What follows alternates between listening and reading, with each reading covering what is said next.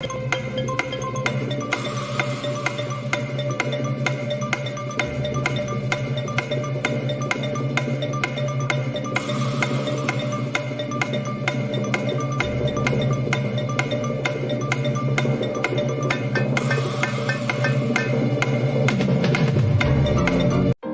city basically was a star city. It had these stars around them, but they were all walled, but also somatic shapes. These are the moats, we're told, right? Because we're all taught that castles and, you know, were these square buildings with a moat. But when we can see them from above, there's these intricate somatic patterns, and clearly you can see why we call them star forts, because they look like stars. So here's one in Portugal, one of the star forts, the huge amount of terraforming around it. Amazingly, this one is still in pretty much pristine condition compared to the destruction of most of the ones you find today. Piano notes. As you can see, these are all somatic. A sharp, B, C, and they're all these somatic shapes. These are cathedral windows, this line here. These are, you know, rose windows all in cathedrals, and these are somatic patterns, which are created through frequency, so either harmonics or intention. Down here we have, this is our DNA, so these are fractals or somatic patterns of our DNA. This is what we get when it's good intention. We get these perfect, you know, geometrical shapes, and when it's bad intention, we get this goop. So this is like a polluted river, and this is like a clean river.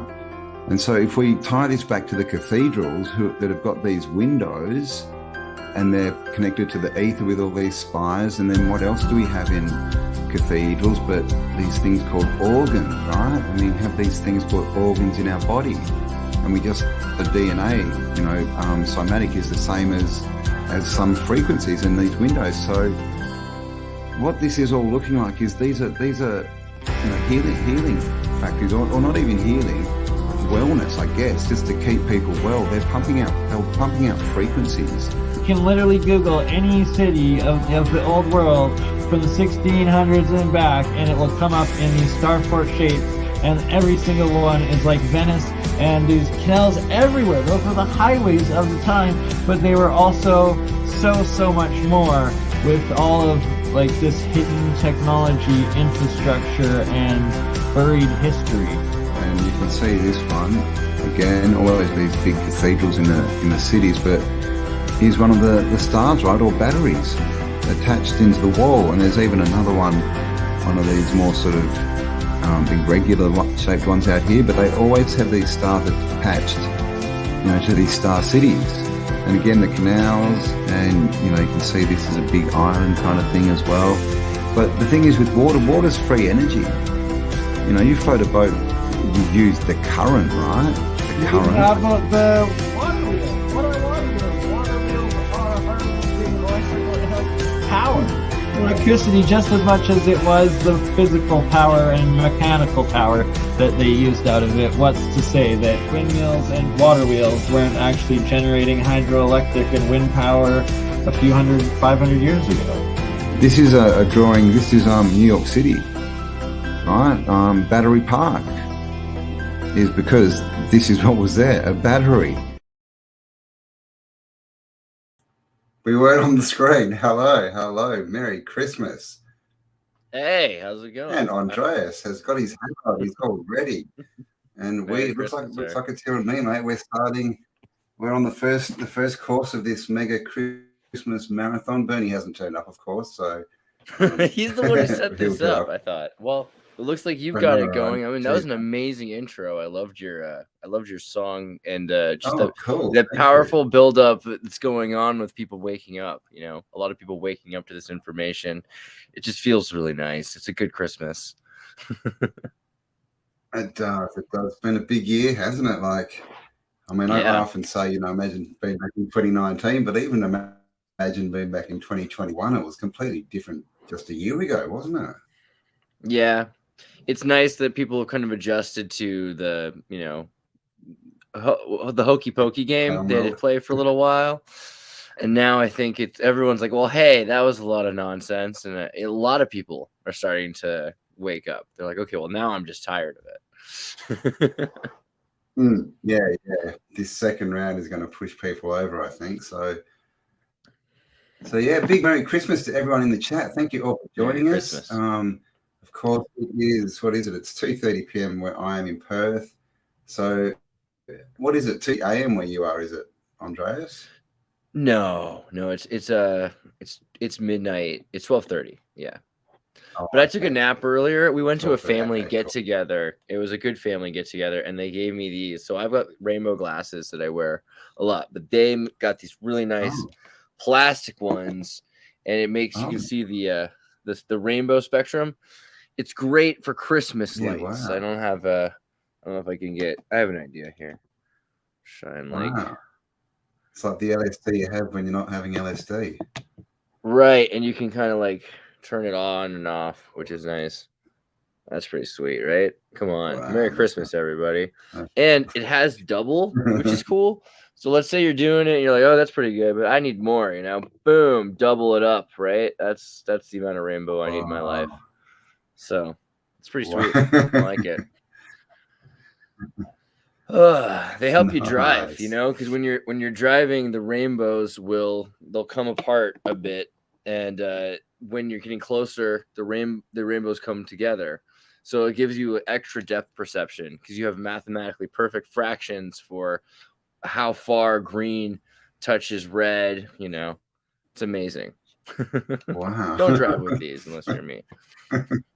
I was going to say, gosh, this is not driving advice, please. Yes. Use prescription glasses only. Yeah. All right, so here we are. What are we going to do? We have a 12 hours. We've got lots of people coming on. Obviously, half of America's still asleep or going to sleep. England is still sort of asleep. So in a couple of hours, we have some guests starting to arrive. And it all looks like, and we've got someone else from Australia who will let on, Gaz. Oh, and he's gone away. Geez, Gaz, that was not a good show. How you doing? This is Gary, Andreas, Gary. Gary's been doing some podcasts with me on the Mailmen show where we've been talking about. That's right. I knew I'd seen you. I knew I'd seen you before. What's up? Yeah, the destruction of masculinity. Yeah, right. Yeah, you can see it's very interesting. Comparing people to the pictures of their grandparents. That's the best right now. It's like, here's a picture of my grandfather working in a coal mine. Here's a picture of me washing my cat in the sink. And it's very different. Things have changed. I don't know if it might just be the chemicals in the water or if it's the chemicals in the air, but it's. Yeah, I don't think that tap water does anyone. It's so much it's societal though. Yeah. Sorry, I mean, I think radio could do it too, though. That's the thing. Like maybe certain kinds of radio could affect your hormonal responses or triggers. And then just breeding, right? So you take a bunch of people and you say, oh, you're a certain height, you're a pretty good soldier. Let's draft you into a really bad war, put you in the front. You know what I mean? Right, about 18. That sounds good. That way you don't have kids yet. Cool. And then all the other people who don't go to war, you just keep doing that until you have people that don't like war very much. Yeah, exactly, bro. Mate, so nice. You get all the bravest and the strongest. Yeah, so nice to hear some. Can you hear me? I can. You're a little bit. I can hear you now. Yeah, I think there's a lag from me, guys. Sorry. Bit. Yeah, we've got a bit of a lag. Yeah, it's nice talking at the same time. It's nice to hear some real logic, brother. Well, far be it for me to be accused of having logic. I have been noticing, in my life, I think I've been noticing it does feel like a trend. My question's always, is it natural or an accident, or is it on purpose, strategic? The more and more you look at like these universities and sociologist professors, and the more that they're talking about what would we do if we had to get society to do something that it doesn't want to do, that it has to do, what would we do? The more I realize it's actually pretty probable that this could be on purpose, that they could be trying to use reverse Darwinism on purpose, right? Do you guys know Robert Anton Wilson? Yeah, you know who Robert Anton Wilson is? No. Yeah. No, go ahead, mate. Let me find my link to this really quickly. So, Robert, can I present a screen share? Is that cool? Yeah. Have you got access? Yeah. Oh, here you go. Robert Anton Wilson was the guy who wrote the Illuminatus trilogy. He was in charge of the editorial section of Playboy magazine back when Playboy did center covers. They had all these stories, right? The Beatles talking about how they took LSD and all this stuff that they released to the public. But he was also in charge of the conspiracy theory section of Playboy magazine, which is pretty interesting if you think about it. And he said, "Hey, send in your craziest conspiracies, right?" But so he's from my hometown, or I think he might have been from the East Coast, but he moved to Santa Cruz and lived there for most of the rest of his life. And the Illuminati card game is the cards with all the predictions. That's based on the books by Robert Anton Wilson. You might have seen his face ever. It looks like that. But what I found recently, and someone had shown me this years ago, but I just hadn't really put two and two together or understood what it really meant. Is about this anti-discrimination law that took place in my hometown.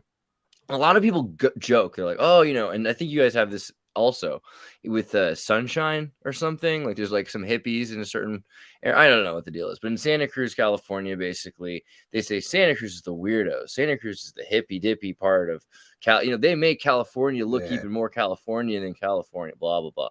And it's all because we have these anti-discrimination laws and hippies running it. But they're not really hippies, right? They're rich communists that were hipsters, but they were rich communists.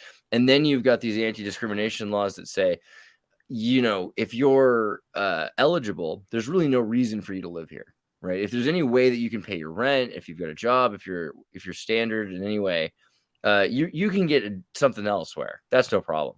Here, we want the people that can't get a place. We want people that have problems, we want people that are treated poorly, discriminated against.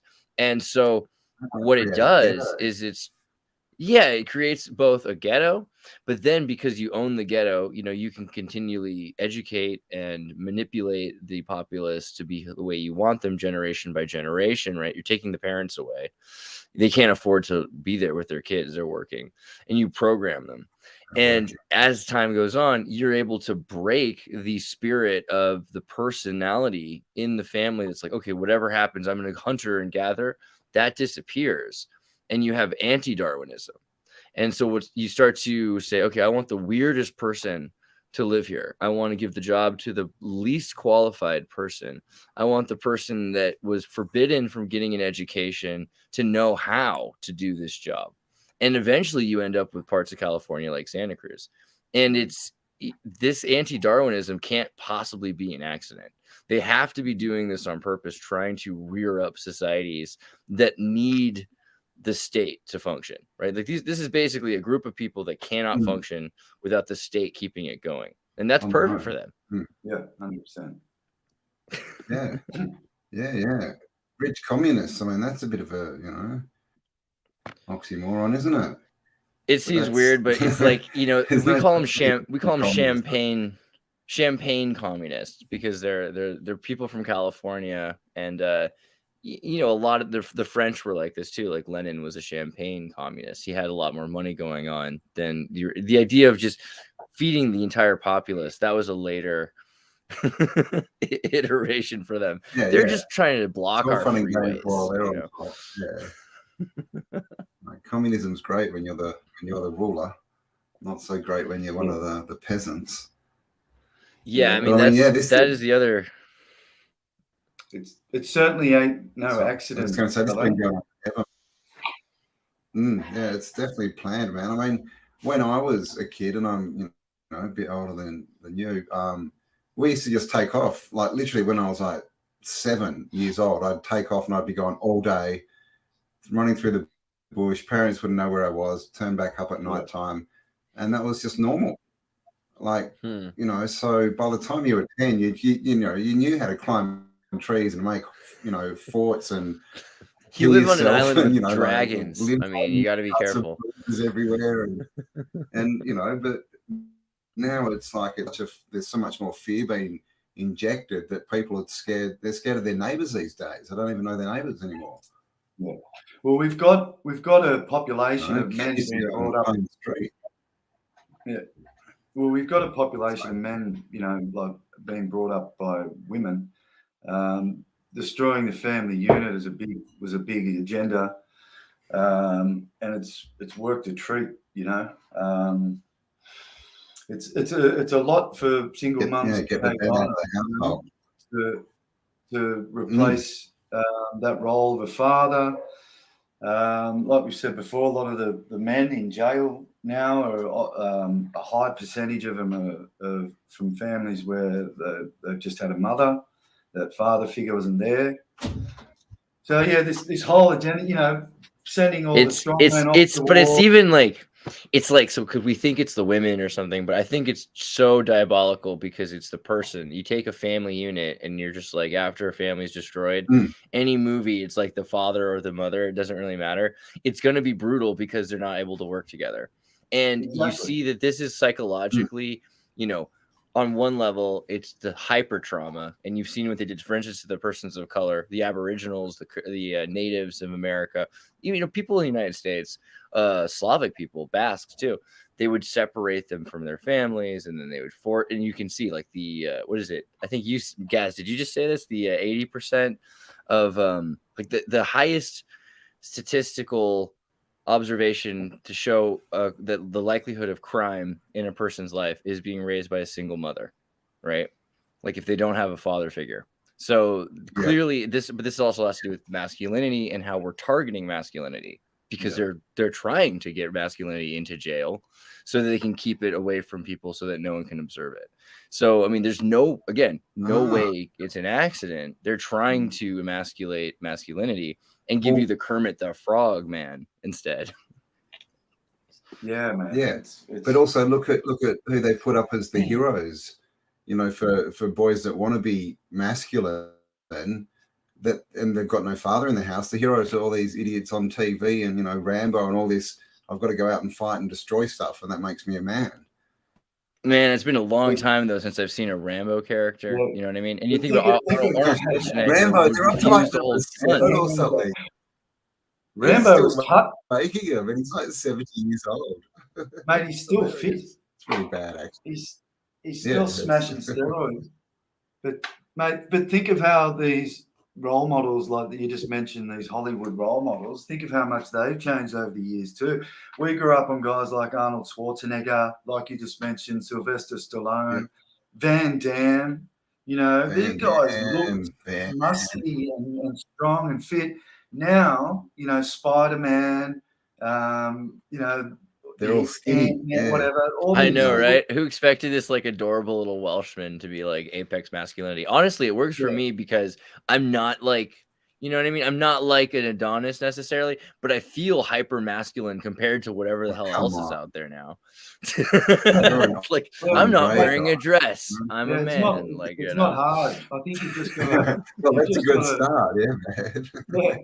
You just gotta wear like pants and like. It's pretty weird, right? But there's always some weird stuff there, right? So because Tartaria, we'll talk about how the kilts and the togas were, a man would wear a toga originally because you had to freeball it, you had to have space, and now it's and the only persons who'd wear trousers were slaves and women, right? Because they were trying to keep their slaves from being raped. That was the official story. At least that's the way I was taught it in school. So probably worth reanalyzing. But the idea that pants were something that they used for Britons and Slavs, and then eventually all of the Britons started enforcing the idea of dressing like a slave, right? Which is why we wear, like, the highest form of a slave was the Slav, which because they could speak like 5 languages, so they had a cravat, so the tie is important.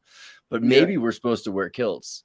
And so I mean, I think that's like all of the things that they're trying to push to, like, hey, you're trans because you want to wear a kilt. Like, I don't know if that's really you don't need to be trans just to not want to dress the way everyone else does. Yeah, but a kilt's not a dress. You can still be heady and weird and crazy and a man. There's no reason you can't be a man. Like that they've made it into this thing that a man is this thing you don't want to be, Yeah, look, well, the other thing is like caftans and that. When you go over into Asia, there's a lot of dress like, you know, dress wear. Like honestly, like if David Bowie was allowed to exist right now, there would like think about what would happen if David Bowie was happening. He's like, I'm not going to be trans.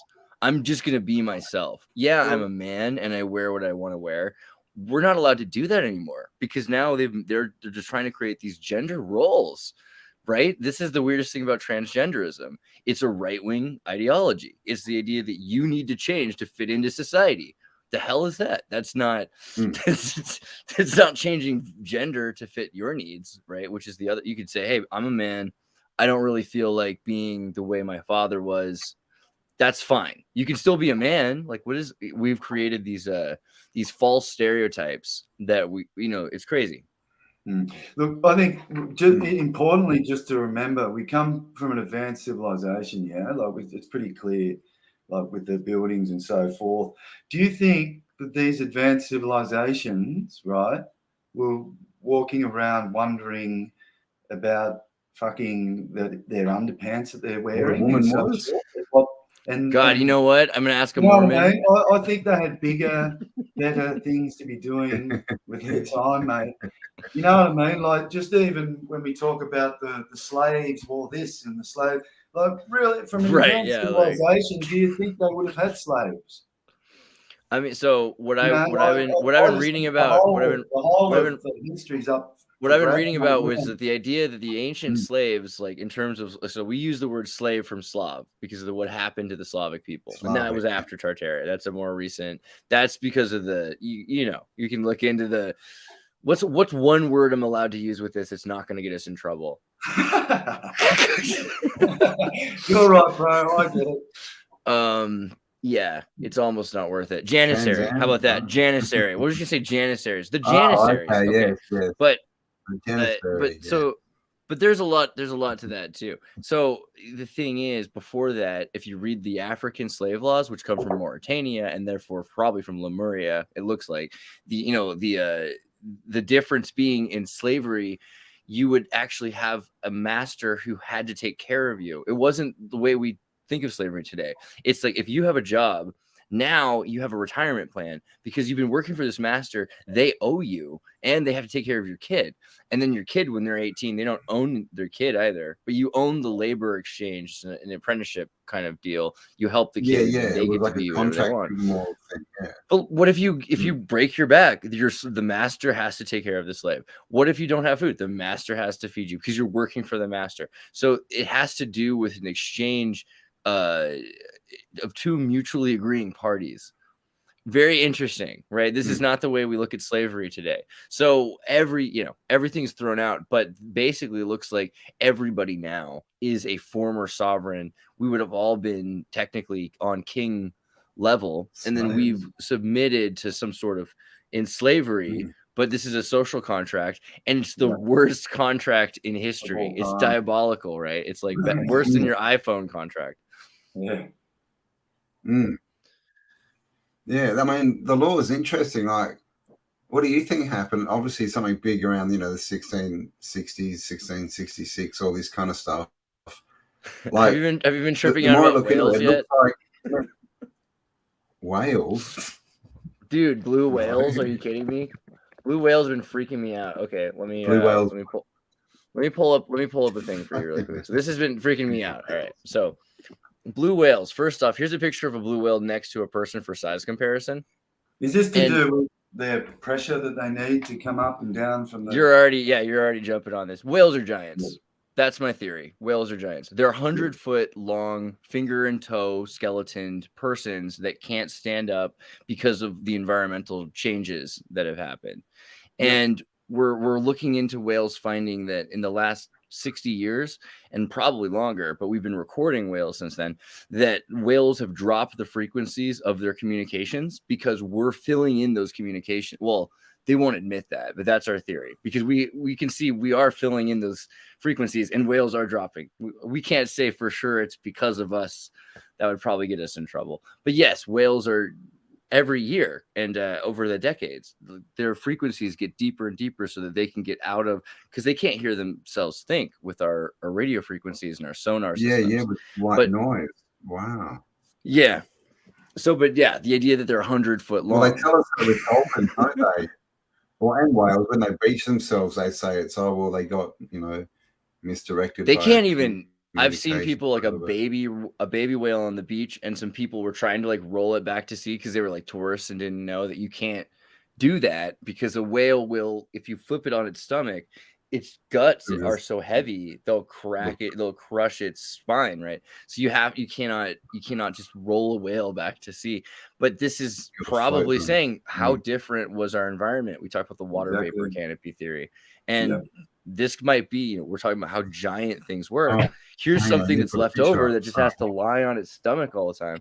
Well, there's a whale, there's a guy, you get the idea. But also, if you look at like a whale skeleton, right? The thing that people have to remember about a whale is it's got fingers and toes, and it's even like look at its hands inside of the. So one of your theories is that these are giants, or at least I think these used to giants that evolved into a whale, or right. I think this is what's left from. Here? I think this is what's left from a giant from the vapor canopy period. And so you look at like water vapor canopy theory, and it's this idea essentially we talk about in the Bible, but this would have allowed for denser watery air, which would have been easier distributed to all. And also this would have changed our idea of gravity is completely off, obviously. Electromagnetic spin. Yeah. So it's a great analogy, mate, of that pressurized system that a whale has, they've got to stay out at their depths, and then they can only come up for so long because the pressure's not right. They've got to go back down where they're able to survive. And that's what's happened in the realm that we live in is, it goes through phases of decompression. And as we've touched upon that vapor canopy world, Jay Dreamers does some really cool vids on this sort of stuff. He talks about what the hell's going on in the north, which I find really interesting. Don't go to the north. Nothing's just some penguins up there, bro. Don't go there. And down south, there's nothing going on there either. Penguins are in the south too, right? This is like, it's completely suspicious. There's something going on here. Right. Man, and the South Pole, this is the other thing, is the nuclear power plant in McMurdo, which was like the first mobile nuclear power plant. And they're like, oh, but then we decided not to use it anymore. You're like, sure you did. Yeah, that's believable. I don't know. Environmentally friendly oil canisters, and I don't know. So the entire also, have you ever seen the whales when they're coming up for air? Because they come up and they look like they're just like they're standing up, and it's like that's the most interesting, because that's the point where their tail flares out the most, and you're like, okay, so there's just like a natural. This is the one moment when they stand, and then they go back, and they have to just completely live on their stomachs. I wonder. I mean, I need to look into it. I just kind of started looking into it, but there's biblical and Quran narrative stuff about this too, like people that are on their stomachs. Some of the Apocrypha talks about it. Yeah, and then the Egyptians talk about how Egypt was covered with these giants, and now we're like looking at whales, whale skeletons all across the Chad. So it could be. It's like it is what it is, but it is 100-foot mammal with fingers and toes. So I gotta pursue it. Yeah, cool, man. Oh, it's a giant something. It's a giant dolphin, is what it is. Dolphins and humans, though, I mean, they're not that different, really. I mean, well, this is the thing. It's interesting that it's whales that you're violent talking people. About. Dolphins, are like they say they're the most intelligent creature. They've got more brain function than we do. Yeah, but people say that. You can't trust them. Yeah. The dolphins. That's what people. Yeah, how do they know, right? Because they reckon they sleep. They turn off one hemisphere and sleep, and then they turn the other hemisphere off. Like they sleep. That is true. They totally do. They don't sleep. Yeah. They kind of sleep in that sense. Like but to imagine you're having a stroke almost, and so Hitler, for instance, he was in the Rosicrucians, and one of the things they do is this thing where you switch your hand to your left hand after like 30 or 40 years of life, and then you only use your left hand. You keep your other hand behind your back. And, you see pictures of him walking around, keeping his hand behind his back. So he's trying to train the other part of his brain. And that can cause Parkinson's and some crazy stuff. But also it helps artists do it, right? That's a big thing for artists. But if you completely switch, it can be bad for you, right? And so dolphins, they'll do this thing for a period of time. Well, yeah, because, imagine it's like a stroke, because you're training a certain part of your brain and you're completely turning off the other part of it. Like it's not there anymore. But then all of a sudden it's there. So it's kind of like two snake heads, it can actually. So it's the turning off part that's the problem. Yeah, right. Yeah, training your brain. That's what I've done for the last year, man. I've turned my arm off. Yeah. There you go. Cray. I mean, there's a good reason to practice. There's a good reason to practice with your other hand, because otherwise, what happens if part of your brain loses itself? So it's good to do it back and forth all your life. But if you're switching, if you focus for 30 years on one and then the other, that's what they do. Yeah. But yeah, dolphins they'll have like a stroke. Sorry, say again. I'll have a stroke. Dolphin. It's kind of. I was going to say I still brush my teeth with both hands. Like when I was young, I heard that you should. So when I brush, I use. Well, I don't. So you hold it like that. But yeah, this is both hands. Exactly right. Yeah. Just like leave the toothbrush on a tripod and then over-parenting. Like kids aren't cross-coordinating properly either anymore with all this, over-parenting that we see. Oops. Stefan, relatively good point. Yeah. I don't know if you'd be able to wank if you were a whale. You might have had to. It would have been like Paradise Lost or Found or something. Yeah, but they'd be good. They'd be good at finishing. That's why they spend so much time at the bottom of the ocean to rub their pinochle on the sand. I think. Interesting. You ever seen whales? You ever seen whales make love though? It's like a plane in the sky filling another plane with fuel. It's completely freaking weird. Oh my god! I love how you start with, have you seen whales love making? I mean, I thought Australians, you guys have aquariums, don't you? Don't you have like an open sea aquarium? I'm in Monterey. We got these open sea aquariums. As a child, I was scarred by this. They're like, isn't it beautiful nature? It's like, turn that off. You can't. The window. I'm still scarred. Talk about where musk comes from. Right? Yeah. Anyway, let's raise the vibration up again. Going back to bones. What do you say, Gaz? I missed it. It's just interesting, mate. Going back to bones and whale bones, I remember walking through the Sydney Museum, and they've got a massive whale hung from the ceiling, and you're just walking out, fuck, wow, it's a real dinosaur, skeleton. And little did I know, as I was walking through, every dinosaur skeleton was fake. Yeah, it's kind of a bummer, but it's also funny. Imagine you find a whale skeletons look like a lot of the stuff they put up as dinosaurs, don't they? Some of the skulls on whales, they look like bloody T-Rex skulls. Well, yeah. So my dad took me to this British museum one time that was like, he told me as we were going, like, no, this is a dinosaur museum, but it's a dinosaur museum from British people. And we kind of have a running thing about British people and how they're silly. Sorry, guys. But, you think about the Pilton Man, you know about the Pilton Man? I should probably, for those, man, hold on one second. This is which one? Piltdown Man? The Piltdown Man. He's a Piltdown Man. He's not real. Basically, in South Africa, they found that is decidedly the case. There's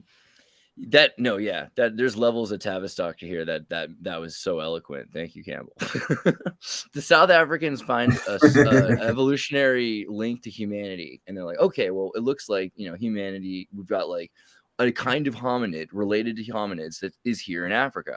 And the Germans, they had just gone in Neander's Valley, and so they had the Neanderthal. So the Germans had, their own missing link. So the British here are like, we don't have our missing link. We need a. So they forged one. And they say, hey, we found this guy in England, and it turns out humans evolved in England. Who knew? And it's clearly half monkey. Look, in fact, it even has monkey-like teeth. I mean, very monkey-like teeth. Never mind the fact that you actually are teeth from a freaking monkey that we've put in with some pig teeth into this fake skull that we've added. Don't look at it too closely. And then for like 100 years, they're like hiding this, that the Piltdown Man is a forgery. I think if I type the word forgery, there you go, 53, they finally expose it. But for decades, they're like, you guys don't know, we're British, you have to trust us. and then they're like, not only that, not only is the Piltdown Man real, get this, the African man's fake. So that completely throws everybody off for decades, and they're destroying the African research, because they're like, well, you know what, screw it, build a farm on it, what are we going to do with this land? So the amount of information that's lost because of the Piltdown Man, I forget why I cared to bring up the Piltdown Man anyway, but there was a point. It's still interesting. There was a point. Evolution. Yeah. Wow. I mean, it's the same with Lucy. The first. The missing link or whatever. I mean, they say, oh, we found this skeleton, but when you look into it, and what they found like a jawbone and a rib and a bit of an ankle or something, and they were spread over a 6 square kilometer region or something.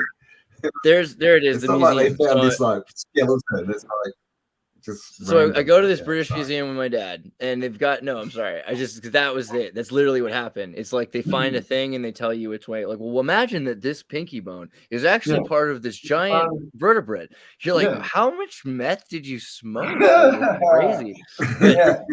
But this is weirder because you've seen the modern 1960s, 1970s dinosaur bones, and again, there are drugs involved. But in the 19th century, British people would just take a femur bone or something from something pretty decently large, let's say like a rhino, and they'd be like, this is not a femur, this is not part of a leg, this must be the pinky finger of a giant. And I'm gonna name the thing the king of the monsters, the Tyrannosaurus Rex, right? And when you really finally start to find some of this stuff, and there are some pretty giant vultures, you know what I mean? They're condors that are pretty huge, and there are some birds that you could almost say are about the size. Now they make the Tyrannosaurus Rex really big in the movies, but it's maybe 16 feet. Now New Zealand had 16 feet tall birds, so that's reasonable. There might have been in certain circumstances. Now it could not have stood up. Like if it had stood up, it would have broken its spine. So it had to have been constantly on the ground picking at things, and it could not have hurt you very easily. So it probably was only grabbing it. It was probably a vegetarian or got at dead meat, like the way vultures will pick up at dead meat. So there are examples of giant birds, and I see some people say dinosaurs don't exist. I'll be like, well, dragons do. And then they'll be like, dinosaurs don't exist. I'll be like, well, yeah, they do. They're called flamingos now. I mean, there are all these birds, and you go to Wikipedia and it says birds are the last remaining dinosaur. So clearly we're rebranding, right? But it's interesting. The giant thing does come up over and over, and it's how long ago, right? We'll go to New Zealand and we'll say 400 years ago there were moa that are 16 feet tall. So moa have razor sharp beaks. I mean, because like a T-Rex skeleton isn't that far off a giant bird, really, is it? I mean, it definitely doesn't have any arms or forelimbs. It's not. Yeah, it's not as nearly as impressive. And now they're finding feathers. They're like, okay, well, the Tyrannosaurus Rex were covered in feathers. That's it. That's the official now. Wow. So, I mean, I think everything was bigger in the past. Like they tell us, right? Everything was bigger in the past. You can imagine seeing a crocodile that's 20 meters long. That's pretty much a dinosaur, right? Yeah, or an iguana, anything, right? Yeah, and if we're living in different conditions of, like we touched upon before, this water vapor canopy world, everything's bigger. And except the humans. Except the humans. Well, I mean, and so that's the other thing. What if it looks like there's hominids, there's a lot of diversity in size. There's a lot of diversity in size of lizards and birds, a lot of diversity in size of insects. You can find an ant that you can barely see. You can pick up an ant that's almost as big as your hand in some parts of Australia, I've heard. So there are some giant things still. I think humans are probably in that wave that there are probably up to 20, 30 foot. 20 is more reasonable. 14, 13. And now we're stuck. But if you think about we're talking about the water vapor canopy theory and how things would have been different, especially if poles were flipping, there might be a in between the switching of poles. And this is also interesting because of gender. But if it's in between before the final polarity switch where man is man and woman is woman and positive and negative, there's an inversion, right? In between the inversion, there's a point where things probably are floating. They lose their magnetism, and that might also change everything we understand about gravity and size, and then we might be living in the remnants of that, right? Yeah, and not only that, there's been new info that we've touched upon through other channels that was there always a sun? And we might have lived in a darker period, where we think that you've got to grow something, you've got to get it in front of the sunlight. That's what I wonder a lot about the moon and the sun and Saturn, right? Like, because if radiation affects how big you get and the kinds of energy you have. I mean, what is the Superman myth, right? The Superman myth, you've got a kind of man who's very similar to us. He's from another world, which could be this world in a different time because it's the red sun versus the yellow sun. There's several Supermans where you find out it is Earth at a different time, in a reset. At least in Elseworlds. And where's his crystal castle, like his palace of power? Pretty brutal, isn't it? Yeah, he's so Superman is Santa Claus. That's nice. I like that. We should rename it Superman Day, I think. I think instead we should all be wearing red jocks over our jeans or over our board shorts. I got some blue too. I could see there's a little bit there. Just something. And you got the red on your head, so you're doing pretty well. Superman, I mean, it's like a Phrygian cap, but Superman's definitely, there's something about Superman. He, his name is Kal-El and Jor-El is his dad, right? And they're from Krypton. Yeah. I mean, if you look at like the mythology behind Superman, it's interesting because he could have been this blonde. Yeah, exactly. He's a Semitic superstar. He could have been a blonde, blue-eyed character, but no, because like he's supposed to represent the chosen people. He's the chosen people superhero. In a lot of ways, he's like the Messiah. He's the new mythology, Elohim, like you say. I mean, it's built into the character. He comes in a manger, right, through this Milky Way stream. It's like Suleiman. And he's raised in Suleiman and in Moses in Akhenaten. They're all raised by somebody else than their parents, right? So they can assimilate better to the to the community. And I mean, it's a very Superman was too, because Joseph wasn't his father, so he was essentially raised by a surrogate father, wasn't he? There's some questions I have about all this, and also in terms of like inversion with Saturnalia, because like Christmas, I don't want to say it like this, but I feel like men don't really put in enough to the Christmas sometimes. Maybe I'm wrong. I think a lot of people do, but I see a lot of moms that run Christmas. They put up the lights, right, dude? That's good. Who do you think puts up the Christmas lights? That's good. I feel like, I guess what I'm trying to say, and I could be wrong, and you can correct me, is that Santa Claus is associated with mom sometimes. Mom becomes Santa Claus for herself. That's her putting on the beard. And a lot of the time, Santa Claus is this weird inversion because she's putting out the presents. The dads do things too, but I feel like there is something to the inversion process, with the bearded man. I could be wrong. Yeah, well, the mums are the ones who generally like to more make the house Christmassy and make it all nice and have the tree and have everything all looking good, and so they set it all out. And I mean, dads would just be walking out throwing stuff at the tree. There's some presents. I see a question, Gaz. They're asking Gaz what channel are you streaming on, Gaz? They want to know so they can subscribe. Mate, I was using a channel Truth Hurts.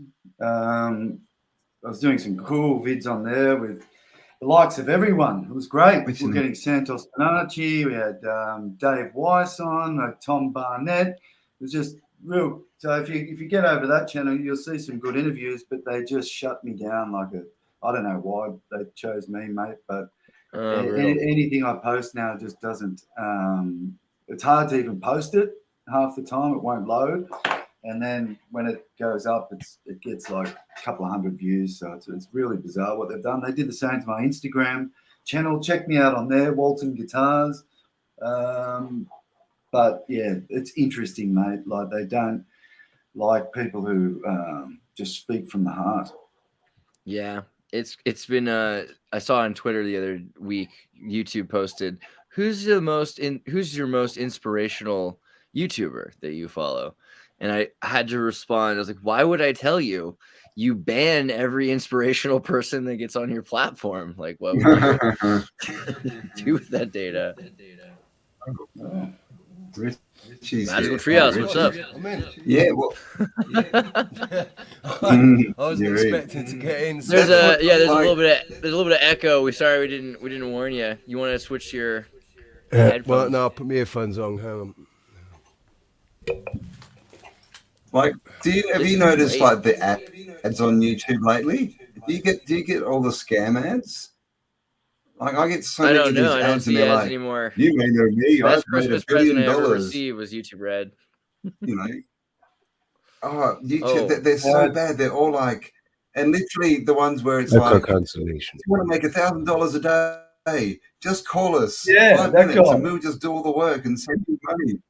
How's that guy? I'm just thinking, can't you get pyramid schemes? Advertising YouTube? What have you done? Like, you're only getting scammed. Well, I mean, you get to that's the thing. It's like, so the algorithm is built to game, and you find people that are good at gaming algorithm, and so of course that's what's going to rise to the top, are people that are trying to make money by making money.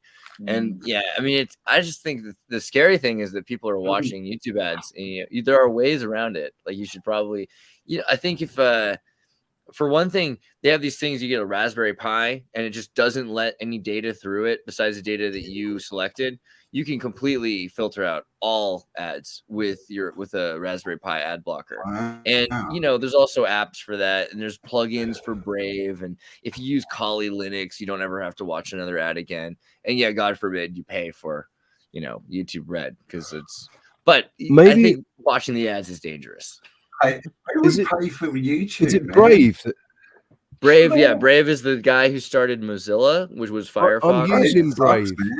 I'm using Brave, and I've noticed that I've not had any adverts on YouTube. It's nice. On any of the videos, there's been no adverts, and I've been like, this is a bit strange. But I've only recently been using Brave, so yeah. And not only that, you're making money. So, I made like $20 this year off Brave.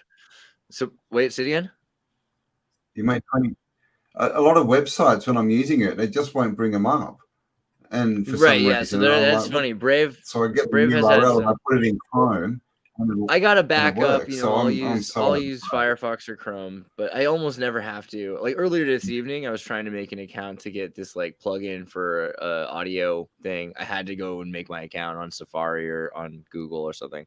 But in general, Brave will block everything, and you can even block ActionScript. So let's say you're reading an article, you just turn off ActionScript, and is that right? Let me make sure that's the right thing to do. I'm reading this really quickly. Advanced control, block scripts. If you block scripts, then you don't have to pay for you have one more article. You have to read. You have to register. No, you just push block scripts, and it removes all the scripts that are paywall blocking you from reading the article. So that's pretty sweet. And then they give you money. So if you're using Brave, you set up it's got like a crypto. It's like a crypto meter, and then they give you like $20 by the end of the. You have to register, don't you? You register yourself to be able to, because I've not registered yet, so it's worth it. It's telling me I could earn this much by the end of this month, but I mean, if you make $20 a month by using the internet, that's pretty sweet. I don't know, I'll take it. If I was using Chrome and I didn't realize that I'd set up. I'd forgotten. Sorry, I'd set up Brave as my browser now, and but StreamYard didn't work with Brave, does it? It doesn't. I'm using Brave right now. So yeah, but you can't share. If you share a tab, it doesn't share the audio. That's you share true. a tab.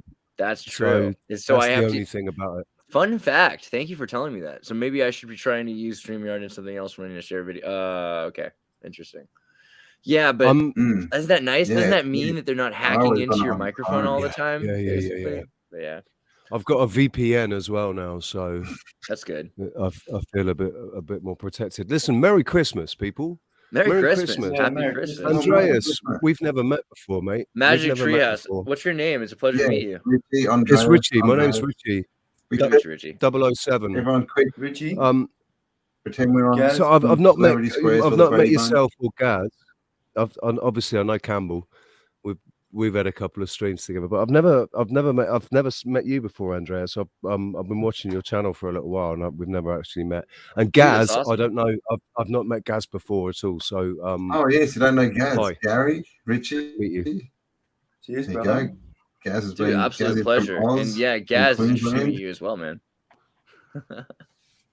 Yeah, we've Gaz done some good stuff on the beaches. Sorry, mate. You were getting up into the beaches too, weren't you? And showing a lot of interesting bubble and stuff on the beach up your way. It's got to be seen to be believed. I've got to do a really good video on it. I need a decent camera, but I'm surrounded by pyramids, giant just trees. You can. There's one in Pomona. Get online if you've got in front of a computer. Pomona. There's one they just call it Pomona. You know, they're all mountains or whatever they call them. In Karoi, there's another one. In Karoi, it's a pyramid, perfect equilateral triangle just down the road from me. And guess what's under it? Oh, a spring water system that Coca-Cola owns that big trucks drive in every day and fill up, and then they go out and sell it back out to us on the shelves. It's just so all these, to me, I'm studying these areas. They're all built on areas where there's water canal systems. And mate, I drive around just on my local road. There's these either side of these. You're going up this mountain. It looks like melted buildings. It's just insane. They're about 60 feet high. These just sheer concrete like walls, you know. And I'm like, okay, who the fuck built these roads in the middle of these? Like, what? When? You know what? The convicts came over and, mate, it's right. Really it's so crazy. The idea that they, this is this fun one. They're very industrious. Did you not know? Convicts are very, very industrious. They can make alcohol and in toilet water and stuff. Why can't they build, these great big giant buildings as well? Well, I mean, but what's beautiful is that was the reasonable thing to think. Because what are you going to say otherwise? Otherwise, what you're saying is that native people who weren't white Europeans had the capacity to do stuff, and for centuries, I mean, that wasn't allowed. So I think it's pretty interesting how essentially they're like, what? It must have just been stuff either. Stuff that we can't do ourselves. That's correct. They've managed to build things that we can't do ourselves. So, but there is a grain of interesting, the fact that you've got a bunch of foundlings, orphans, these trains, these convicts being moved all over the world. You've got churches picking up orphans from one town and saying, "Hey, we got to for the genes, for the health. Let's bring the Russian kids to Australia, bring the Australian kids to Canada. Let's mix them up." I mean, they really do have a great thing here. Nobody can remember what happened before this. These are all new people. So that's why it is, right? It breaks all the ties to your ancestors, and it breaks up the family lineage in a bigger sort of way. It's all this attack on the family unit. I mean, look at these. There was a dodgy dude in the top hat in there. I mean, this guy right here with his hand in his pocket. That guy's doing some stuff. Yeah, he's doing a bit of a symbol. Mate, I tried to start a business up here on the sunny coast called Superman Hire, believe it or not. You could hire, I dressed up as Superman. Funny we were talking about Superman. And I'd go and do kids' parties. But I had all sorts of outfits, man. I had Superman, blah, blah, blah. I couldn't do it because I couldn't wear the suits, mate, because it was so damn hot. Did you see the clothes these guys had on? We're in Queensland. We're Island, mate. The same deal. They're let's look at that again. What is this? Wool? Is that straight up wool? Yeah. How many layers of wool is that? It's 110 degrees. Some of them three-piece suits. 48 or something. Yeah. You know, this is the sort of attire you wear if you're coming from underground, I think, personally. I don't know. Well, maybe. Yeah, I mean, so that is also really interesting. That's a lot of clothing. It insinuates a cold period after the volcanoes, and that's interesting that we're talking about such a widespread cold. Nuclear winter. Well, yeah, so that's the other thing. We talk about nuclear volcanoes. I mean, if these little ice age volcanism allowed for this, look at this, 1800, boom. So we have pretty cold going on. The medieval warm period was all right, and then it just drops. Here's where we are today, though, right? And so everyone's calling it global warming, but isn't it kind of going back to the way things were before the? It's going back to where it was, exactly. It should be called global equalizing or something. I mean, and then there's also, again, we talk about ecological feedback loops. So you got a volcano goes off in Iceland that takes out all of the moisturous nature. There's nothing to hold the temperature, the humidity. So you just get desertification, and that means cold instantly because there's nothing, the moisture is not holding the heat either. So now you've got a place that used to be really warm that's instantaneously cold, and that means everywhere around it's instantaneously colder too. So Iceland wasn't like this. Greenland certainly wasn't. Greenland might have been turned to ice because of the volcanoes. So what? Because the heat is drawing. So what happens is the magma will cover all of the fauna, right? And so now you've got a dried out rock moon-like surface or whatever you want to say, and it can't absorb the moisture. And so then you've got a solid rock that's, once it's cooled down, it's going to stay cold. And this is what's happened. Now you've got weather in these places that's changed the pattern. The water's not rising up and raining anymore in certain places. It turns to desert. So it's an instantaneous shift from being a subtropical climate into an iced climate and also a desert. I mean, La Palma went off, didn't it, a couple of years ago, just near me. The volcano in La Palma in the Canary Islands, that went off, and you saw how much they call it volcanic dust, but it's like rock. It's like little bits of rock, isn't it? And it covered, it was like 3-4 foot deep in some places, completely buried villas and stuff, and completely covered all the fauna and all the everything just turned grey and black around it. It's not enough to change the climate in La Palma, that small eruption there, but a large eruption, a really big eruption. I can see certainly, what you're saying about covering all the fauna and stopping that cycle. Right, Krakatoa. There's supposed to be a number of examples of volcanoes like Krakatoa. My favorite, we were talking about this, Cambell. Remember the Carolina Bays pictures? So there's these pictures of, it looks like, basically you've got these giant circles, and these circles are all over the United States, and it's freaking nuts. And there's no meteors or asteroids, so we're not sure what it is. I mean, mainstream scientists can't even come up with some nonsense to explain this away. All we can see is perfect circles, and they're coming out of this point. It's almost as if this place, where, by the way, there's a dead volcano, went off like a super Yellowstone kind of event. Is that based on the trajectories? That's based on the trajectories. Based on the trajectories of the meteor. They're all along the coast here, and we found even more.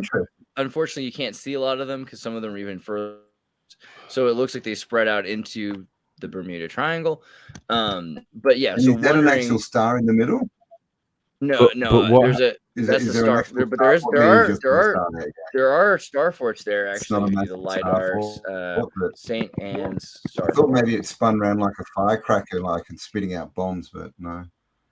Yeah, they did. What happened to the matter though? What happened to the matter that created that impact? Because there's nothing there now, and it's just a perfect circle.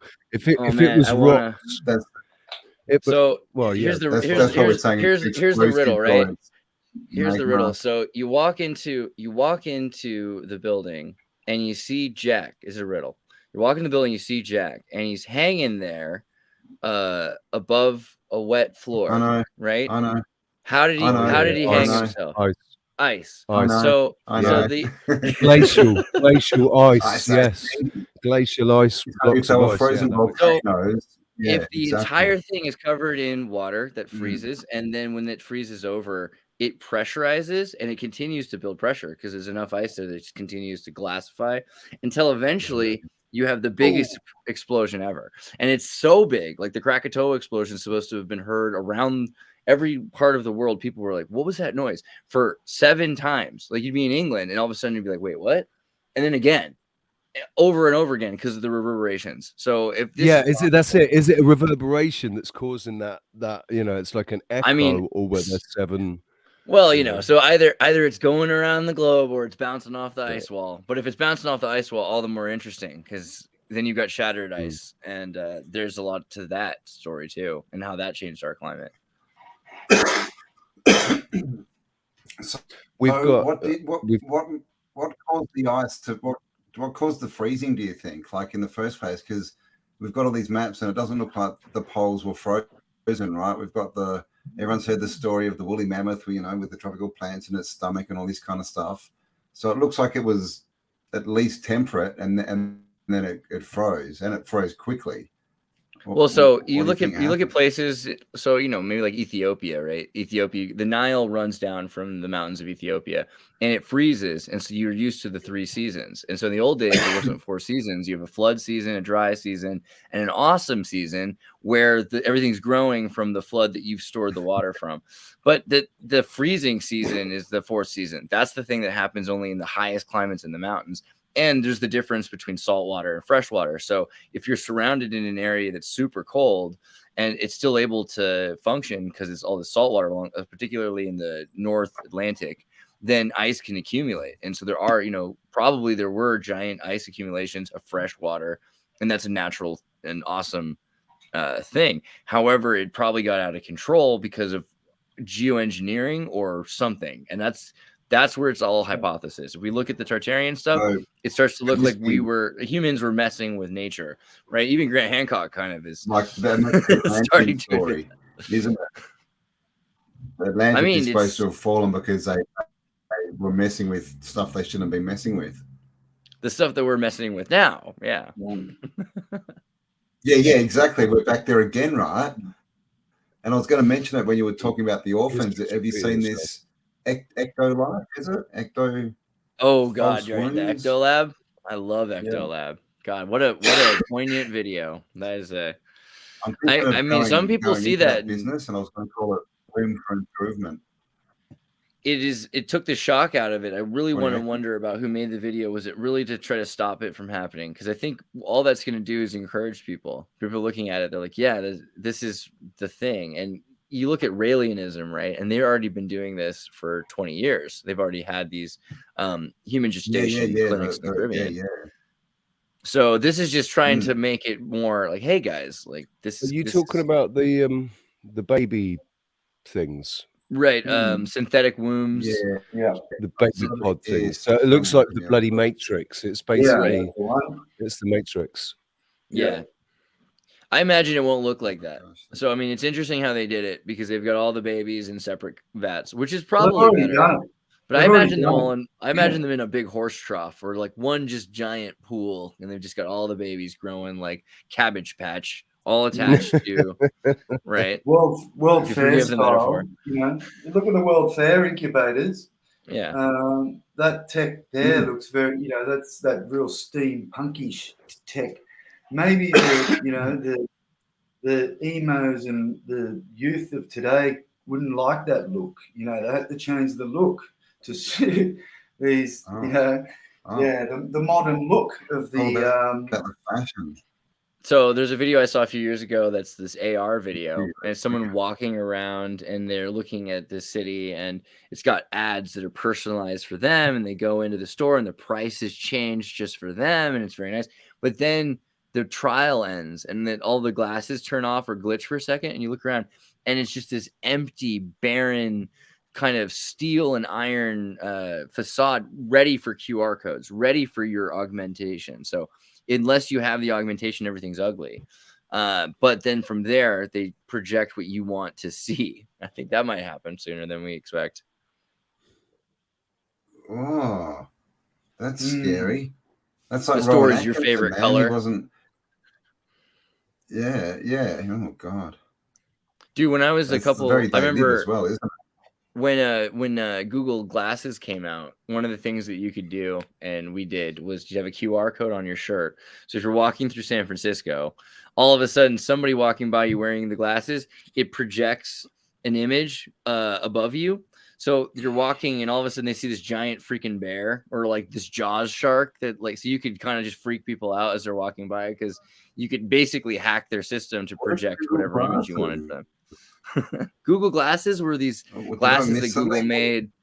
They would record everything you did, and people would get beat up for wearing them in Santa Cruz because they were like, we had signs in our bars that said no Google Glasses, because people would they'd smash your face. They didn't want to have anybody recording inside of a bar, but it recorded everything for Google, and it would also have a screen on the glasses, so you could check your emails while you're just talking to someone. I love that. Like, somebody's got Google Glasses on, and somebody goes, "Get a fucking bush, Google Glasses," and then right next to them, there's somebody with a fucking with a smartphone filming it. Right, exactly. Because like it's like we don't care. In certain situations, it's okay, but to walk around with glasses on that record everything, that's not okay. No. It's all this. It's Fabian steps, right? It's incremental. It'll get to the point where you're like, well, at least he's got glasses on. It's not a microchip, and then you'll be like, well, the microchip is safer, And then this will all become a video game very soon. It'll be some kid wearing his Oculus who's getting beat up, in the bar, right? Classic. Mate, I was having a little chuckle. I was watching it's a really tough time for like burglars and stuff now, like and robbers and all those type. I feel for them. There was all these because anybody can do it. I mean, it proves that the police aren't doing their job, though, doesn't it? Sorry, mate. It proves that the police just really aren't interested anymore as well, because like in the UK, unsolved burglaries, it's all unsolved. Nothing. I mean, even if they do catch anybody, the sentences have gone right down. Obviously, but there's all this tech. I saw a documentary on being a criminal in Britain. I was like, that is the easiest job. I had no idea how like easy they've made it to be a criminal. Like if you just want to do credit card fraud and all this stuff, they forgive you for anything. Like shoplifting and stuff like that. It's gone. I really feel for these guys. You got to feel for them, mate. You can't go out and just break your cars anymore because there's cameras everywhere. So the irony you could wear a mask. I mean, have you seen those Chinese silicone masks? All these cameras are everywhere, but you can wear a mask. There was a dude. There's all these dudes in California that were wearing masks, and there was a guy. They're like, "There's a black man robbing these stores," and it turns out it's a white guy wearing the mask. Or there's a white woman robbing the store, but it turns out it's this black guy. It was like a video game. It was amazing. So you can do the Mission Impossible thing now, and then there's the the fingerprints and all that stuff.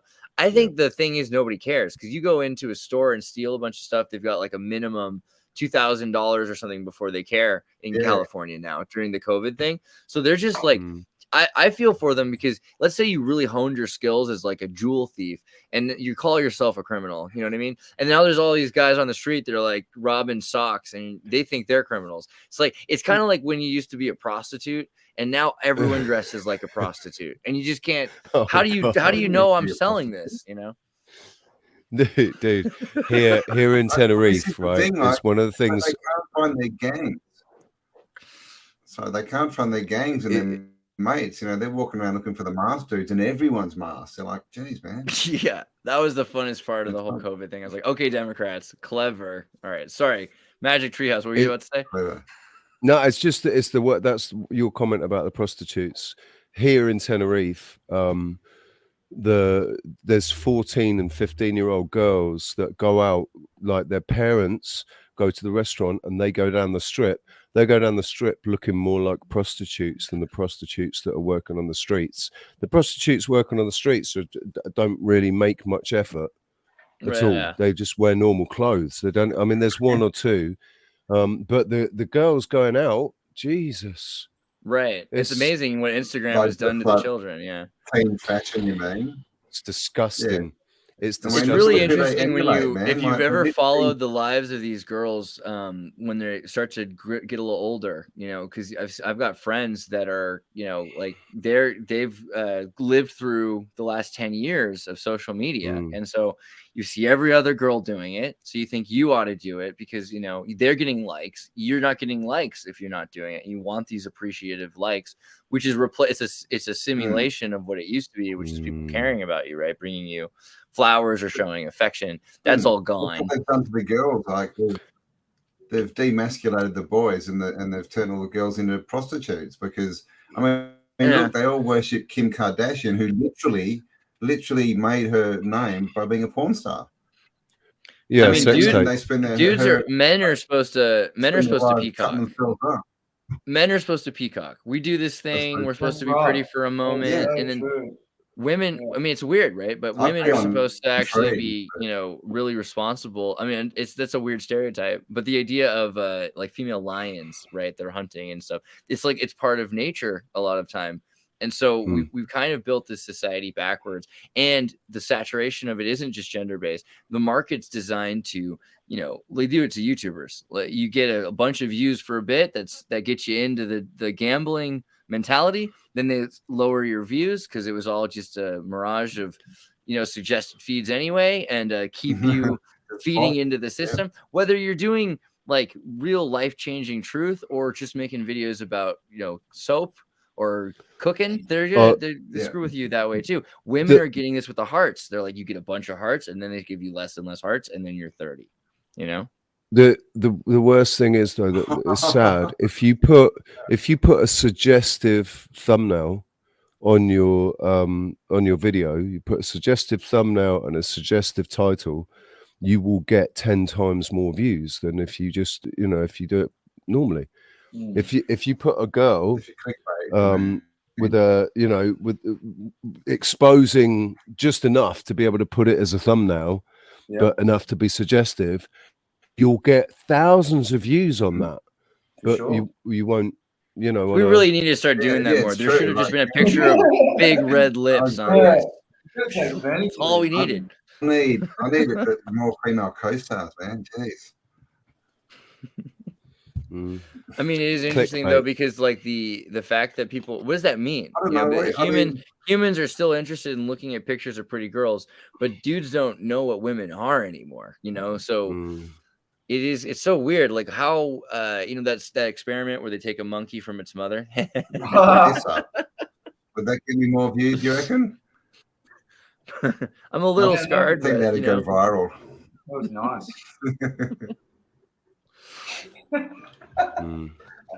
It's sad though. It's sad. It shows you how far society's fallen. Oh, doesn't it? You know, it's just very, very base, but I don't mean base in the way that it's been used recently. People are saying, "Oh, he's really base," like really basic. I thought base was bad. I didn't think it was a good thing, but isn't it interesting? I think so. Basic used to be bad, but there is a level where like alchemically base metal and things like that can be good. But I think basic can be bad. But I don't know. It depends on how you're using it. For me, I do a show base AF, and we talk about how it's good to be base. I think people need to be more base sometimes. People need to be more simple. People are often so complicated. And you look at a guy, you're like, that guy's got his stuff squared away. He's kind of got it. He's a basic guy. He owns his house. He loves his dog. He take care of his family. He's a basic guy. He's based. That comes from knowledge though, bro, I reckon. See, when you look at the chakra system and you start vibrating higher in the chakra system, and that comes through knowledge, eating well, eating all correctly and all that sort of stuff, you're vibrating higher. So, if you're eating shit, eating meat, eating whatever, all this garbage, drinking tap water, blah blah blah, you're obviously you're vibrating down low. So when you say it's just word stuff, but again, when we say like to be basic, that comes with knowledge and understanding. See, once you understand that we're not meant to be materialistic and all that stuff, and that comes through living simply, trying to ascend through your chakras, all that sort of stuff. So I think that simple living and that understanding of everything, but baser instincts, being controlled by your baser instincts, that can be a thing too. And I think people that are controlled by baser instincts, the problem isn't necessarily listening to your instincts, it's doing what they say. You can sometimes respond without, because it's guttural. Your gut might be like, you really want some cheese. You need some cheese. You got to have some cheese. You don't have to always listen to your gut. And I've seen this too, like there's these psychedelic mushrooms that don't just mess with your brain, they mess with your gut fauna, because they get in there like, oh, this is what you've been using to mess with this guy, and they just turn stuff up and mess with it, and you're like, whoa, what's even happening? That's how important it is to understand that we're a bus full of what did Jason Page call it, your gut bio girlfriend, because it's controlling your life, and it's your biome, isn't it? Is it that's a group, that's the political body, and they're their own beliefs and their own what they want to eat. And so you think sometimes you want to eat things you have no interest in, and it's literally just because they're going to digest it in your gut. I mean, things like that are the least of your worries. But I mean, that this is the thing. We're controlled even to want to have sex, to reproduce, because of venereal gut biome. It's not even a sexually transmitted disease. It's literally gut biome. So, I mean, there's so much of us that we don't realize is controlled, and we're changed because of it. Like if you're a child and all of a sudden you're not the way you used to be, maybe you get really tired or something like that because of what's going on in your gut biome. Maybe you're waking up at 3 o'clock in the morning and you can't sleep, but all these different things that are happening because it's in charge of you. Yeah, right. And that's all the food and everything they're putting in the water. And then you've got the whole gut, blood-brain barrier connection too, haven't you? Like literally eating bad food and being fat makes you stupid. Are there gut DMT elves? There's got to be. We need gut biome elves. What's the equivalent? Because that's definitely happening. They talk about butterflies in your stomach, Mate, if you guys like, it's funny, man. Like this perception of food, like, I'm like 94 kilo or something. I don't know what that is in. That's what I used to be. Yeah, so it's like 194 kilo. So just quickly, man, like this, like all I'm saying is, like, I'm a bigger sort of guy, but mate, I eat probably, I reckon, like, mate, less than like a teenage girl who's suffering from anorexia. I don't know if anybody else has noticed. I don't eat a lot. Mate. You don't have to eat a lot. We don't have to. Because you don't have the appetite that you had for it before. Like I've noticed that a lot of truthers don't eat a lot anymore. They just don't get hungry. They're not even getting hungry. Like they forget to. I thought it was just me. That's an awesome point, bro. But people forget to eat. They're so we're getting. It hits 6 p.m. and you're like, oh, what's happening in my stomach? Oh, I haven't eaten today. Yeah, right. Yeah, all the time. I do like 18 hours easily all the time. That's it, man. I'll go to my studio. Like, I make guitars, brother, and I spend 120 hours on a guitar. And just like you said, where you I go into my studio, and the 8 hours, there we go. 8 hours will go by, bro, and I haven't eaten. I'm like, what's wrong with me? But I realize I do, unfortunately, have to eat. It gets in the way for me, So because of my situation here in Spain, because I can't work anymore. So since August last year, I've not had any steady income, and it's been hard. I've been paying my rent because I've been homeless like 5-6 times in 3 different countries. I've ended up on the streets. I'm a musician. I always ended up not being able to pay my bills and getting kicked out. This time I've said, Right. I want a roof over my head and some Wi-Fi and a toilet to go and shit in and a shower and a bed to sleep in. And I've got my animals and stuff. So I want to keep the roof over my head and I'll sacrifice food. If it's a question of paying rent or buying food, I'll pay the rent.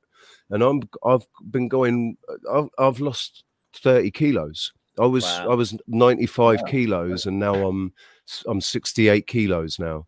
So, and you can see it in my face, but I'm alive and I'm happy. And there's nothing, all it is aesthetics.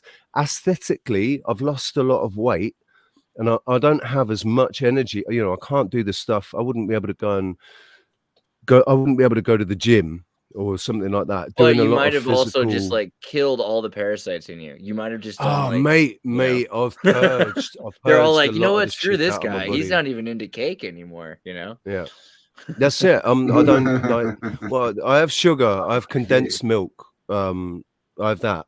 That's sort of keeps my energy going. I actually have a problem. I love things like military foods from the 40s. I love condensed milk. I used to love them. I used to have my uncles and his ration packs from the Gulf War, not the Gulf War, the Falklands War. I had the ration packs from the Falklands War, man. They had the little chewing gum packs in them and stuff. The Maldives? No, I'm just kidding. Let's not get in a fight about Argentina tonight. Not after the soccer. Mate. Just kidding. Mate.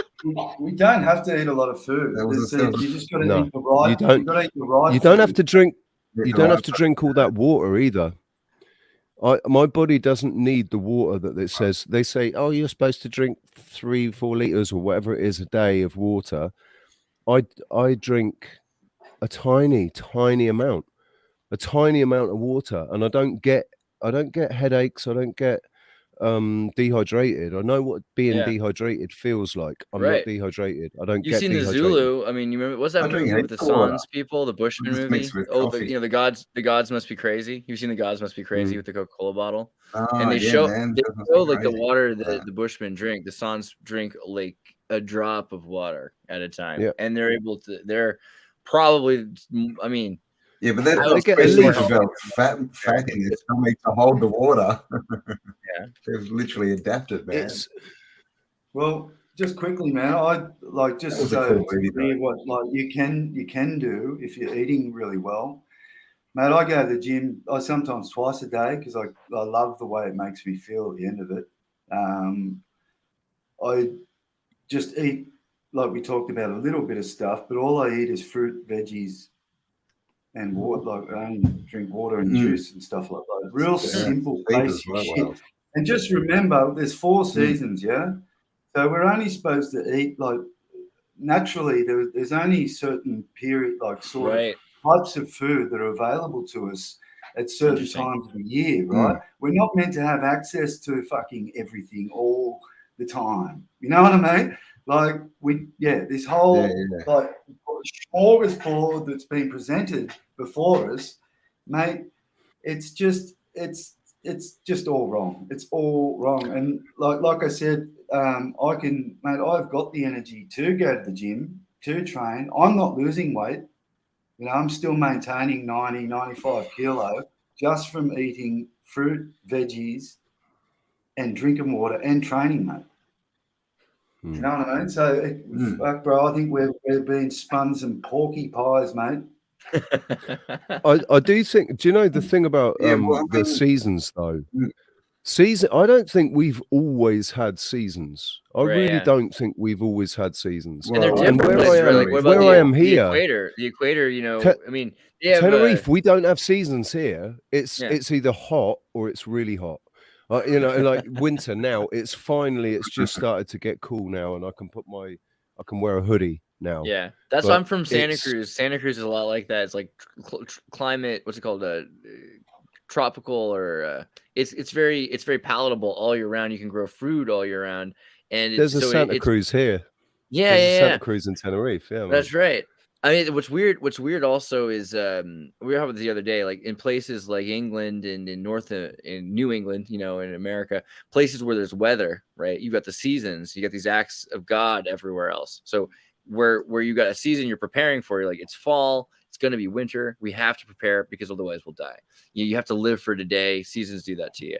But in places like California, and it sounds like, where you're at, you're going to end up having acts of God. There's just a hurricane, a tsunami, you don't know when it's coming. Yeah. You can't prepare. It's just God sometimes shakes up a volcano, and then your life, you just have to think about it and be humbled by God. And you can't ever prepare for that kind of thing. And that's a very different kind of life. And I think that kind of says humans have evolved, however you want to say that. They've changed they've created families even on how to live, right? And so some people live in that. They live in insanity. And you think about the Polynesians, they have tsunamis and volcanoes. Like, how could you deal with that? But the people saying that are living in snow for half of the year. And you're like, that's insane. So like Bernie. It's completely insane. Well, mate, if we're coming Bernie is insane. It's true. That doesn't help my argument. If we're coming from a vapor canopy world in the past, obviously, which Richie said, there would have been no seasons. So we're electrical beings, and mate, as Andreas, you've probably aware of, as the Egyptians said, all is atom. Everything is atoms. We are made of atoms. That's where the term anatomy comes from. Right. And I think that's interesting too, because there's a point where they start to think of atoms as monads.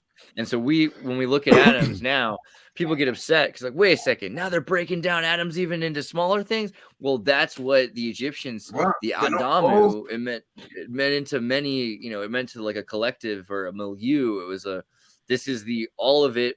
We'll call that the universe of the atom. And then inside of that, there's more. So yeah, it's amazing how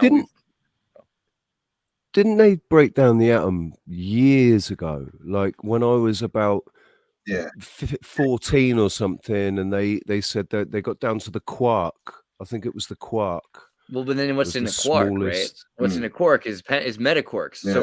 So since you were a kid, they're like, but there gotta be metaquarks, and then like the last couple of years, like, I know one of the metaquarks is a pentaquark or a sectaquark or an octaquark. Yeah. Well, really what this is, what the hell is a quark? Then you get inside of the things that make up a quark. It's these pieces. So things that but basically what's interesting there is you have potentials. So potentials that are happening simultaneously. So it could be made up of multiple. And so that's where everybody freaks out, because then you're talking about particle versus wave. But it's still only theoretical, isn't it? It's still only theoretical because they're not able to actually in the sense that most things that you see evidence for are lies, but they do have they have said, we've actually been able to measure and observe pentaquarks. That's what whether that's true or not. But the way I think the interesting thing there is a lot of truth to science. It's just the way we're describing it. That is the lie. And if you read the actual papers, you see the data that they actually gathered, and then from there you can get much better inferences. So everything is made up of frequencies that are affecting all of the stardust, or the whatever you call God's dirt and God's breath, that combination together. And every time they look at it, they say, hey, this is folding into other things, and it has memories of other things. The fact that water demonstrates this, that you can take water and memory will force other particles to become part of the water. That is essentially how frequency works, right? And frequencies will then cause things. And this is what scares people. Yesterday we were talking on the show about active denial systems, the ray guns they use on protesters. There's all of these systems, 5G, people are worried about. I mean, there's a lot to say about that, and people can get in trouble for it. But the bottom line is that radiation does affect us, and we would die without it. The sun, is very useful. So what's happening is we're harmonizing to whatever radiation's around us. And they've lied about radiation. They've lied to us about radiation, because when you say radiation, all I think of is those signs saying, danger, radiation, danger.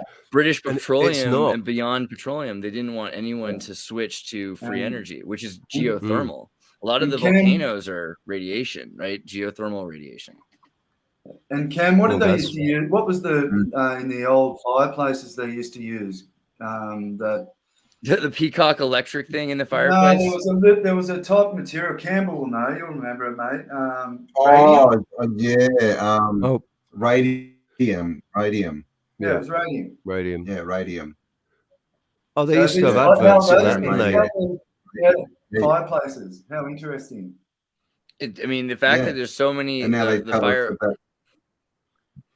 the fact that the fireplaces used to be right. I mean, but the connection too with the bricklaying and the idea that babies are coming from the storks, and it's super lucky if a stork lands on your roof. So the idea that there was a lot of radioactive material that was causing infertility.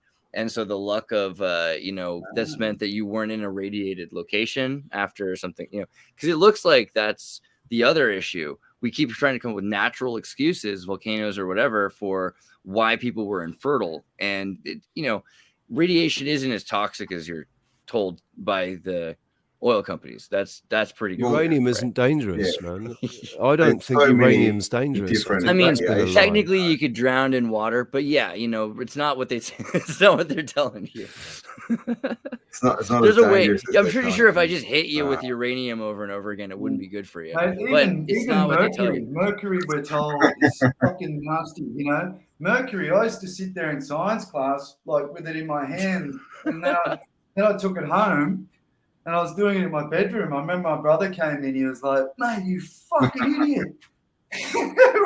You can't fucking do that. It'll get into your bloodstream." Yeah, lost everyone. Anyway, I'm alive.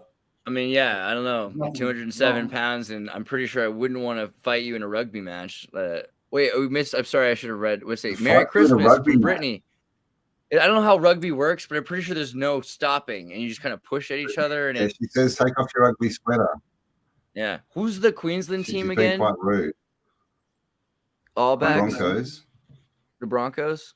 Yeah. Oh no, that's New Zealand. New Zealand's the All Blacks. Rose is Britain. The Rose is from Britain. I know. Are you talking rugby league or rugby union, mate? I did league. I'm sorry. I know. Yeah, you talking rugby or you talking like? Come on, beat me up. I'm an American talking about rugby, and I know nothing. It's amazing. Yeah. Well, mate, that's where it can get confusing because we've got rugby league's we've got rugby union. Yeah, we've got AFL, and then bizarrely we call football soccer. Oh yeah. Okay. Yeah, I'll take it. Sorry I didn't read it. Merry Christmas from Brittany L. Thank you for the super chat. Thank you all for getting together on Christmas Eve/day. These channels are providing us 24/7, 365 the opportunity to learn. God bless you guys. X, take off that ugly sweater. I like my sweater. You guys see? Actually, I should show my shirt. I did get this cool shirt from check. This is a great sweater. Are you kidding me? This is got like effort. That's a pretty good Christmas sweater, man. I feel pretty Christmassy. And well, that's a cardigan. Yeah, that's a cardigan. It's even better than a sweater, right? It's like a Kurt Cobain cardigan, but with like grandma's little emblem. That's grunge, mate. That is grunge right there. Thank you. And then so my buddy Seth made this shirt from Venice Beach Dub Club and sent it, the Xmas shirt. So I mean, he's like, I know how you love to have shirts with your own face on it, and he's damn right. I like it. So thank you. Yeah, I like it, man. Yeah, man. I want to share with my own face on it. Dude, it can happen. Remember who I am. I've got my name. It can happen. Avery, that's a good one. I'm Richard Avery, so it's an Avery thing. You wouldn't understand. It's an Avery thing. That's what it said. Oh, somebody got it for me for Christmas. No, for my birthday. Was it 2015? My birthday in 2015. That suits you. You wouldn't understand everything. Huh? Is that a football club or something? Avery? No, that's my name. Is that something? Name, bro?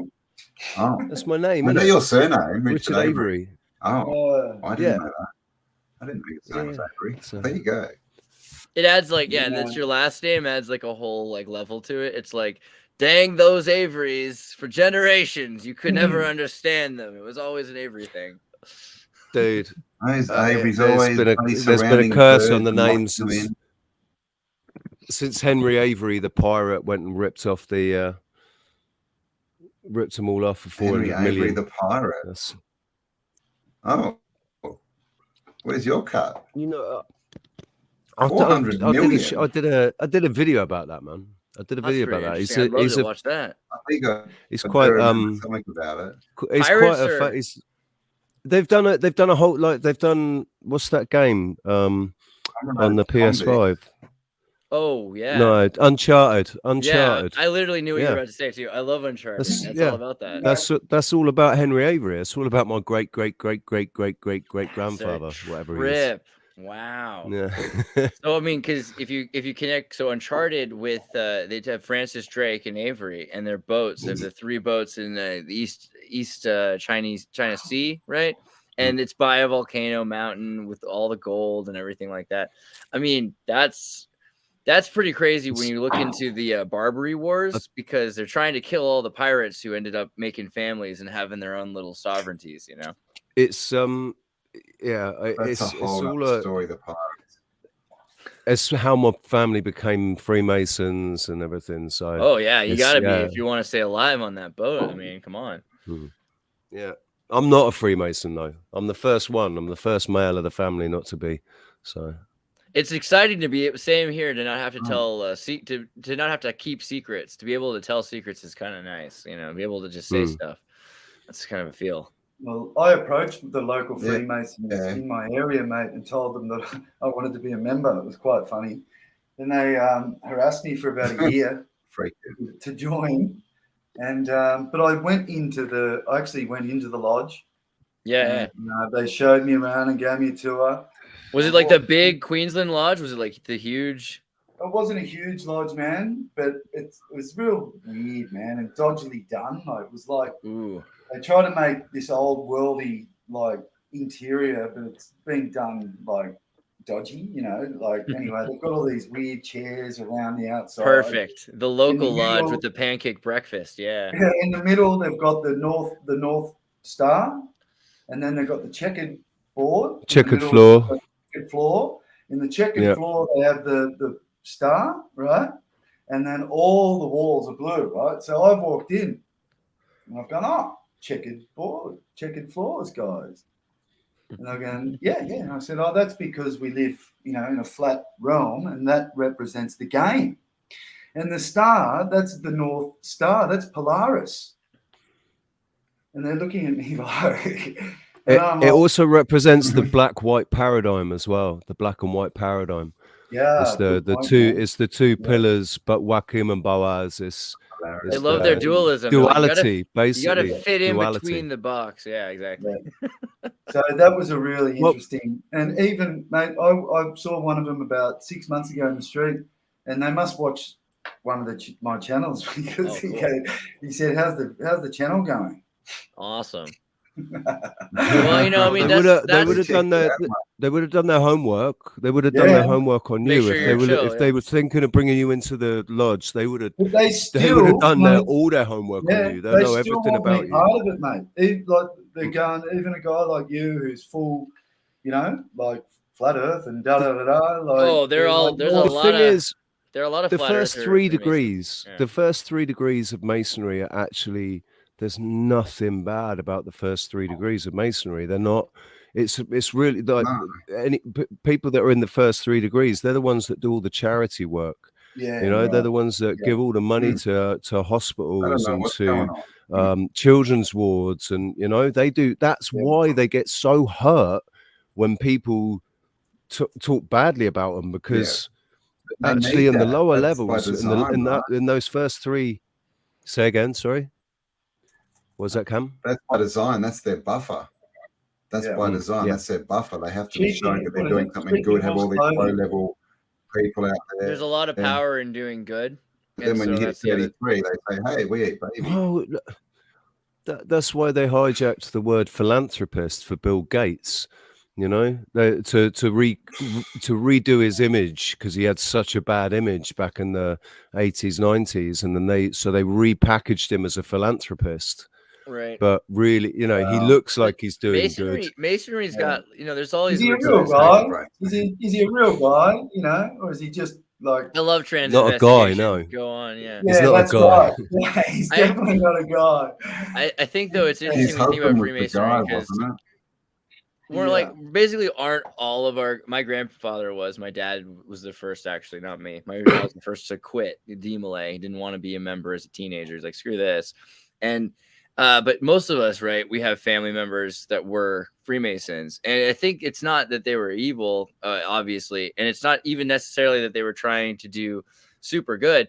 I mean, some of them were, but, you know, a lot of it is just you had no internet. You're standing up to your knees in crap in the middle of the street.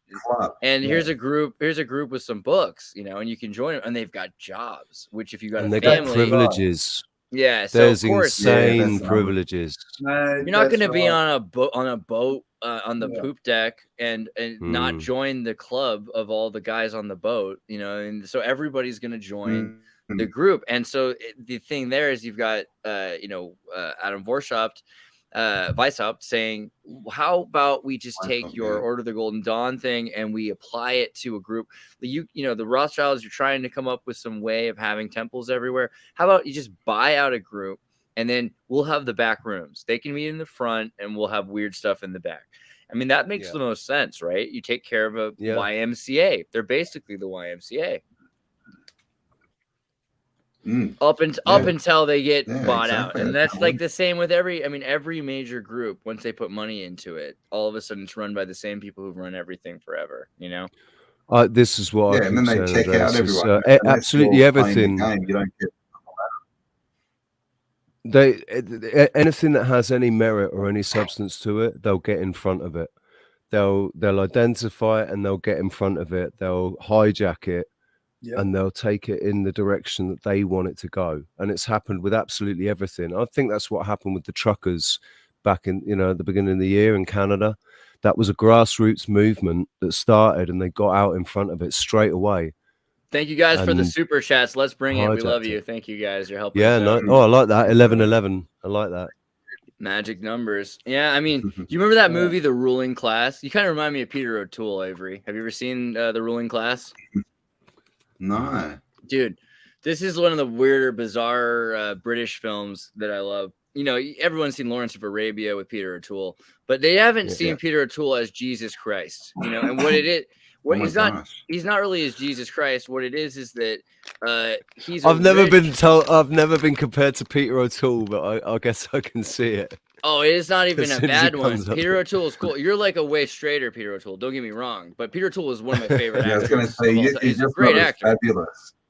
Yeah. Don't get me wrong. With all the respect, I'm just saying he was a great actor.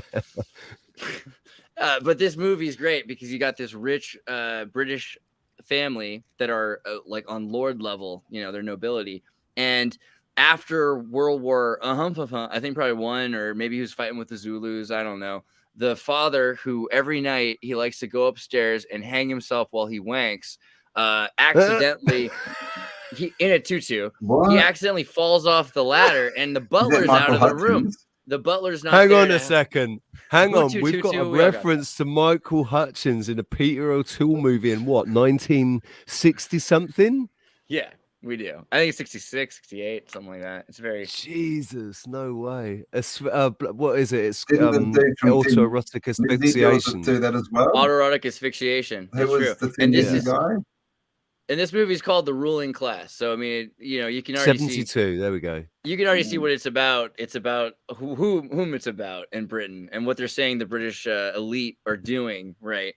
But so they've always been telling us, dude. They're always telling us through, and they do it particularly through comedy, because one way that we accept things is when we laugh about it. Yeah, right. So look at Blackadder the Third. All about Prince George and his dad, the Nutter King. King George was completely insane, wasn't he? And it shows us how the ruling class they're the ruling class, but they're not the ones controlling things. They're being manipulated by the ones underneath them that are in positions underneath them, who are they still have royal blood. They're still part of the family, but they're not, you know, like black, and they make us laugh at them. Like King George was an idiot. Blackadder was he was a cad, you know. But we love the characters, even though they're absolute idiots or complete criminal, corrupt dogs, basically. Right, and they like you said, they corrupt the elite. So you'll take the kid, you'll say, as soon as the kid's born, take it away from the parents and give it to its nanny. Yeah. And then also the Freemason tutor to make sure that they're in line, right? Like Piotr was. So but the way they address that in the ruling class is he's been told since he's a kid, you're a bad boy, you're a bad British boy, and you need to be a good British boy. You need to be more like Christ. And so he tries to be more like Christ. And so every night he crucifies himself. He likes to tie himself up to a cross and sleep on a cross and just imagine himself being Christ. And now that the family head of the family's dead, he's going to have to be the new Lord of Canterbury or wherever the heck, and they're trying to figure out how they're going to deal with how insane he is and kind of straighten him up. And it all comes back to money and how they can control him with money to do what he has to do and be a figurehead. And like you said, they're all run by the department. The CEO is run by the department heads. They're the ones who are behind the throne that are controlling him. Oh, Elon Musk made reference to that, didn't he? CEO. Elon Musk. It's a nothing. It's a nothing title. Interesting point. It's a nothing title. Elon the puppet.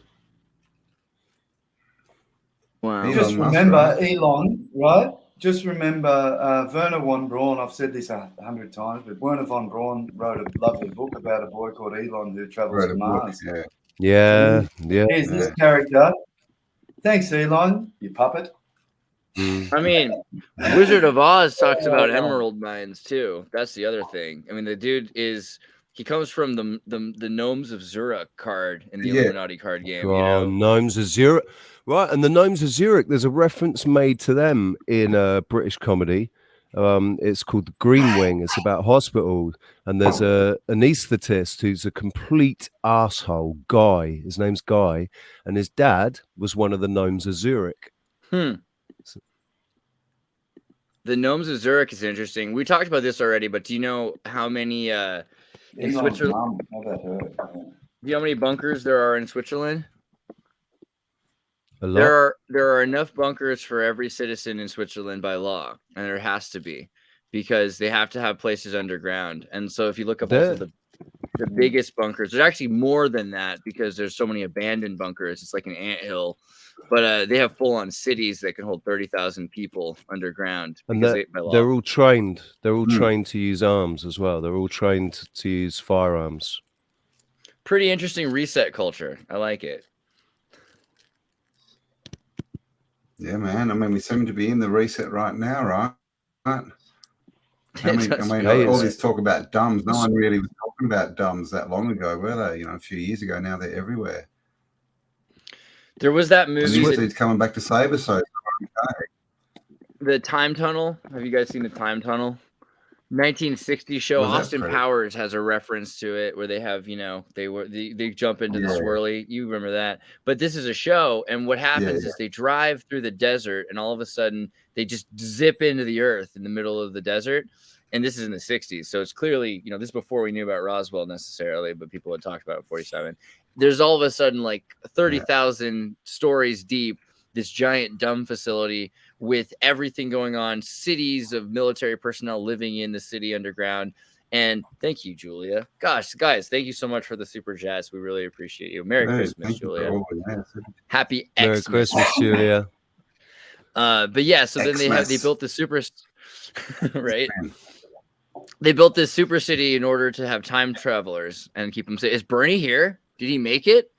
Bernie, we're talking about time travelers. Well, he's putting it up. Told him he's only allowed one screen. I think he's trying to bring like 3 screens in, like he loves to do.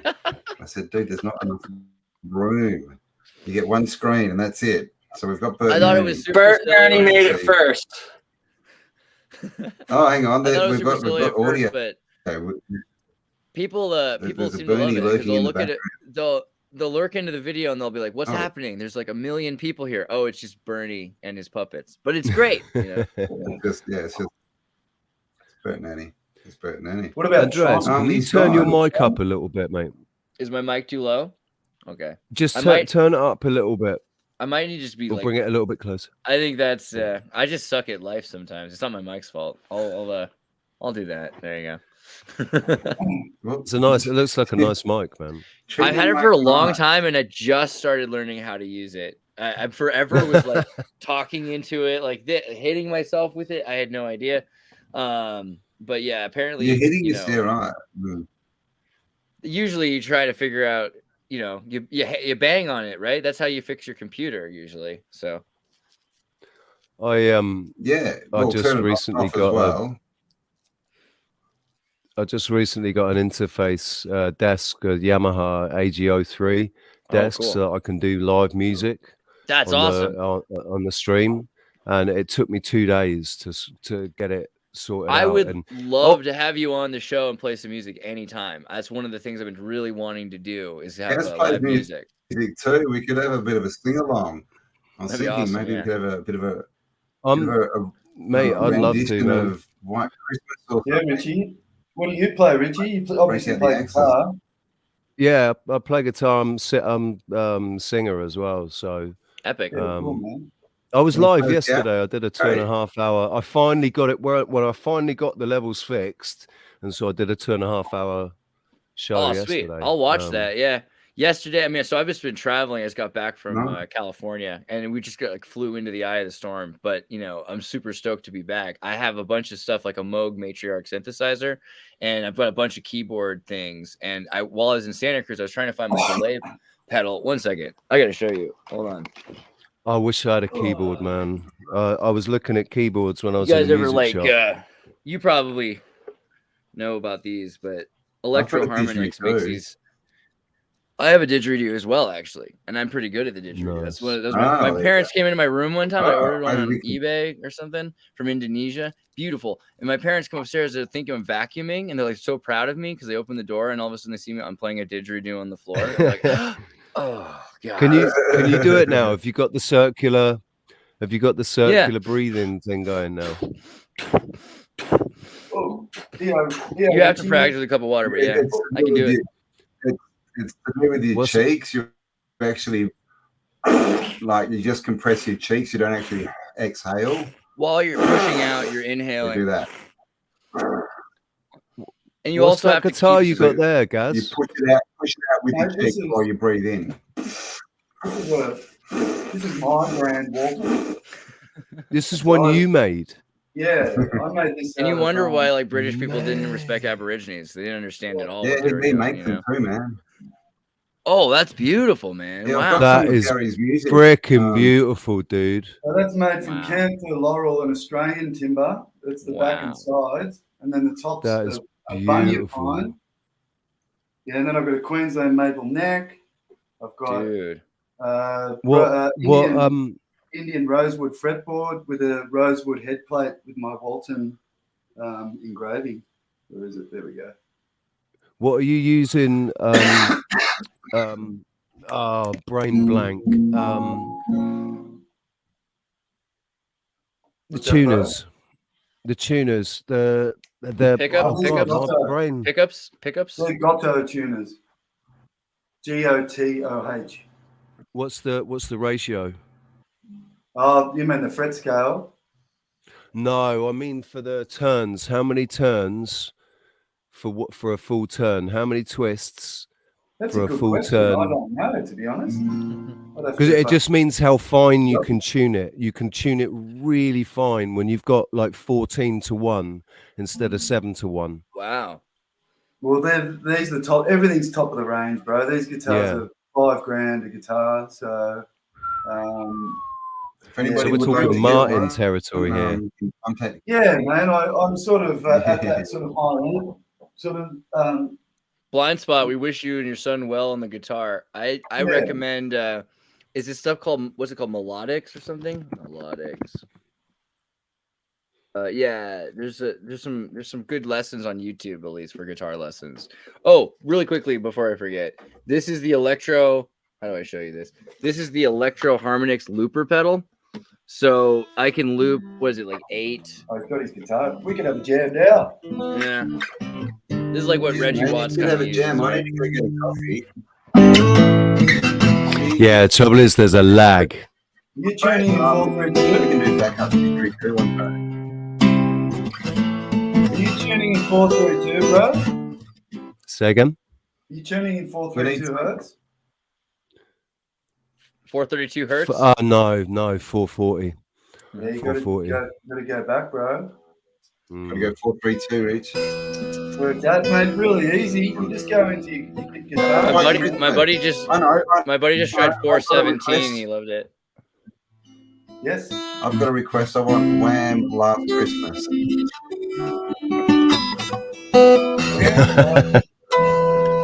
I don't know that. Come on. I'll tell you. No, I'll tell you what I do. Right when it's a song that I don't know, when it's a song I don't know, or even just because I use backing tracks and I just use a karaoke backing track and just jam along to it. So if it's a song that I know but I don't know, like I know the song and I know how to sing along to it, then I'll do that and I'll just jam on the guitar while I don't know how to play it though. I mean, I like that. There's some solid use of jazz chords in Incubus, which I think I picked up in there. So you got a good flavor going. Yeah. I love Incubus, man. That's my favorite song. I surfed with Incubus before. They were my neighbors when I lived in Venice Beach. I lived on Navy Street. They lived right on Navy Street. Oh, did we lose Campbell? Did I just talk over him? I'm the worst. I love you, Campbell. Losing.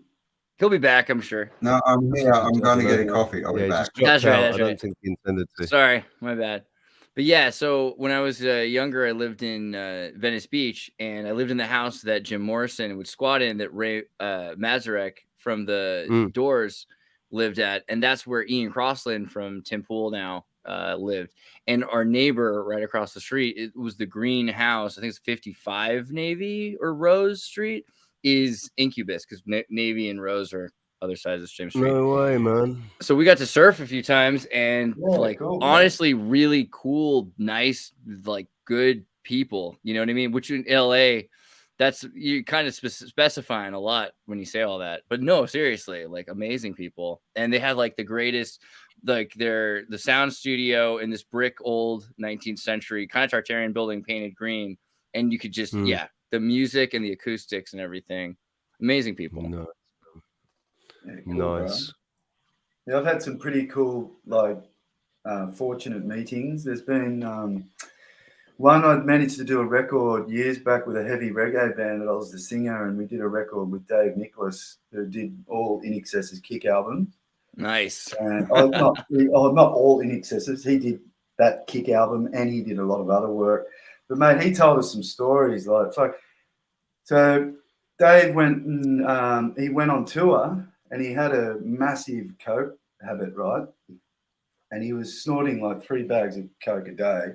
Jeez. And when he came back from touring, his wife wasn't there, and he said he went around and knocked on the drug dealer's door to score, and his wife was in the kitchen, had moved in with the drug dealer. Oh wow!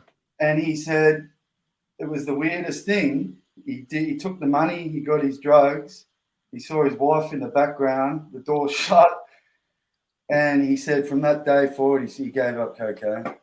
Yeah, I mean, that sounds like human trafficking almost. I mean, it's amazing. I mean, granted, it's your choice, but it's so crazy what drugs do to people. Man, and the musicians are so easily controlled. A lot of these musicians are good kids that were in piano class or something. Yeah. And then they're like, you're going to be cool. You're going to be a rock star. You're going to have all the sex you want. And they have one thing that they need to control somebody like that. It's either sex, drugs, or rock and roll. And they get them, you know? So I'll be honest, man, right? I think from whatever, you know, everybody says, oh, you know, I could have I'm more successful than I am because I'm not bad at what I do. And I think part of it is that I was kept from that because I still went the wrong way. Like my life went shit, and my answer to that was to turn to drugs. And so I would have been, they would have had full control over me if I'd been introduced to the music scene. I worked for, I used to work for Martin Rushent. He was one of the first members of the Human League, wrote Don't You Want Me, produced the Buzzcocks and the Stranglers, worked with Phil Collins. Some of my favorite stuff right there, right? Yeah. I used to work for him. Awesome. I was an assistant sound engineer for him. He didn't pay me for 18 months and then he went bankrupt. So yeah, I didn't get paid in the end. But yeah, still the apprenticeship, you probably learned a lot. That's the I learned no, I didn't learn a huge amount, man. I'm not, you couldn't put me in a studio and I'd know my way around a studio. I'm still, everything is by ear. It's like everything is by ear, but I don't know exactly what to do in a studio. I know what I want it to sound like, but I don't know how to make it do that. I mean, a lot of the equipment and everything has changed anyway. So knowing by ear is probably the most important thing you'll ever have. Yeah, man. I reckon if you, for example, something like Pro Logic, it would be a great system for you, man, because it's user friendly. Logic's really intuitive. It's true. I use Logic. I use Ableton and everything else, and I still use Logic because you can just sit down and make music. Yeah. And you can go and manipulate. Yeah, you can really create anything you want off that platform. Yeah. It's unbelievable. So if you're trying to pull some sounds and you're unsure what you want, you'll find it in there. Yeah, it's really cool. Just going back to Star Stories, it's a pretty good one too. So while we're on that topic, I was in a studio in Sydney. We were like 18 recording, and man, I started in music really young. We were playing like live, like fucking.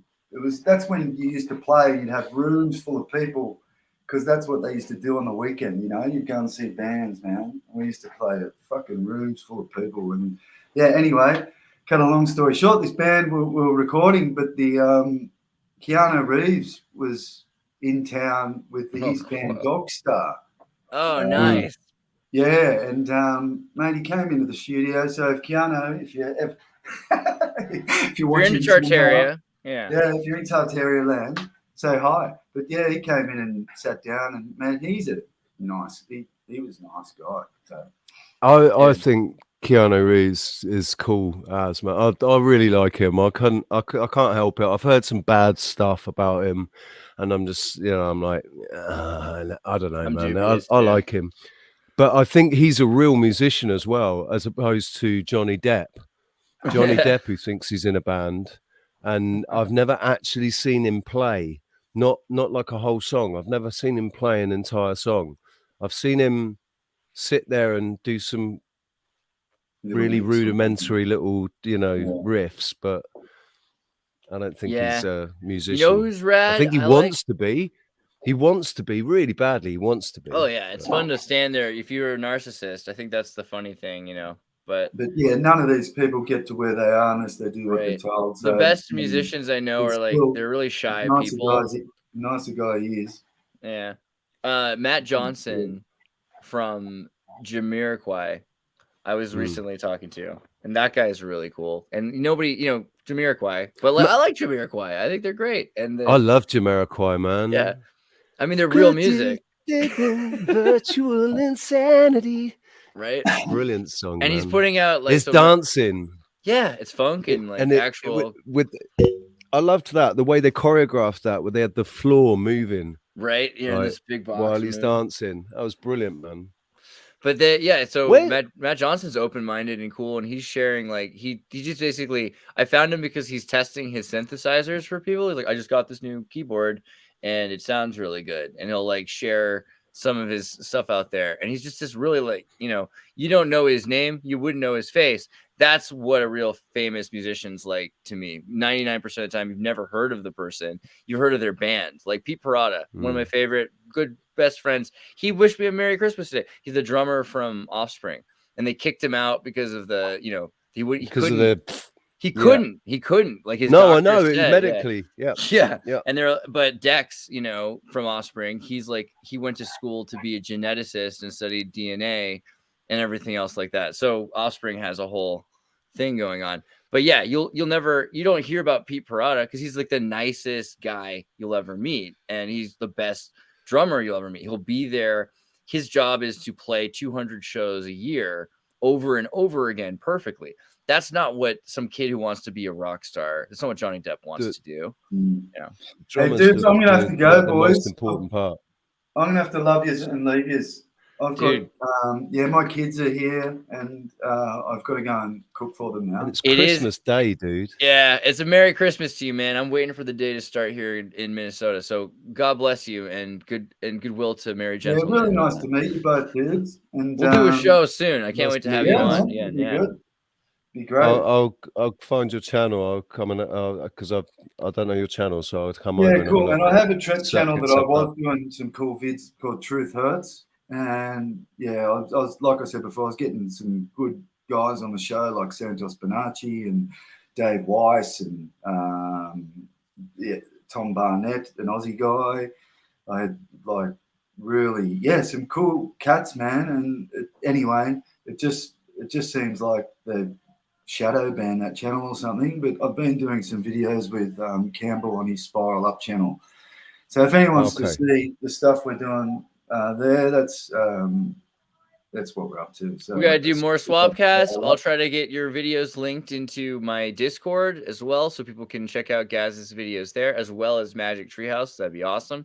And in general, in the future, maybe we'll get your channel backed up onto Odyssey and Rumble, couple places, so that if people, because the other algorithms work, people might be finding your videos more on Rumble or something. So but yeah, dude, keep it up. We love it. Yeah, cheers, man. Really nice to meet you. You as well, man. As I go. Good to meet you too, man. Well, sorry you're leaving. I came in quickly. Sorry you're taking off. Yeah, bro. Merry Christmas. We'll be going on for all day, so if you end up deciding to get bored, you know where to find us. Come right back. Yeah, cool, man. I'm just fucking starving. Hey, I've got to go. I haven't really eaten much.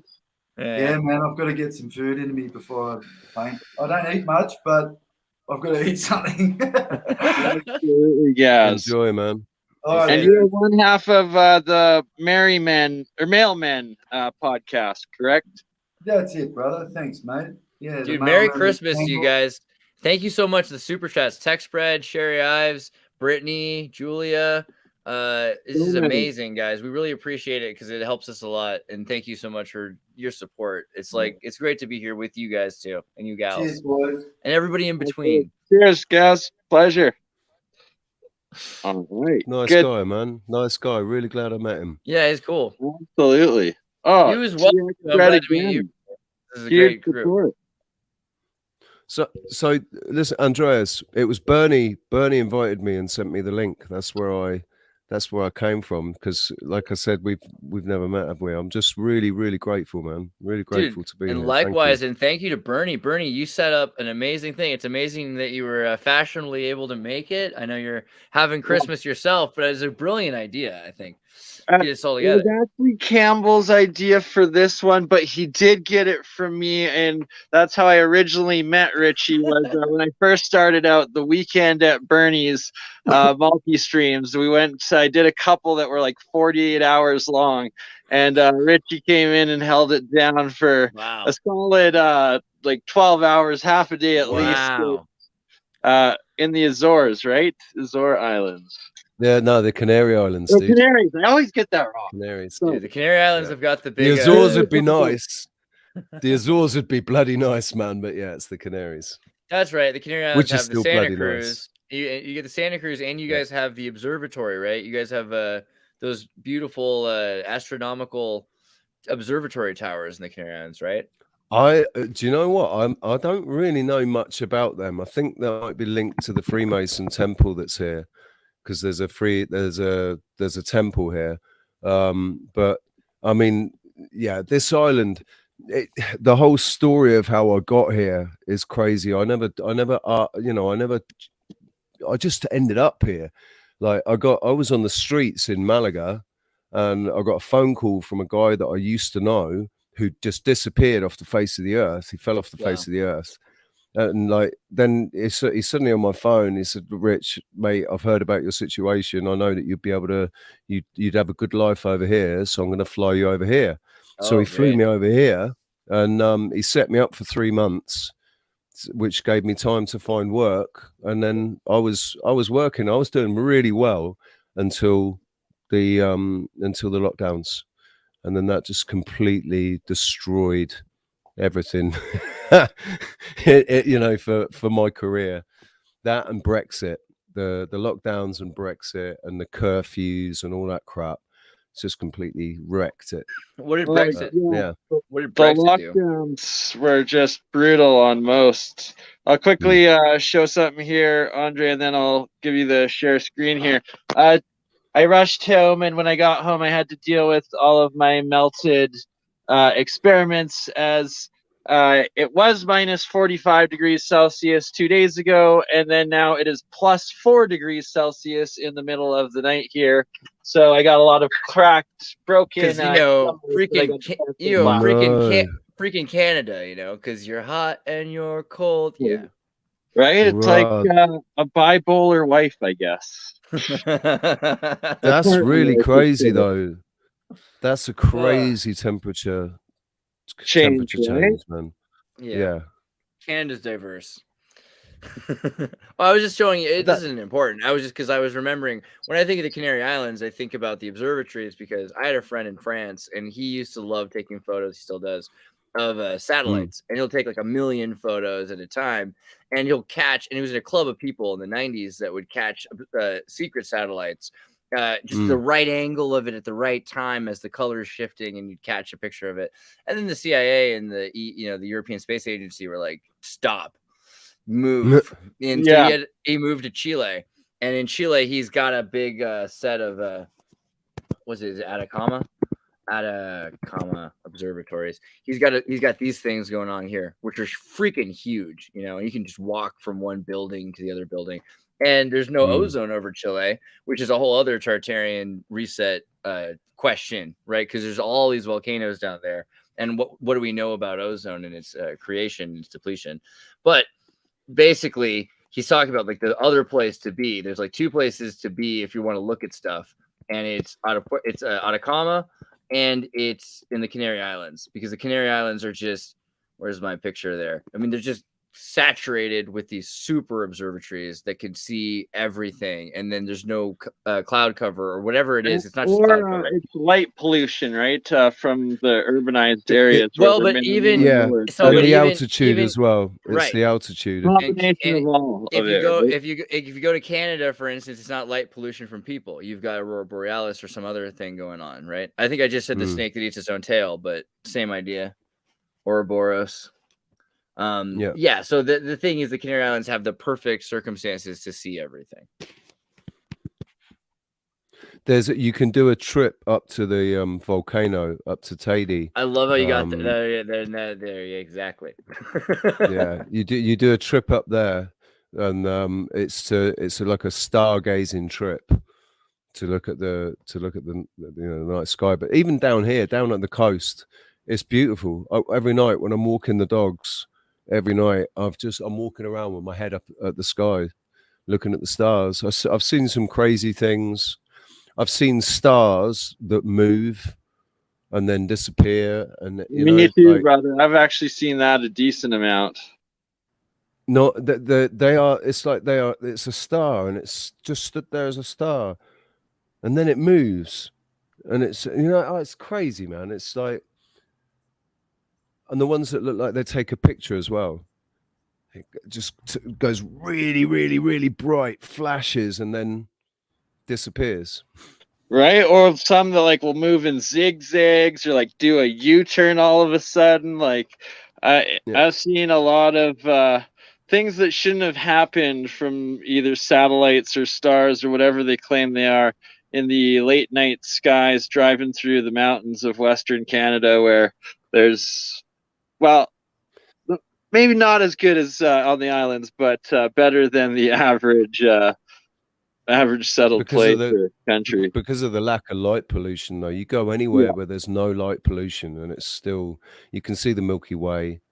Like in Greece, you can see the Milky Way when you're, on one of the islands, like Paros. It's just this little tiny island.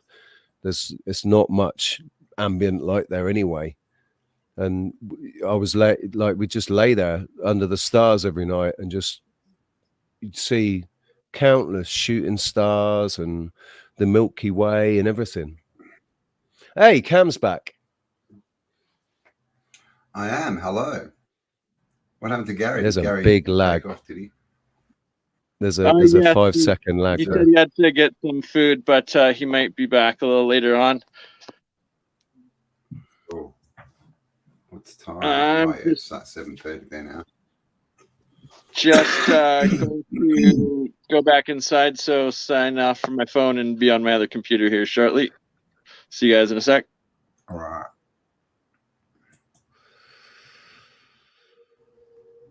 I've been ranting. So, you couldn't hear me. It's funny. I was saying it's kind of funny how we're all over the world. We could easily be doing the Santa Claus observatory that NORAD never does, right? Because by now, I mean, you've got kids getting their presents in Australia, and so this would be a perfect chance to check out where things are really happening. But it's kind of nice because like the sun never sets on Tartaria. We're having this day and night thing. Canary Islands, Australia, and the sun's just coming up now. Yeah, the sun's just coming up now here.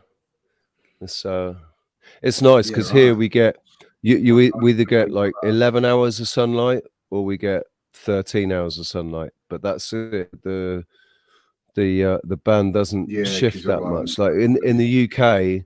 Right. In the UK on the 21st of December, it was getting dark at 4 o'clock in the afternoon, and it wasn't getting light until 8 o'clock in the morning. So you got hours, man, hours of darkness. Used to depress me. But here, it doesn't ever get dark earlier than 6:30. But it does. But then it does. It's never any later than about 9:30. That the sun goes down. So it's just this 3-hour window. It's nice. Yeah, I think consistency can be pretty good for nature. I mean, in certain circumstances, it seems to work pretty well. What I like is that you think about the equatorial climate, and it's kind of like a big city, and only because everything can make it, only everything can make it. Whereas you go to the extreme places where it's super hot, super cold, and it's nothing else can live there. Therefore, the only things that live there are really unique. They're things that couldn't live in the big city, so things evolve near the sulfur geysers at the salt flats or something like that are very special. And then you have humans that interact with other humans to get that weird plant at the top of the mountain that they need for a medicine that only grows there, back to the equatorial place where they have a bunch of other stuff that just needs the one thing to activate it,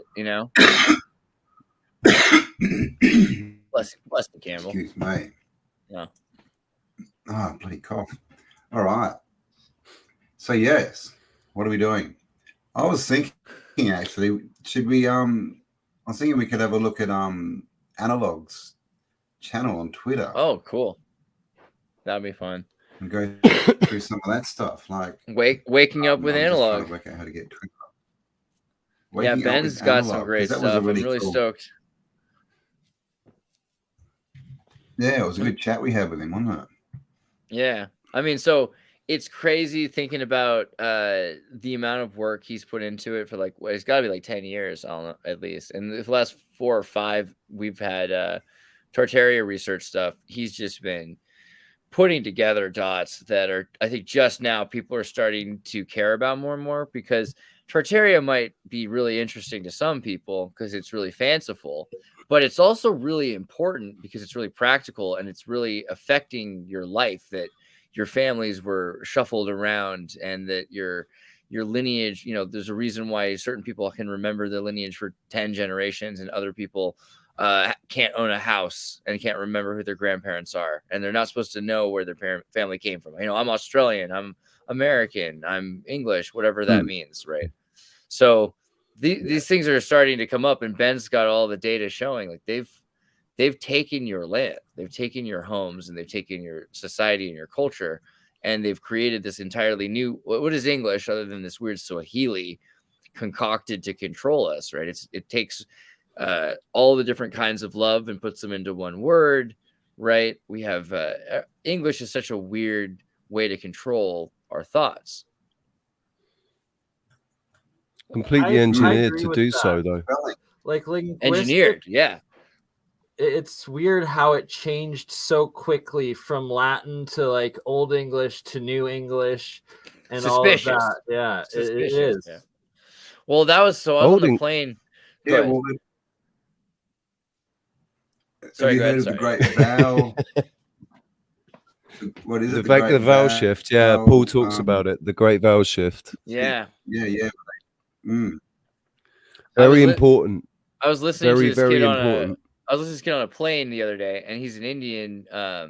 But we look at how language has been shifted, and with this idea of Spanish Arab. So like my family were living in a part of Spain where they were Mazarabs. They're European, they're Christian, but they had to speak Arabic because that's what everyone spoke at the time.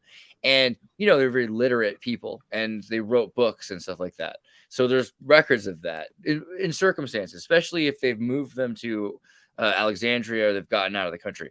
But for the most part, there's not a lot of records of that because they burned all the Spanish Inquisition. They burned all the books. They destroyed all the records. And so a lot of people think they're like, well, there was nothing going on. And all of a sudden Europeans invented Latin and happily ever after. And that's just crazy because literally you've got just everybody spoke another language and had all these books.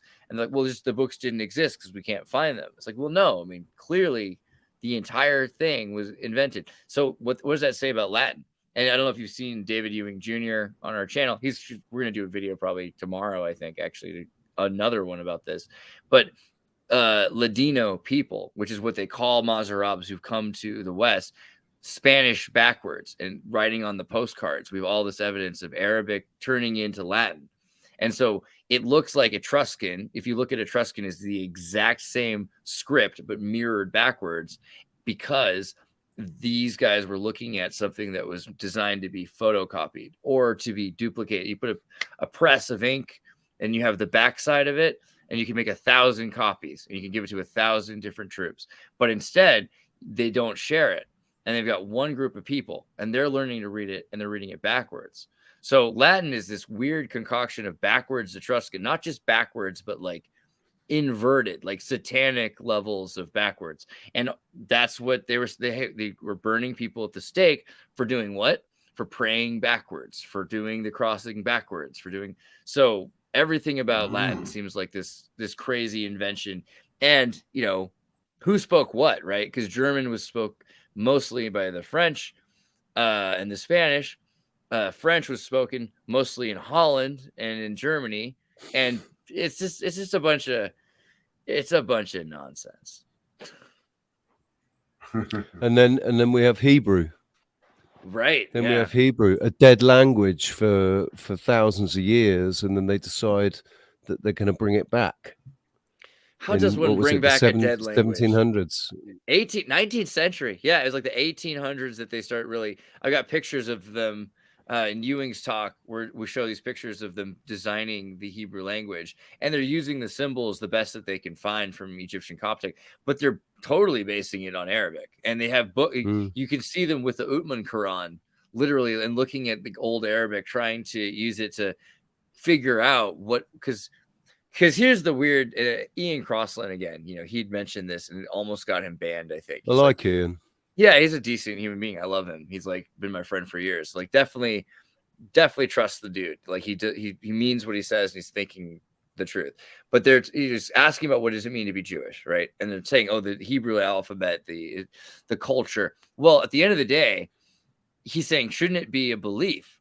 Because you got a group of people that are related to the other group of people. The Semitic peoples are all the same peoples. Theoretically, you've got Ishmael, you've got like Jacob and Isaac. These are all coming off. If this is the case, then all of them are the same blood. They're the same culture up until what? Until there's a belief shift. So Arabic's going to be the same culture. They're going to have the same words. And you see this in, like, for instance, Ra. Ra is a word in both cultures, but Ra in Hebrew means bad or evil, right? So there's an immediate, you can say, yes. And do you think where that Ra came from? The Lion of Judah. The onomatopoeia. That's something that it's more sort of in the UK, like in London. If you diss a girl or something, like particularly of coloured skin, if you diss them, they'll go Ra. Interesting. It's like it's bad. Whoa, that's bad. I didn't actually know that meant in Hebrew that actually means bad. I didn't know that. Yeah. I've got a friend who speaks Hebrew. I've got a lesson today at 5 o'clock today. I've got my first Hebrew lesson. Nice. So I'm going to be learning Hebrew. He lives in Israel. So that's Nia, awesome. His name is the guy that does news, right? His news Esh News.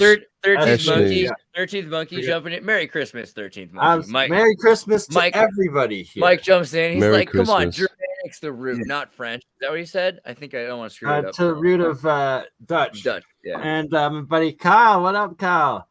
KY Smooth, my streaming partner on Twitch and The Science of Sound. We're going to be doing an episode on New Year's together.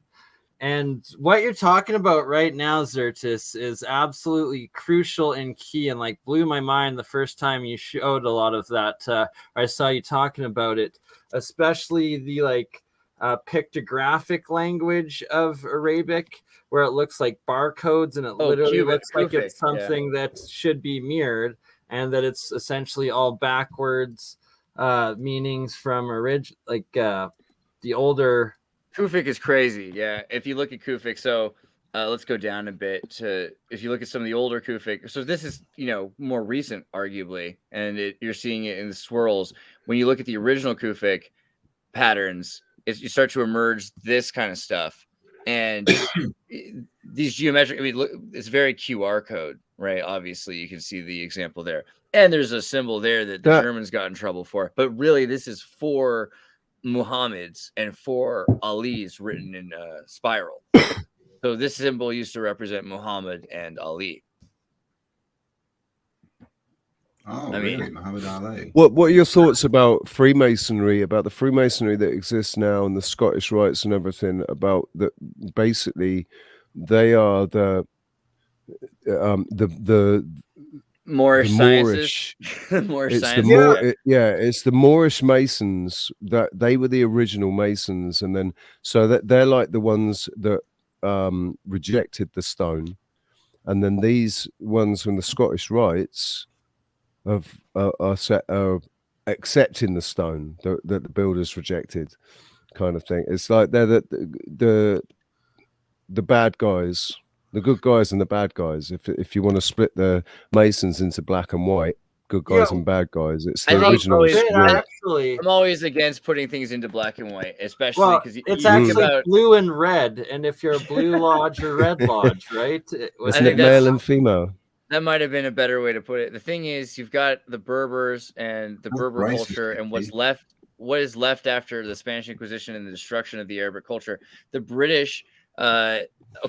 George Washington, cherry tree, Moroccan flag, right? You know this story? You've heard this story? So George Washington chops down the cherry tree. This is a very American story. George Washington can't tell a lie. He chops down his father's cherry tree. And he's like, "Did you chop down the cherry tree?" And he tells them, "Yeah, I did. I cannot tell a lie." Why? Weird story. Not true. Here's what is true, though. That Morocco was the first country to recognize the United States, kind of like the Haiti situation. Chile was recognized by Haiti, etc. The flag of Morocco is called the cherry tree. It is this red pentagram on a green pentagram on a red flag that looks like a vertical, staring down from Google Maps at a tree, right? Cherry tree. And after Morocco gave support to the United States to leave Britain, then the United States, George Washington, did not help Morocco in their pursuit to free and liberate themselves, which was important because, let's do it, Queen of England, Morocco, right? And I can't even spell right now. Let me just go back. It's there's no A. It's Morocco. I know how to do it, but my hands are backwards. This is a small MacBook Air. I need a real keyboard. So, not this Queen of England. We're talking about Queen Elizabeth. Queen Victoria. Elizabeth the First. The first, yeah. So the offer from the Moroccan Sultan, basically, this dude shows up. He says, "Hey, you don't have to worry anymore. Britain's going to work with the Arabs. We'll have Muslims and then we'll take over Spain and stop this Aragon kingdom problem you're having. And you have a bunch of people converting to Islam.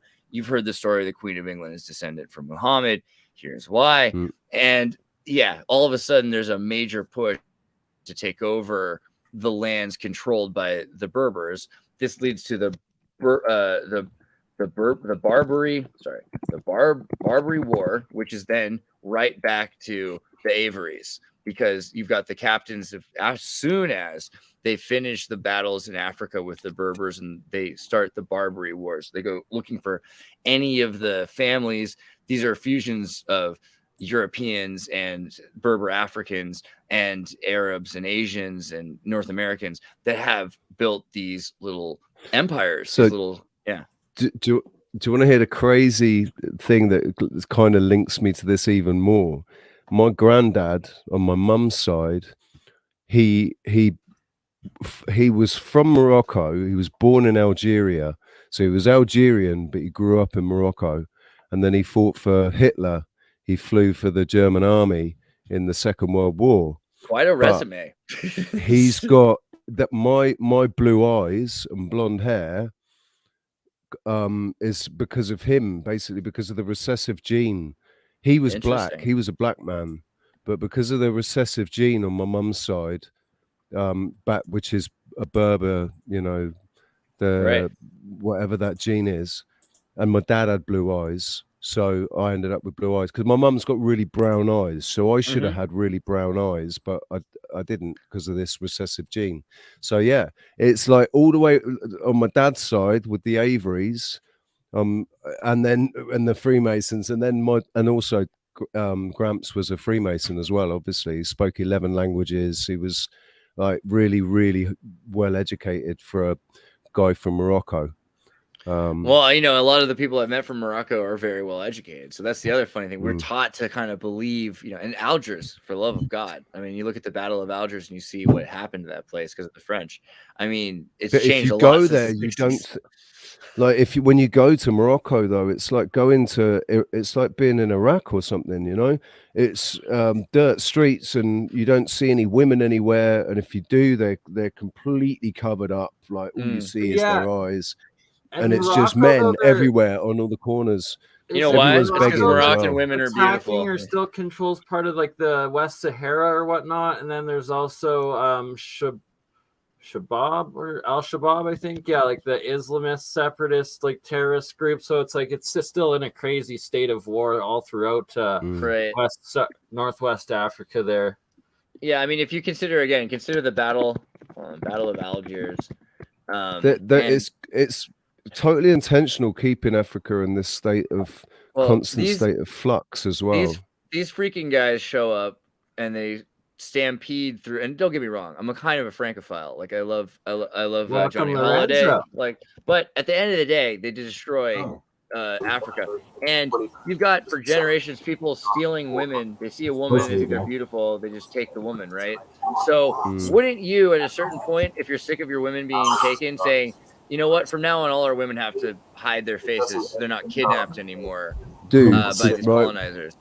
When I was in Morocco, I remember just thinking to myself, there's no women because they've locked them up. Especially if basically the only women that you saw were really old or really ugly. Unfortunately, it was just either really ugly or really old women. Hey, the new now, dude. I think you have to turn off the YouTube volume, though. Loren. Oh, you might need echo cancellation. Cancellation, brother. Yeah. Me? Yeah. He's got earphones on. Oh no, your microphone. You might have left the YouTube volume on if you're watching on YouTube beforehand. Did you close? No, I turned it off. Oh no, it sounds better now, actually. All right. Yeah, I turned it off. Hey, everyone. You were speaking from all over the world, so I figured I'd jump in from Japan and say hello. 100%, you're in Japan. That's where you are, bro. That's amazing. Konnichiwa. Konnichiwa. Yeah, we're everywhere. Nice to see everyone. So what's that? Canada. So what's going on in Japan? So did Santa Claus show up this morning? No, it's nighttime. Usual stuff. It's Christmas Eve. Right, you're further than Good point. It's closer to. They chicken one day. I made a meme about Japanese Santa Claus. I'm gonna pull up. What's the time? Is it Christmas Day where you are, Lorenzo, or is it Christmas Eve? Yeah, it's the 25th. Is it Christmas Day or Christmas Eve? It's like 6 p.m. to 25th here right now. Oh, so it is. You guys are okay. It's Santa Claus prayed and prayed. Christmas dinner-ish time right now there. Santa Claus prayed and prayed. Santa would meditate every day until he achieved immortality. Yeah, supposedly there's a city here in Japan that they say Jesus visited in from 13 to 30 years old, something like that. I've heard those tales. I'm throughout all of Asia. So the Kakuri Krishitans, like, they keep me up at night. I can't help but worry about it. The idea that they were still in 2008 doing mumbled Portuguese prayers while performing the Eucharist with sake and rice bowls, it's pretty interesting. And there's the mound, right? Sake. Everyone says it wrong. Sake. Yeah. Sorry, but yeah, the hidden Christians were living in caves too. So there's hold on, let me see if I can fix that. Yeah, there's a lot of them around right now. They just wear nice suits and send their kids to school. But I mean, that's like where's German underground? There's the mound of Jesus and his brother in Japan. So the idea that Jesus went from Spain to Japan, I like it. I like it a lot. And the Basque connection to Japanese with their same grammar. Yeah. Maybe my speakers are on. I'm trying to figure out how to switch to my headphones. That's good. I know how to do it in the settings, and then settings, audio. Once, yeah. At the settings at the bottom. All the sun is wrong. There is a Santa. I mean, Santa's in all of us, at least. But I like the idea of, like, you got Odin, and Odin's throwing the Saturnalia for his baby boy, and then Saturn gets out of control because he's like, "Where's my present?" And so every year Saturnalia gets more and more out of control until Odin finally dies, getting a present for Saturn, and then Saturn has to redeem himself, kills all the goats. What are they called? The Jewel Balkan. You know what I'm talking about? The Nordic goats of. Do you know that Santa Claus was associated with goats originally? Well, is that related to Krampus and the Krampus story? That's way later. Yeah, so it starts into that too. It starts out with these like super optimistic goats. What is it called? The Jewel Balkan, right? Something like that. The Jewel Balkan. Men used to stare at the Yule Balkan. Actually, that's a whole other Instagram. This is what I love about your brain, Andreas. This is what I love about your brain, mate. You've got this like encyclopedia in your brain, and you know exactly what you want to look for. It's brilliant. Thank God it's there to find. I mean, it's, now with AI too, because I was looking for a bunch of Yule Balkan pictures and I couldn't find enough, but. The idea of these goats that climb Christmas trees and eat the presents, right?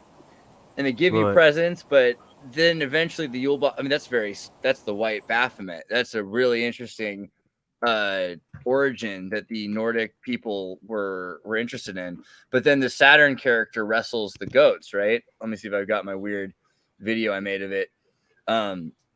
Saturn wrestles the goats and takes the goats' power from them for Christmas, and then that's when it becomes Santa Claus becomes was it how you say it? Krampus isn't really Krampus. I heard that the P's like silent or something, but so he has to stop the goats from eating the presents, eating the children, and eating the Christmas trees, and then that's when Saturn becomes Santa Claus. That's the rebirth of Saturn as this new character. See, I like what you said, right? When you said Santa's in all of us, there's a Santa in all of us, right? That I think, because if you think of Santa and they say, "Oh, Santa is Satan," right? I think that's we've all got the dark side in us. We've all got the light and the dark inside of us. We're all capable of really. Well, that's an echo. This could be a song. Somebody sample this and let's make a beat. Well, there's Saint Nick as well, right? But we get this problem called Lucifer is a mistranslation, right? Lucifer used to be Phosphore, which was Venus, and we've turned Venus. This cute Venus character was misliterated into Satan, and there are demon characters, but Satan wasn't the demon character originally, and Santa Claus wasn't the demon either. Santa Claus was more like, Saturn. Saturn was like the father. Actually, Dead Moroz, which is the blue hat like Bernie's been wearing, is the father of winter, which is the Slavic version. And the red comes from brown furs. And then they had this. People think it's Coca-Cola. Technically not. It turns out that they had brown bronze ink printing systems, and the brown turned red, and so the red color was more popular. And that's originally how the West got more obsessed with a red Santa instead of a blue Santa. But Santa Claus didn't used to be evil. No, it was before Coca-Cola, actually. I forget which is the was the night before Christmas. What is called? When all through the house, not a creature was stirring, not even a mouse. I used to love that when I was a kid. We got to sample you. You can do Nights in White Satin. Yeah. Clement Clark Moore. Where's the echo coming from? Whoa, there's an echo going on somewhere. Where's that echo? That's a crazy echo. Hello. From Japan. There's an echo in Japan. Yeah. It was the Japanese echo. Oh, where's he gone? He'll come back. He'll be back. Yeah. He's dropped off. Maybe his internet was getting bad or something. My grandfather, though, my Freemason Freemason grandfather said. Also, Mike 13th Monkey was trying to join there and couldn't get the audio to work. 13th Monkey, if you want tech support, I'm here for you. Anytime. As well. Yeah. What were you saying then, Andreas, about your grandfather? My grandfather was a 32nd degree Scotch Rite Freemason as well, and he's the one who told me that Santa Claus, the spirit of Santa was in all of us when I was like 6 years old. See, so that's it was like a Russian never lied to me, Yeah, it's a Russian saying. So what's the spirit of Santa? Well, the spirit of Christmas, of like giving, and that it's like the energy that is alive, and that is what makes it magical and special. And there's manifestation, like the Masons love to wear outfits, and they're like, hey, if you walk through this ritual and you wear this outfit, it might help you rekindle some of the energy or the significance that was going through the actual moment it happened, which is very not Taoist. You know what I mean? It's the opposite in a lot of ways. But that makes me think of Gurdjieff. Right? Have you read any Gurdjieff? I can't say his name right. I was going to say Gurdjieff, but I do love his books. I love the Enneagram. So the fourth way, part of the fourth way is movement. There's dances that they do in the fourth way. Right? Definitely Tartarian, right? But the thing is, it's not about the dance. It's like, I forget who it was I was listening to, and he said, yeah, if 20 years down the road you're still doing the dances and it's all still about the dances, then you've lost the point. But it's about the movement. It's about locking the movement to something, like you say, like it rekindles energy or something, or creates energy by doing that, by going through these motions in a ceremonial way. Is the audio better? Yeah, no, I seem to have I got the speaker going, but the audio seems to be on back speaker. Not sure why. You might want to turn down your audio. It's really loud. A bit too, yeah. Very loud. It's really loud now. Sorry about that. Audio, no, there that's should also be automatic adjust mic volume option that could also help. That's the only thing about StreamYard is you've got no monitor. You can't hear what you sound like. You can only hear what everybody else sounds like. So you can't monitor it at all. How's that? Is it better? I got it down. Yeah, turn your gain. No, that's turn good. Turn your gain on your mic all the way down and see if it gets to 50 on your audio settings. If that makes it better. All right, I got it down to 50. How's that, guys? Yeah, that's good, man. Oh, good. Cool. Nice to be here. Hello, everyone. Hell yeah! Good so to see you're in Japan. Why are you in Japan? What are you doing? Hey, and then Mike's gonna make it. Good job, Mike. Well, my wife's Japanese. That's a good reason to start. Oh, that's cool. An amazing reason. Yeah. Mike, is your audio? Do you need some help with your audio, Mike? Does your Mike need some help, Mike? I can't help that. Me? Yeah, exactly right, Mike. OBS keeps OBS or coming back in with OBS, so it should be. OBS keeps crashing my iMac. My iMac keeps crashing out on it, so I can't use it at the moment. Otherwise, I'd be using OBS. Do you have an M1 or what kind of iMac do you have? I don't know. 2017 i5. Okay, you should be fine. Oh, Merry Christmas, JC. It keeps crashing. It keeps like completely. It switches the computer off. Comes up with that.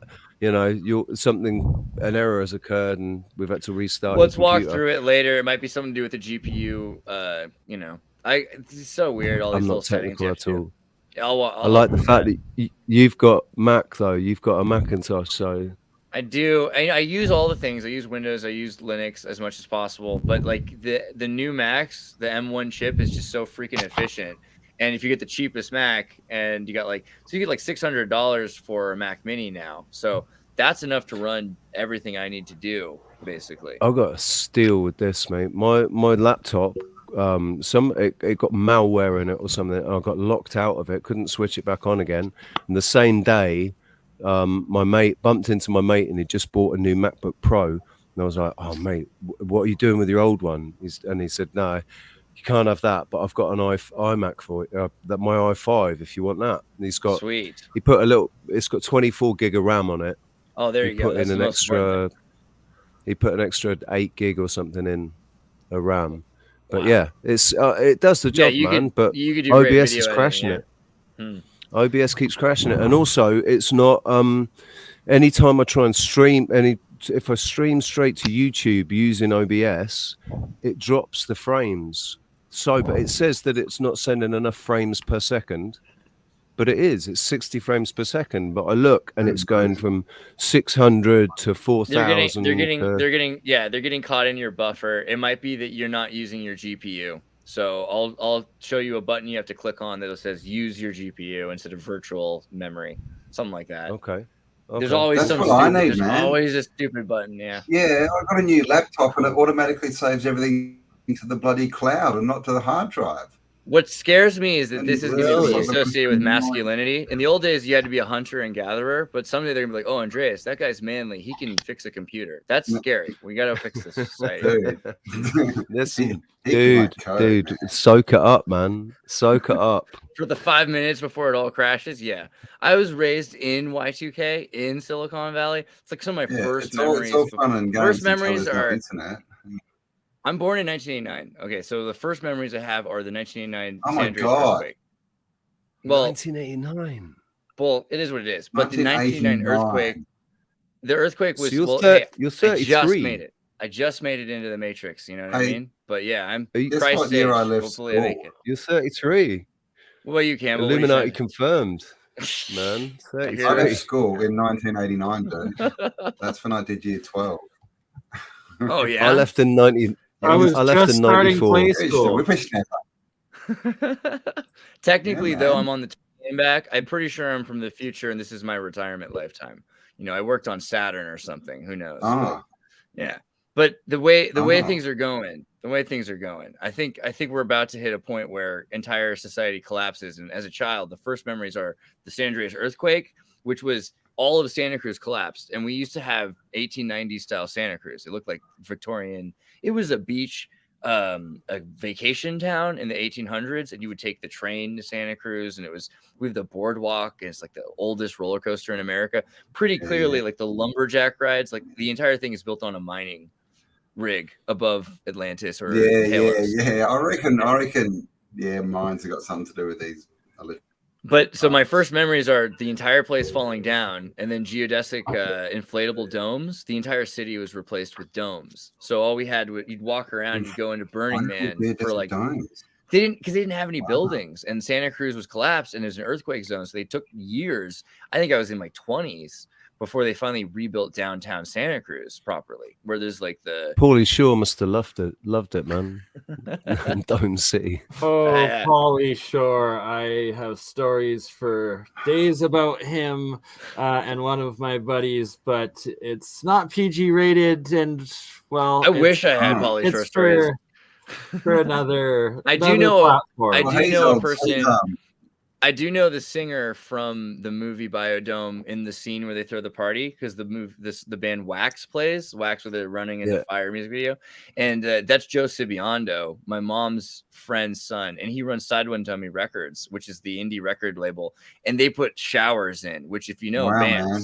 They love showers, so that was the smartest move for a record label. That's like 3 degrees of separation, man. That's pretty cool. That's the most Kevin Bacon you can get to the Paulie Shore himself. I know, right? But wait. So there was the earthquake. I'm sorry, because my rants always go so bad. I'm sorry. There was the earthquake and then Y2K. So I grew up in earthquakes, and then Y2K happened. I'm like, what's Y2K? They're like, the entire world's gonna end. All our fault, because we built technology to save memory space, and we're all gonna die because of it. I'm like, well, how bad could it be? But like, my grandfather worked at Lockheed. They're like, pretty bad. It could be pretty bad. So I don't know, but I always just assumed the entire thing was going to end with us making. I was selling disaster recovery and business continuity planning for Y2K. So that's good. So you were living well that year. See, there's for a short time, but then. The company went as soon as it floated on the stock market and Y2K happened and didn't happen, then they went bust. Well, that's a great business plan, but it's pretty short-lived, isn't it? Well, you just gotta, you know what? The guys who run that, they just rebrand for the next disaster. Then it was 2001. Remember 2001? There was terrorist preparation, so it's not like they run out of things to worry about. 2012 was the next one. That's why to get out of that game, man. That's why I had to get out of that game. That's not for me. John, I'm sorry if I offended you. Earlier, who asked this question? Someone asked. Trid asked, "Why is it called Silicon Valley? They're rubber puppets." Try D. Try D's in there, is he? Well, big up, mate.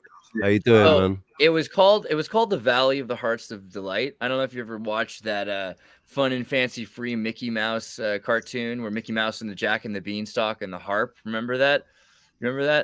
They call it the Valley of Very Happy because everyone was very happy. And then there's the harp and there's the giant. You know what I'm talking about? That story? A little bit. That's what. No, but I love that accent. That's Ludwig von Drake, and it's a poor Ludwig von Drake. Mickey Mouse is a ho ho ho ho. I think you're gonna have to do that again. Exactly, much more. Yeah. You're gonna have to. Yeah, where did I bet you do a good Klaus Schwab. Yeah. Come on, Minnie. I bet you do a good Klaus Schwab, man.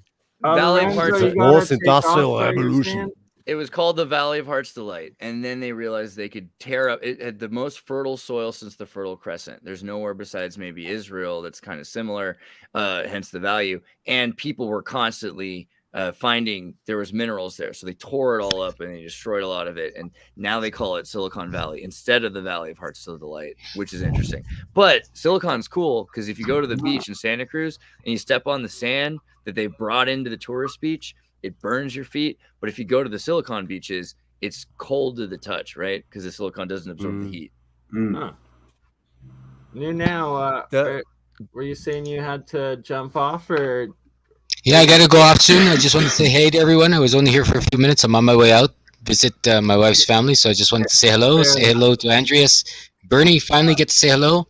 100%. And yes, we will get something done in the cup. I'm sorry for ranting your entire time. Oh, good. I've been watching for a little while. Magic Treehouse guy, I like your stuff as well. I wanted to say I've been watching you for a while, so I just want to say hello as well. Thank you, man. Thank you. Maybe. Thank you very much. Yeah. Maybe we'll all get a chance to chat some point in the new year, and I want to invite you all on and have a good chat on consciousness. Yeah. And while you're in Japan, if you can ever get some on the ground video or footage of any of those giant star temples or like the Emperor's Palace or Royal Palace or those sort of areas.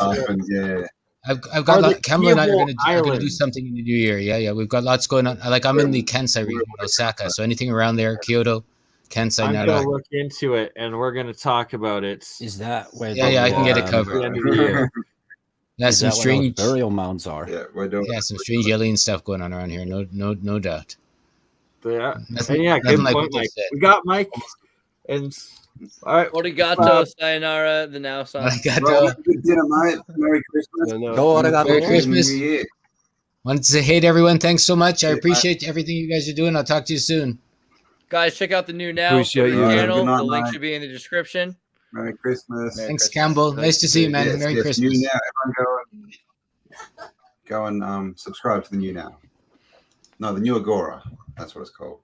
The New Agora. See you, mate. You tricked us with your description. 13th Monkey, how you doing? Nice. He did. Is it working? The New Agora. I just heard 13th Monkey. Mike, is it you? We got Yeah, Mike. working? We do. Oh my God! If you turn up your mic, it's gonna make me so happy. I don't know. I Is can't it hear. I can.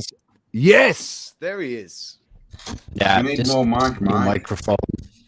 Yeah, all of this new microphone stuff is really like taking a bit of getting used to. You sound sexy. It's like Howard Stern's mic right now. You're doing great things. I am really impressed. This is it. Oh, did you say Howard Stern was sexy? Because No. His microphone. His microphone. He uses a Shure SM7B, and it's a good. Oh. No. Howard I've got a Stern's microphone is sexy. With the They're cloud nice. lifter. Sure, they're nice. I like those. Actually, I'm sorry to tangent, but what kind of microphone do you use, Avery? I've been dying to know the whole time. Audio backs. Oh yeah. Yeah, Is it a it car? was like, Or how many cars? it was like $37 or something. Really? You know, it was it was a That looks very cheap USB mic. Looks really Nothing- fancy. Nothing will. Looks all right. Nothing will replace actual talent of using a microphone. I had like an expensive microphone. I suck at using it. It's not going to sound nearly as good. Avery's, you're actually using it right. I know. I've got an expensive one too. I've got the same as yours, Andreas, and I'm the same.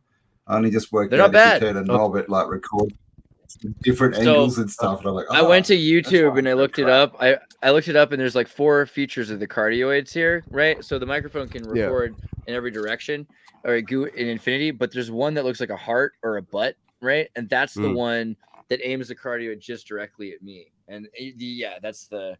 So if you're at home and you have a microphone, YouTube how to use it. I got a Sennheiser as well, but it's a cheaper Sennheiser, so it's not the cone isn't so good on it. It's sort of directional. It's got it works for singing, and it plugs into the desk as well. I can't plug this into the desk. So, but yeah, this is cheap, man. I'm really impressed with it. Really impressed for the price that was paid. It is, yeah. Yeah, I paid a lot more. You sound pretty good there with the cheap microphone. Well, I bet you what we need to do, Mike, is we got to turn your gain. We got to turn your gain down, and then we got to turn off automatically adjust volume and bring that to 50. Usually, I don't know what you've probably done all that, but That's what I've done. Right, just take all the echo cancel with earphones on and echo cancellation off. It says automatically adjust. Yeah, turn off automatically adjust. Turn that off. Automatically adjust. Okay. Up the mic. Never automatically drive your car, you know. So yeah, and then 50% Okay, the so audio. how's that? Do I sound better? All right. Campbell, you should turn yourself all the way up. I think you're a little bit low, or have been. This is better. Or no? That's My pretty good. Maybe volume bring it to or- 6. Maybe bring it to 60. I don't know. Or you guys decide. I think 50 is probably fine. Hey, I can you turn my tell me. volume Just up. keep Is that waffling better? about all of this stuff. That's a bit better. Merry Campbell. Christmas to all you, by the way. Oh, this is Merry Christmas. Right? Feliz Navidad. this is the biggest. This is the biggest Christmas ever. This is so wonderful. I'm so glad we're all here. This is beautiful. And I have a Absolutely. sad Or announcement. happy. Paul Cook was going to come on about this time, but he's ill. He's sick. He's in bed. Oh, Not feeling well. let's wish Paul well. We do have another. Get well soon, Paul. We do have another Sending guest coming Paul. on. with a bit of a I'm secret urging guest, so Stellium. Did he Stellium. have too many beers? The Mike Tinuum might expand. I don't want to Probably. give too much of a spoiler, but there's some exciting stuff. So 13th Monkey, do you want There to? might be another mic coming on. Yeah. Do you want to tell us? Do you want to tell us a bit about some of the stuff you've been, you've been digging and you've been processing gigabytes and gigabytes of Yes, years and years of data? Of That's a lot of Starfort, so Starforts. feel free to share and show us Hey images Mike, to what's that. a Starfort? Do you have Starfort. Twitter? So I want to post on your Twitter. Hey Mike, what's a Starfort? Do you have a Twitter so I can do that? Don't have a Twitter. All I have right. a Facebook that I don't use. I don't use it. I don't do social media All right, very well, at all. This should be this moment. This segment is called "Hey Mike, what's a Starfort?" Go for it. Show us pictures. Absolutely. Or just we can close our eyes and you can just tell us. Everybody together. Work. Hey, Mike. What's a star for? Hey, Mike. What's a star for? Campbell, we're gonna sample that and make that into a little jingle. I think that was good. There. Oh, I can hear the disco version in my head now. Right there. What? It's a star. What? That'd be a star. Wait, what the heck? Where is this one? That's cool. In the Netherlands. Dude, the Dutch do Starforge right. I want to see that on a volume feel low. No, you sound good. Or no, maybe a little bit, but you sound better. I turned my headphones. I turned my headphones all the way up, and so I don't know if that changes everything. Oh wow! Where is that? Is that Netherlands? Is that where do they? Is that near? What part of the? What part is that? What do they like there? Do they speak Friesland? They speak cheeses. Cheeses. What's cheeses? We speak like cheese. Like cheese. Nah, it's Dutch. So Gouda or Hvarte. Nice man made canals too. Beemster. You want Beemster cheese? It's the best. Really, Gouda is not all that much as they hype it up to be. Beemster cheese is much better. Comes from close to Amsterdam, right there. But happy cows come from California. Do they? Just on the signs. I don't know. I wouldn't be happy if I was a Dutch cow. I've never seen a California cow jumping out of a window. How old is this seawall along here, the coastline? Is that new or is that admitted to be ancient? Because no, new-ish. That is newish. That's what I thought. Dunes and dikes. Yeah. I'm not sure if I can say that word, but it is the word. Yeah. No. He's talking about dikes, not like bad. Like no, dike. Like this. You just can't talk about putting your finger in this wall. No, that's the little boy who put his finger in the dike. It's a geological term and saved Holland. Dike is a geological term. Geographic term. The dike, and each little dikes and canals spike out off of it. Are there natural dikes? Are there dikes that just in nature happen? Do dikes happen in nature on their own? In some areas of different types of erosion, but not too often.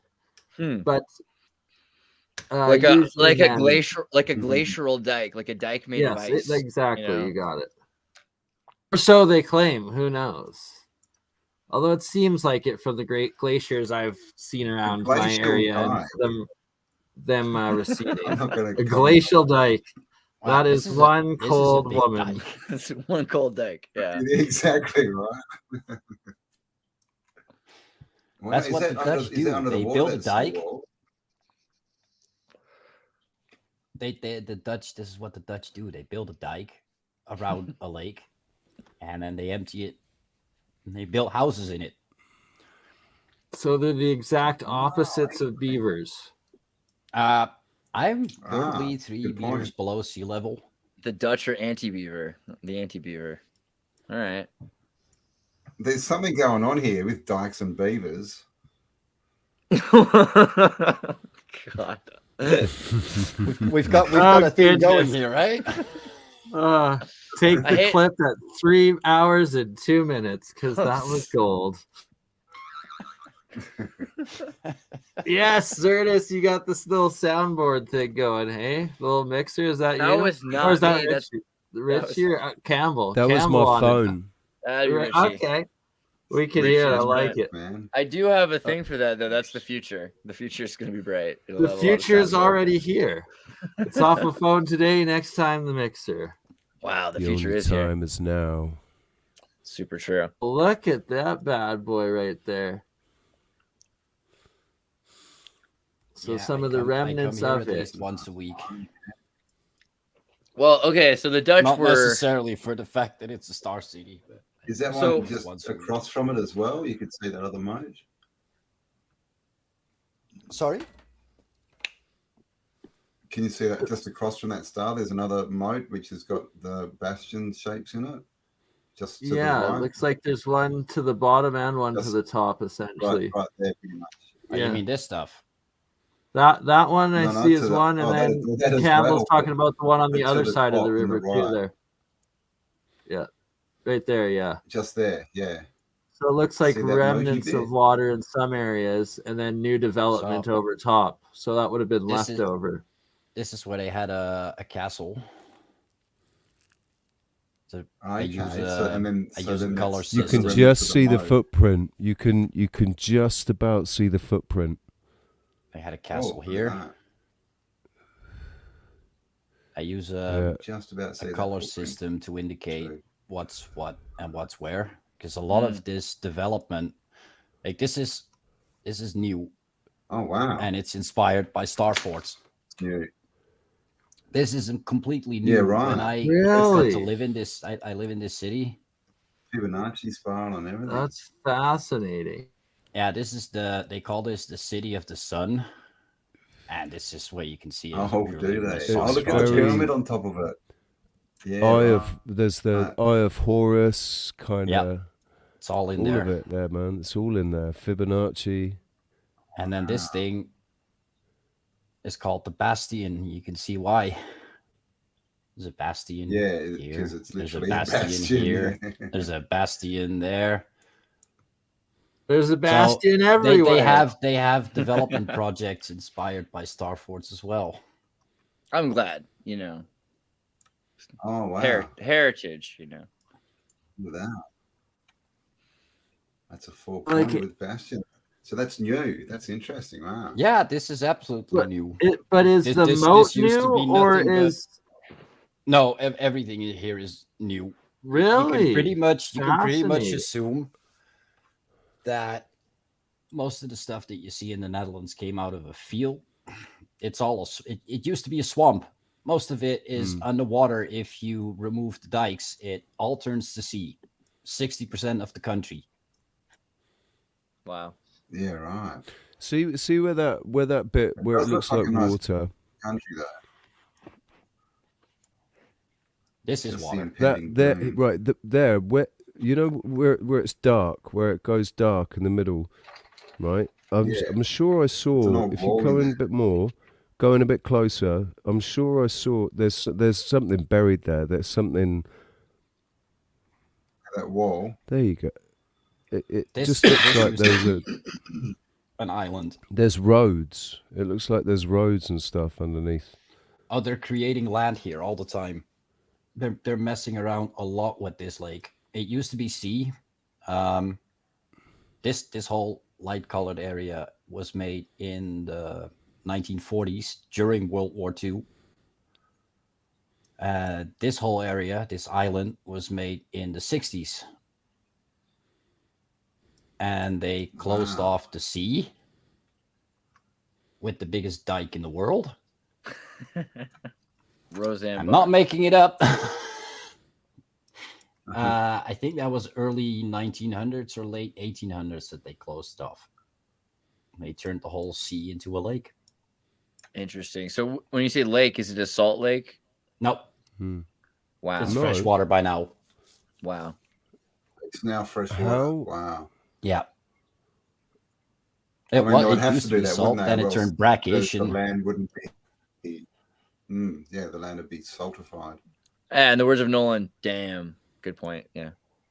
And it's the same here. The lighter colored areas are well underwater. This used to be an island. You could see the outline of it. We need to get someone to help us draw. That was above water at some point. Yeah, I want to see what you think. What did it used to look like originally? Yeah, there's old star fort maps and city maps onto it, right? In my sharing screen or Google Earth. Paging Victor Boog. I think we see Google Earth. Yeah, we see your Google Earth. You're sharing. Yeah, I'm not sure if I'm sharing. Yeah, I'm sharing screen. There we go. Look at that. Is that Windows 10? Does it look that nice now? Huh. Yeah, I got modified. Looks great. Well, yeah, I'm still getting used to the whole thing. I've got a whole new setup since like 2 months or so. This is great. What kind of video card do you have? AMD stuff? NVIDIA? AMD. Yeah, it's all AMD. Nice. I don't know, 578 gigabytes. Something MSI. I could look up the specs if you really want to be like. We could do that later. That could be a specific. We can do that and talk about cars another time. But you know, I'm excited for you. I'm glad you have a good computer. You don't want to get me into cars.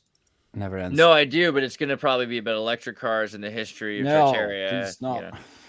Stay away from electric cars. There's a scam.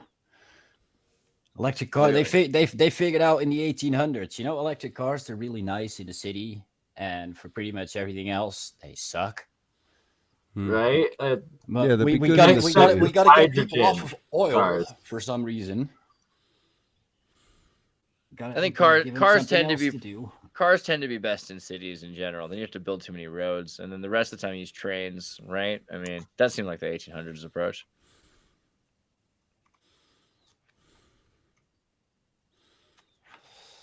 How do you feel about this idea of not having a car, man? Having that taken away, having that freedom, that independence taken away by the state, not being allowed to drive.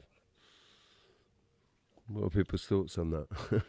I think it's happened to people really fast that they took away manual transmissions, so you have automatics, and then that was the first one. And now your car can stop itself for you. And pretty soon people are going to be driving their car less and less so that they don't. And the other thing is the insurance, right? If the self-driving car is driving, that means the car company's driving. So they're paying for the insurance if there's an accident.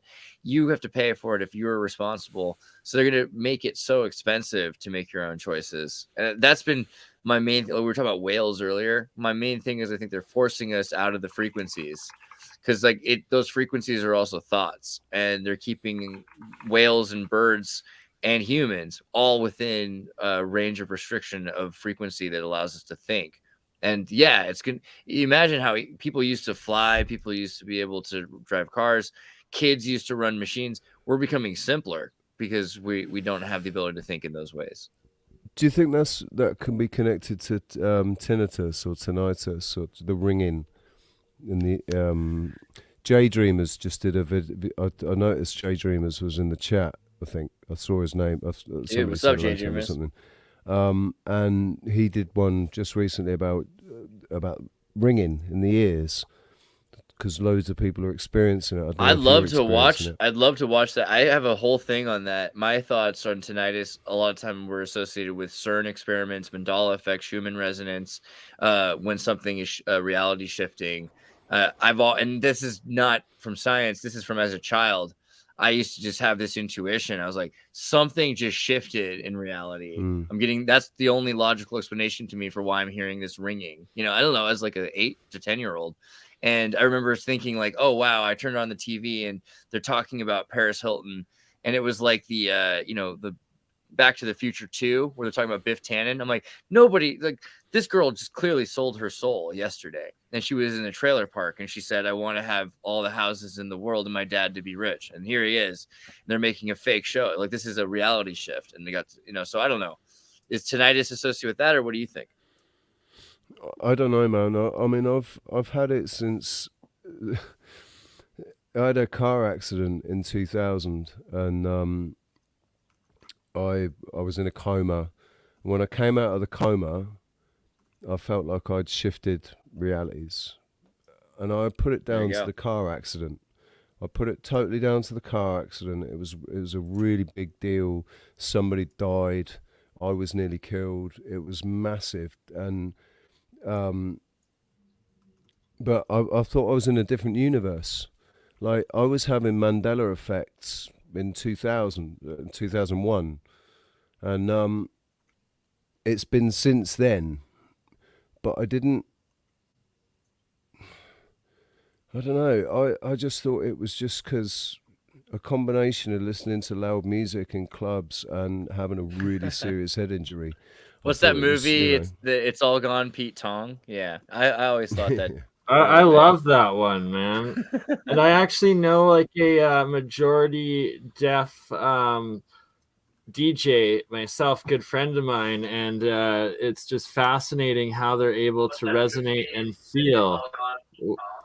Oh, ladies and Stellium. gentlemen, You got a Mad Echo, Stellium. Wait. Hey, yeah, Sorry. mute yourself for a second. Put on your brother. headphones. Still, That's thank better. God. Tokayo. We got Mike squared. It is truly a Christmas present. Mike. I was pretty excited, and I was trying really hard not. I was trying hard not to say There Tokayo you go. because it's not my word. You know, it's your word. It's their word. So they get to say Tokayo, but we don't. It's the M's word. Go to your settings. I'm on my phone. I can't see shit even with my glasses here. Oh, I see. Yeah, there's a little sidebar I'm trying to get rid of, and it's making everything really small. But anyway, I guess I don't have to see it. Oh, but you figure do it have out your as phone I go. sideways.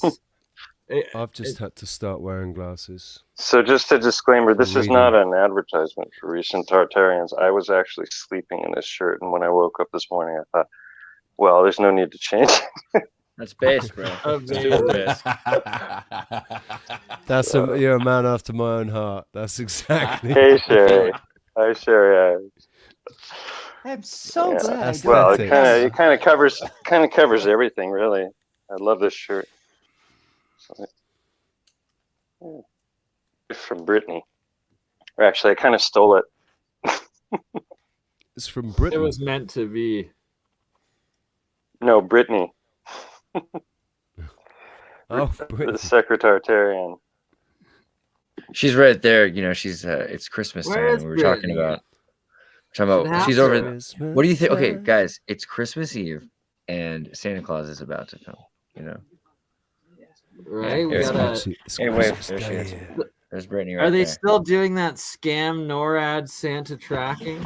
Yeah, there is. If you guys want, we could pull it up. We could also look at Star Forts. It's probably more interesting. But yeah, NORAD is constantly telling us where Santa Claus is. It's also interesting that right before Santa Claus this year, there was this huge storm, right above everything, which is in that area.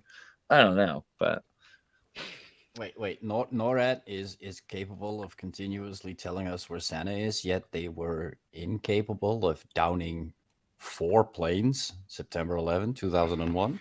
I would argue they did down 4 planes. Am I right, fam? Merry Christmas.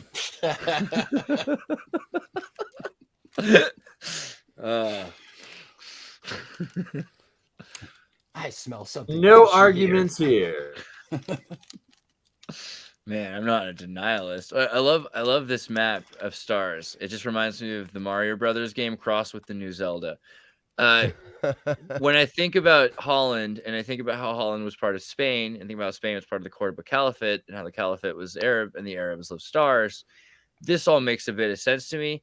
Do you think that way? Like, what do you think? It makes no sense to me at all. Okay, so yeah, like when you think of this, what's so startling? How is Netherlands part of Spain with France in between? Well, France was part of Spain, right? The Spanish took their boats from Bilbao and they sailed all the way to the Netherlands, and then we're like, hey man, it's now ours. No, also the river boats too. So you got all these river paths and you got all these cities along the way. Star Forts. Pull out again. Show us your map of Star Forts. There's no rivers from Spain to Netherlands. There are rivers the Slovenians ever. I'm pointing at my screen right here, which is hilarious. There are Slovenian rivers. There are Swiss rivers. France definitely has river systems and cities that were broken off during the, supposedly during the last 600 years. There are ways to get through directly. And especially if you have city by city, you can stop, right? You got each one of these is dammed up. Yeah, but you have to cross the Pyrenees. No, you don't. I mean, that's the thing. Song of Roland. You don't cross the Pyrenees. You let the people at the Pyrenees exist, which is why they still speak Basque. You avoid the mountains entirely, right? You go through San Sebastian, which is down south there. You go from Aragon into San Sebastian. And otherwise, you get to go around it, which is why Aragon becomes so powerful, which is the end of the destruction of the Cordoba Caliphate. And also, the Cordoba Caliphate could have been coming through the... It could have been coming through the Austrians, right? Because you got Vienna, and Vienna is the Janissaries. Did you say Aragon? Aragon, right there is northeast Spain. Who's one of the heroes of Lord of the Rings is Aragorn. Right, that's true. Yeah. Somebody's got an echo. Is it me? Don't hear an echo. Oh, it's gone. I don't hear echoes. Hello? Yeah, maybe I'm just I crazy. temporarily heard one for half a sec, but Yeah, it's gone. Oh. Well, okay, so you're saying it's weird, but pull out a bit to the map for a second. But I say the whole history is weird. But I'm not a historian. I'm just a dude that knows how to work Google Earth particularly well. How far east do these? I haven't studied. Go? I'm a former trucker with no qualifications other than that. Really, I just do maps pretty well. IMDb I just have my thoughts about the whole place. Don't listen to him. I changed his IMDb to say professional voice actor. So that's the new mic. This is all. We are just part of the simulation and playing a video game. What is it? Our role playing game. Well, okay, go look RPG. at. Can you look at Istanbul for a second? We're literally in World of Warcraft. We want World of Peacecraft, though. Hopefully that will come. That's my New Year's or Christmas wish. Just right there. Yeah, look at that. World of Peacecraft. I like that. It's almost as good as Glacial Dikes. So, but on the cold. Pop a cold one. All right, but what about the star fort north of Istanbul right there? I just saw, and it's a little above that. I don't know. You had a thing you were pointing out. Hey, there you go. That's something nice. What, that or what? There's a couple there. There's up there. Those things. What are those stars up there? That stuff. Which ones? That one. That one. That one. Anything you want. That's green one. There we go. That's great. And then especially the ones in the middle, like the ones that you have to go through Istanbul to get to the Black Sea. As a sort of a by the way, it's not all star forts. It's castles, it's batteries, it's anything towers tying to fortifications. Have you found much in Australia, Mike?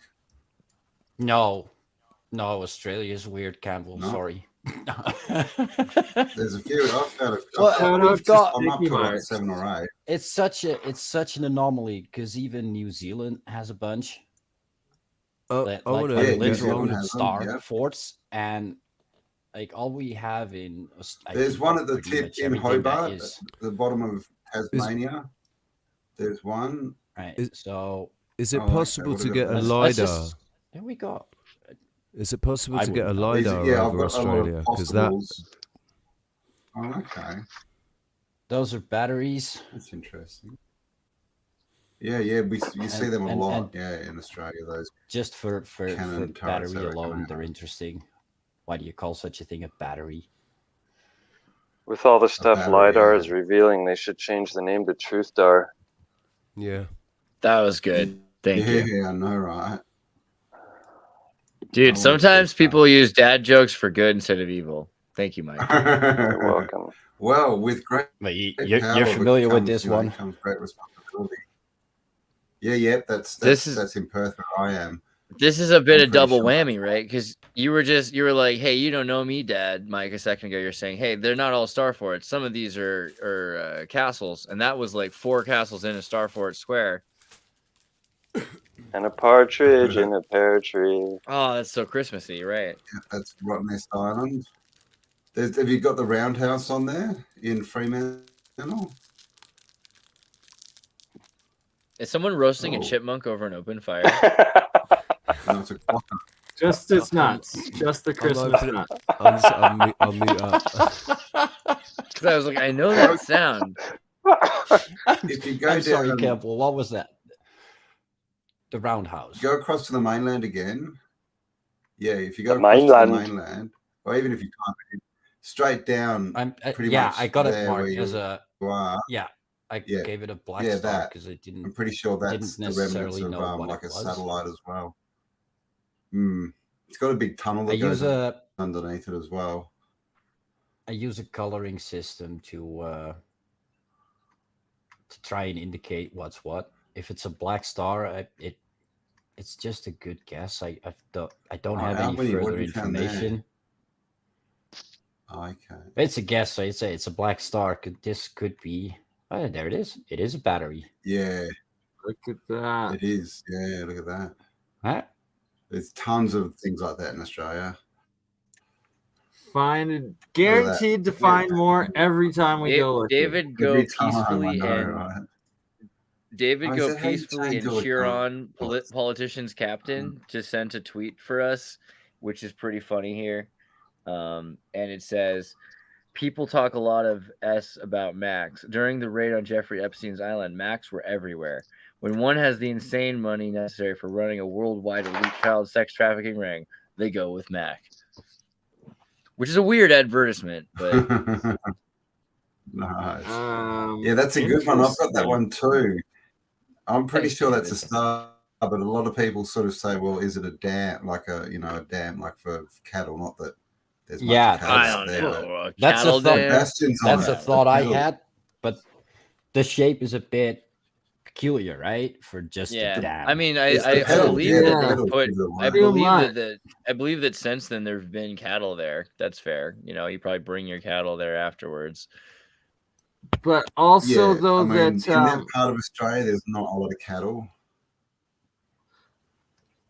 Even if it'd be more fascinating if that was natural, because then it would be like, does water make that specific geometry itself somehow, that fractal, and then they're harnessing or using that same geometry fractal to harness the power out of it some way. Getting back to like the Dr. Emoto kind but of stuff. Looks pretty darn identical to a star battery. It's pretty hard to believe that it's not. A very Merry Christmas and a Happy New Year. Let's hope it's a good one without any fear. Yeah, have a look at thank you, Sticky Marks. Look at Adelaide City, man. I love you, Sticky Marks. It's fully just like an old. You can see almost the wall there. It's not there anymore, but right. And Adelaide's also called the city of churches. It's full of cathedrals. Nunez Flower, I don't have my Moog here. I have it at the cabin, which tomorrow probably I will probably be able to show you. This is Australia we're looking at right now. Yeah. Merry Christmas to everyone. 468 of you watching across, lots of channels and platforms. Across the world. YouTube's, a Twitch, a Twitter, 2 Facebooks across the world. Theoretically, we could all jump right now and test the flat earth theory. Like, if we guys all just want to go outside instead and just see if we're able to, or something. Yeah. There's some, right? We could be looking. Shows that it's flat. Where's Stoops? We should have more people in the southern hemisphere watching. So yeah, if we all jump, all you guys in the north you should get knocked off your chairs, right? Is that what happens? I can currently for the last couple of days I've been able to see La Palma for the last couple of days, and it's 125 kilometers away, and it's only 2,500 meters high. So it shouldn't be visible, but I can see it. So that's my flat Earth. Nice. I like the electric universe thing. So earlier, Gaz was here. I wish we could have gone a little bit deeper into the. Martin, I'm sorry, you got to change it, or you're gonna get us kicked off of Facebook and Twitter, which we're also live on. What's happening? Whoa! Oh, is Martin here? Oh, we've got a special guest. Oh my God, we're getting. Are you kidding me? Martin made it. Merry Christmas! Oh, this is the best Christmas ever. Christmas present ever. Martin. Now, man, look Merry at the Christmas, gang. Martin. Yes, Merry Christmas. Peace and love to you all. My heart just increased like 4 degrees just now. I'm so warm. Thank you guys for being here together. And Martin, this is just amazing. Gosh, yeah, I'm so sorry I was late. I had like a show last night, and I just like literally was in a coma. I'm just so stoned. Hey man, you got a family too. I'm impressed you made it. That's awesome. Merry Christmas. I'm glad you're here. Right. Merry Christmas. The link came in late anyways, didn't it? So I thought it was like at 6 o'clock this morning. Yeah, so. the irony was Bernie like set it all up and got us all ready. Well, so we showed up. Campbell did more on this one. I have to say. Oh, okay. Campbell said it. But he stole the idea of the 20-hour podcast idea for me. Campbell said it up, because we partnered in it from the beginning. That makes more sense because that's a lie. We're co-creative. Different. I feel like Campbell and I were here to start, and I'm glad you showed up at all. Yeah, exactly. Exactly. Yeah, right. Well, when it's supposed to be 8 to 12 hours long, I figured we got plenty of time. And Martin, you're not late. Like all wizards that are here, wizard arrives right when they intend. Yeah. Indeed. Happy day. Man, no, so it's good, man. It's good. Last time we talked, Martin, we looked at a bit about what's been Wales. going off in your world? Yeah. What have you been looking into, Martin? Fair few star forts in Wales. I visited my first star fort this year in the north of England, the Sconce, and definitely felt a weird vibration. The Sconce, yeah, it was part of the English Civil War, apparently. But the vibe was weird when you were walking around there. I literally felt tingly on my fingertip. I feel like, wow, there was stuff in the air, honestly. And my friend was with me. I felt exactly the same. She said, "Can you feel that?" It's like, yeah, it's this thing. So there's something going on with them electrically. Mm. And that was hundreds of years ago. And it was covered with grass. So wherever it was under there. Yeah. 100%. That was to do with frequency and all the water, the water as well. Every single one of them connected to water. Mm. They go deep as well, really deep. Where are we looking at there, Campbell? This is 13th Monkey's got this, from right? 13th Monkey's doing this. Yeah. And I think we're in Sydney. This looks like Sydney near the rocks, is it, Mike? Sydney Harbour? Yeah, this is all the batteries in Sydney. You know them rocks. And there's lots of island ones in Sydney as well. There's a guy called Com Gidley. He's like the Star Fort guy. Do you know him, Campbell? Com? Com's amazing. Com Gidney. Yeah. Amazing. Yeah.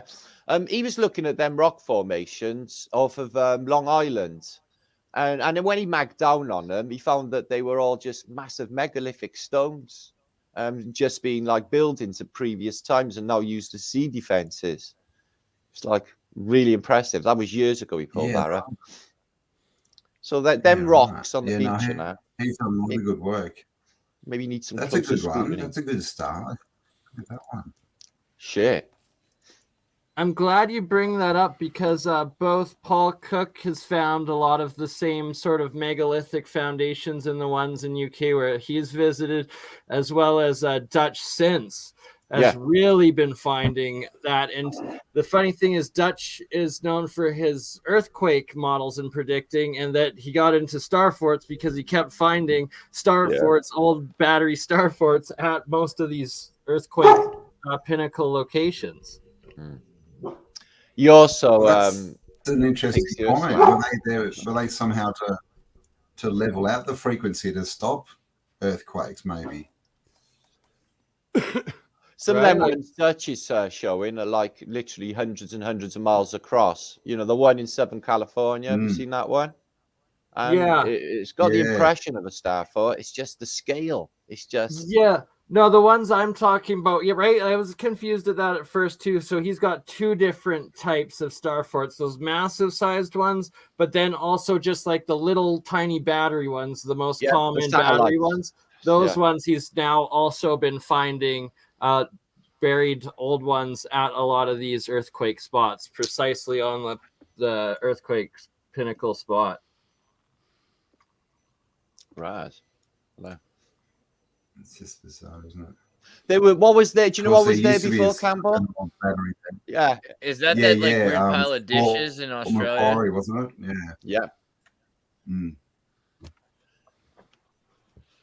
Something more going on with its transport system. Apparently. Dude, note to self. And is Bernie here? Is Bernie here still? Yes, I am. Bernie, remind me later. We need to get Scott Onstott from Secrets in Plain Sight. You know what I'm talking about?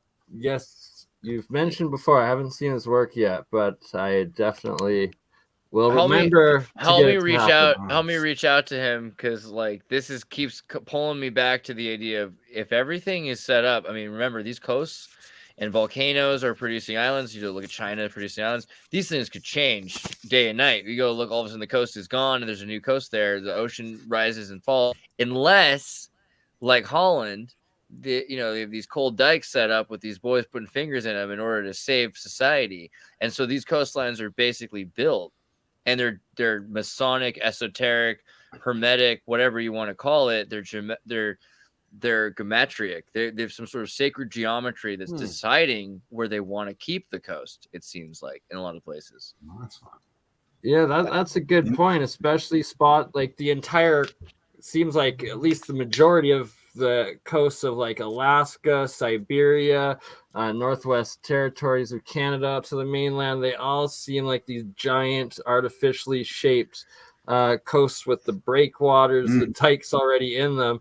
And then also along the east side of North America, the U.S. And then I've seen a couple videos showing people going down to these what look like artificial barriers and coastlines, and that it was broken up megalithic carving stones of like castle rock and like what looked like Slavic or Viking style figurines and faces and whatnot. It was really fascinating. I gotta find I can't wait until we have better LiDAR scans for the public release. Is it Bernie? Yeah, I think New York or New Jersey coastline, somewhere around there. That. We need submarine LiDAR. I hear a church bell. That's amazing. Oh, wow. Submarine LiDARs. Who's doing this? I'm gonna feel this moment. Campbell, why so many star forts in Australia? Like they're meant to be defensive positions. Defend against who exactly? They never put them in World War II against the Japanese. Yeah, well, exactly. There's one in Hobart. There's one in Hobart at the bottom of Tasmania. Exactly right. Exactly. So it's like the Polynesians coming down. It was from World War II. Yeah. Okay. I need Martin to weigh in on this. Someone's going to sail all the way around Australia and attack us from below. It makes no fucking sense. I'm super sorry. I know we did this already, but Martin, I gotta get you to weigh in. What do you think about the giants being these and also Mike Stellium? What do you guys think?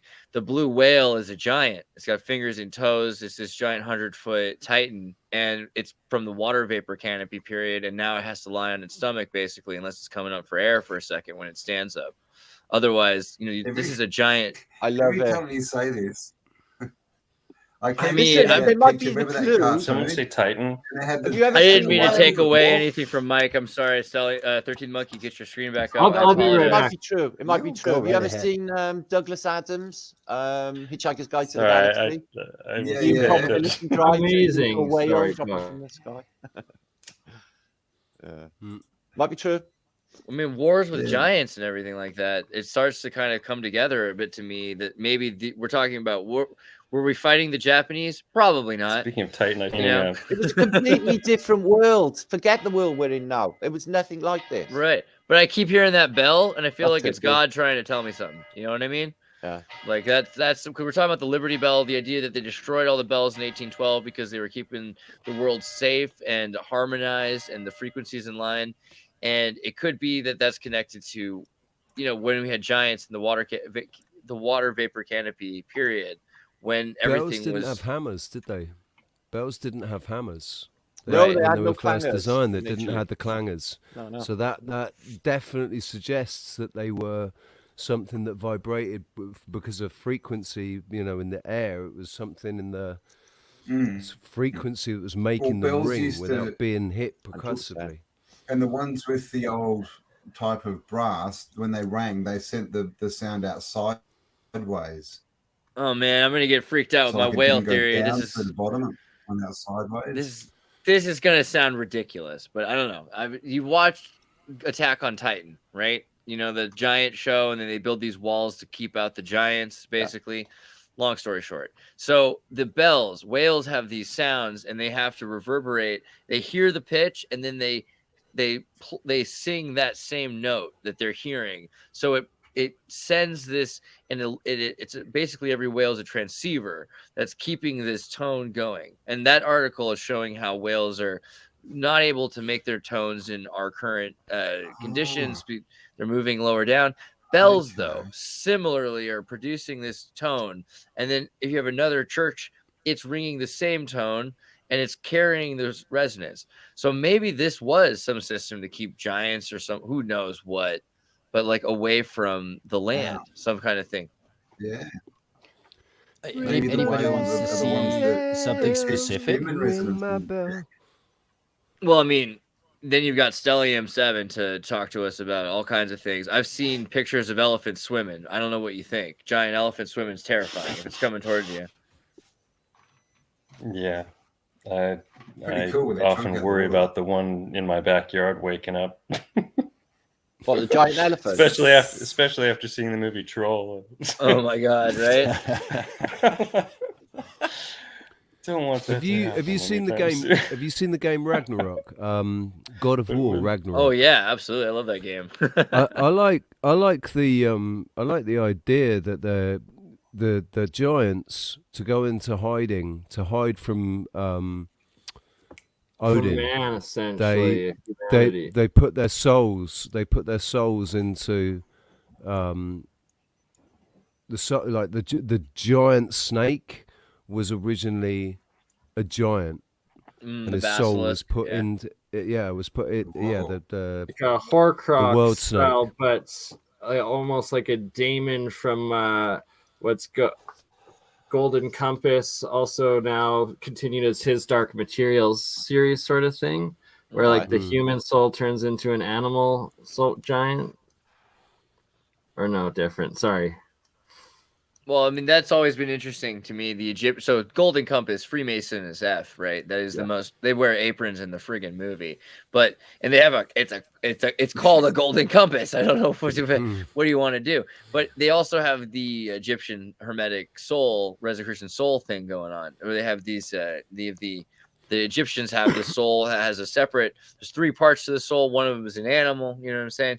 And that's so interesting because we have this idea of humanity having a third part of the brain, which is taught. And without that, we become wolf child and we lose our ability to communicate. In fact, we never develop it. So we would just become animals again, pretty much. So there's this divine spark that's this third soul that's perhaps attached to every person. Scientologists talk about thetans, right? I was about to say thelema, which was like a Freudian slip. But they do too. They think about the agape. So there's something about this idea that you're connected to another consciousness. Gut fauna, we were even saying. Spirit animals. So is that the same as like higher consciousness? Or lower your gut consciousness. I mean, think about when a guy's gut gets super big, right? So your yellow chakra, your tummy chakra gets then your idiom gets really large as well. Big bellies, yeah. I think you can be controlled by your nervous system is way more important than your brain is necessarily. Your brain's important, but there's this trifecta. It's a trinity, which is kind of what the Egyptians are talking about for your mind. Yeah, I think there are 4 brains. There's the brain in your head. There's the brain in your heart. Your stomach has a brain of its own, and then genitals. Your groin. All right, cool. I was worried. I almost missed it. I was gonna say 333, and then genitals it kicked in finally. Because men think about sex just quick enough that I was able to. But there's a 5th. The fascial system is pretty profound, also. Thank God. I thought someone was gonna talk about the fascia network. And sometimes you just need to poop, and that's speaks to you as well. That's enteric intelligence. Is Gaz back? Is Gaz back? Gaz? Hey, bro. Hey, dude. I'm stoked because we were earlier talking a bit about flat Earth. Flat Earth British just showed up. Martin's here, and so we're thinking about the electric universe. And you had mentioned the electric universe, and I love the idea of. I mean, according to all of physics, we are on a flat plane. So I wonder, what do you think about that and how it extends to this? extends to. Have I missed something, mate? Oh, sorry. Just about the electric universe. The idea of the electric universe. Do you think so? How far do you go with how flat we are? Well, mate, to be honest, I don't think like the Antarctic Treaty's there for a reason. We don't know how far it goes. Who's the treaty with? They're talking about breaking that, aren't they? Yeah. Russia's talking about dropping out of it. Yeah, they are. But within, I think when we look at it, we're in a big version. I think we're in just a big atom, a big version of ourselves. That's it. Like, I think the Egyptians were onto it, mate. Like with the double toroid and the inertia plane and things like that. Yeah, Santos Panacci goes into it a fair bit with the dielectricity, electricity, magnetism. And his presentations, I suggest if you haven't already, have a look at all his Anton, and that's a real that'll give you an idea of what wow. But really, also we got to look. You're right, 13th Monkey. Checking out the Knights of the Golden Circles Caribbean area here. This is this is the Masonic cradle of civilization. There's the Mesoamerica, the Mesopotamia, right? And we've heard from Old World Florida talk about this as well. This idea that in this zone there are tons of. I mean, this is where they wanted to build their new capital. Well, they were saying, this is why the JFK papers are so important this last week because of the Bay of Pigs and how Cuba was supposed to be the new Atlantis capital. Yeah. Well, hold on. How about just because I was ranting the doesn't mean you have to move away. Go back. Show us the Star Force. Did you see when he showed the Q, like that? There's a letter Q in the ocean, and Cuba is literally the bar on the Q, like the Q bar. Oh, Q bar. Yeah. Okay. That's pretty good. Man. I was just like, what the hell? And he might be joining us hopefully later today, tonight, tomorrow, wherever you are. It is really weird. Like I'm not a. Oh, that'd be awesome. I'm not a big I'm not like the Q guy or anything, but I did when I was at DC and I went to JFK's grave. Like it is a giant Q, and that is weird. Yeah, there's some weird stuff. I don't know a lot about it. I only heard about it, when paging Victor Boog. Q. Q goes back before October 17th. I found some old interviews I might have to put back up that I did with Victor. Geez, when my channel was like probably 4 months old or something. And so I might have to show them again. I need to get Victor back making videos. Which Victor? True. Victor Boog, man, the Boog. Oh, I thought you were saying Bout. I'm like, you got an interview with Victor Bout, the Lord of War, who was just released. No, Victor Boog, talk about the Boogeyman. The Boogeyman, yeah. Yeah, the great. That almost sounds better. Victorious the Great, Victor Boog, yeah. Victor's awesome. Martin, shout out to you, man. First time I've ever shared. Shout out Zal Moxits. I don't know exactly who's here because I can only see little tiny pictures. I'm pretty sure some of them are puppets. I couldn't see a damn thing on my phone. Even Richie above you, Martin. How you doing, Martin? Gaz. I love that. Biggest diggers. How you doing, buddy? Mike as well. I saw Jay Dreamers was in the chat, and I just wanted to send a shout out to Jay Dreamers because Jay Dreamers, man. Yeah, if it wasn't for his Petrified Titans video, I don't think I'd ever would have gotten onto the scent of Montgo. So, thanks for that, dude. It was amazing. I've been watching Jay. There might be some ladies coming by the end. Jay, I love Jay. He's amazing. He's brilliant, man. I've been watching him for about 5 years. I've known him years. Reviews. I've known him since the get-go. Martin, watch some awesome. Just want to say a quick shout out to Martin. Over the years, seen some awesome presentations of yours, mate. I love the one of the old. Remember the old knights who used to run with the big head on with each other. Yeah, man. The just running horse to horse, dead fucking set. That's the game we're taught. And then Martin produced these beautiful old images of what's really going inside. They look like they're pneumatic weapons. It was just absolutely fascinating stuff. I noticed the older stuff was cooler than the newer stuff early on. Yeah, really a flatness party right now. It's absolutely amazing. Thank you all for being here and being a part of this. Oh, thanks, Mike. Much love to you, brother. Yeah, I feel Christmas now, and I don't get that buzz. That's because you lot are here. That's really good. Do you know this is the most Christmassy I've felt in about 20 years, man. Fucking same, brother. It's weird. It's right. I stopped saying Xmas and actually has been writing Christmas all night. It's just so joyful. I don't mind the Xmas because of the I have an Exertus bias. I don't mind it, but yeah, you know what I mean. The other thing is X gets a bad rap. X-Men need Christmas too, man. I mean, we don't want Wolverine sitting around crying because he's got no presents because there's no Xmas. So, look at let's just remember that Xmas doesn't just mean Xmas. That's just a misalliteration of Greek for the Chi Rho, right? Chi Rho is like so it's not like the X doesn't mean the X still does mean Christ, and it's a that's how I. It also that's means how by I, hand, like chiropractor. That's how I reconciled it when I was younger. When I was young, I reconciled it in my mind that the X it still meant because it's like crisscross. Yeah. Christmas. I included that in my book about the Zyro, and I just said it was basically a map of Earth because you got the inertia plane in you got the inertia plane in the middle, and you got the X, which is because this place is a 10 Taurus system, and you get so many examples, especially with the X code. You have the 3 axes also. Yeah, of the 4 angels. So. Yeah, I think it's. And I was thinking about the Bach saga and the whole idea of the peephole as well. Like also an anchor. I think an anchor. Oh, the Bach saga, man. So you get that one. The Alpha and Omega, and it's got the anchor included as well. See, you turn an anchor upside down. You got the inertia plane. You got the dome. You got the whole thing all in one thing with the anchor.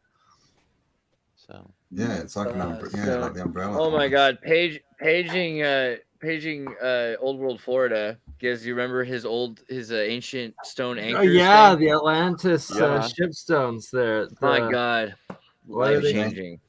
Imagine having to pull that in. How'd you pull that in on ropes? Giants, easy. Yeah, it would have literally had to been tightened. I personally think some of them might be more likely astrological, like megalith alignment or usage than anchors. But at the same time, though, it's all those rope or what looked like rope marks erosions on them. That's burns and that. Pretty good, pretty good evidence towards them being just unbelievably massive anchors. Oh, like absolutely. It'd be for a ship like the size of our modern aircraft carriers or oil tankers. But hey, no, they're natural, right? I mean, these are just seashells. Tell them, Mike. Tell them, Stellium 7. These are just seashells that made holes in right? That's what they're natural. Oh, they're worms. I don't know if they're natural or not. They could be polymer. They could pour the hole. Well, these ones are probably not natural. But how about heartstones? How about something? Oh, I've got heartstones. I got some sent from Germany recently. Oh yeah. Yeah. Isn't that amazing when you search for heartstones, you don't find any of those. And if you type Stellium 7, you get right to where you need to be. So everyone, make sure you go across and subscribe to Stellium 7 if you're not already. Right. Mud Fossil University. What's his name? Roger. Roger. Yeah, he did a good one on heartstones. Yeah, I really love Mike's work though, because he's going through like he's picking up thousands of heartstones. It's just crazy how many of them that you found, and the amount of people that have tried to keep this research from being shown, like you just saw. And look at those, not fake little these sort of hearts, but actual muscle hearts, and that you're going through looking at the biology aspect, the composition of them. Right? Like it's true science on another level that nobody is reach. That one you're looking at there at the top that I just showed, that's the aorta and vena cava. You know, I don't like the word convinced. They sit there right at the top. I don't like the word. I don't like the word convinced, but I am convinced, or I'm certain that they are. You know, it's like I've walked around here. I've walked around Tenerife the last couple of years, and the rocks and everything that's lying around. I've been walking around thinking how much of this was organic at one point. You know? Yeah. Yeah, I think a lot of the stone, like we know from the work of Paul Cook, that there's just a tremendous amount of geopolymer underneath everywhere, right? But you know, so a lot of that is you know, made from other materials, obviously. They've admitted that the pyramids of Giza are geopolymer as well, haven't they? They have not admitted it, but lots of people are proving evidence of it. I was people have done studies to show that they're man-made, but they haven't admitted it to the mainstream. Really, I was watching Theorus. Oh God, Ken Wheeler. Yeah, he just did a video on that. 100%. He just did a video on it, and he was saying that I thought that they'd admitted it. They were accepting it. But what's his name? Hawass, the Egypt dude. Oh God, he's a joke. He don't like me. The guy who walked out on the debate with Graham Hancock. It makes me want to spit every time I hear him speaking. It makes me want to spit. Graham Hancock? Dictionary under the word plan. The guy Graham Hancock I spoke to as well. So I got words. So what's funny, so I do a show Think Tank, and so one of my buddies, Eddie Lynn, who he did like comic art for like the storyboards for like Johnny Quest and stuff for TV, you know. And he did ayahuasca and hung out with Graham Hancock, apparently, because, you know, they lived in Mexico and stuff like that. I do ayahuasca with Graham Hancock. Never done it before, but if I was there, might as well. I hear you. Yeah. No, but like, so he basically says, like, in person, he dealt with him and he was kind of an interesting guy. And it got to a point where he had to sex it up for Joe Rogan in order to have a podcast and get his Netflix special and everything else. And at this point, everything he says is just so basic to us because we're like decades ahead of that research. But you got to remember, Grant Hancock's recent show right now, where he's proving that some of these ruins are not natural, like rock poop. Yeah, they're saying they're calling him like a white supremacist. They're like, "Hey, Indonesia, clearly you're." Yeah, like how dare you say Indonesia has something? Because history is racist. Yeah, so I don't know. So I'm not saying, you know, I'm not, again, with the whole, I'm not gonna like stick my neck out for him, but I'm not gonna trip him either. I don't think he's as bad as we think he is, but yeah, most people aren't ready for this. He was lovely to me. Yeah. Oh yeah. It's not Graham Hancock. It's not. But he hasn't said Tartarian. And I'll never forgive him. You know. No. It's that he's got his own genre of moving the collective conscious into accepting the reset reality of our existence, and that's the main part of it. And that our community essentially is growing because of the groundwork that he did, right? Actually, weirdly true. Like, so people right now that I consider kind of basic, you know, are like watching Netflix and they're like, "Have you heard about this Graham Hancock thing?" Like, my dad's gonna watch that show. You know, it's good. Yeah, 20 years ago, I had this thing. Exactly, and like it's going out to the mass. It's a really good step to what we're doing. Yeah, it's right. Oh, it was nauseous to watch. I watched 30 minutes. Jason Brashears has got some interesting words to say about. Jason Brashears. Jason Brashears has got he's got a very definite opinion of Graham Hancock. Yes, because he says they've read the same books. They've read the same books, so Graham shouldn't have attributed the shards or whatever it was to years. you know, it's deliberate. It's very deliberate what they've done. That's true. Yeah, that's also true. But I think he does that for, okay, that's the other thing. So obviously he's saying things are way older than they are, but that's psychologically calming to people. Like, oh, well, it's so long ago, then I don't have to worry about it. It's not really important right now. That's like, because if you told a lot of people what we're telling people right now, they can't handle it. They just can't freaking handle it. They will call you a racist, homophobic, he's a white supremacist. Or also say you're denying history, you know, denying their heritage, right? Because you're telling them their true heritage is that they were stolen, right? You know. The thing with Graham was an essential stepping stone for me on my journey, like not stepping stone. You know what I mean? Like, exactly. Graham Hancock was like Fingerprints of the Gods, man. Same for you. I read it. Man, brilliant. That's what I told you. And it was that. You're right as well. It was Graham Hancock and the likes of that helped open my mind up. I you know, that all helped me open my mind.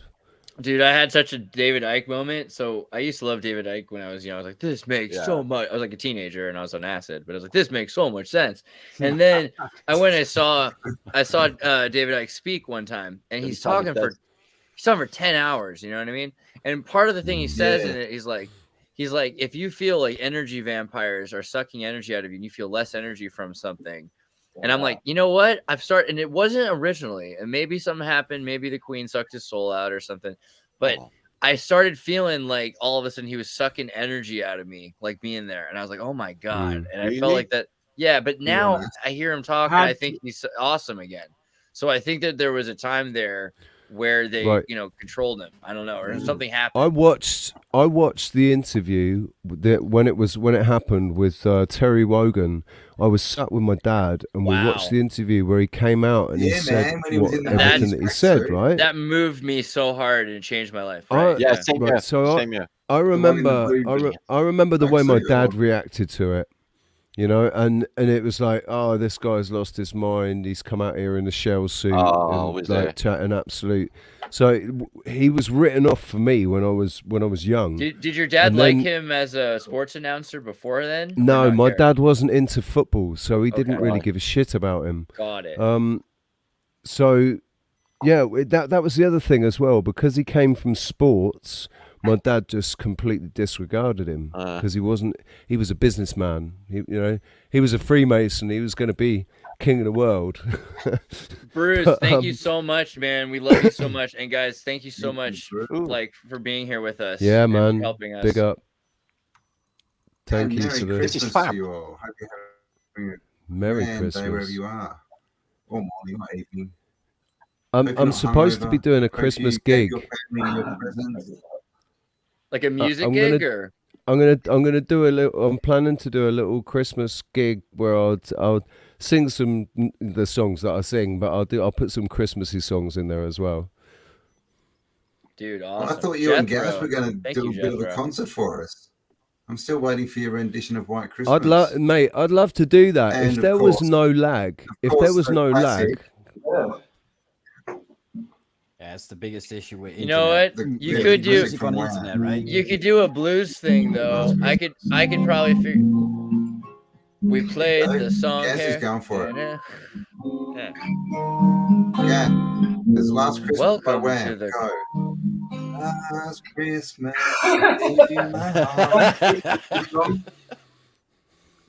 No, what we got to do is it has to be like full radio. I thought we were going for it. Guys, you play guitar, and then we'll just whisper sweet somethings into the radio, you know? Yeah. What about Santa Claus? Welcome to the Christmas Bash. How Grandma got run over by a reindeer. Do y'all know that one? If you're just tuning in, Starford Mike, 13th Monkey, is showing us the world. Join us as we show you the Starforts around Tartaria, aka your home. And that you're all stars on this realm. Zoom in with us to this Starfort. Mike, tell us, where is this? This is at the end. We wish you rainbows and reindeers. It does make me want to talk like I'm making an anti-depression commercial. Your anti-depression commercial voice makes me more depressed. Side effects include denial of the globe. Yeah. I'll tell you what, you don't want to be getting depression in Canada at the moment. Oh my God! Right? You just step outside for 5 minutes and just end your life like that. You know? Oh, God. No, it's even easier. You basically so many hidden star forts still in the Americas that you can find. Yeah, that should uplift American ones. Absolutely, especially Canada though. I think people miss out on Canada because it's like a lot of forests. That's just the thing, right? There's not a lot to show in America. Like I said, I use a coloring system, so when it's red, there was a star fort there. It's been warred out. Yeah, the Manifest Destiny. Yeah, and that's actually a lot of the ones where Dutch Sense now is finding like these worn out, buried ones where the earthquakes are, and that like how he got into our research and the fascination of it all. And then, yeah, you can kind of see these triangles that he within the lands now. And that he's found. Jay Dreamers is asking to join the panel. Sorry, Jay yes. Send him the link. Send Jay Dreamers the link. I just saw that. Don't put it in the chat though, Bertie. I would never, since a year and a half ago. Oh my word! Yeah, we'd love you to join, Jay. Where can we send a link? Are you on WhatsApp or do you have? Are you in my Discord? Are you on Instagram? One of the Twitter? What do you guys got? What you got? I hope you're in my Discord. That would be cool. Let's hope, Jay. Everyone should be. I just want to send condolences to Jason Marshall. Family dog died this morning. Oh, that's really sad, man. I thought you said it was going to say a human then, but no, dog. No, that's bad. Yeah, it's actually more serious. For me, don't start me off. For me, that's like for me, that's just as bad as a family member going. Yeah, I think it's usually a little worse. Listen, my rabbit's family. I can love my rabbit. Yeah, my dog could do no wrong, actually. So your dog's nice, Rich. I love your dog. Yours is cute. I got 2 dogs, man. I got 2 dogs now, haven't I? Yeah, because earlier this year, in January, I adopted Canito when Anna died. I adopted Canito, so I've got Canito as well. That's lovely. Yeah, lush dogs, huh? Well, my drummer from when I was 18 just recently died, and no one can piece together what happened to him. It's just incredible. His last post on Facebook was a post of him going to get the jab. The next was a post of a cemetery, and the next he was dead. There's a message there somewhere. True story. Fuck. Yeah, I mean, I can't see any possible reason why that might have happened, man. No. But it was, he used to drink a lot. Well, that must be it. Yeah. Because obviously there's absolutely no connection to him having the Jabadoo. No, the Jabba. There can't be any possible link there at all. Mate, it's incredible. They can't piece it together. I work in an environment where I'm surrounded by, the average bears, you might say. And the husbands are dying, buddy. People are dropped at the dinner table, and no one can piece it together. Well, the thing is, though, I've been asking people on my channel as well, because I keep having this splitting headache, really, really terrible splitting headache, and like every morning I get up, like everybody, and I smash my head into the wall as hard as I can, for a good sort of 5 minutes, and then for the rest of the morning I've always got this really bad headache, and I don't understand. I don't know why. I can't work out what it is. Take the spoon out of the coffee. Not smashing your head against the wall. Yeah, don't do that. Did you try that? No, there can't be any link to that. I mean, that's just coincidental. No. That's a coincidence. So there can't be any link to that. I'm sorry. Correlation does not mean. Listen, causation. if you think there's a link to that, you are transphobic. That's hot. Probably racist also. Auto hoaxer. Gold. Just got my Facebook account back from 3 months of ban, and you're totally gonna get me out again. But that's dude, okay. I completely, mate. I didn't even think about that. I didn't. Hey, even Jay, think I about sent- that. that was Like, Jay, if they just want to sent you go a 4 link. hours in, that's If you their check, business. Jay Dreamers, check your Instagram. I sent you a link there. You should be able to get in from that. Take it all back. Hey, just mentioning stuff. It's good. mentioning Facebook because I used all my hours on StreamYard, my 3 hours, 20 hours. So I did some streaming from Restream, and with Restream on the free one, there's no limit. There's no 20-hour limit, and you can stream to 2 platforms, and you can pre-record a stream as well if you want. You have a maximum number, but they give you a lot more with the free, and you can animated backgrounds and stuff. But doing the live music thing, it doesn't work with my desk. It just does not work with my desk, so I can't do the live music. I have to. StreamYard's really good. I worked that out yesterday. With StreamYard's really good. Yeah, and another thing too is that we found, me and Cambell, especially when it's like Australia to North America, a distance that it was just exponentially more choppy and delayed when we were using Restream over StreamYard. Yeah, I mean, arguably, so you want to get rid of delay. What you can actually do is you can set up more direct links, and you can have an OBS with a less lag. If you set up to go directly between specific IP addresses, it'll find the quickest path between the places. So the problem is it's super complicated. But once you get it set up and you've got your IP in, then yes, it's easy because you've got your favorite people. That should be like welcome, snappy. Daydreamers. Yeah. Hey, you're here. Wow. Welcome. Daydreamers, dude. Yeah. Wicked. Merry Christmas. Hey, Merry Christmas to everybody here and everybody watching. That was so great. It was like the coldest, like, welcome to the bar. We all like turned our head and we're like, oh, Jay Dreams. Yeah. So we meet at last. How you doing? Good. I'm still trying to figure out how to like see everybody. Yeah. Are you guys watching on YouTube or are you just watching on? I just watch on StreamYard because the StreamYard has the chat as there as well, so should be fine. Oh, sweet. Okay, cool. That helps out. Thanks. It does look like this when we're not looking like this. So yeah, right we're on. looking Yeah, at good to 13th see Monkey's everybody. map. Good to see you too, man. What have you been up to? I was gonna go to sleep, but I couldn't, and so I checked YouTube and saw what was live, and I saw Autodidactic was live. Real. So I just started watching, and I was like, "Man, this is good." And then more people are jumping in, and there's like a lot of good vibes going on in the chat and stuff. I was like, "This is sweet, man. I like this Christmas feeling of all these like-minded people getting together." Well, I keep giving Bernie credit, but it's time to give Autodidactic some credit. Thank you, Autodidactic, for setting this up. Yeah, man. we're all co-creators. Yeah.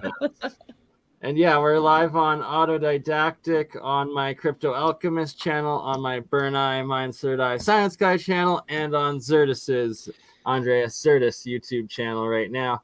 And by the next time we do this, we should be able to be live on everybody's YouTube channel all at once. So we're gonna have a giant mushroom that's just spreading. Yeah, and everybody watching, please subscribe to all the other channels, whichever channel you're watching from.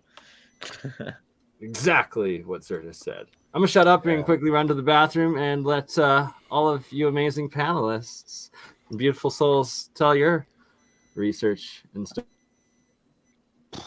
Yeah, Jay, actually, we were talking about some of your research ourselves earlier. Yeah, Jay, you're fantastic. You really had to get hold of, though, Jay. I have tried to reach out to you. I watched you a couple of weeks ago. Like, oh, you did? I love Jay. Oh, shoot. And I have done for years. And I try to reach out, but you're like, because you don't leave like emails or anything. Super chats from Julia. Thank you again, Julia. Jay Dreamers, Merry Xmas, Good Vibe Tribe. Guys, thank you again for all the super chats. It's really awesome. Yeah, that's awesome.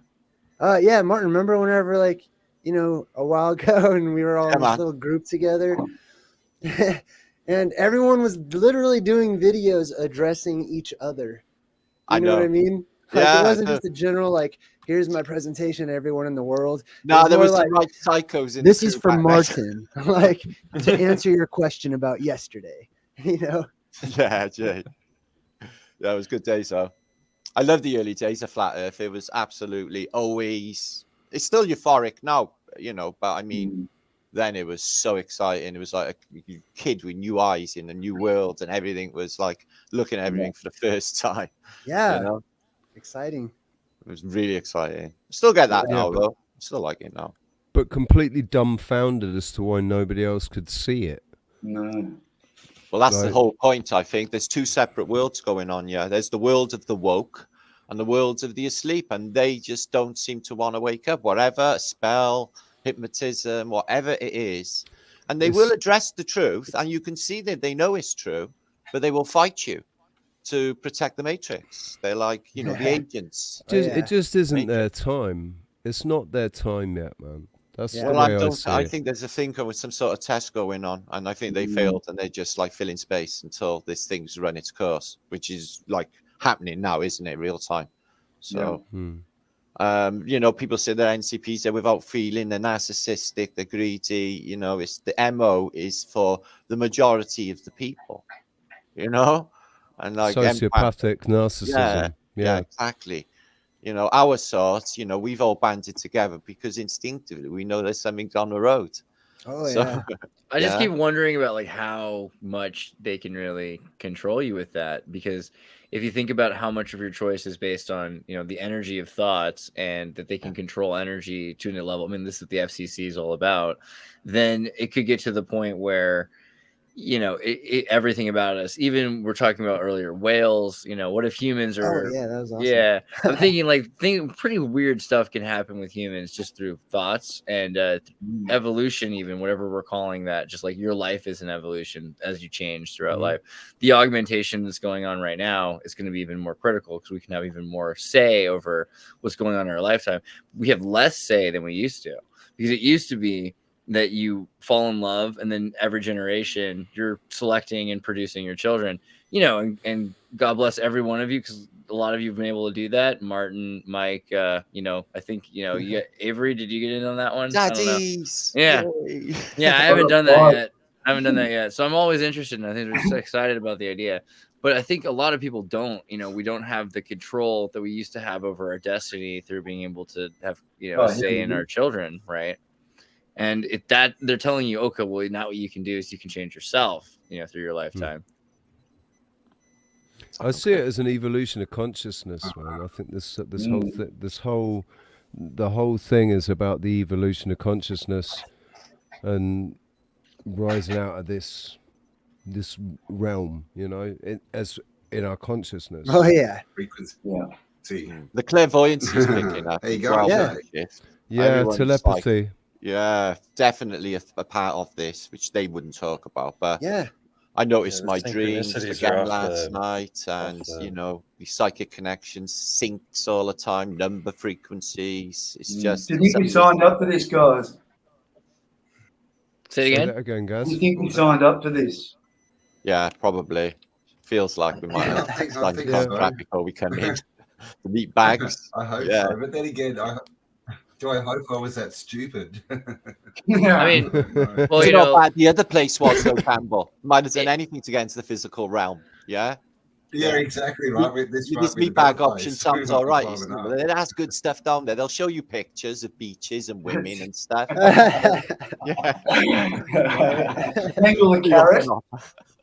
Well, yeah, that's like so. Actually, Martin, do you want to share screen for a little bit? Do you got something you want to present? I was going to say there's been a bit of talk about the pole shift lately. I've noticed. Like, what are people's thoughts on that? Do we think that something is going to happen soonish?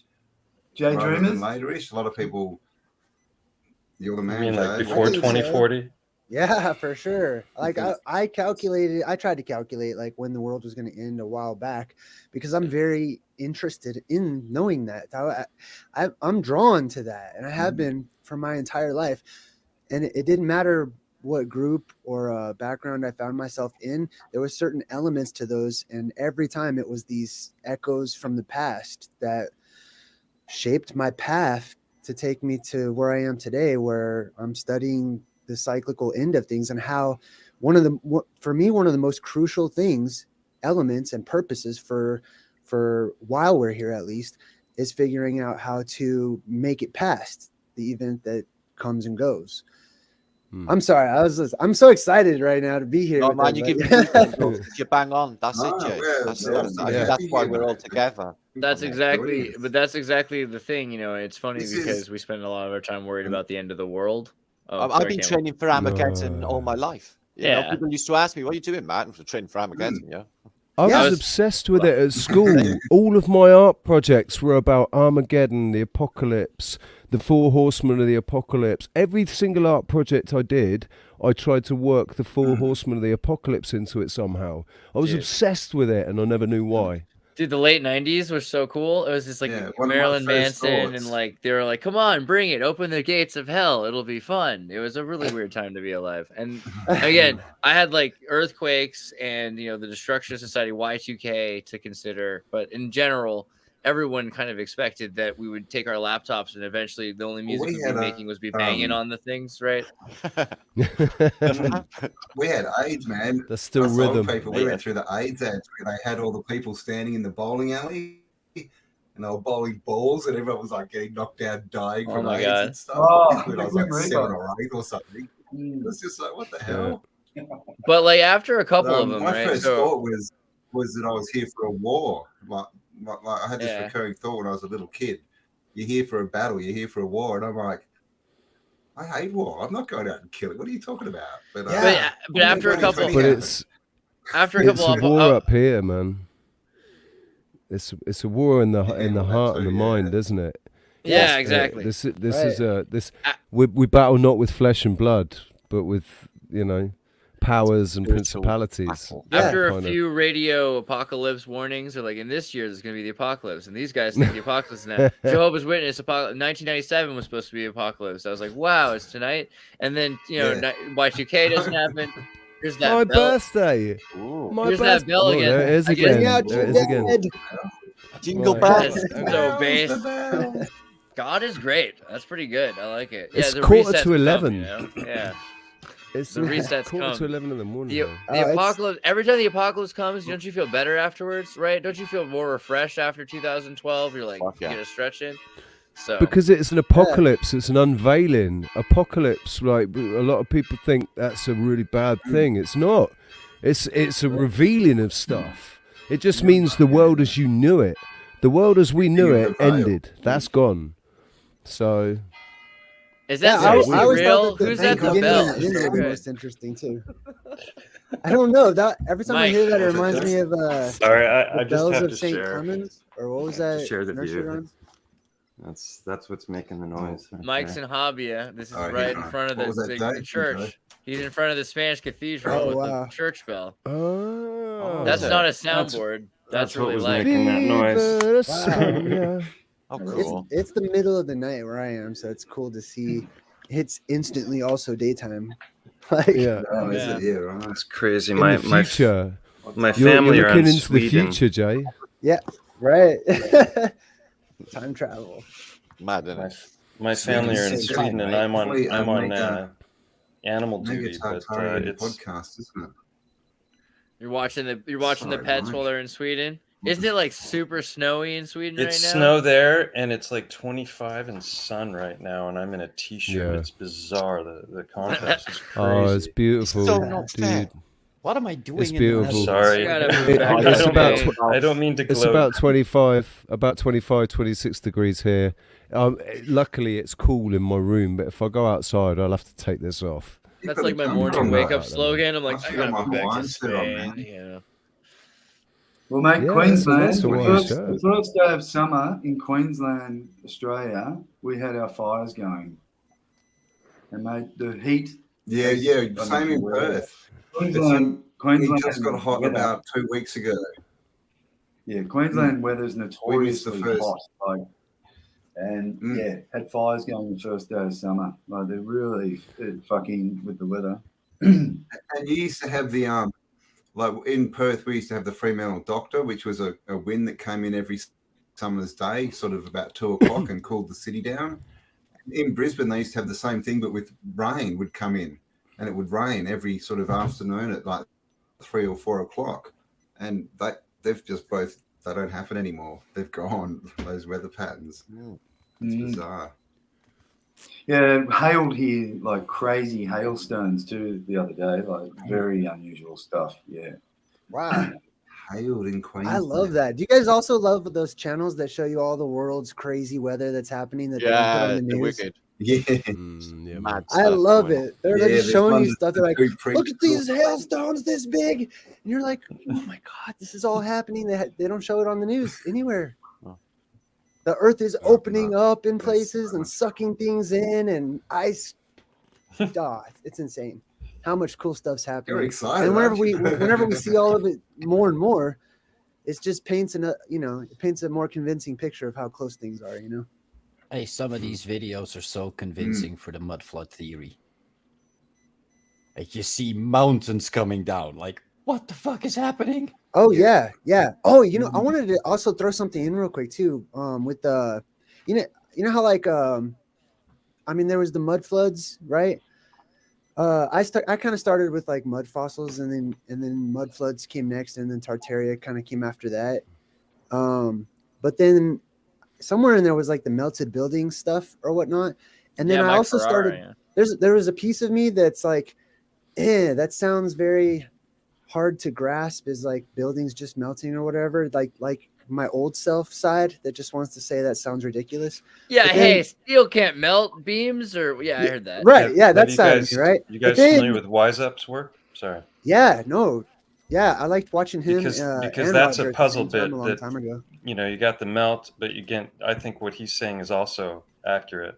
What does he say about it? I missed it. Well, he's talking about like volcanic ash mixing with water, and then if that surrounds, say, wood, for example, then it's going to turn the wood to stone. And so all over England, for example, there are these things that look like, oh, it's Viking. It's like a boat, but it's made of stone. It's like no. It was a boat that turned to stone. That's Occam's razor explanation, actually. Richie in the Canary Islands, you were talking about the volcano and the volcanic dust, and you look at La Palma. You look at they talk about Roman concrete, and they're like, hey, they lost the recipe, and then they have all these people in Polynesia that have essentially Roman concrete, but it's in Slavs too, and Berbers made with seashells. Bottom line, right? So you've got volcanic ash and seashell in line. So. That's part of the reason. That's the evidence that goes to the pyramids being geopolymer, isn't it? Because they found like fibers and stuff in the I like the other side of that too, though, right? So you've got the Ethiopian River, the water's coming through, that's to the Nile, all right, and so that's coming from the south going north, which is funny, and where the Giza plateau is, there's a geyser that it's built on top of, and there's an area where there was a reservoir. So what it looks like is you had papyrus reeds, and they're made into like spongy buoys, and they're wrapped around stones, and then they're using stones. It could be levitation, it could be all kinds of things, but there's a lot to be said about the floating pyramid theory, that they're moving it into the geyser, and then they arrange them, and then the water floats it up to a new level, and then they bring a new stone, and then that stone raises up, and they push that out. So this is a way that they could be using, but that would explain a lot. That would explain a lot of the grass and the papyrus. On Elephantine Island, that they found like a it is Christmas Day. I can mute if you guys don't want to hear the bells. Of polymer. Is that right? Dude, those bells are so good. I need to sample them for music. Bells. Jay, I was gonna say nice to finally meet you, but we've already met. I don't know if you remember. We met in Denver. You look familiar. I'm like probably the only one in this stream that's actually met you in person. It was the Flat Earth Conference. Yeah. Was it? Denver. I remember. Yeah, okay. I have the. You were showing me picture pictures on your phone, right? Together, but I don't know how to share it. Oh shoot! Okay. No, that was an interesting one. I loved that. Like my channel wasn't super popular back then, so I just kind of like was able to watch all the more popular people do their thing. Yeah. I don't know. What do you guys think of this? Is this crazy? Oh, sorry. Keep going. You know, you just were kind of hanging out in the background, I think. It was nice to meet you, though. Yeah. Oh, you know who else I met there was that Logan Paul dude in the bathroom. Oh, I ran into that. Did you speak to him? That's funny. I got a picture. Yeah, I was kind. Don't you hate it when Logan Paul like tries to shake your hand and he hasn't washed his hands yet? I hate that. What a liar! Yeah, I mean, he struck me as just a douchey jock that like. Well, yeah, I mean, he told me in front exactly of what me, it was. like I was retarded and I didn't get that they had these inside jokes with each. Like he was like buddy with his little football buddy or whatever. Yeah, I know. And they were like making fun of me, like were they? Like, I mean, not like directly, but in like. You know, with undertones like I love douchey jocks though. Douchey jocks are really underrated because they're just like plastic. I love people that don't have feelings that are super extreme. I wonder about how it's possible to go through your day and not like wonder about things. You know what I mean? To have no real substance. Do you mean to have no real substance? Yeah. I think it's beautiful. I think it's a beautiful enigma. It's simple. I think it's got to be simple. It's what we all want. You got to be a lot happier. Sorry, Martin. Well, what was that? I don't know what happiness is. That's the thing. So I don't know if they have it or not. But okay. Oh, yeah, I see what you're saying. Floating pyramid theory. This is the thing. Does this make sense to you, or is this nonsense? The idea that they took the stones, they added papyrus to them, then they created these channels. The water fills up with these boards, and then they're floated up. Right? They're floated up, and then they can float to create the pyramids. What do you think? Crazy? It makes it makes sense. Like I can see how they might do that, but I think aren't there reports of a time when the pyramids were underwater? Right. Yeah. That's the thing. So that's the thing that really, to me, makes a lot of sense about it. You know, it doesn't take away from levitation and all kinds of cool technologies they could have had, but the fact that water was everywhere, it would have been really useful for travel, for connection. The Nile used to actually go past the pyramids as well. The Nile has moved. Right. Yeah, and so that's a fun one. When you look at the Nile story, there's this whole thing, right? Moses is Akhenaten. There's that whole thing with Freud's book that talks about Osar stuff. And the idea that Joseph, before Moses, he makes the Pharaoh famous. The Pharaoh weren't as important until after Joseph.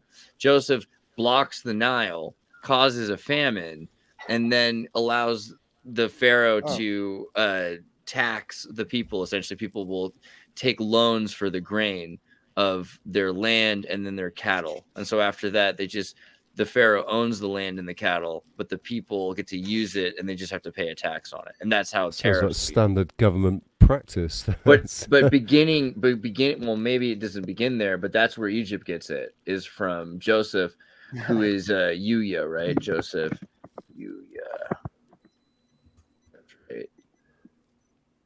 Yeah, there you go. There's a is it gonna load that? I'll just do you. Yeah. There's a whole bunch of the stuff here with the Egyptian counselor. He looks a bit like Peter O'Toole. Say it again? He looks a bit like Peter O'Toole. Oh, yeah. He probably, it's because of the fasting, but I mean, what's the matter with his lips? He had Botox. I have questions. The swelling hasn't gone down yet. But if you look up Yuya, right? Yuya Wiki. Let's see if it'll pull up. They've got nicer headdresses. There you go. So, you know, you wouldn't know it, but this is Joseph from the Bible, as far as a lot of people say, and including the Abraham Codex of Joseph Smith, and a lot of Tesla coils going on there. I don't know. Joseph Smith, that's Mormons, isn't it? Yeah. I think Joseph Smith, Mormons, you talk about, you know, he had the Jupiter talisman in his pocket. There's a lot of things to wonder about German folk religion, that the, you know, pseudo Mason lodge member guys. He was a well witcher. His dad was a well witcher. You know, would go around and help people find where wells were, and also say, hey, you know, there's probably gold under here or magic. That's cool for this or that. Yeah. And people use talismans a lot, right? Talismans weren't just evil or something. Midwives would put clay they'd make a talisman of numbers on a board on a clay vase and shatter it over a woman to stop her from miscarrying. right? There's all kinds, and all over Europe, like all over in England, and that was completely common until maybe the 1600s, probably still after that. But for a long time, hey, celebrating Christmas, that used to be anti-English, right? Because King James was super against pagan holidays.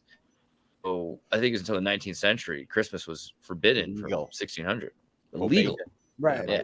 Specifically Christmas, but they had other winter holidays that they still celebrated.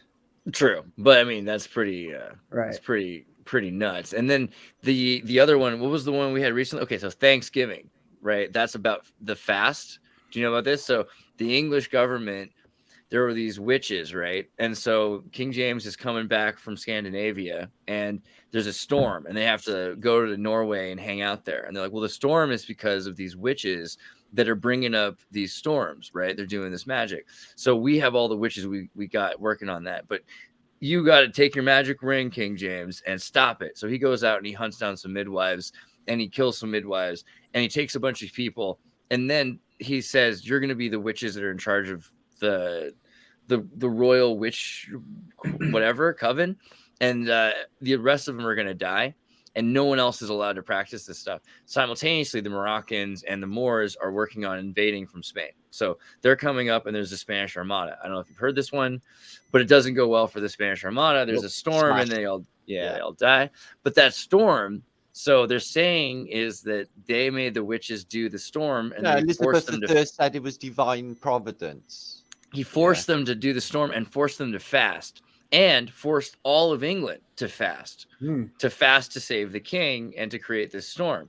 And in a reward for this day of humiliation, then they were rewarded with food. They were rewarded with a feast. Never knew that. What? I don't know if this is. I don't know if this is Mandela. If this is a Mandela effect thing, or if this is just my brain and I just haven't remembered things right. Right. It's probably my brain, but. I thought that the Spanish Armada was defeated. No. They got smashed up in Ireland and crossed. There's supposed to be this huge storm that wiped them out. Right? Western Scotland. It's called a kamikaze. A kamikaze, which is a divine wind, right? Yeah. Really? Yeah. Interesting.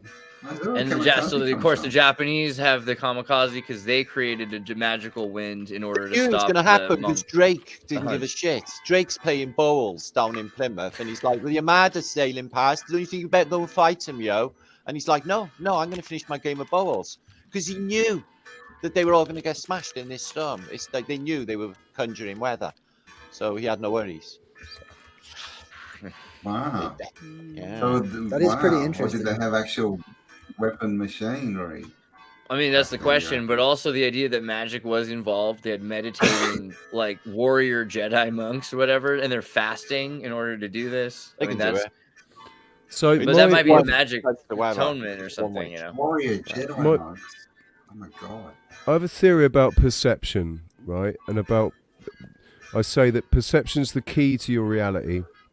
And so they've by capturing the collective perception, that's what ends up playing in the collective reality. We all live in our own individual realities, but then there's a collective reality, a subjective and objective and all of that. Right? So I think there was a time when more people, when your average Joe was aware of magic, and their perception allowed them to allowed that energy, basically. It allowed that energy much better. So I believe in magic, man. I absolutely believe in magic. I don't think it's quite how they show us in Hollywood. There's not all the sparks and all of that. There's none of that. You can't see what's happening, except for the after, the effect, what it's done. You can't. There's no lightning coming out of somebody's hands, But then they might build a machine that does it. CJDV from New Zealand, by the way, thank you so much for the super chat, and much love to you and to the All Blacks. I super feel like we're on Hollywood Squares right now. It is. Hey, Jay. Dude, I'm honored to be on this panel. I've got to tell you, man, I'm really honored to be. I on love this to be panel. here with you guys. I'm honored too, man. It's great Christmas. It's really the Christmas We are. spirit. With the bell just feels The like bell. I got Ringing just it show in. some bells. I'll show some bells. We'll get Christmas. we need more cowbell, but no, it feels right. You know, Need more cathedral bell. yeah, I thought cathedral about bell is. wearing a hat. I but really thought it was new wave. It is Ultravox meets Modern English and Human League. Yeah, it's the Human League would definitely work with some cathedral bell. You know what? That's another one too. Is the gong, right? Wasn't that to also ward off evil yeah. spirits? Absolutely. Yeah, definitely. Right. Yeah. So they used the bell against the ogres and whatnot. Accompanied- They used the gong. Accompanied with some pipe organ. The pointed roofs in the Chinese buildings are interesting too, because the pointed. This is amazing. Oh my God, what's that? Sleigh bells ring. Got bells on your dog. Having a wonderful Christmas time. Just wanted to make it feel a bit more Christmassy. That's adorable. But the pointed roofs for the Chinese are supposed to pierce the demons and catch them. When they kind of remind me of aerial antennas as well, right? Like, so maybe they're what's left over of that idea. But you have bells, and so you have resonance, and you've got aerial antennas. Pretty connected. Right. Yeah, I mean, look at this. The destruction of the bells, the fact that they had to take down and dismantle all the bells really tells you the bells are more than we... I mean, when we say more than these we were were taken told... away in the First World War. I mean, remember the Thule Society and the Pennsylvania Glockenspiel, and you know, all right, like, come on. The bell is always associated with time travel, electromagnetism. On that building. Well, I like the idea that the bell is associated. So you remember the heart? What's it called? The Oxford bell? Is that right? The Oxford Eternity bell. I think so. Oxford bell. Let me see. Forever bell, something like that. Here, I'll send you a link to it just to save time in the private chat. The Oxford electric bell is a bell that's been ringing nonstop for 200 years. Right. And so they have a battery that's a coil, and I think this might be like the answer. Like, really, is that these bells ringing for eternity? That is also free energy. So these are associated probably with these coils that are stacks of metal, and those are the pissed off the trolls apparently. I mean, like all of that it, right? movie. I just thought of you nonstop, Stelly. Yeah. I'm not kidding. I actually think so cheesy, but I just had to like absorb it all. And what's under those king's palaces, right? Like the royal palaces. There's got to be at least some elongated skulls, if not eight. Felt like some soft disclosure there. Totally. Yeah, and then also in the what was it, the King Kong Godzilla movie, the recent one, the total inner Earth, you know. And then there's another. I haven't seen the old version of what it was, a Troll Hunter. I haven't seen that yet, but a bunch of people in the comments were saying that was even better. So yeah, it's interesting. I just always thought of it all as fantasy before 5 years ago. Here, let me. I'll pull this up just really quick, just in betwixt this. In betwixt. I love that word. The bells are more electric or more harmonic, like frequency. Well, so check this out. So they're both, right? So the Oxford bell, you've got electrostatic clock bell principle set up in 1840, and Brittany's got better data on this actually, because there's a bell. Apparently, it was set up in 1812 or 18 something, and then they took it apart or something, or they just hit it. But there's several of them, and someone's actually figured out by now what it actually is. But it's a dry pile form of battery, which is a series of connected coins, essentially of different kinds of metals. So the idea is you have all the coins from all the different kingdoms. You've got the Lord of the Rings or something, and this charge by these two piles. Sorry, I got to interject. Just like mixing, stacking, like a gold coin, a silver coin, and a copper coin, repeating in each other. That is a dry stack battery that are for these almost forever batteries as well. Wow. Yeah, and so Brittany, what is it? You got the narrative is hijacked on this. So you have these metal coils that have like literally what you're saying on the checker floor is talking about this, but you have the two pillars, right? So the two pillars are the two pillars that create the energy that allow for this flow, and that's what's been. So they put this thing together, and it's been running nonstop, and they won't take it apart, and it's covered in wax. So they're supposed to hide what's in it, but what it supposedly is the Zamboni pile. Okay, Brittany's saying the Zamboni file. Let me pull this up. Here's the Zamboni file, which is kind of like the fascies, but it is a pile of these different coils of different kinds of metal, nickel, zinc, nickel, manganese dioxide, and maybe even honey was used to create this. Right. And so, yeah, basically, they're not going to take this apart to confirm this until it turns off, which it might never do, because it's probably generating electricity the same way the John Hutchinson batteries are working, by generating crystals that are growing energy, actually. So, yeah. Back to the bell. Why they probably took all these mercury-filled balls off of the buildings, right? Because they were. Oh my God! And then you start thinking about the liquid mercury. You want to share again, Martin? Moi, I say.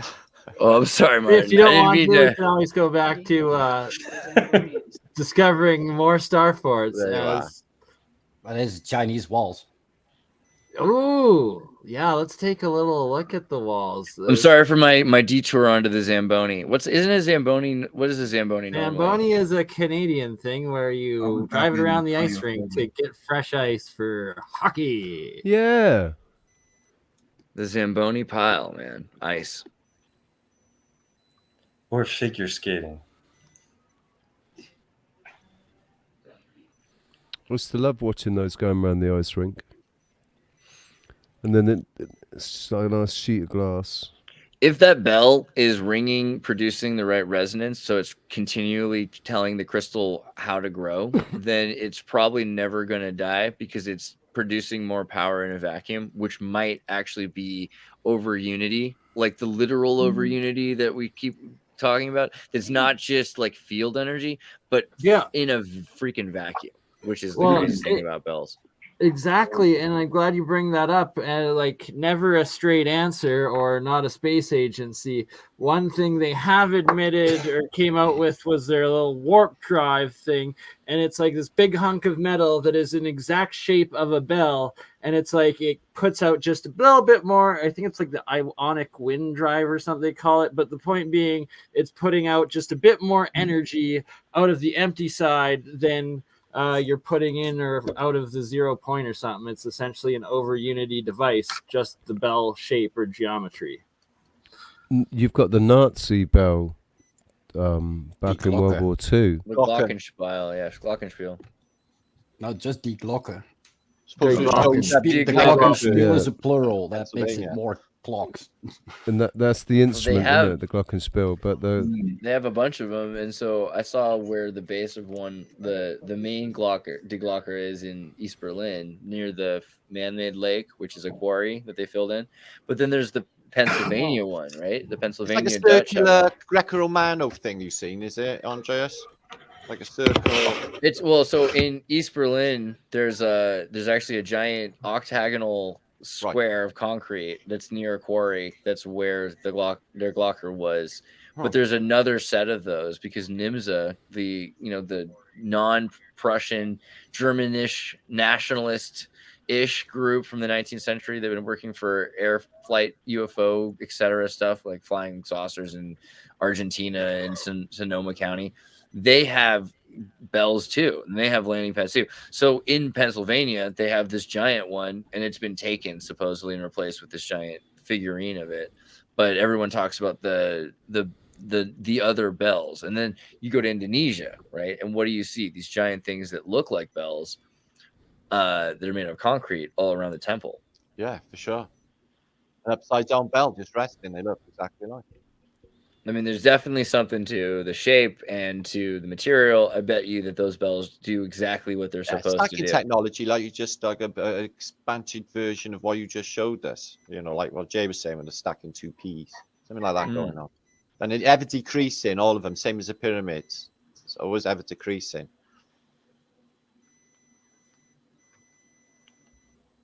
Where are we looking at now? Chinese wall. All right. Oh, I was thinking of something earlier too. While I was grabbing my coffee, I was accidentally watching like what we were talking about earlier. Remember like the melted buildings thing? So I have an idea that maybe those buildings, they could have actually maybe not melted from like heat, but their composition changes from the electricity. You know what I mean? To loosen the bonds up or whatnot. That is actually a very, solidify the very bonds. good idea or like thought on that. And especially with if so much of it's geopolymer, it's actually a chemical reaction that is the bonding agent that makes it into the stone. And that through my alchemy electrolysis experiments and reactions, it's literally a small amount of electricity that is breaking down the chemical bonds of matter, and you're probably bang on with that. And then also, someone mentioned like the giants and stuff like that, because we were talking about the pyramids, or you guys were talking about the pyramids, and I don't know how, like, you know, how many people actually watch my channel or anything, but I have a theory that are the conditions change in our world, right? That I talk about the plasma apocalypse, but my theory is that that the world depressurizes and it increases buoyancy in our world. Or if people don't believe in that and they believe in gravity, it would be seen as like zero gravity basically. And then it starts to settle back down, but it's less. I mean, it's more buoyant once it settles back down, right? So if that was true, then it wouldn't necessarily take a giant's strength to move pyramid-sized blocks, you know what I mean, or something. Yeah. If everything weighs less, and we retain our density, but electromagnetism, yeah, and actually survivors. That was weirdly the content of my last night's show, Jay. Oh, really? Yeah.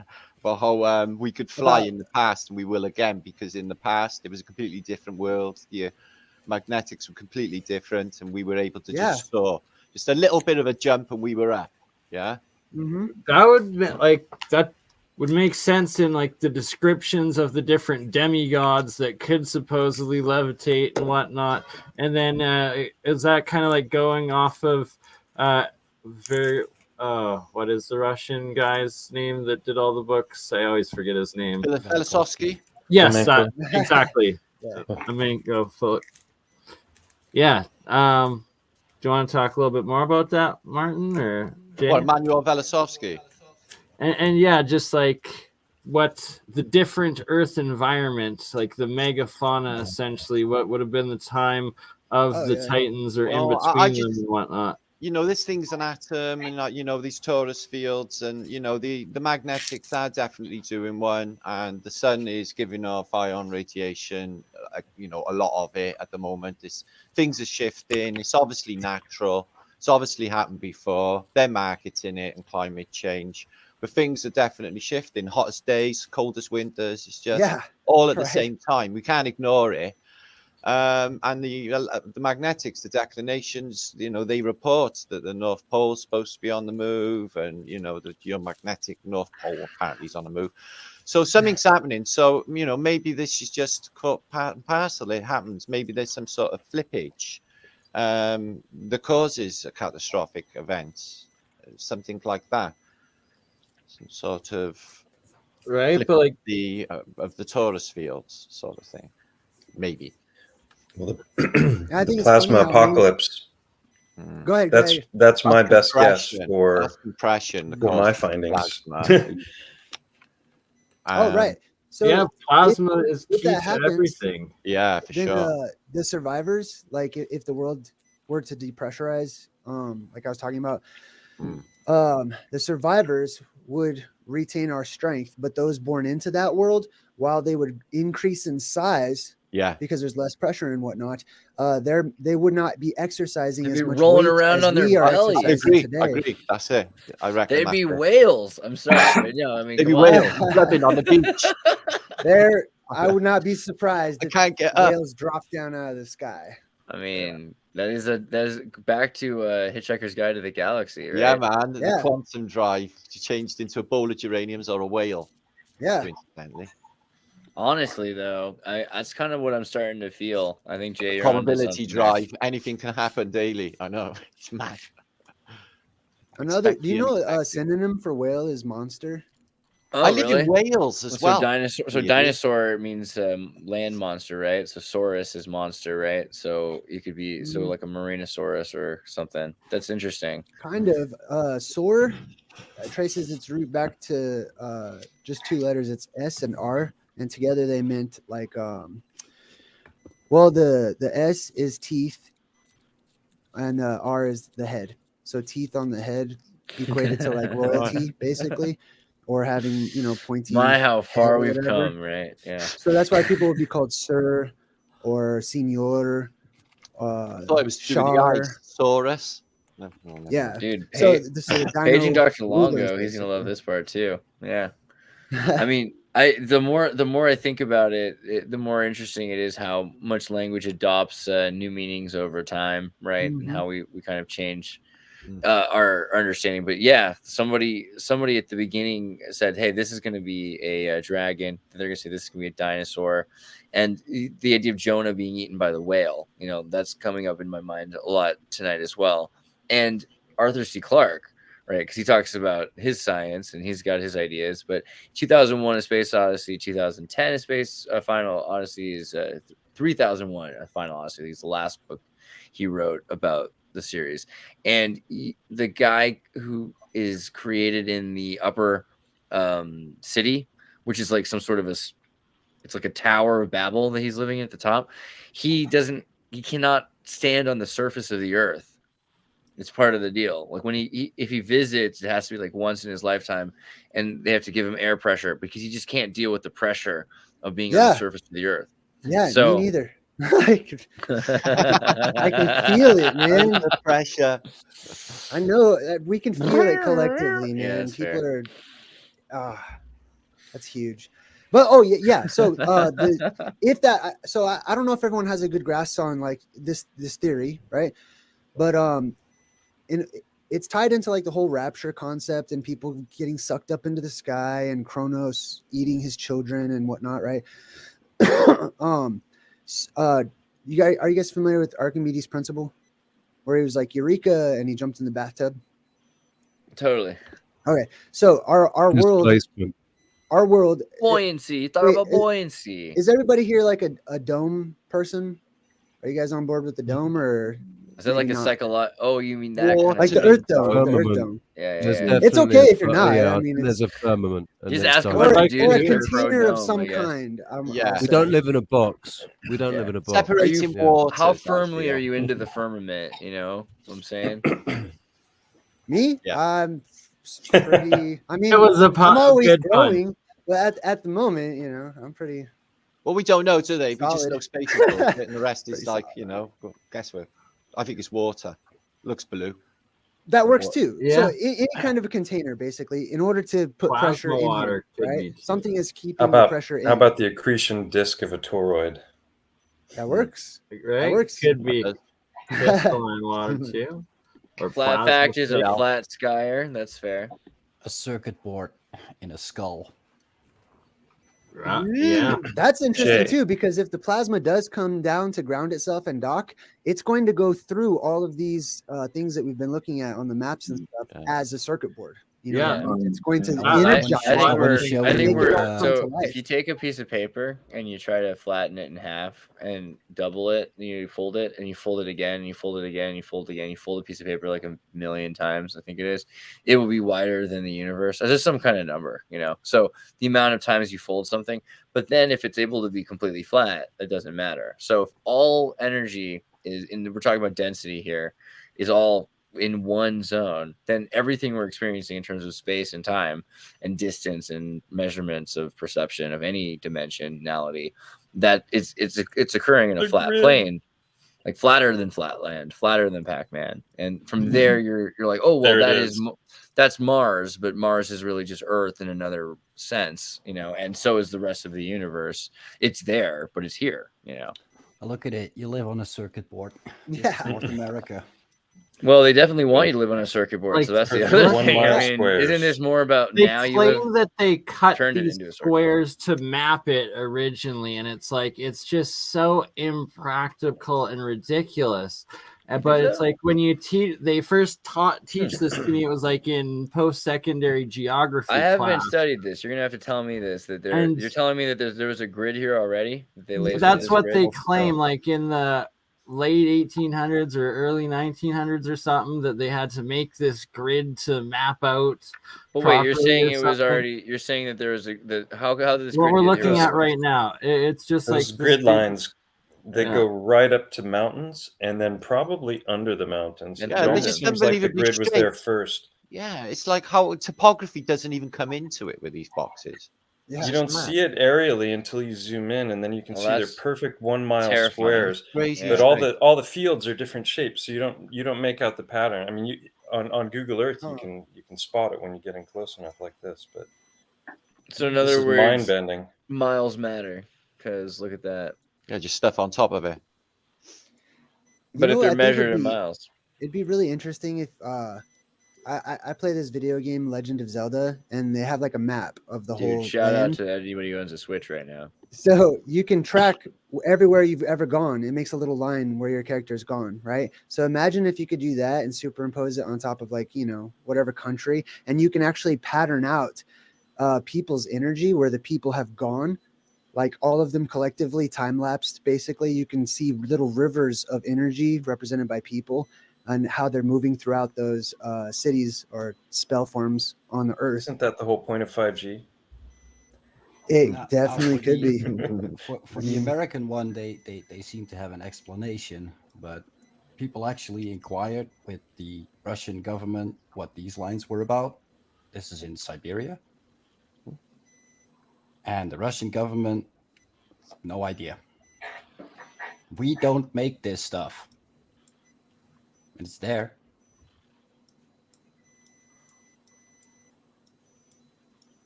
Running straight through lakes, forests, hills, the whole shebang, this whole grid pattern.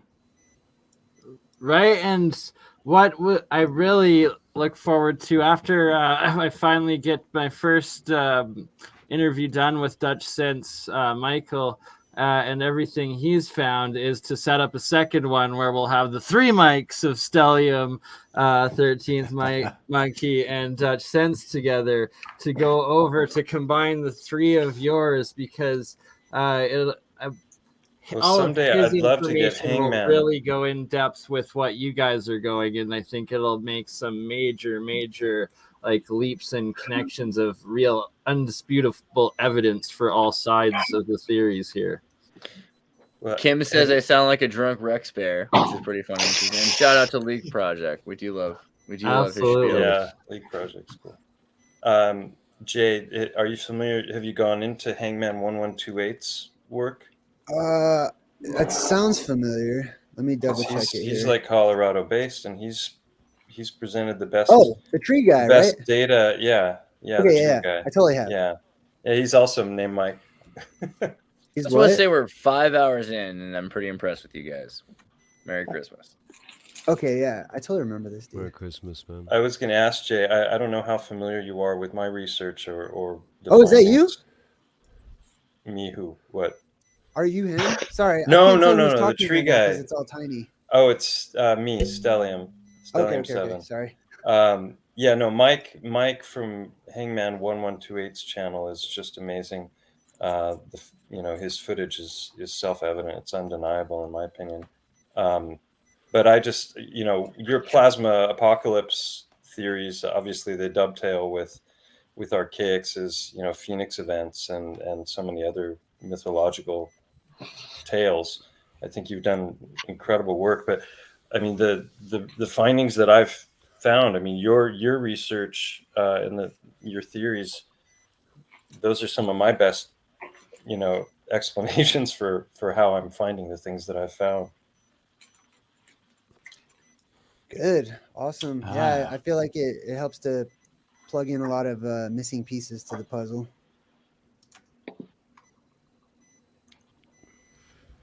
And like the macro macro processor Earth theory is another really, really good one that needs to be more like in-depth looked at, and how these megalithic sites connect into like the ley lines or torsion lines of the energies, the telluric currents, whatever the energy flows are, and then all of these sacred sites and macro processing mega machines like the cathedrals, the pyramids, and everything in there.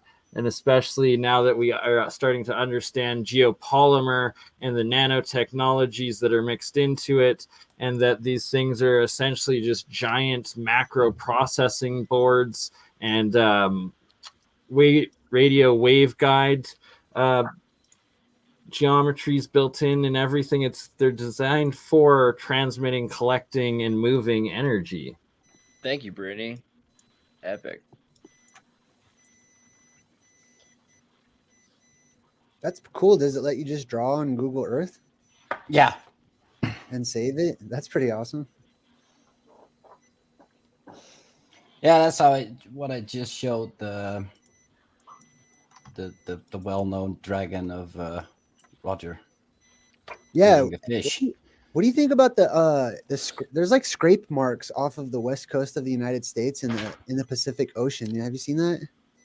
Yeah, that's something I was thinking about marks. earlier. I don't know what they are, but when we were talking about Australia too, I was thinking the same thing, that there's these places that perfectly horizontal lens all the way across. Oh, this. Yeah. That is. What if they're tunnels? I can easily. Not those ones. This one no, away. No. This Not all those little track marks. I'm talking about like the ridges. We're gonna find so many star forts in the seas. The tracking marks. That's Fitbit. That's people on boats using their Fitbit. Right. No, and I'm talking that's about how like Google the maps ridges. out the ocean bottom. But the ridges. Yeah. Look at it for that. There's a whole bunch. It looks like a flag or something. That dragon dwarfs. I wonder if they're tunnels. Oh yeah, this one. I think that all land is connected. I think we are completely connected by tunnels, by underground. Yeah. Yeah. So that means they're floating around on the ocean, just bumping into each other. Andreas, did you know there's 1,600 kilometers of tunnels under Valencia? I haven't gotten to see them yet, but I believe it.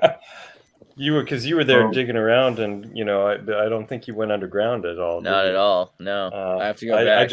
I found an article about it. Makes perfect sense. Makes perfect sense. I mean, I got to see a lot of it in France, but that's the thing. And also in South Spain, Atapuerca, and what's the name? Alhambra, and a couple. I got to see some tunnels in Majorca. But I did not do the Valencia, and that's the thing. There's so many that they have museums. I did see. I went to one museum in Valencia that let you go into some what they call Civil War tunnels, which are really small, and they're white stone painted brick, which is what you'll find in like any Tartarian looking brick building, like Connecticut or something as well. But it gets it got really crazy in Majorca. I wonder what they have in Valencia. And I bought a pub in England when I was 26. I moved over there from Sydney, and I had this pub in the middle of the Cotswolds outside of a town called Banbury in Oxfordshire. No, Banbury. I lived in Banbury for a bit. Yeah, man. This was a little country in Roxton, not far from Banbury. But the rumour was, man, there was a massive abbey just down across the road from my pub, actually. And the rumour was that all these underground tunnels existed, that they used to travel from the pub right down to the abbey, and then from the abbey you could go right back into town. Yep. And stuff that Paul Cook has been showing, like in Nottingham and just all over. I mean, it's everywhere. Right? It goes down deep, and the further down you go, the more you get this undeniable geopolymer, stuff going on. A couple of videos that he's done lately, though, he's been talking a lot about sandstone. I think what he's potentially looking at there is the red layer, the great cedar trees. Yeah, I had some correspondence with Hangman about that, and he watched a couple of the videos, and he was he was very convinced that you know, it makes sense if it's from tree, then they could Like carve those tunnels a lot easier, right? Yeah. So I think that's a fascinating angle. I think I want to find out if Paul Cook is familiar with Hangman's work and has reviewed it. Paul was going to be on tonight, but he's a bit under Paul the weather. just uploaded or went live. I don't think he went just live. gone live. He went live. I'm gonna freaking scream at him because Jim Dillinger said he went live. He's supposed to be. Oh yeah, I just saw the notification. So I'm gonna go outside for a cigarette, hop into his live chat, and scold him for give him a talking to. Yeah, and make sure that he joins in here shortly as soon as he's done his own. So I'll be right back, and I'm gonna make sure Christmas labor it comes on, because what a cop out claiming he's too sick to come on but does his own. He's coming on here for a jolly holly Christmas with us. I know. I also, because earlier, Bernie, I dropped a couple things. So hopefully somebody, you know, maybe Stoops might show up. And then I got a friend who has been doing some Tartarian research that, you know, hopefully in maybe a bit might show up as well. So and throughout the night, there's some interesting guests that might emerge. Well, in the morning, North America side, Old World, Florida. I'll also email again. Selzer Stalin, aka Global Vision, and what about Ben? What is this? This is a Tartarian filibuster going on right here. We're just taking over the airway. Yeah, man. I'll also send it to Michelle Gibson, and if she wakes up, but I thought join. Tartaria was a psyop. Yeah, isn't it a Chinese psyop? Apparently. Yeah, bro. I'm surprised they haven't claimed that it's a Russian one yet. Yeah, thank God.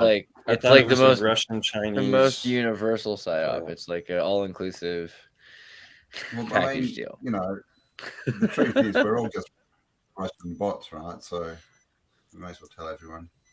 Yes, the operation to get people to look into the world and see where they're from. Exactly right. The operation to get people to think for themselves. Find out your own heritage. You must be racist. You can see why it's not very popular. Yeah, I know, right? Look into history. You're a white supreme pizza. All right, what are we looking at here? A map. An old map. If you look at his live now, Paul Cook doesn't look good. I'm pointing this out. Nobody go and watch map makers really didn't have the faintest clue of what was happening in Siberia. Well, we have all those stories about. What is look, Tartar? This guys. So I've been reading in Gurdjieff in his book Meeting of Remarkable Men. He talks about the Tartars. Gunwoo made it. What's up, Gunwoo? What's good? Oh man, I didn't know what to expect. Like all my family's asleep, so I can't really talk too loud. But man, like I'm so glad like this is actually happening. Like finally. Dude, super glad that you're here. We gotta start doing stuff all the time. But dude. You're gonna have to introduce some of the stuff that you've been researching as well. It's cool that we're about to talk about Siberia. Maybe actually 13th Monkey, continue to show Siberia and then you can jump in. Yeah, go ahead. I'll just like pretty much popcorn information that I know from like what's related to all this. So he got Karakorin. It's crazy because you look at all these volcanoes across there. Oh, is here. This is the old city. Karakarari. And if that is indicated as being pretty far north on the map, and Mare Tartaria too, right? The what's now the Siberian Sea was always known as the Tartar Sea. But look at the amount of land north of. Oh, because this is where it sits. So, do you think and there is that was all of this?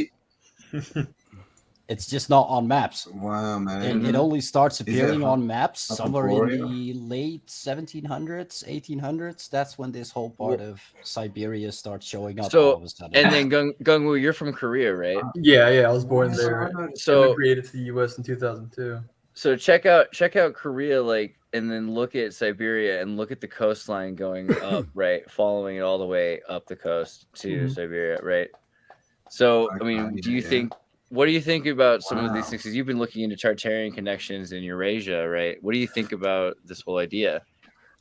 Communication, connected culture, all the way up there, and even to Korea. Well, I know the Koreans are direct descendants of Scythians, and like that's pretty much mainstream information at this point. Mm-hmm. But yeah, like I haven't really looked into like the maps and whatnot in relation to this whole Tartarian stuff. But I'm more like interested. Like my research is more on the history of everything, the documentation, that the evidence in terms of legitimizing the Tartarian existence. But I've also noticed previously, before it was like even mentioned as Tartaria, that like it was in Western sources, it was called the Scythian Alliance. And then you also have the Pannonian Avars and all that stuff like that, adding more credence to the idea that the Scythian tribes were once allied into like one coalition.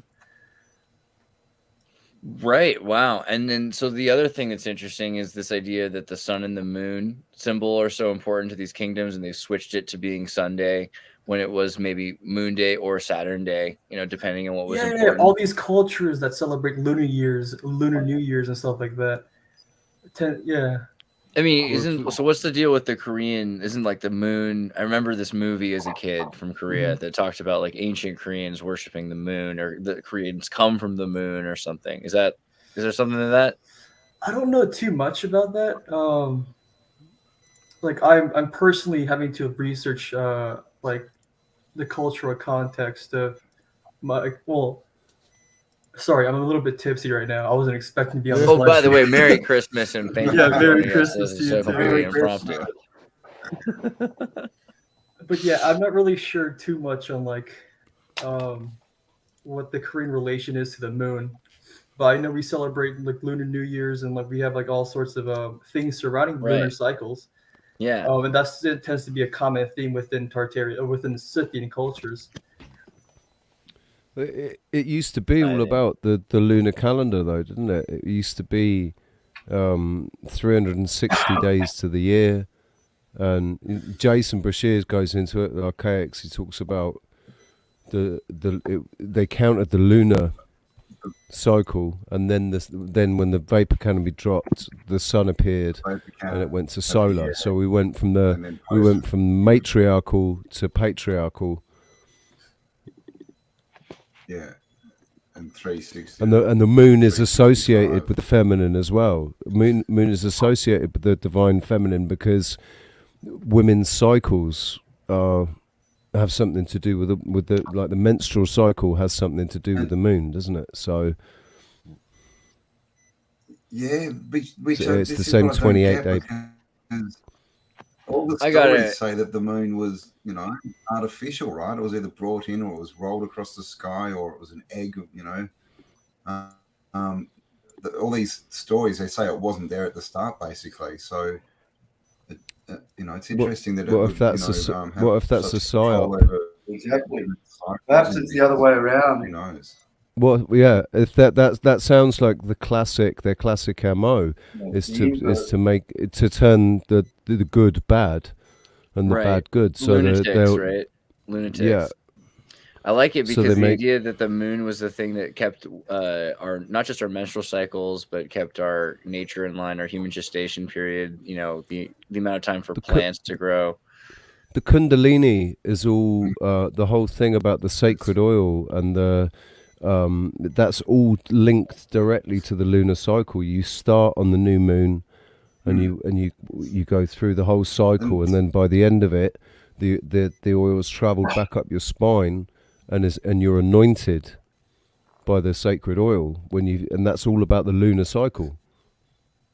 So we're physically connected to it. I mean, the idea of lunar resonance too. So you got radiation from the sun, and there's the idea of cold light. That there's cold radiation or some sort of inverse radiation coming from the moon, and that there's an entire other frequency. And there's the story of vampires and werewolves and everything. The idea that the moon is associated with evil has been really pushed. This idea that there's good and evil, and one is going with the polation flow of the church, and the other is anything in its way, right? But every other culture seems to celebrate, like the lunar cycle. The moon's very important, and we're now told, they were sacrificing people. David Icke is under the impression that the moon is an alien satellite that like inhibits telepathic communication with humans or whatever. Yeah, absolutely. That's what the Zulus believe. It was an egg hollowed out. The Soviet Union have all these books talking about who built the moon because the moon's hollow. Everyone seems to say it rang like a bell. Wait, what was that? Yeah, what was that Apollo mission that like the moon actually rang like a bell because like they crashed a satellite onto it. Somebody commented on my channel yesterday that the moon was made of selenite. I thought that was kind of interesting. I have a lamp in my office that has, it shines through the selenite, and it has a glow like the moon. So. It's self-illuminating. Right. Luminescent. Oh. I mean, have you seen the video? The guy that puts a thing into water, puts that sort of, he's got that sort of moon, and he lays it into water, and it shows the phases. Yeah, it's a convex sort of plate that looks like a moon. Yeah, and he turns it, and it shows you all, the water. Yeah. If you like right next to where you're scrolling into, it says Oceania Scythicus, the Scythian Ocean. I don't know if people pointed it out earlier, but like before Tartaria was conceptualized, it was called Scythia. Or Scythia, right? Yeah. Oh, I guess I'm gonna hop out for a minute as there's one more Gleb to come in. We are maxed out at 10, and Paul Cook did say that he will join when he's done his stream, but I'll be watching from YouTube, and I'll hop back in a minute. Okay. Campbell, you're gonna have to let Gleb in though. Don't go on Paul Cook's name. And Bernie, we love you. Yeah, let him in. Yeah. So bring me up to speed. What are you guys all talking about exactly? And yeah, actually, I was gonna say, Gung Wu, if you've got some stuff, I know you're, in no pressure. But if you've got some stuff you want to share as well. Hey, what's up? No, I'm just greetings from area. Oh man, right at the bell too. Perfect time. Merry Christmas to all of you, and to all a wonderful Christmas. We talked about giants a bit. We talked about the idea that whales might be giants. Yeah, sorry. Can I just ask Jay Dreamers a concept question with regards to Jay? Sorry, Gung Wu, we woke your parents, and my fault. Yeah, it's my sister. She's right next door. Can you hear me? Sorry. Yeah, I'm a big fan of yours, Jay. I like your stuff, mate. You've been talking a lot about what goes on in the North Pole. Once Mike's bells stop ringing. Bells. So we talked about giants. We talked about the idea that whales might be leftover giants. We talked about the wall theory, the idea of pressure changes. We didn't really go too deep into like multiple kinds of hominids yet. We didn't really talk about the idea of gene flow, but there's different kinds of simultaneous hominids that have interbred. We didn't yet go into the Scythians versus the Tartarians, or as an alliance, or what that means. We did talk a little bit about energy and the reset. We did not yet look at too many architectural building pictures or anything like that. Gotcha. I'm more familiar with the Arabic connection with the Koreans than I am with the lunar connection.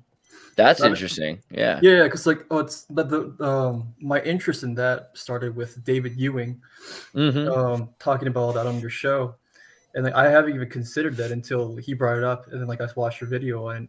Oh my God, just looking at the Korean language script, and it's like ones and zeros sideways, right? Essentially, yeah. But I've noticed the square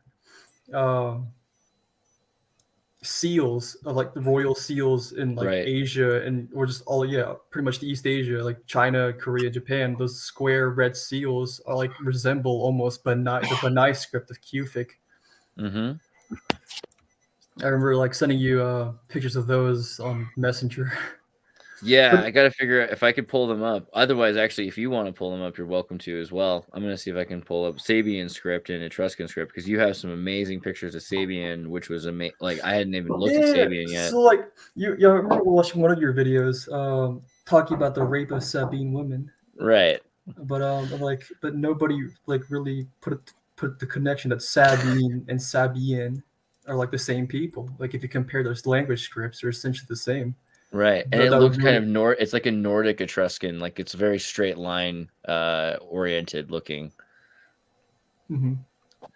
And like you see this across Arabia as well, stretching all the way to Yemen. That same script that Etruscan-esque script that you see. Yeah, that's funny when I'm saying Nordic. What the hell is that? Because straight lines, you're gonna see them. What does it mean, right? Because again, there's so many different kinds of people that they seem like. But they're all the same kind of people. It seems like it's a cultural. Like Tartaria is a much more cultural thing than it's a blood thing necessarily. Mm-hmm. Same as USSR. Yeah, right. Also, in terms of the Arabic connection to Koreans, have you thought about some of the names and things or anything like that? No, not necessarily. It's not really necessarily present in the current language we have, like the Hangul, but more so I find it in the aristocratic customs, being in accordance with Sharia law. Wotan and Wu, I don't know. There are some things I wonder about. I still see. I'm not much of a language guy, so so I don't know. I can't really tell you much. You're more educated on that area than I am. No, that's just a random sync in my thoughts. But in terms of the history, what is the deal with the Arabic connection? Do you think, looking at it, do you see more of that? Do you see more connections with the Arabs going to Korea? The Sogdians are like the biggest key in this all. The ideas of Greco Buddhism and stuff like that, like they're essentially the the cultural bridge between East Asia and Persia, and like we're also you can the Arabic, one of the key smoking guns that I found is that the Quranic depictions of snakes is identical to what East Asians interpret as dragons. Like give me a second, pulling this one image up. With like legs and stuff. Yeah, and feel free to share and we'll bounce back and forth. And thank you, 13th Monkey, for sharing all these maps of exactly where we need to see, which is just perfect. Yeah, I can do that. Wait, how do I share my screen? King 13th Monkey. I just want to say, how do you share your screen? To share your screen, you click on present, and then from present, you click share screen, and it should pull up. Oh yeah, this image is what I wanted to. Did you notice when they changed that? Because it used to say share, and now it says present. Yeah. That's a Matt Dollar effect right there. It's a microaggression if there's ever been one. Yeah. Trying to change us. I was offended. I was offended. They change everything all the time, I've noticed. Brittany again. Brittany, wow. Guys, thank you so much for the super chats. Autodidactic. Thank you for sharing the stream and audience with the group. Everyone, please like, subscribe, super chat. Burneye, Exertus, Stellium7, 13th Monkey, Martin, Flatters, British, Mary, etc., etc., etc. There's a few more people here, actually. Jay should be included in that. And Gungwoo, you're next. We keep growing and growing. Autodidactic. Yeah, you're there. Okay, good. But yeah, I just DM'd you the image instead.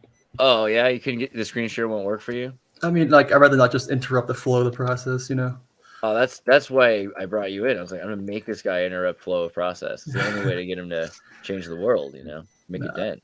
I don't know if I can stay for long because my family's trying to sleep. Yeah, it's evil of me. Hold on, let me see if I can pull it up. Here we go. Here, I'll pull it up for a second. Here's a picture from this is from the man. What do you think was Manny book? The size of Tartaria? Sorry. Like I've heard, like, because we know Africa was Barbaria, and is it Turkey? They were saying everything east of Turkey or something was Tartaria. Has anyone got any thoughts on that? On how big it was? Was it the whole? Oh, you mentioned Barbaria. I figured out that's just another name for Tartaria, like barbar and tartar, essentially the same word. Same word. Yeah, essentially. Yeah, on all the old maps though, they have Africa as Barbaria, and then but it's only North Africa is Tartaria. So no, it must be everywhere. The architecture is the same everywhere. Pretty much the Sahara, yeah.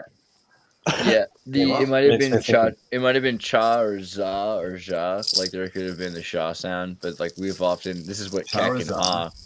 Yeah, I like and the R is an apostrophe a lot of the time. It could be Tataya or something like that. So are you thinking? I like how does Babar the elephant fit in? Region? You got Barbaria here in the north. Yeah, and then from Tartaria. The thing is, they tell us the barbarians came from the east, don't they? Yeah. You've got Barbary Coast in Australia, haven't you? Have you got a Barbary Coast there? Have you guys ever just discussed the legitimacy of Mormonism yet? The Book of Mormonism? Mormon? Yeah, for sure. The idea of Israelites going to the Americas, actually being the Scythian migration into the Americas, which is what the Native Americans are. I think I kind of believe even that they started there, and that there was the Western Sea interior, and when they poured out of where is Missouri today, they ended up in Africa, and then that's the next cradle of civilization after the last reset. There's like several, and then from there coming back, they're trying to return to it. Can I jump the screen share for 2 seconds to show Gungwoo's photos? No, of course. I'm not commanding the screen share. Oh. Bernie's not here. Is Otto? There we go. Yeah. I have control. Haha. Ultimate control. I can make the power is yours. The power. Haha. But yeah, pretty much just like screen share everything that I sent you on Messenger. Like that's the majority of the ammo that like. Yeah, I got it open as soon as Campbell finds the. Right, I got to bounce, guys. Much love to you all. Martin, I'm just like, I got to go and do some dinner. Merry Christmas, dude. Does everybody know about this news that? Does everybody knows this? That Russian Academy of Science has accepted Tartaria on official level. Right, oh, really? No. Yeah. Jay, just is 2 that days Gleb? Yep, that's Gleb. sorry, I'm going out because I was painting, and now it's a bit. Gleb is in Russia right now. I'm in St. Petersburg. I wanted to show St. Petersburg. I'm just going out for the walk. I have to drop a few presents home, and what happened recently 3 days ago. They had held a seminar, international, and the Russian, all the cities and everything from the Russian Academy of Science. So it's a governmental level accepted that officially Tartaria is declared existed. That it existed. Like we cannot deny in 100 years that Soviet Union didn't exist because like it's obvious. Yeah. So this is obvious too. So for example, that through 2 generations later in the books for the kids, it will be that and once there was the Tartaria, and then the Anglo-Saxon army came and all over the world and set up a new order and built all these triumph arcs and stuff, and so on. So amazing, but this is coming all over your and my and everyone here all over the world. Attention to this and mental noospheric kind of unity, bringing this to life. Imagine this one moment, but in this political situation in the world right now, at the moment. So what's happening now with this China thing, with the Ukrainian thing, and in the US with this South American and everything all together, and with this thing now, Russia comes out like, hey, stop, guys. We just, had this Tartaria thing in the first place, and now we will hustling with all this Fauci and the rest, Rothschild stuff, and come on, get lost. Like we're getting back to Tartaria moments. Just, that's so great. I hope it doesn't turn out bad, you know, for everybody. Well, I know Gungwu, you gotta get to bed because I know your family is gonna get you. So I want to share your stuff before. I want to show the most recent picture that I sent you on Messenger was the. Oh my God! Your whole life flashed before my eyes. Here's the book of Manny. There you go. Yeah, it's the image of this is apparently Moses and confronting Pharaoh and like the snake eating like something, whatever that scene. But like you see that serpent imagery that you see all across like the walking serpent with the legs and it's all across Asia. And there's a heck of demons going on here too. The goat man going on some Baphomet stuff. Yeah. But earlier you pulled up the picture of the Shinto shrine being buried. Yeah, let me jump. I gotta go. Well, this is so good. I mean, there's a lot of stuff here. Let's go. Okay, this is the one. Yeah. Yeah, and like that's just particularly due to a volcanic eruption in 1920s or somewhere there. Boaz. All right. Gonna watch that video again, but yeah, it's a video by this guy named Tokyo Lens, where he looks into like a village that lives in Japan that lives right next to like an active volcano, and like their most recent eruption has caused pretty much the land level elevation to rise up to that point.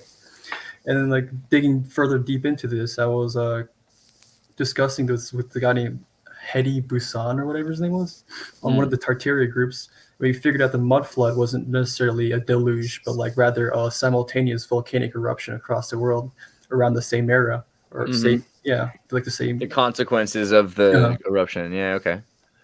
Eruptions. Right.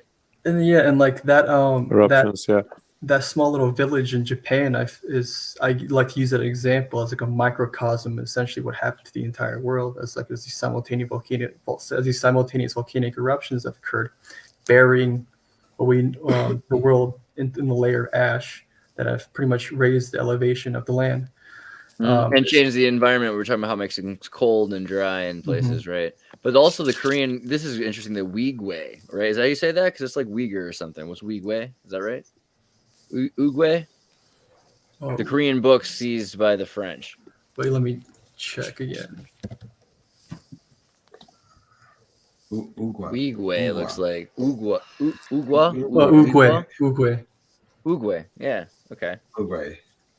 I see Uyghur in there somewhere. I feel like there's some connection. But yeah, I pointed that out because like it seemed very coincidental. So like you have I remember you mentioned earlier in one of your videos about the Black Dragon Society in Japan that has suppressed like all these nations within the Empire of Japan of their true history. Dude, they pickled and ate people. I don't know. Allegedly, I don't get in trouble, but that's what I saw.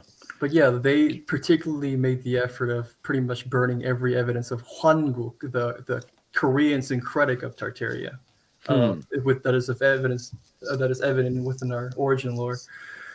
But yeah, that little article, that snippet I sent you, essentially is I don't know how true it is, but I pointed it out because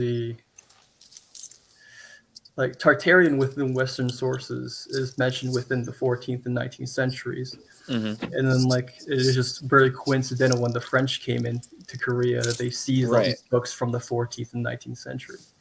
Right. And you've got there's Netflix shows now about the Korea. It's like Lord of the Rings about the Korean, romantic period of the.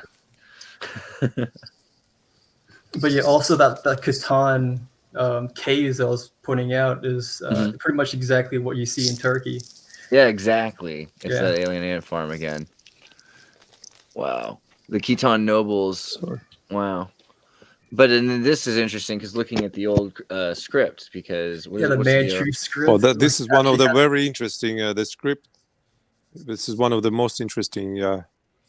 That's what I recently saw. This was so amazing.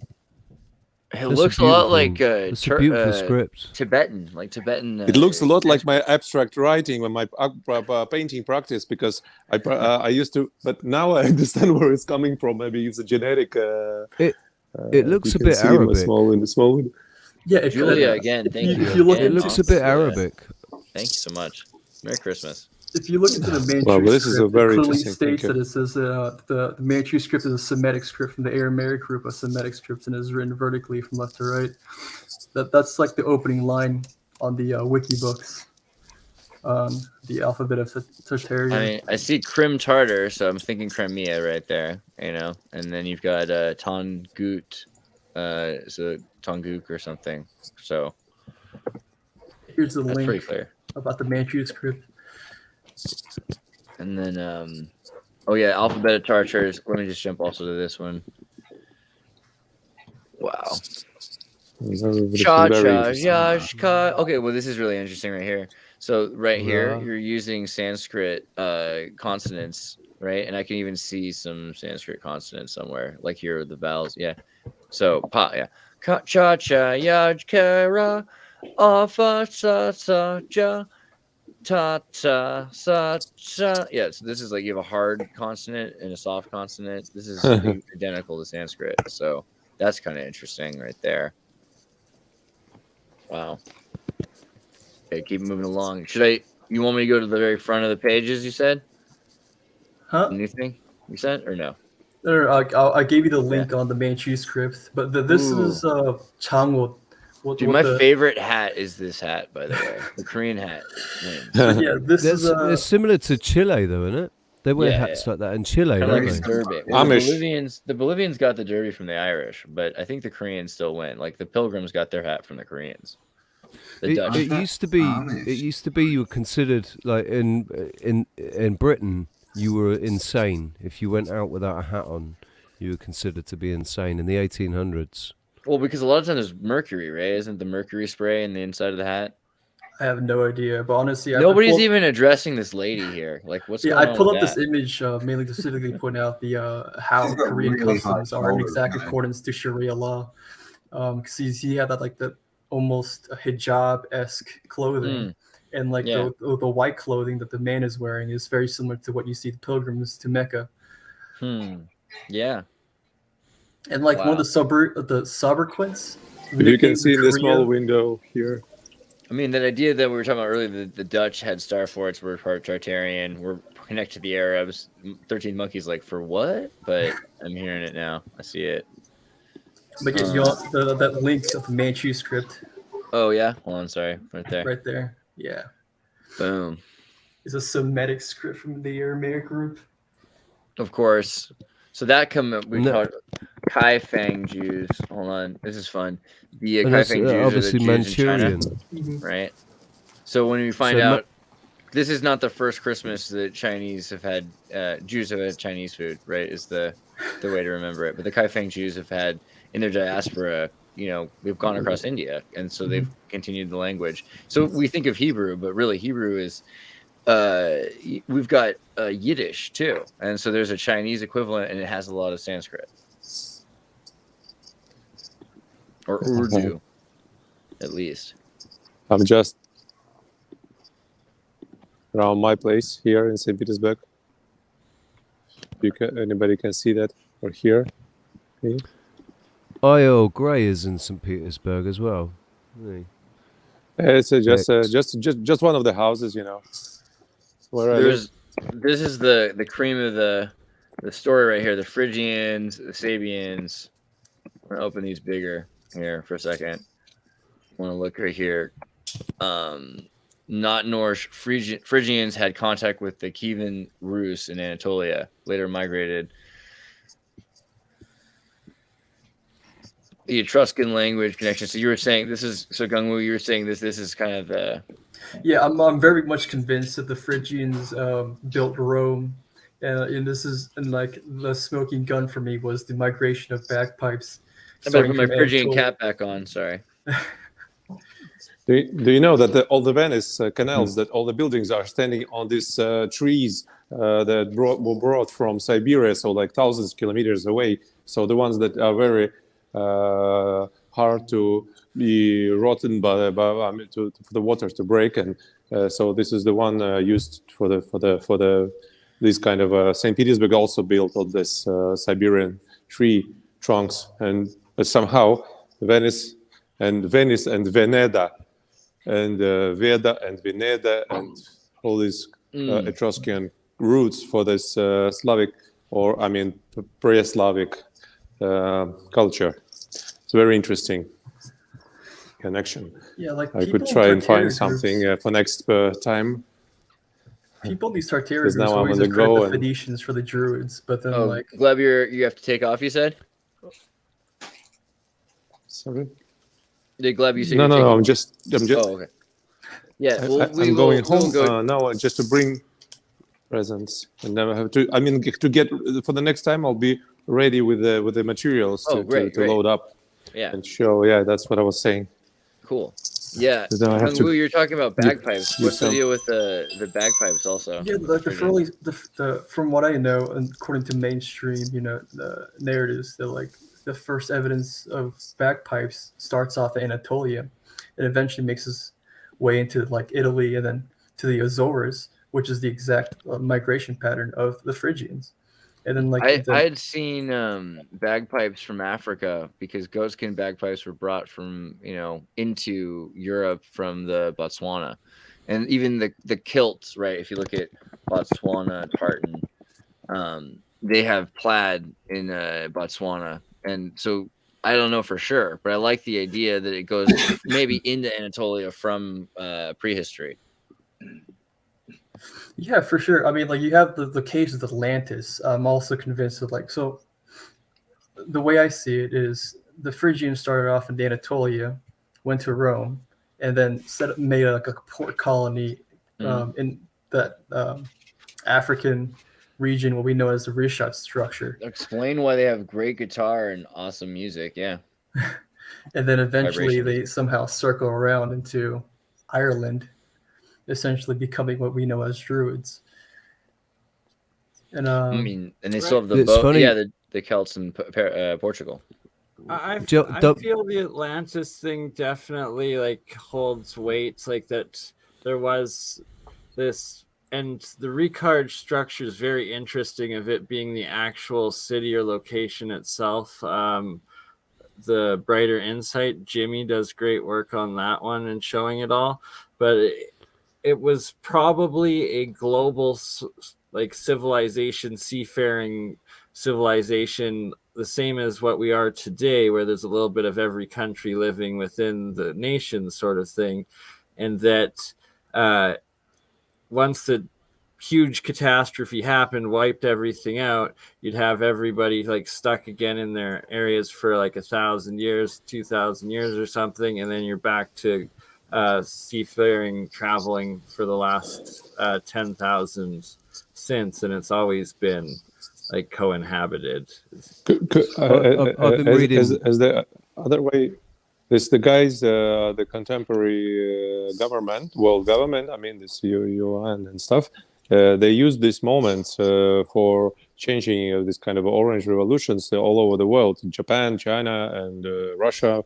For example, it was a Rurikov dynasty who were coming from the Caesar. This Ivan the Terrible, the last one in the 15th century, and he was saying that he was coming for their family was coming from the Caesar's family, from the Roman, I mean Italian, and so since that time, and the Scandinavian roots and everything, and they were wiped out, and the Romanov dynasty was put with the German and Charles, British king. Yeah, the first was, and George was his same face. He's like a twin.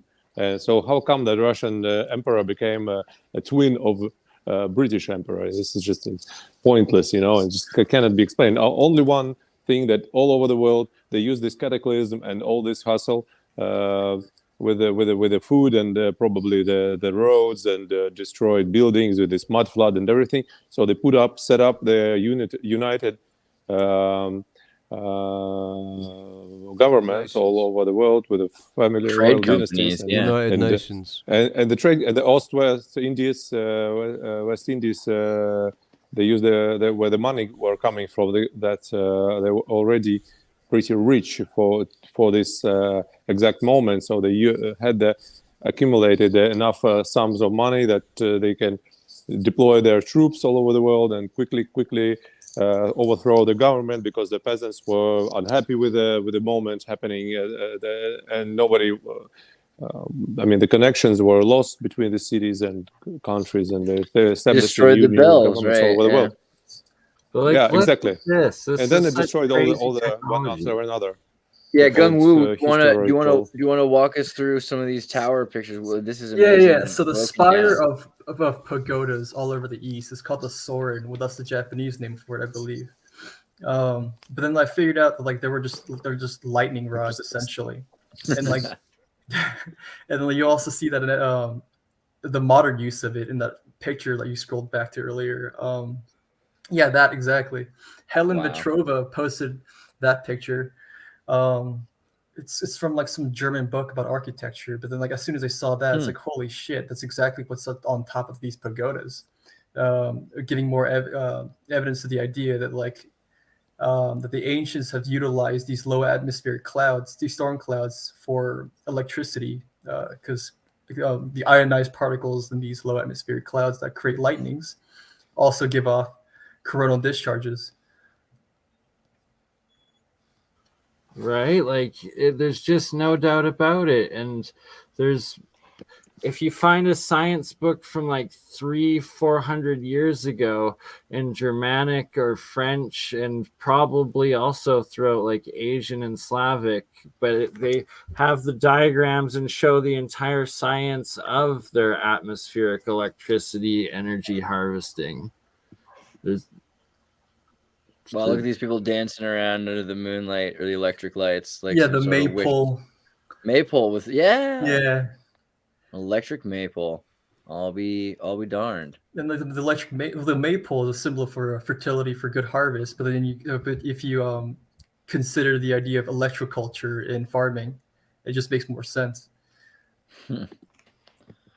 Yeah, I mean, and the plasma rods. I mean, we're doing the real science show. You know, we're seeing this every day at this point. Shout out to Join the Technicians. I know he was in the chat earlier. Yeah, Jeremiah might, but Gerald, WPG Enlighten for Truth, one of the main coil guys and free energy stuff. He's in right now, and Gerald, probably much love you. Very end there. Yeah, Gerald will join in a little bit later towards the end, and Jeremiah might as well.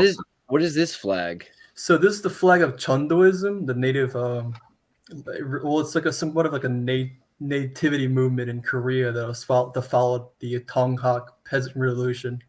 But yeah, this is the flag of Chundoism. I'm not really necessarily sure why they chose this flag, what the meaning of the symbolism behind it. Dang, but, this is I'm finding like autodidactic similarities between all these like. Pretty much just that and the other. Huge. It's like a two-dimensional geometry of the three-dimensional like schematics of these torsion fields. Essentially, yeah. Mm-hmm. How's that feel, Campbell? There's like a level now, autodidactic level of synchronicities. You know, that's not bad. There. The Bedouins, man, because we kept talking about the Barbers, the Berbers, the borders with the Barbary War. Yeah, like you know, the world's. I've noticed Richie's grandpa. The World's Fairs is like a showcase of culture, but like all of it has to do with like almost like it's like a showcase of like Scythian culture, essentially, from what I've noticed. Then you have like the Pan American Exposition, like having all these like Japanese or like or like Asian exhibitions. But yeah, this is so the Moors, man, because like this idea, are the Moors a color? Because like some people get really upset when you get into this. Are they all one way, or just because people call Moors walls are also describing like the civilization? Is it like America or something? Like, you know, the Moors, they had the walls. Sorry, I have to jump in quickly. Sure. If you can jump back to the last one of like or a couple back with the main Antiquitech. Sorry, about 4 or 5. Okay. A couple more. That one. So this one, and what Gerald just stated, each ring on the pole acts as AC electrical buildup through electrostatic collection. And this is actually very key about fractal antennas and how they move and harvest the energy waves. And yeah, like this is high-end electrical engineering through plasma ionization and the vapor fields. that is what it's all about. If I could show you only on the camera now, I don't know how to turn the frontal camera because I'm talking from my phone on the go. If you could see that. Oh yeah, let's solo Gleb. It's a bell tower. Gleb's live at a tower. It's now. Oh, and if you turn your phone sideways, it'll do full screen video. Oh yeah, might be like this. It'll be better. All right. Awesome. Look, and it's now under construction, refurbished and renovated. But anyway, it's a beautiful, gorgeous step by step going up with a bell. The bigger bells lower and the smaller up, going over the way to the top. And so the monks going because there's a big St. Nicholas church. Bruh, we're live in St. Cathedral. Petersburg on Christmas morning. The production values on the show are unparalleled. Nostravia. Something happened. So, yeah. No, he's still there, man. I think he's dropped out. I don't know. He's there. We can see you, Gleb. Yeah. We're good. We're back. There's a couple more things also. We almost got to this is the Sabian script. Let me see if I can zoom into the Sabian script. Thank you, Gleb, for sharing with us St. Petersburg Christmas morning. That's pretty based. That's amazing. That's awesome. Look at this friggin' like runic Lord of the Rings shtick going on here. Right? It kind of reminds me of this is what AI learning needs to be applied to, is like figuring out what's actually on all of these things, and it's like if they're grammatically accurate to like the time period sort of that they act to. They have AI that's read Etruscan, which is pretty sweet. It's actually, I think they just, where's the bottom of the Wikipedia? Did they do it finally? 2019, 2021 AI, boom, they did it. I don't know. But the Glagolithic script also sticks out in my mind. This is the Slavic script that was invented in Croatia. Shout out to Croatians everywhere. Not quite the same though, because it has a lot of curves. Some of these curves stick out, and then you go back to here, you see this is the prototypical. You can see runes there. There's runes like the R and the Yeah, same thing with the old Turkic script as well. Yeah, these proto languages. They're like that's Bluetooth right there. There's the Bluetooth, man.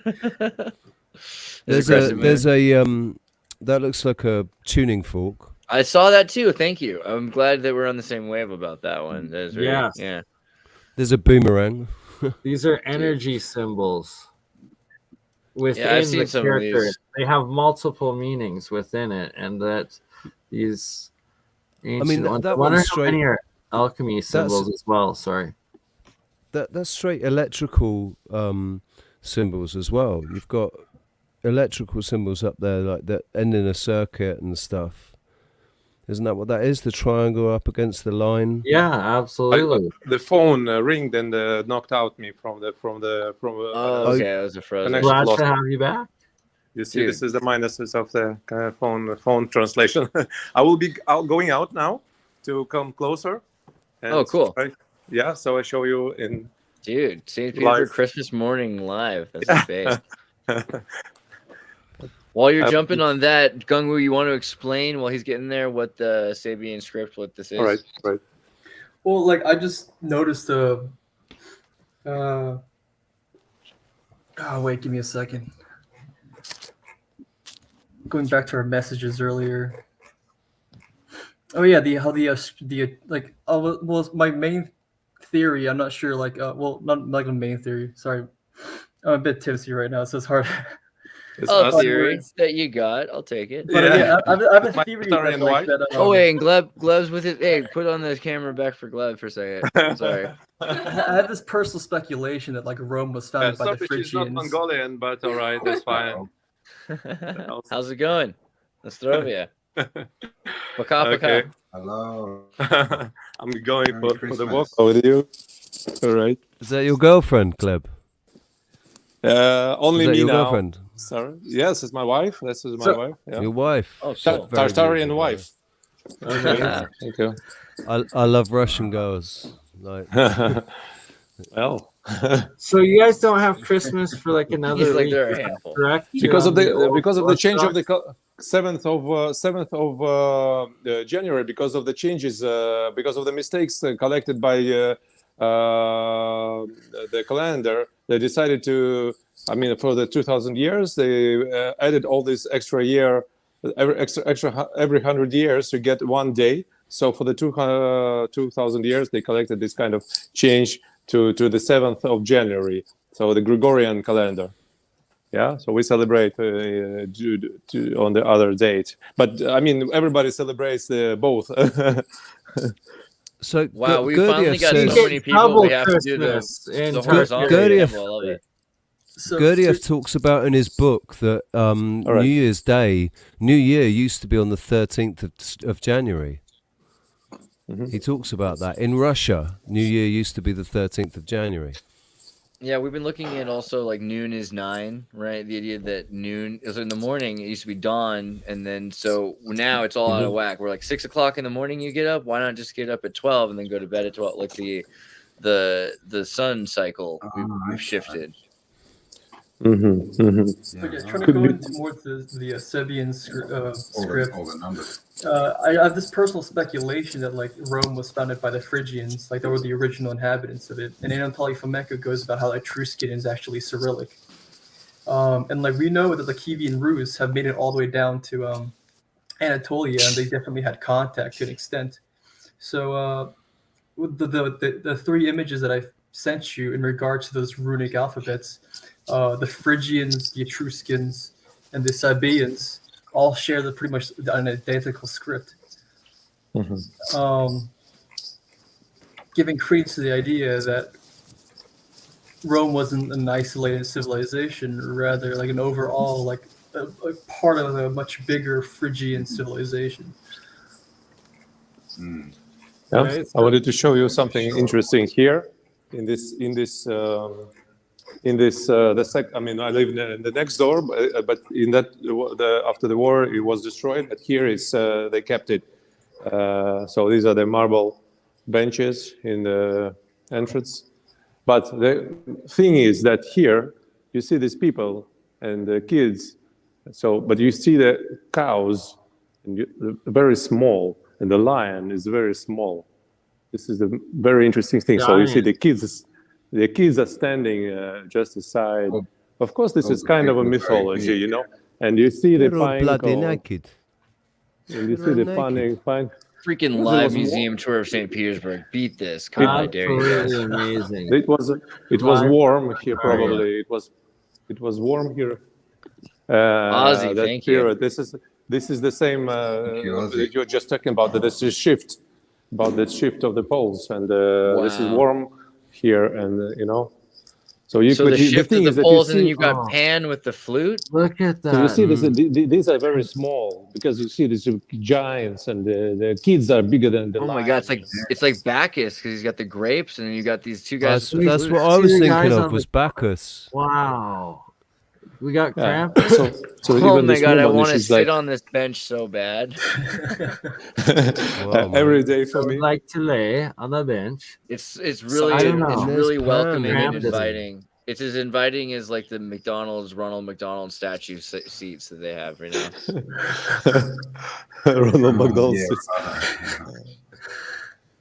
The exact opposite of Ronald That's amazing. McDonald seats. I don't know, man. They're both pretty freaky, but the idea that the polar shift is really interesting because we talk about Persephone and Hades and the idea of the seasons. Persephone was originally always above the land, and Persephone's brought into the Hades. Oh, what about if the polar shift? What if the polar shift is a shift in consciousness? There's a shift in energy. Just as much, well, I mean, so I think it's both. We're talking about the whales. I think that we're shifting it all. You know, when people's when the 5G comes out, it's probably frequency. So yeah, exactly. It's honestly insane to me how much of Russian antiquity has survived the Bolshevik revolutions. Yeah, well, it seems like it wasn't them that were destroying it. You know. Here we are in Tartaria. So when you're showing the new one that's being rebuilt, do you think that they're actively incorporating the old Antiquitech atmospheric energy or energy. Oh my god, the same thing with river engineering into it and like the functionality of it today. Or this is like watching GoldenEye. This is amazing. Oh wait, and you see this the Gorgona, Medusa Gorgona, yeah, this with the dragons over there. Wow. And all, I mean, this whole city is built only zero Slavic kind of gods, you know, zero. Yeah, none. All Roman. Only Roman, only Greek. But this is this is why I believe the Romans were actually Phrygians, and like the people that call themselves Romans are actually the Romani gypsies. When you ask them, say, "Oh, this was the fashion," you know. This is a fashion to build in the swamps for 100 years. A whole walking onto a giant palace right now. Yeah. I recognise that walk because I'm sure that IL Grey does that walk. You know, this is incredible. Oh, they're getting a signal for a second. Again, he's coming back. Oh, sorry. You should pull up that image of without the screen cap I sent you about the from the Freemason Gazette, where it specifically mentions how like that the political objective of the Freemasons was the overthrow of the Tartars. Oh wow. Yeah, like, this is in plain text. Is the thing. It's written in Morals and Dogma. I'm glad that you've got this. Let me find the Freemason Gazette. That's amazing because that's a double whammy. But I'll pull it up for you just to make it easier. So unfortunately, the tower is being rebuilt, so you can see it. But every day, every morning, so you get the time or the exact time. You know, you get this ringing the bells. And the thing is that there's a kind of a legend that, I don't know, Christian dogma that if you live, one must live between the three range of the three bells, where you can hear the three churches bell. So between this. This is the right spot to live. So if you hear the three from the three sides, enough distance, so not too far, so you can hear it. This is very good for your health and everything, and well-being and energy or something. And so this is until now. So you live, so you get the three churches bell ringing at the same moment, and this is the one where you get the good spot. So acoustically, that reminds me of in London. You're only a true Cockney if you're born within earshot of Bow Bells. As someone who's been watching Mighty Boosh recently, thank you. Oh, Mighty Boosh. No way, yeah. No, so you see, there's hey, doesn't Bernie remind you a little bit of Noel Fielding? Absolutely. Yeah, it's one of the reasons he's like a more bearable Martin Fielding. That's exactly what I was thinking. More bearable. He's like Martin Fielding and like Luke Rudkowski like mixed together. It's great. It's a whole new Luke Rudkowski. Hey, let's bring it. Thank you so much. Also, we appreciate you. Oh, you see this the windows are mud flood. 11-11 on top of it all. Always mud flood. I wanted to show you all the bridges. All the bridges got these pine cones, little pine cones on the tops. If you can see, I'm come closer at the moment. So after I will go from this side to the cathedral, if you want to. Is there normally more snow than this? Yeah, is there normally more snow than this? Yeah, it was just a few days ago. The temperature jumped up, and so you see this. There is a small pine cone on and all these creatures everywhere. Yo, the Freemasons took it down. It's no longer available, the website. But I luckily have a screen cap. I'll send it to you on a messenger. So there is another Saint Isidore Cathedral over there in the end, but it's standing right on the canal. And this one is absolutely surely built as a structure, because this is one of the monolith kind of a granite, and granite is a piezo thing, so she gets the electricity conducted, and so you get all this thing put down on the granite base, and you get all this structure with the four symmetrical, smaller and the bigger one on the top, and now you get the cross, and I see what you're saying, and like they have like the metal wire like going around them and up them and stuff, and it's like that's what's collecting and transferring it off of it. And then you get all the canals running to this with a wire. Oh, bringing the mist and the iron. Dude, I would go so insane living in St. Petersburg. It's all right there. It's so insane. And you've got all these little islands with like weather control towers that were owned by the nobles up until the 1812. It's crazy. You see, so it's all here. So you get this down here, go down the canal, and I don't know, just use it as a source of energy and transfer it somewhere. But you get this granite to stop it, and the gold gilded roofs, just only like a circuit, just like a circuit board, right? And the bell standing, and of course this is always directed northwest and so I mean all the directions. And in St. Petersburg there's two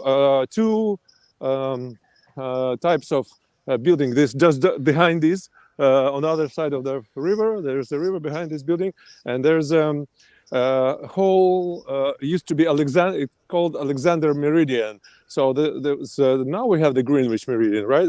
But the old one was diagonally. So if, for example, Greenwich goes directly, this is the south. This one goes just a little bit like this, and all the houses are cut like this. This is crazy. Even so, you don't get the square room. You get this triangle room because it's fashionable. Maybe. Man, that lady was just on YouTube. Think about it. Sorry. Look at that, man. Okay, I'm coming closer, and then that's it. Oh my God, it's so beautiful. If you want to, if you want me, I can go in. That's incredible. That's so good. This is you were showing. I thought that I must go directly. This is the and most also very interesting. You see all the colors. You get this kind of a leaf, but it's not a leaf. So maybe it's like a shell, but it's not a shell. What? Maybe and you don't know what the hell is this. It's a Georgia Keep painting.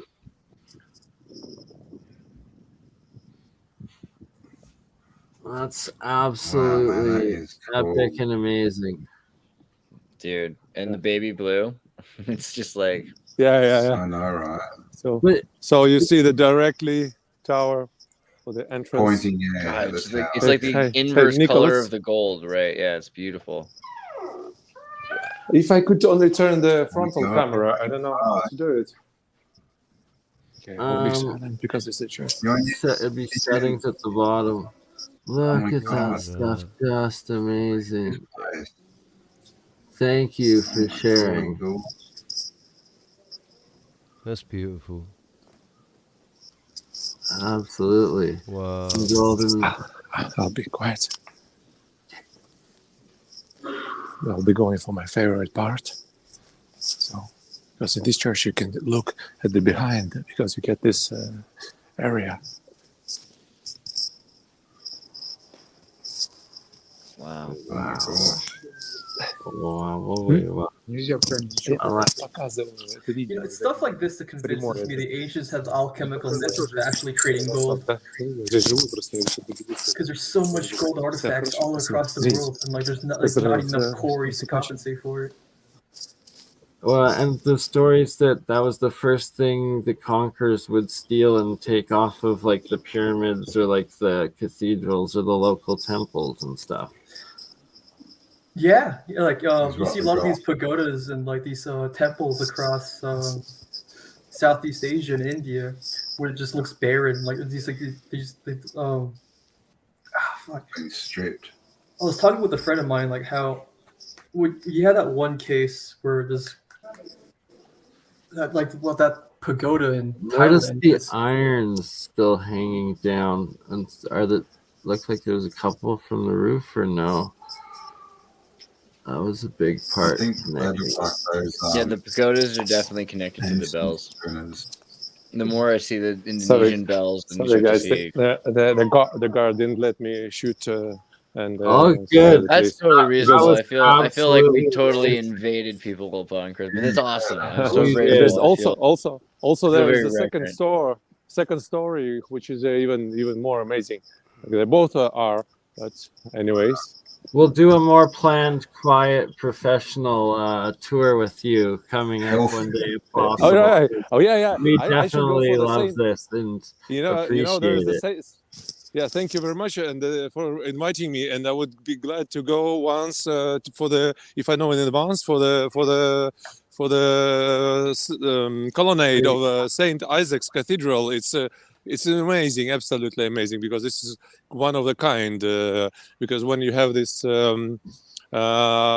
multi-tonned columns standing like 100 meters above, 100 of them, and just understand this is freaking impossible to bring all this granite one.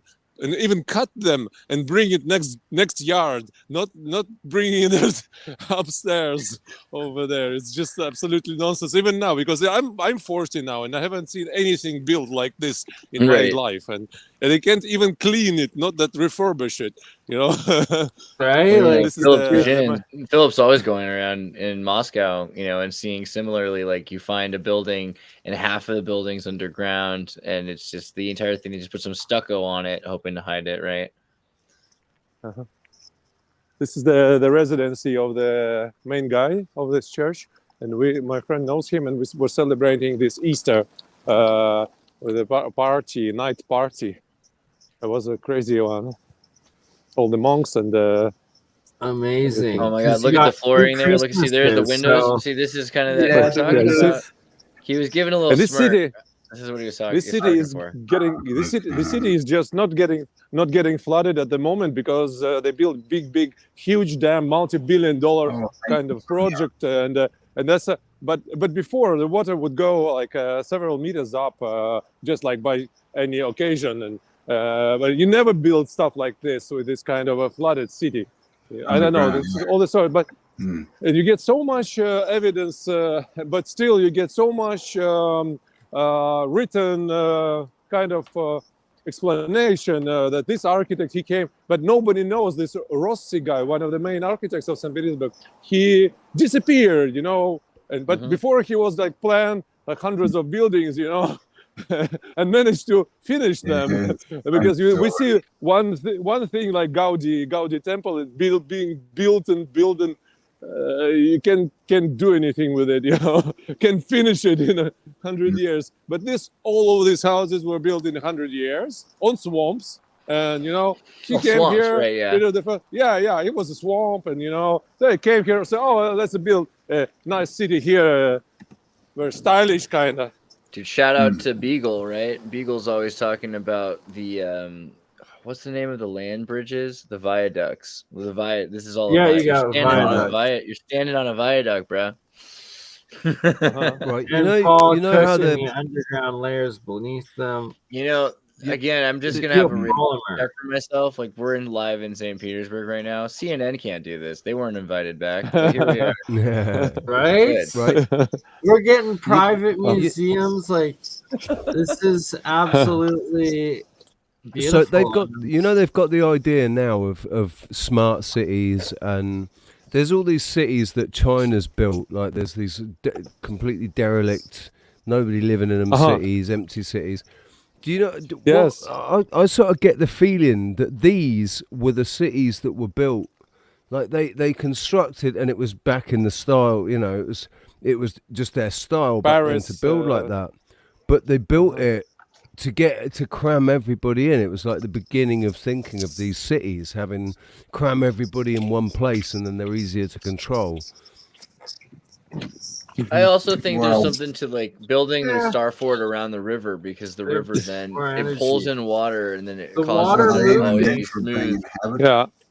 By the way, this granite is because in Karelia. By the way, Apollo was flying his silver arrow on the silver arrow by the mythology official. I mean, everybody knows that Greek mythology, that Apollo was flying on his silver arrow to give Hyperborea and north to this Karelia place. And now my mother used to smoke this Karelia Slims, and the guy, he says, in one moment she met this the owner of this company in Greece, because her friend, she says, I know this guy, you smoke this, and he's Karelia and Sons, So he says, yes, we are originally from Karelia. So this the Greek guy in Greece producing Greek cigarettes with the name of his surname is Karelia. It's a suburb of St. Petersburg between Finland and Russia area. So it's kind of a conflict since Second World War. But Alexander Mercurius from the Duran, he's talked about this and how all the Catherine the Great renamings of Russian cities, right? And the Greco-Roman. What I wanted just to say about this Karelia, so all the shafts for the mining of this granite. So you see, I'm walking these hundreds of kilometers, all these banks of rivers and all these things, bigger, smaller, whatever, were brought from. So, and one guy, 10 years ago, he multiplied all the amounts of these blocks, counted all the height and everything, volume, and he multiplied. He says they should have brought 100,000 tons a day for 300 years to build all this, because this is just it's just impossible mathematically, because it's not just like a kind of a mystery. It's just impossible. So they should have been building until now. But it's already done. So they were probably collecting all these cut things from some previous civilization work done and brought, and maybe they were pulling it down sunken from the swamps, or maybe they were. I would walk one small street. This one street is I like it because there's lots of architecture, not very not very St. Petersburg like, but it is. But still, it's very. You're looking at those windows and now they're halfway cut. Like you got every window one size except for the bottom one. It's like okay, and all right, yeah, all everywhere. Then you build it and then you cover it. Yeah, this is the way to do it. This is fun. Yeah. Also, you see the arch. So if you get a horse, the horse wouldn't go through no here. Way. You know, not just the car or something. Maybe a goat. This is the area where Dostoevsky lived, and his old lady lived in one of the houses here. And so this is a shop, kind of a souvenir shop. So where's the granny? Welcome to New York, right? This is exactly like parts of New York do the same thing. Man. Yep. You see all this Maiolic and used, and it's amazing. And all the apartments are being cut, divided and closed to the ceiling, because the ceilings are very high, and can we also like how damn clean this is, considering this is like how old of a city, like how many centuries old? Like just clean. so beautiful. Officially, it's just 300 years old. It's you see, you build this kind of a beautiful house on the street, a small street like this. Just like build one, I don't know, just get some naked ladies and columns and stuff. Easy. How many are there? Maybe 20. That's actually an interesting thing too. So when I was in Peru, and I've been to parts of like Arcadia in France and Louisiana, they have wooden facade. Thailand, Vietnam, they have wooden facades they put in the front of a concrete or a stone building like this. They build this entire front, and they build the top to it, and they have these weird art, Victorian looking things.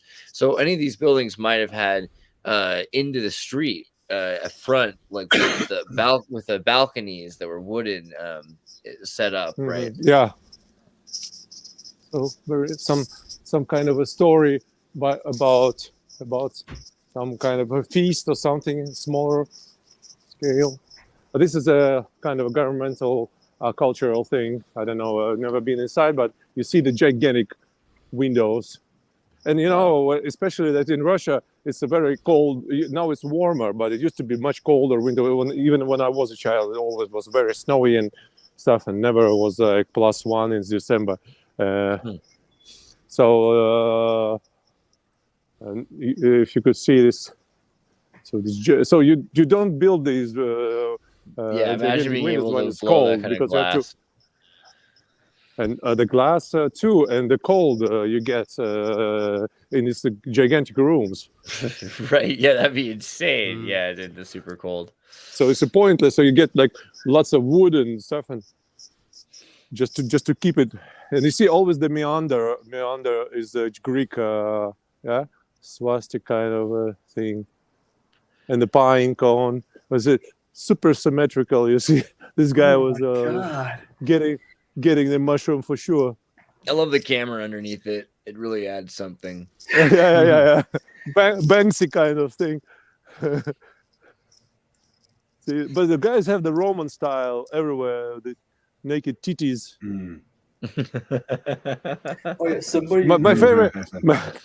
My favorite is that there is a big Tsar's brother Vladimir near the Hermitage, and it has the gryphons on the doorknobs, and the gryphons are like small, beautiful titties, and like so you anyway when you open like the door, Shakira. you touch it, you just it's maybe one day I'll check it. But they are polished because anyway, opening the door you get to touch this, and the tits are polished. So this guy was a kind of a funny guy, the Tsar's brother, and he was, by the way, he left one of the first when the revolution coming in 1917s. He was all safe and left. So I'm going for another round. You see those white lions. This is so awesome. We appreciate this, Gleb. Like, thank you for giving us one heck of a Christmas present. That's amazing.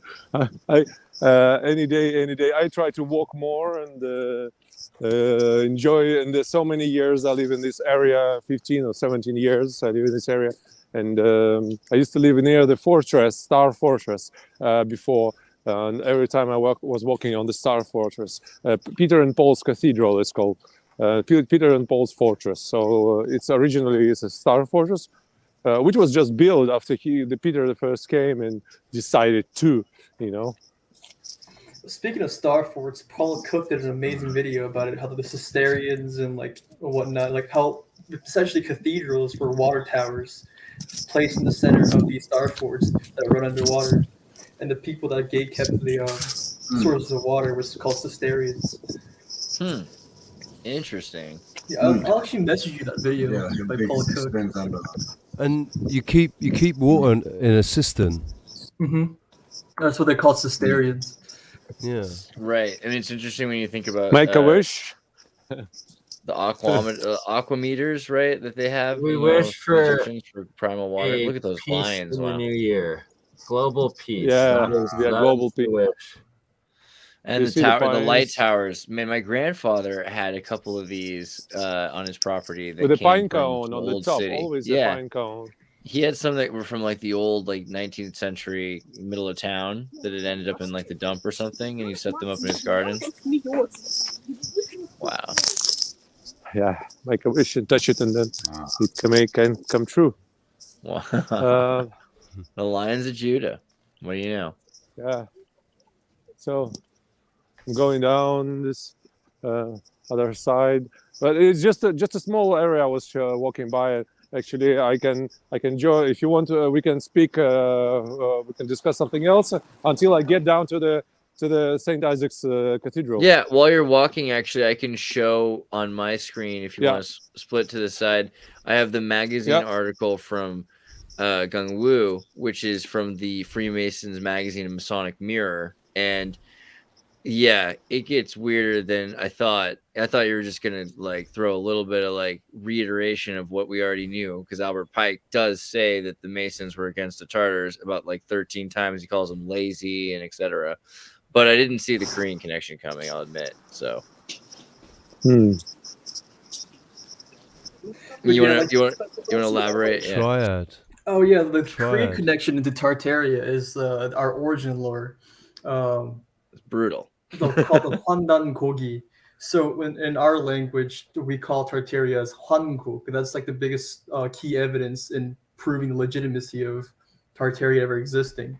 Is the our stories about Hwanguk, and then like how the Black Dragon Society pretty much try to burn every evidence of this mention. And then like but but yeah, no, but going into the Freemason involvement in Korea, it starts off, I believe, 1832 was when the first Protestant missionaries were entering Korea from the West, especially the U.S. But then you also, because 1832 was a significant year because that was also the same time the America was going under the bank wars. And one of the required prerequisites to join the Freemasons that you had is that the fact that you have to be religious to an extent. So a lot of these Protestant these missionaries were under the guise of as Protestants or Catholics or whatever. Like they called themselves Christian, but in reality, they were trying to set up a Freemason network within Korea to kickstart the Donghak Peasant Revolution.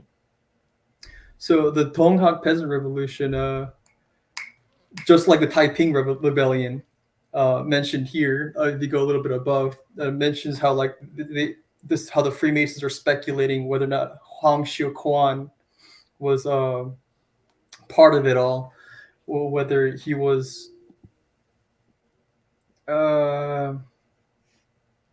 if you go to the left a little bit, Hong Xiuquan's name is it says Hong Xiuswan, but it's a different romanization of his name. Right, yeah. But they're speculating on whether or not the Taiping Revolution was their doing or not. But you see the same, but like a similar case with the Donghak Peasant Revolution. Definitely connecting triads to the Masonic movement's interesting because California Masonry and the triads in California. Yeah, there's a lot there. So with the Donghak Peasant Revolution is is one of the key events that destabilized the Joseon Empire, leading us to its demise, and what the reason why the King of Joseon signed the Korea-Japan Treaty of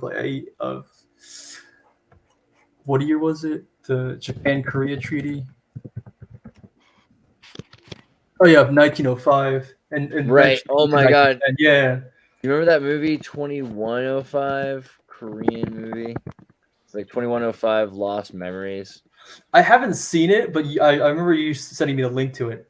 Dude, this movie 2009 Lost Memories. This movie is so based. Oh my God. So it's a failed assassin attempts in Harbin, China in 1909 changes the course of history. Now two JBI agents must find the connections between an ancient Korean artifact. So this is like the unravel of the whole thing, but they're talking about Hwanguk, and I'm sorry if I don't say anything right, but so they're basically, they find out that, ancient, and they find out in a parallel timeline in this, because they're in a timeline where Japan has taken over Korea and is like this evil empire, and then they realize, hey, actually, there's another timeline where Korea is free, and it's been that way since forever, and just have to get to that timeline. And it's there's blimps and zeppelins, and I have to rewatch this because I forgot how Tartarian it was. But yeah.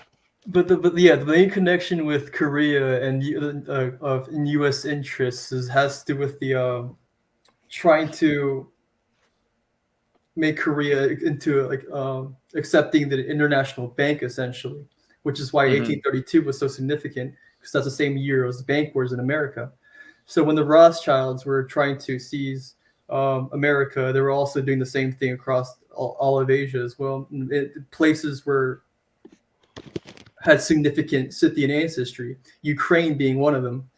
And like the first lodge in Korea was called the Harry S. Truman Lodge, which he was a significant key character in Operation Blacksite and eventually Operation Gladio. Where was I going with this? Yeah. The Operation Gladio. The predecessor to that, I forgot what the name was. But yeah, it all starts in 1947, really. That's when things starts getting solidified, when the Korea's border gets split in two. But 1947 is also a very significant year internationally, because you also have the Arab Levant War that created Israel. You also have the usurpation of the ecumenical patriarchate in Ukraine through Harry Truman. And a bunch of things like that. You see 1947 being the year when like pretty much every Tartarian nation was destabilized. Yeah, and the Bush family all along the way. And like they've just been destroying the major sites of like Antiquitech first, wherever they bomb, like Indonesia or Vietnam, Burma, over in those areas, Cambodia, throughout Iraq, Syria. It's crazy. Like they just, I don't know. That was pretty cool. We saw in Russia. From Gleb. I'm back, guys. But I saw that if you only saw this, can you see that? Windows they go down, bro. Yeah, you know, when the horse shit, you know, if you like it a lot, you build windows like this. maybe you grow mushrooms inside, you know. Great way. Then you say we need snow. some horse stuff.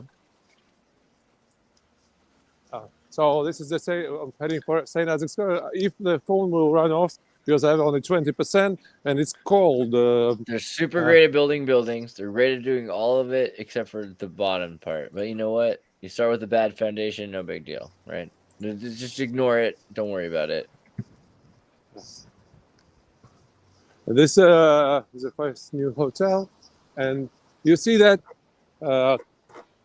If I only could turn on this frontal camera, it would become much more powerful. You see this on the top. There's a settings option. You can click on it, then it goes to video. You see the solstice. It is the solstice right around now. It's like this second. It's close, yeah, it's like 2 or 3 darkest to brightest days from it. It's here you get the sun starts moving. Invitation. Yeah, actually, wait, Gleb, try what Bernie said. Try clicking on the settings thing, and you can switch the camera to the front. Settings, more settings. So there should be a settings camera. option, and when you get to it, right. Listen, guys. Awesome. And then turn it sideways again, and we'll get the full screen. Okay, yeah, I'll close it now. Yeah, sideways. Guys, I really want to stick around, right? But I'm gonna do this music thing. So I have a hotel in the center, small kind of rooms. Richie, we love you. And one day. Sorry, Gleb, one second, Gleb. Just Richie's taking off here. Feel free. From Canary Islands. Richie, I'm it's gonna a go fabulous live. pleasure to meet you, man. It's awesome. I'm gonna go live with the music at about 2:00. So feel free to come over and have a little listen and request a song. But brother, it's been awesome, man. I've been really honoured to be part of this stream. I'm gonna go back and get some clips of it now, and we're later this afternoon. Thank you very much, guys. Much love, brother. Great to meet you. See you.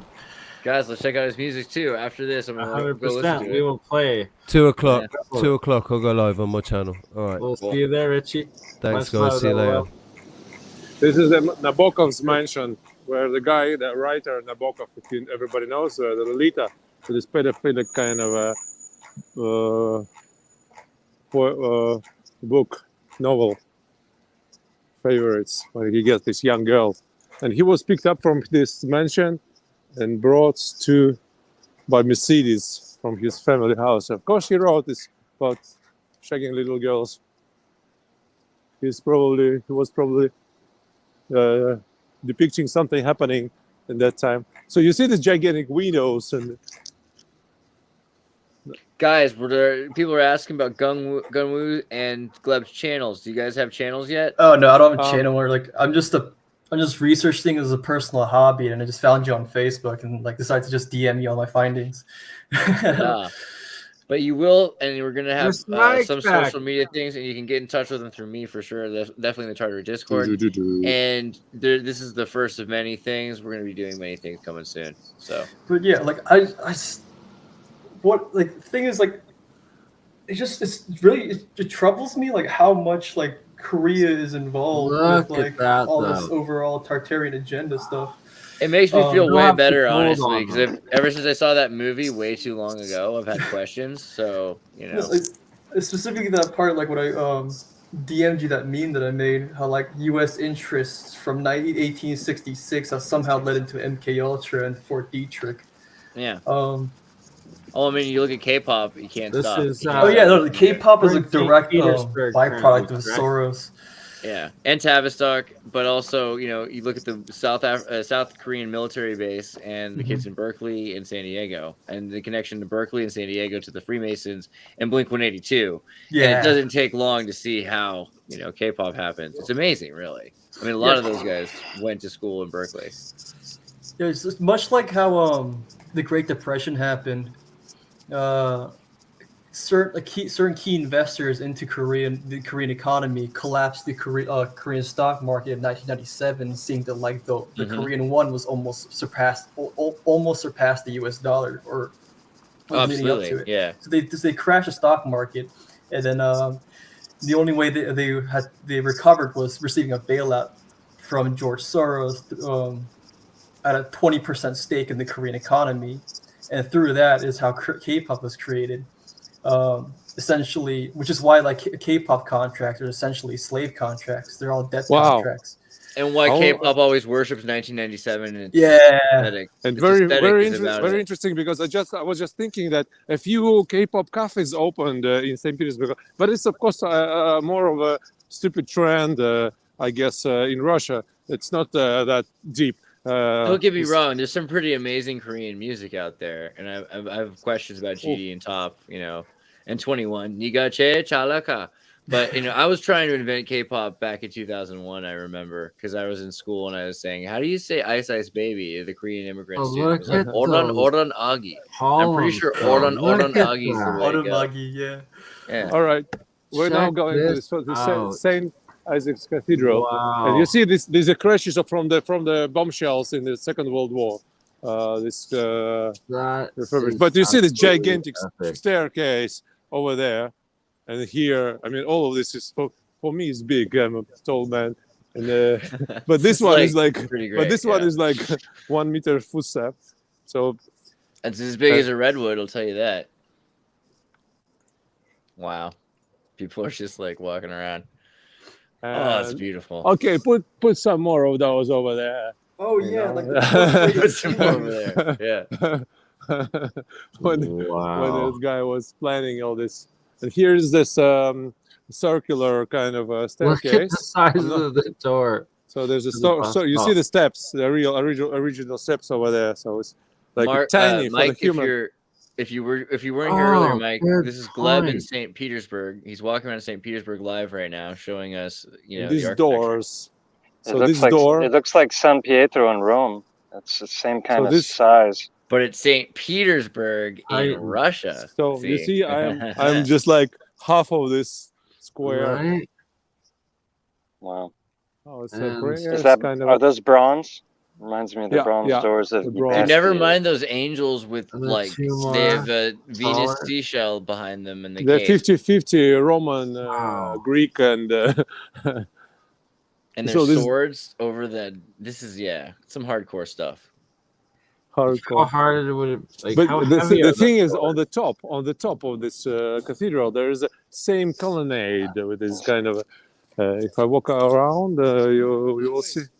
Because one day I will be going upstairs. I have to charge my phone, so I'm not going to do it now. And so if I just show you this, we appreciate the sample tester today. And so you see, this is the smaller ones, but the main colonnade is upstairs over there. And the chats are pouring in, guys. Thank you so much for the chats. The super 555 on right now. Awesome. This is the Tartarian teaser. Illuminati confirmed. St. Petersburg. Look what we can do if we work together, guys. It's not bad. One thing I've noticed autodidactically is like the connecting factor with all these Tartarian buildings is the perforated ceilings, those square little like things you see on the ceilings. But it's also present in all sorts of Mesopotamian architecture as well. That's where you first see it. I will be celebrating the New Year in the country, and in that direction there is a Monrepo Park in Vyborg. Vyborg is a kind of Russian-Finnish border city, and it has this megalithic wall So I'll be traveling there for to shoot some. Oh my goodness! Prehistoric. Yes, please let us know when, and we will gladly go live with you. Yeah, maybe on the 3rd or 2nd or the 3rd of this January. We will be there with you. Thank you. Maybe I could make some pre-shots and so upload them during the stream. Stephen Rossi says the Ukraine war is fake. Okay, well, definitely not. I mean, the war, peace on earth. The Ukrainian war has very similar parallels to the Korean War, as in it's a money laundering scheme. Yeah, it's just a money laundering, and it's crazy. But you know that now that the Russia declared, you see that this upstairs over there, 100 meters above, or maybe more, I don't know. You see these columns. So these columns over there. So these are gigantic, and they're up on the dome. On the roof. Like, what's how the the hell? So next time I will be going there upstairs, and but just how the hell? Oh yeah, we use the ropes. We use the ropes and the horse and stuff, and we put them over there in like 17 something, 18 something. Yeah, right. But in first place, how do you fucking cut them so precisely? Because there's no such a machine to do it now, to get this kind of it's not cylindrical, it's a bit cone shaped, you see, so it looks like longer visually. Are those the coil bells? Are those the coils? The Zamboni coils for Zamboni pile coils for the batteries for the bells? Maybe that's the thing that charges them and keeps them charged, because they've got the crystal granite, and the crystal continues to grow as they're stacked. So I mean, on top of it, you have this giant bell roof. Wait, have you guys seen what they're doing in Hungary? They're like, the Hungarians are replacing modern buildings with these Tartarian-esque buildings. I don't know how they're restoring them though. Freaking good job, Hungary, as well. Good Janissary Hungary, right? As has Moscow, or maybe it's in St. Petersburg. There's a couple of new cathedrals within Russia, but it's like they're made the exact, like, to the balling standards of like the gold foil of roofs and everything, just like the ancients, where it's like, are the Antiquitect still active? And it's engineering. Fuck the kids. Children play. Sleigh bells glisten. This is nice. I put on my run away from the kids. This live stream. If you haven't noticed, Diego Garcia right here. Unfortunately, I have only 10% left because of the cold. It's killing the battery probably. Although I have the new iPhone, happens, man. It's like minus something. Thank you for walking around in like subthermal for us. Yeah. I wish I could make it to the river now, to the Neva River. Never again. I mean, never. Neva. Nefa. But old. Never make it to the Nepa. Never make it to the Nepa River. Never leave the Never. Never make it. Yeah. So this is the quartz kind of a thing over there. This is the Admiralty building. So with this also gorgeous. This is like accomplishing a major goal in my life. I don't know. I've always wanted to film a movie in St. Petersburg, and this kind of counts in that. Like if I die, I'd be like, okay. I'm the new drone, Gerald's here. Gerald, if you're just joining us, God bless you. I think you were in the chat though, so you've seen this. We're doing the St. Petersburg walk right now. Good to see you, Gerald. Awesome. Good to be here, guys. How are y'all? I mean, I'm mystified by the Merry Christmas that's happening in St. Petersburg. This is blowing my mind. That's global vision awesome. Of a Merry Christmas around the world stream. Gunwoo's joining us, which is friggin' amazing because it's a long time coming. So that's awesome. I really wasn't expecting it for it to be today, though, of all days. That's hilarious. Mystical green lights. In the night, it's mystical, the green trees, So you see, this is a galera. Galera is a type of the boat you get. Does the sun go through that arch at sunset right now, or sunrise, with it being so close to the solstice? Sorry, once again, please. Do you know? Does the sun? Sunrise, the west. sunset, The right? west is over there. So yeah, it does. But of course, it's different time. But it does go through the arc because the west is over there. So close to the solstice, like they're still aligned. It shows no, the west is over there. Sorry, the south is over there. So it's going like this. But now with the sun, it just doesn't get very high in the winter because now it's the darkest week. Exactly. So now we see this is the monument, the famous monument. Peter the Great. You see, it's awesome how like some of the people are going to sleep as other people are waking up. Like our audience is shifting with the. This is great.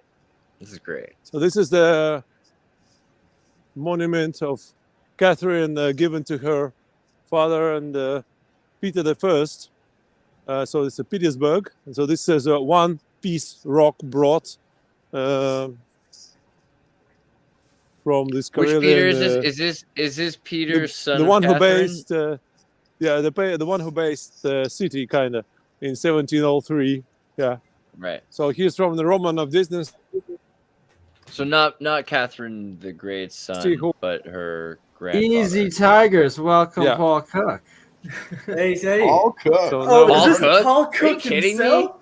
What is The happening? elusive So Paul that Cook. is, you see that over there, Cook, over if there, you're just is tuning in, the Star just Fort tuning in, is Paul over Cook, there. we're in St. Petersburg. No, Paul, I was just talking about the Cysterians. So you see like, this, the water the connection Star video Fort that you is over posted. there.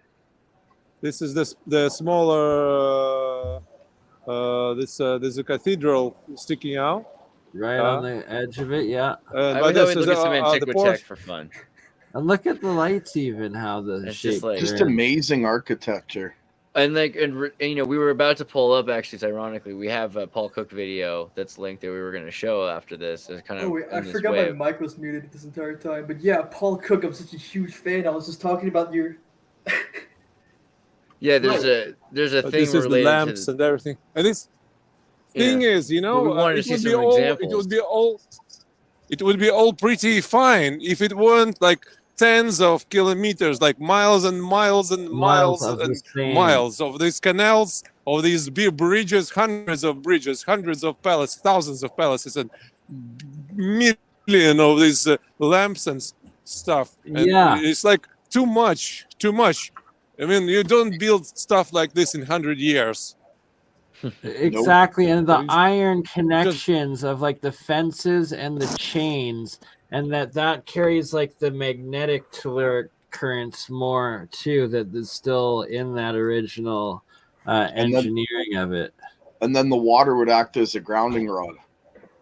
right? So you'd be able to transport your, movement. yeah, so Of ion. your potential voltage difference between the two would be able to create electricity in each individual home, providing they had those systems in play. It's amazing. It's amazing.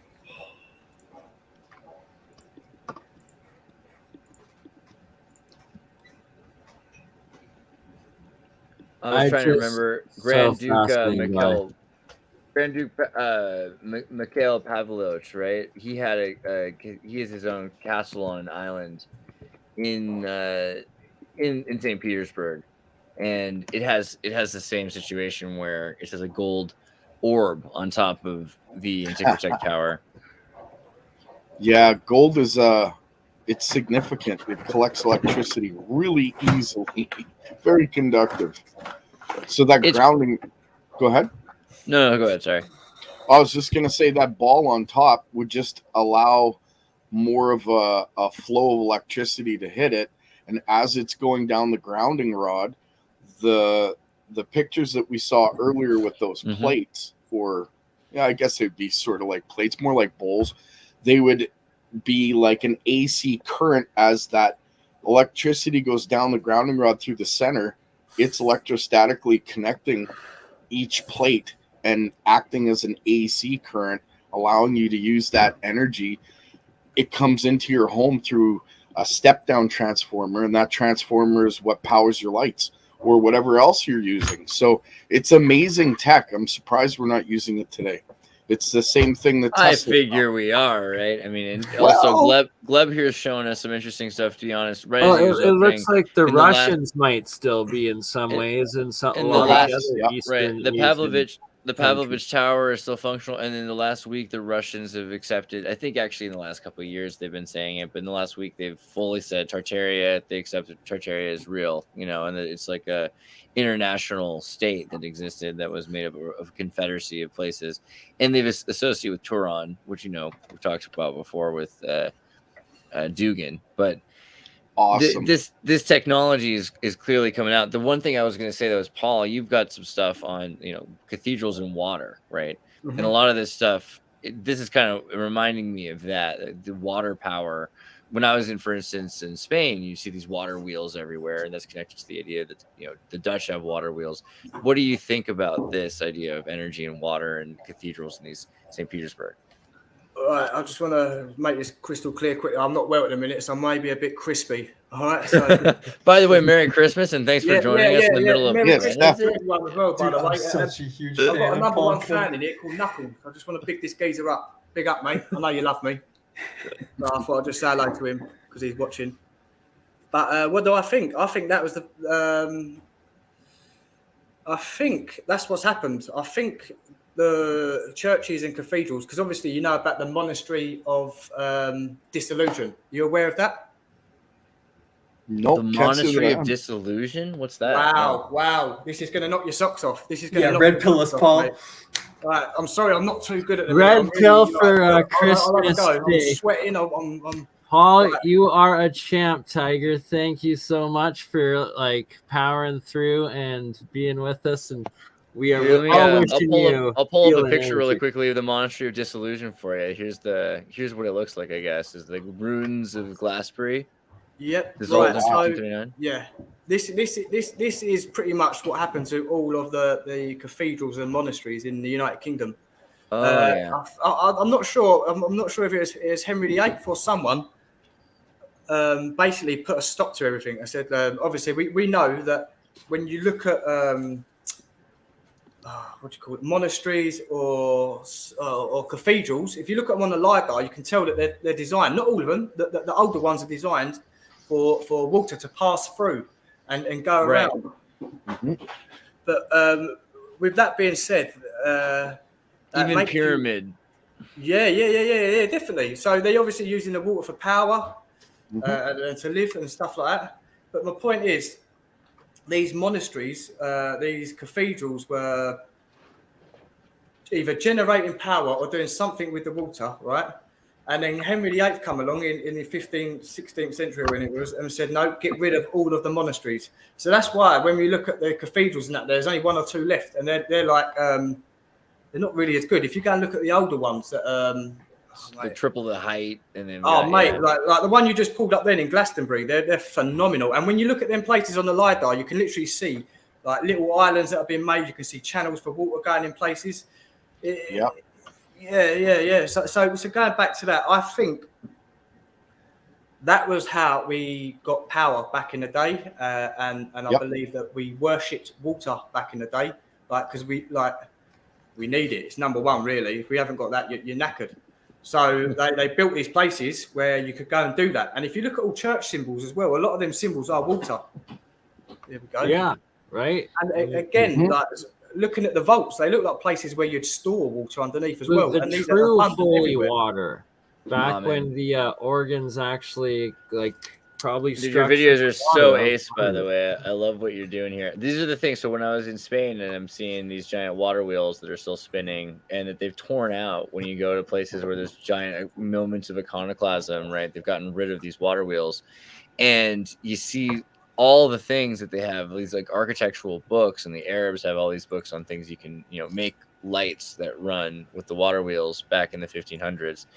Yeah, clearly there's a shift that goes on. Yep. And you're showing all these amazing pictures in your videos of these communities, right? These are utopian community. I mean, whatever you want to call it, but it's got everything it needs. It's a self-autonomous, sovereign community. It's got energy. It's got food. It's got pure water. Your joke isn't even a joke. The knackered, That's exactly right. Right. These guys without water, they end up in London drinking gin because gin was more affordable and more reliable. Right.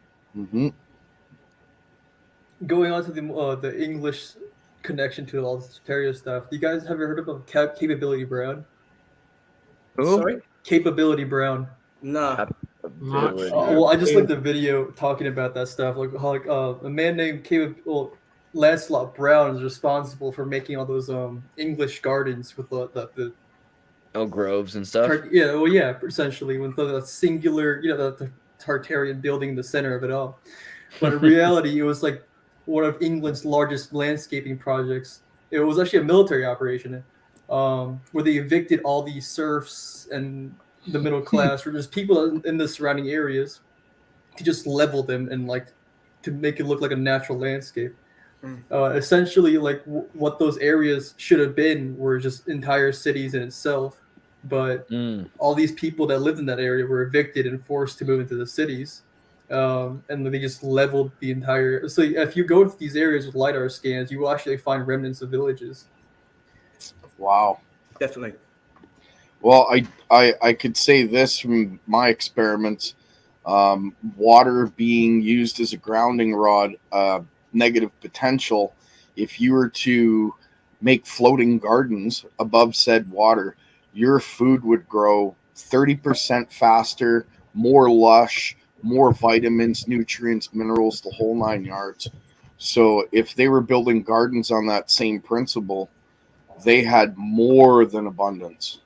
A lot. I am positive of it. So I mean, if this tech is truly out there and it's working, we shouldn't have food issues whatsoever. just putting it out there. Right. Well, that's actually a really good point. And like I've heard a lot of around Chichen Itza pyramid in is it Mazatlan, like Mexico there, area that the locals would talk about how their like forefathers used to farm right around that pyramid and they get like 2 to 3 times the yield and like crop, and like it was all about that.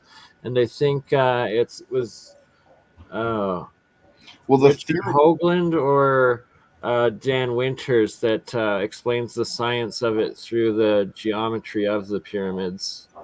Y'all know about the San Francisco dunes, right? The San Francisco Park, Golden Gate Park, was built on the dunes, and so it was this crazy, unlivable, untamable area. And the Masons were like, "Nah, we can tame it," and they turned it into the Golden Gate Park. I did not know that.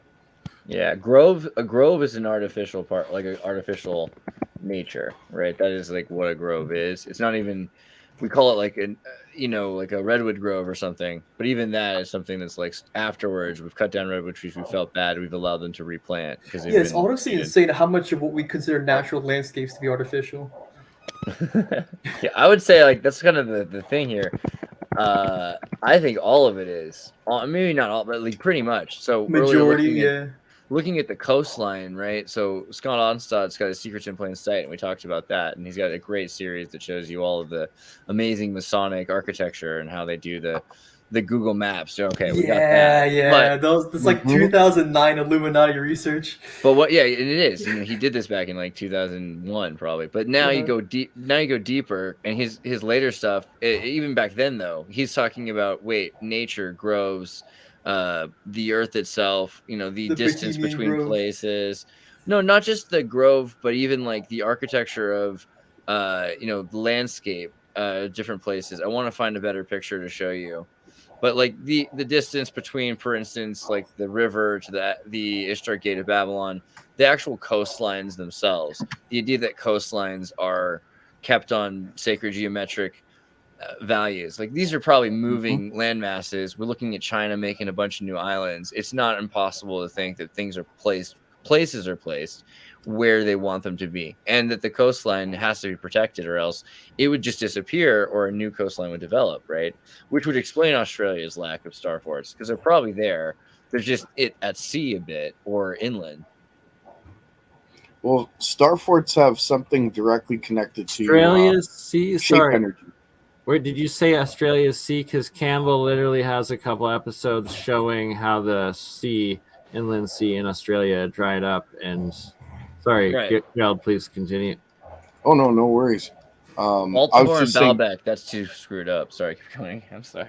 Well, star forts and those old ancient structures are usually made out of granite, which, as we all know, is piezoelectric. But if you were using water as a conduit for negative potential, your different voltages in every one of those systems would be astronomical, especially if they were all connected through ley lines. So I'm just putting it out there as a thought. If those ley lines were part of that water connection, perhaps the whole system was connected, not just 100% they would be. Yeah. That's a huge part of it. And as the current moves the energy lines as every morning or something, it's like as the sun comes up, the energy, or an hour beforehand, the wave of energy goes through. So that's ionizing plasma energy that would then ionize any of the mist or fog of the water channel that's moving. Well, and then that's where you get two sources of natural waves going through, which is then the energy you'd essentially be using or able to harness, or what would be creating it. And don't forget what I said in the comments earlier about sound moving energy.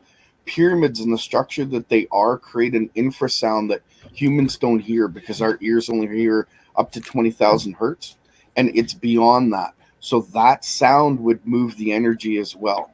So with the Nile being right close to the pyramid at Giza, that would actually facilitate movement of the river as well as the sound from the pyramid. Yeah, to bounce on that, the Ben capstone is observed to have like a sort of humming sound just on its own. Yeah. Yeah, it's amazing how that works. The pyramids underneath, I don't know if anybody's aware, but the aquifer that's underneath sits on a giant piezoelectric crystal.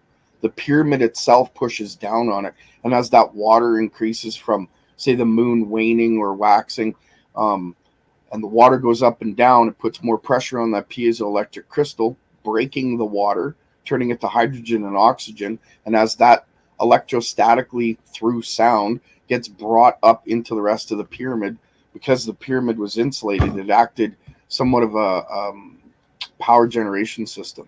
Just that voltage difference between the water, the ground, and the top of the pyramid would allow amazing amounts of energy to be facilitated through the whole area.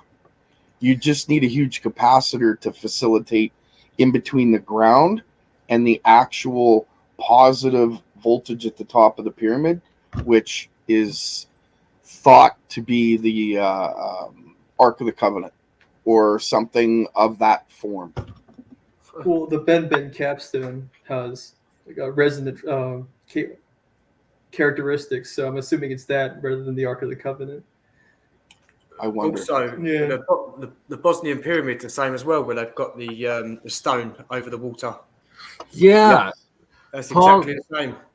Do you want to? You've actually talked to a couple of guys that have gone there and been boots on the ground and like studied it a bit and stuff, if I'm correct, or you've done a couple episodes on that, right? Yeah, the Bosnian pyramids. Well, that's a very good episode. I sold that episode to the Sky Channel. Really? Yeah. Congratulations. It's like actually quality science and like amazing video and interview for those that haven't seen it. But the Bosnian pyramids, like it's a prime case of both geopolymer as well as them using water within like different layers and tunnels in the pyramid geometry, and the connection between the two, and then the different energy waves that come out of it or whatnot, right? It's like just the movement of water through tunnels, moving the air as well, would create an amazing sound. Plus, it's geopolymer, the echoes and resonance from that. Oh, it'd be incredible. Yeah, I've noticed this a lot in Malta, especially on an island called Manuel. It's riddled with tunnels that lead into the sea. And when you get closer to the outside of the, well, not the outside of the island, because you're inside underground. I don't know what it is, but you can hear the water coming in and you can feel it, and you can. It's like you're getting charged up. It's a beautiful negative ions. I think it is, isn't it? Yeah, Exactly. Yeah. Absolutely. My point is, there's a certain island, Manuel, you can walk around there underground and you'll feel that. You get to certain points and you can feel the air coming through. And I didn't know what it was when I made a video on it, and then someone told me it was a natural airflow. It's to how they push air around and keep it at a nice temperature underground. Yeah, it also has to do with that water flow, eh?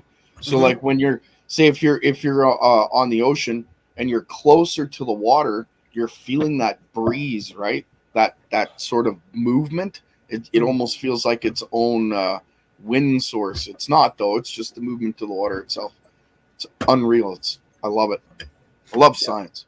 Right. I also was under the impression that the pyramids were actually nuclear reactors, and partially. They were used to but make a cold gold. fusion nuclear reaction is the difference. It's not the hot fusion. And cold fusion, it's about using water electrolysis, which is electricity into water, which then gives you all sorts of different plasmoid or particle combinations, whether it's water in a mist or just hydrogen gas and pure oxygen gas, or atomic hydrogen, or hydrogen 4, and that these different clusters, you combine them back together and you have like the perfect fuel.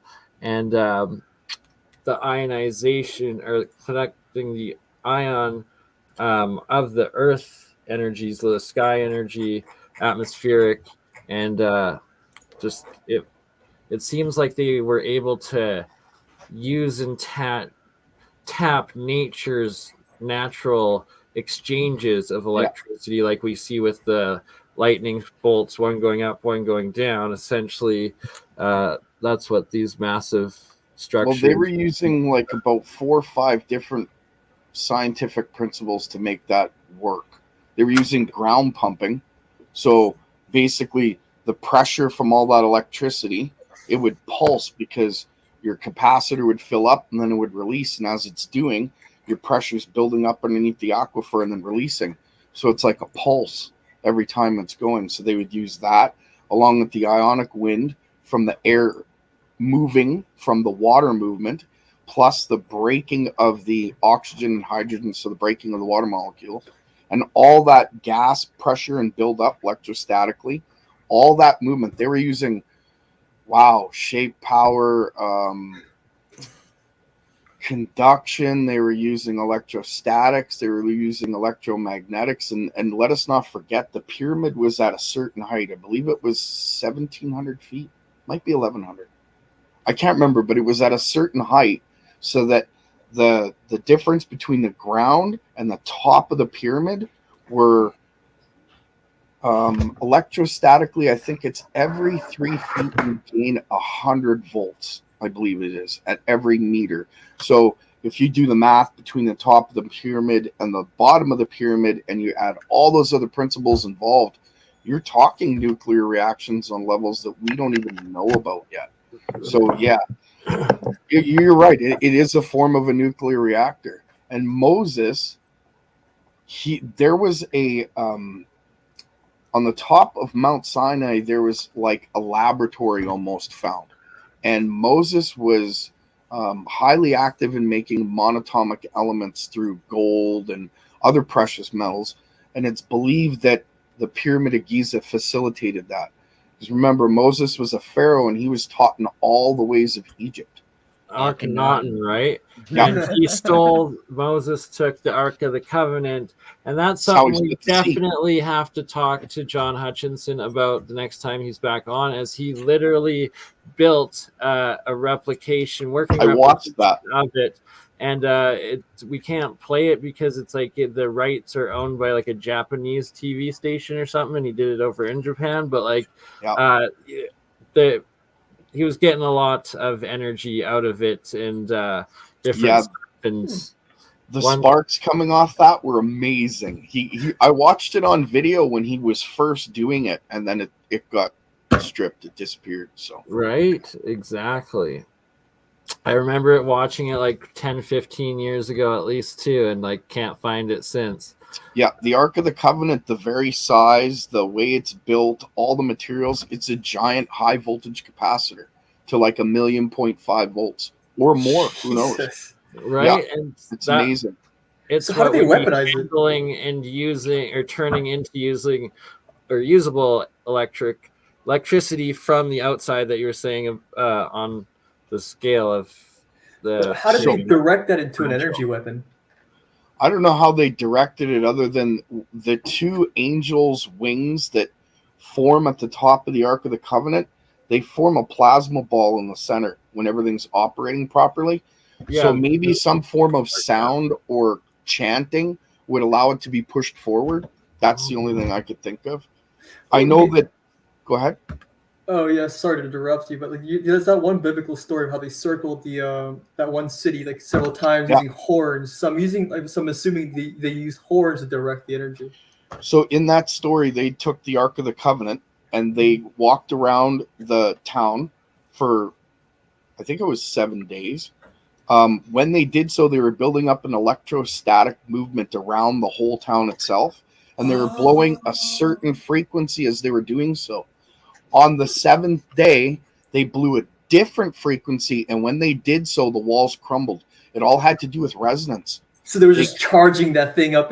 Wow. Yep. Amazing stuff, man. And when the Ark of the Covenant moved, right now, when people were moving the Ark of the Covenant, so it's thought that the priests were moving the Ark of the Covenant. They weren't. The Ark of the Covenant was floating, and it would literally levitate, but the way it would go would be on the ley lines itself. From the different voltage potential between the ley line and the Ark of the Covenant, it would sit there and hover. That's why there's stories of priests that have been wiped out and turned to ash because they stepped over the line and grabbed literally the gold part of the capacitor and whap, done. That makes so much more sense, like analyzing that context and applying that to actual biblical stories. It's even more brutal when you look at a map and you realize they had to like go west to go into Jericho. You know, it's not like Jericho was in the middle of the walk. They actually had to decide to go just destroy it on principle. Yep. There's a lot to those. There's a lot of science to the story of the past, for sure. Think about how much power the Ark of the Covenant must have contained or been able to direct etherically through God, through which way you decide to call it, in order to split the sea. Because you're talking hydrogen and oxygen splitting to the point where there's a vast line right through it so that it opens up so that you can walk through the bottom. That's just amazing. It must have been trillions of volts. Gerald, just because Paul is I'm sorry, off a horrible illness to be here. I know that you really had some questions you wanted to ask Paul about the geopolymer aspects that you want to try making them with and encasing your toroid coils with. So yes. now would be the time to ask the good man. I apologize. We will have a go. I apologize. That was amazing stuff. Well, I get carried away when it comes to the pyramids because I've been studying them since I was 12. So, yeah, I love that subject. But to the geopolymer, you were talking about the Bosnian periods and that center stone that vibrated. Mm-hmm. Now, what I'm looking for is a mixture that will echo at the same time as be relatively light. And I know the work that you've done and some of the work that I've done, when geopolymer comes out, it almost feels like it's hollow, feels like it's light. Am I correct in assuming that? My one's solid, hard, and heavy. It feels like if I had the amount of sand that's in my hand, it feels like that's what it should be. Okay. It's not light at all. It's what it is. Okay. So maybe I'm doing something a little different. It's literally the weight of the sand. So if I was to use 500 grams of sand, the end product will weigh 501, 502 grams of sand. Yeah, because of the mixture of water, glass, and reaction. Okay, so my other question would be, do you know of a mixture that is conductive? Yes. You do? Yes. Yes. Okay, because I think that's the next step in me encasing my coil in a geopolymer, and after that, the next stage would be something that somebody else has already shown on YouTube, but on a larger version. I want to make a platform that people could stand on during earthquakes so that it doesn't affect them. Yeah.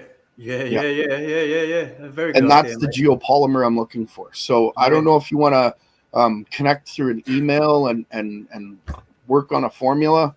I'll give you all the credit. There's no issues. No, that's all good, mate. It's all good. Yeah, it's not about that for me either. I just want to get it done, man. I've seen too many people go through some crazy stuff that, hey, if I can help, that's what I want to do. Have you heard of something called PDOT? No, I have not. So yeah, that's a chemical that you can lace something. Say if I had, I ain't got a brick or block. Normally I've got stones around me, but yeah, if you had a stone, you could lace that. You have to buy two chemicals. Can't remember the name of the first chemical, but it's a primer basically. Okay. And then you can put the PDOT over the primer, which is over the. So we just say a stone, for instance. Yeah, actually, I've got something in here. So this, not that one.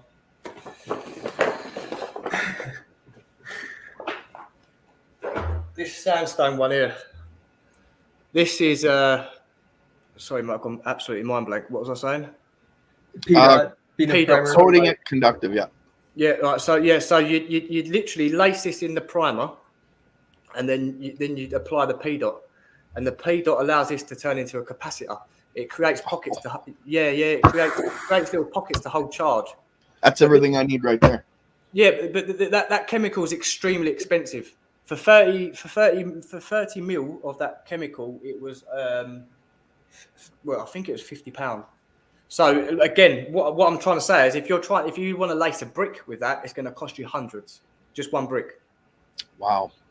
So is there any way I could make that chemical? Do you know, or is it? I think there is the formula. The formula's online. I'm pretty sure I've seen like the formula makeup of it, but the actual formulation of it, I think I've seen that, but I haven't took notice of it. I think when I've been reading up on it, it's shown a formula, so you might be able to decipher it and see something yourself.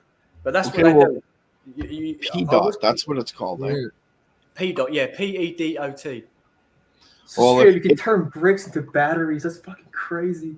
Oh yeah, especially if you could turn it into capacitors. That right there, I want to build a pyramid now, Paul. I want to build a pyramid. You never have to pay for electricity in your life. No, right? Oh, that's the ultimate goal. Why aren't we funding this? What we're working towards. Well, we're working on building it, and the major part is turning it all with the Hutchinson stuff with our buddy Mike from Faraday Research, and Gerald right here with WPG Enlightened for Truth. Jeremiah, our other buddy, joined the technicians, but we're putting it all together. And so pyramids, I've got right here some orgonite ones, and it's a matter of connecting, or like Gerald's been talking about, the monoatomic gold. I make all sorts and want to start putting them into these. And the next step is the geopolymer stonework, and essentially taking these orgonite pyramids style and turning the bricks into the same sort of technology, and making permanent electricity. Which brings me to another question. Sorry, Bernie. Yeah, no, go on. Brings me another question to Paul. When you cover the brick with PDOT, does it matter what configuration of that geopolymer is that made it? I don't think so. I don't think so. I think there has to be a metal element in there, like iron oxide or something like that. That has to be in there. But that's as far as I know. I've never touched the stuff. I've never looked at it.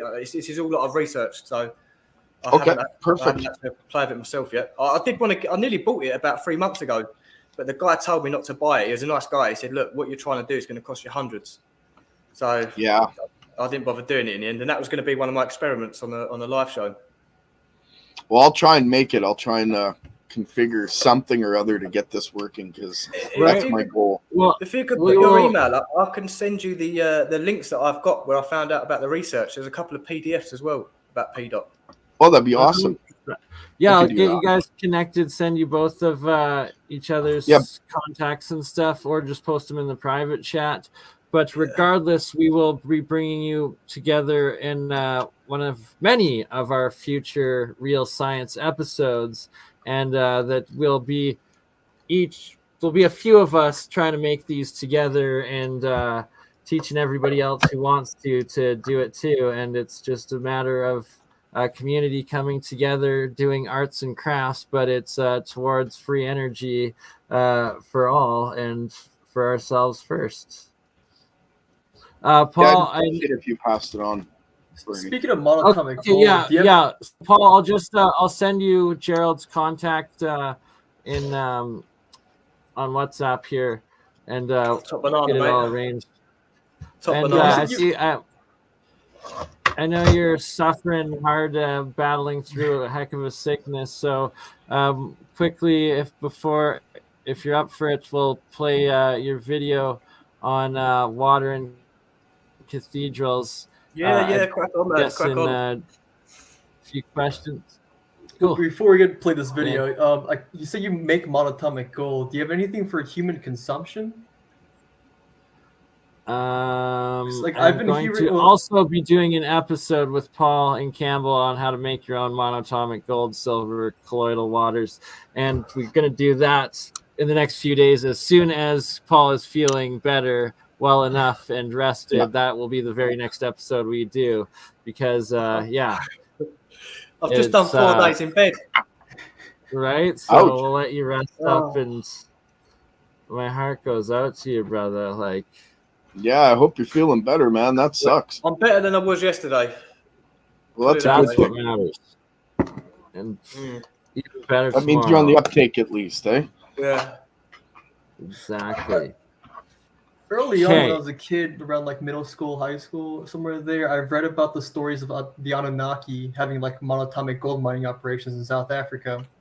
And like they harped on like the health benefits of monatomic gold. So and I never tried it. So I was curious as to like how that works, and if you ever consume monatomic gold yourself to see if there's any like noticeable. I have a couple of times out of pure gold that I've made myself into the white monatomic powder, and each time it's like it gave me an massively enhanced cognitive. Like memory, thinking ability for like about a week each time. I took about a gram of it, and so it actually works. Holy shit! Oh yeah, like I started remembering like childhood memories from like 2-3 years old that like it literally had. You know why it only lasted a week though, Bernie? Because I didn't continue taking small amounts and going with it. Exactly. There's a little bit more to it than that. You actually have to. I don't think the right word sublimated into your system, but that's the word that comes to mind for some reason. Think about this. It goes back to the story of Christ, even when the 3 wise men brought him those 3 things: gold, frankincense, and myrrh. Well, what was it for? Well, the frankincense and myrrh was to bathe in, because what it does is it opens up your endocrine system, and the gold was to eat. So it allows your body to sublimate, still the wrong word. It allows it to superconduct, essentially. Yeah, basically, and then it locks into your system. So by doing so, it activates certain aspects of your DNA, like your junk DNA is not junk DNA. It's just stuff you're not using at the time. But if you were to eat enough monatomic gold and bathe in the frankincense and myrrh as you eat your gold, so you eat your gold and then you bathe. And then you have to do other sessions. It's a whole process, right? But by doing so, you'll balance both hemispheres of your brain. Your DNA will be turned on for the most part, and gifts will be given, if that's the right term. My God! Wait, so we can essentially cure Alzheimer's with this stuff, right? Supposedly everything and on camera. Like everything. It would fix the parts in your DNA if that's the right way to put it. Oh my God, I need to get on this like immediately. Yeah, and I can turn any metal and teach everybody. We will be doing an episode teaching everybody how to turn any metal into the pure monoatomic metal. And the key, though, is that you don't turn it into the oxidized diatomic, which will poison you, give you heavy metal poisoning, and turn you blue. And that's why people turn blue when they get the heavy metal poisoning and die. All right, let's play the water and cathedrals, because that's another key part. And the sound resonance of healing. Wait, so you figured out the Philosopher's Stone turning any Yes, metal I did. But first, we'll do this one, and then we'll get into it. Well, eh? No pun intended. So we're going to be looking at star faults and the correlation with water, it's a bit fast, cathedrals, cymatic patterns, and all that jazz. So that's what we're going to be looking at. I'm not going to go in depth. And I'm just going to see why the star cities and star faults had cathedrals in the I middle missed this video. I got to watch this. It's a great one. So, like I said before, we're going to be looking at the LiDAR around the region. This has been sped up, this little image here, so don't worry about it being all glitchy. It's going to be incredible. I'm going to show you. So once again, my research has been taken to another level due to this LiDAR business. And we're going to be looking at this guy here, which is live poll reaction video. This is an old video story. So, oh yeah, do you want me to saved Winchester skip Cathedral it ahead a bit, or what part did you want? want? The story, it's a complete load of BS. Really, the cathedral flooded with its underground water system. But anyway, where do we start? Should we start off with Fountains Abbey? Recordings just got better. You got an ad block? I just got a new computer. I got to switch over to Brave, and I also have another thing is it's something to do with all these abbeys. These abbeys always have a stream or a river or something running around it or underneath it. YouTube Premium. Prove me wrong, because I've been researching this for over a year now and I can't find one. And if it says it hasn't got a river around it, like I said, it goes underneath it. And you can look at the star fault maps and cities and see all this stuff on there. So anyway, this is one in question at the moment. So Fountains Abbey is one of the largest, best preserved, ruined Cistercian monasteries.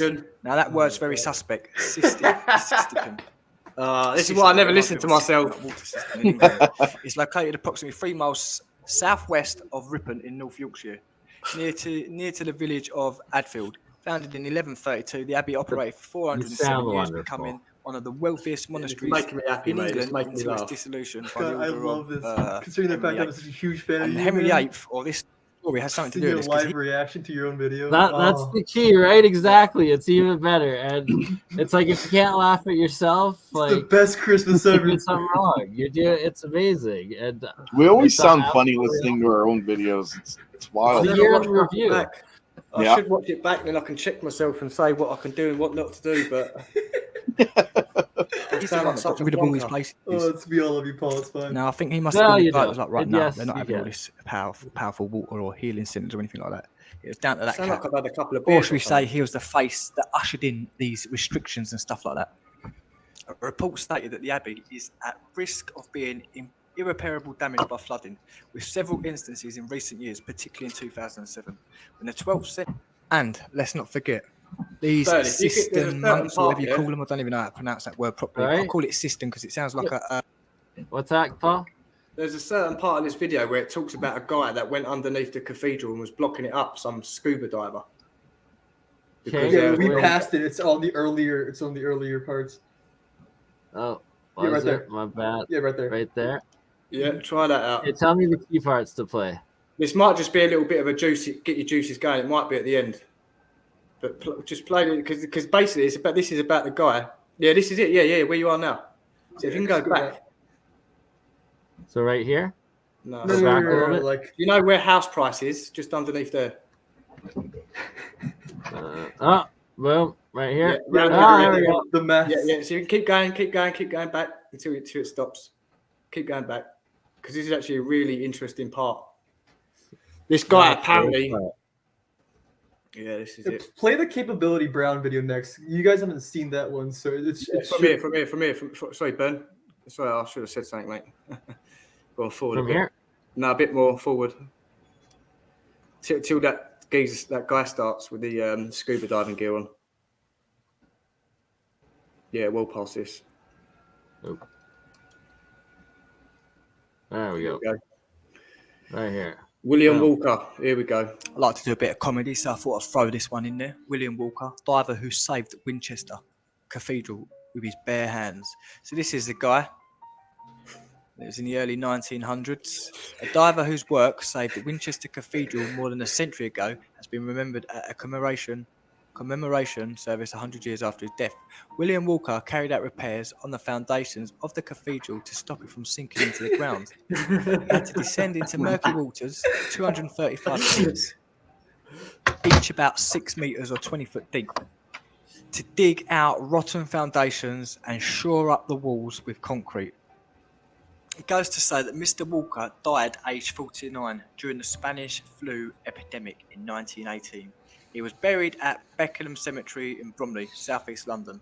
The deep-sea diver who usually worked at Portsmouth Dockyard was recruited in 1905 after a large crack appeared in the wall and vaulted ceiling of the cathedral, putting it in because Winchester was a high underlying water table and the cathedral was built on peaty soil. Trenches dug below filled with water before the reinforcing work could be done.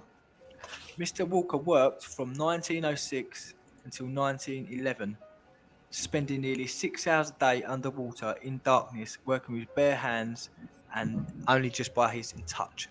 So this is a picture of the guy in action. The geezer underground in the dark, loading all the bricks. But there's only one photo of him going underground, and that's not even a good visible picture. There's no other pictures of any other holes. There's meant to be 235 holes. So there's no material and there's no work being done. Let's get back on the LiDAR, because the LiDAR don't LiDAR. I wanted to look at this cathedral because apparently there's 235 excavations around this cathedral and I can't see nothing. The ground looks completely like it's been smoothed out. There's no way was there 235 pits around this thing. Now, I personally believe the water system underneath this cathedral broke or burst or something, and they didn't know what to do, so they just poured all sorts of stuff down there, and this guy was the man to do it. But let me just tell you why it was BS anyway, because nothing was calculated that they threw down there. Nothing. Because I've done the mathematics. So let's have a look, shall we? So this guy, it says that he... So this is what he said he'd done. He said he'd done 5 years of work, supporting the cathedral using more than 250 bags of concrete, 115,000 concrete blocks, and 900,000 bricks, all in 5 years, all in his own. So let's do the mathematics. Let's not forget he'd done it in the dark as well. Let's not forget that fact. So I did the maths. I'm going to give him the benefit of the doubt. So I said 6 years, because it's actually 5.5, but let's say 6 years. So I did 6 years, yeah, times by the days. That's 2,190 days, basically, of work that guy done. Right, so then the next sum was, how many bricks did this guy lay in his 2,190 days? So that means every single day, no days off, he'd have had to lay 410 bricks. Alongside that, 115,000 blocks of concrete, he'd have had to do 52 a day on top of the 410 bricks. And then to top it off, the concrete sandbags, he'd have had to do 11 of them a day. All in the pitch black, underwater, no tools whatsoever. Who was knocking up the cement? Who was knocking up all that stuff? It's a load of cobblers, if you ask me. An absolute load of cobblers. Yep. To me, it seems like there was a massive leak. They didn't know what to do, so they just shoved as much geopolymer and bricks down there as possible. And to me, again, it seems like it's underneath the actual cathedral, so they went from inside, because I can't actually find anything on the LiDAR that says that the ground is uneven outside there. It's very strange. And you'd expect if there's 235 holes, you'd see them, especially on the LiDAR, but you don't see nothing.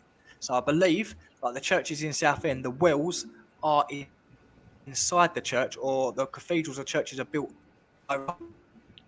So if I haven't knocked your socks off, I'll probably bored the socks off of you. So let's have a Brucey bonus, shall we? Sorry, Santa Claus just came through. I was really scared for a second, but we had a minor altercation. They're okay. The presents are now. It's all right.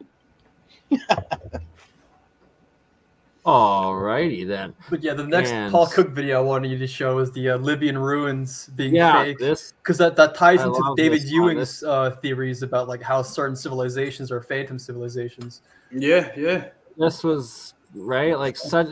Just the story of it is such BS. How you go in and show it, it's next level. This is geopolymer marble. Oh God, I can't listen to myself, man. A bit was broken off. You can see the limestone column underneath it. Yeah, you don't want to listen to this one, Paul? Should I at least show the parts? Yeah, like this part right here. Honestly, Ben, like I'll deal with it, man. It's all good. You do what you got to do. I'll deal with it. Man. Okay. Yeah, it's stuff like this that just muddies the water, honestly. Like just like you give such great evidence right here. Like trying to discern which civilizations are real and what are fake is such a mind fuck, man. I guess I should go back to here. You talk about the Scaliola. Yes, this Scaliola. Yeah. Here we go. Year in review. Paul Cook's amazing geopolymer breakdown and Scaliola. Yeah, polymer. Mate, a bit of Reba. Oh my God. So, what is going on then? Scoliola. So, scoliola, meaning chips, is a type of fine plaster used in architecture and sculpture. The same term identifies a technique for producing columns, sculptures. We're just adding salt to the wound here. He's already sick. Resemble inlays. When I listen to myself, I realise that. The scoliola technique comes into fashion in the 17th century. BS, because we're looking at old ancient stuff, but don't worry about that. Tuscany as an effective substitute for costly marble inlays. The Pietra Dura works created for the Medici family in Florence. The use of scolio declined in the 20th century. See, a lot of people find it very hard to accept that these columns and these marble columns are actually geopolymer. I'm sorry to break the news to you, mate, but if you don't like it, you're going to have to clear off, because this is what we're talking about over here, and this is what it is. You need to take your head out your backside, and you've got to stop going on about all this sound and vibration, cutting stone and all this malarkey. What a load of cobblers. I know what it is. It's the mystery of it sells. So if you keep people in that, what's going on? How did they do that? Then you can keep making that stuff. But here, what we're doing here is we're getting to a topic. We're gonna go through it. We're gonna work out the truth and move on. And at the current moment, we're on geopolymer. Pardon me, let's get back to it, sorry. Scolio is a composite substance made from selenite, glue, and natural pigments, imitating marble and other hard stones. The material may be veined with colours and applied to a core, i.e. the limestone column. Or desired patterns may be carved into the previously prepared scoliola matrix. The pattern's indentations are then filled with the coloured plaster-like scoliola composites, and then polished with flax oil for brightness and wax for protection.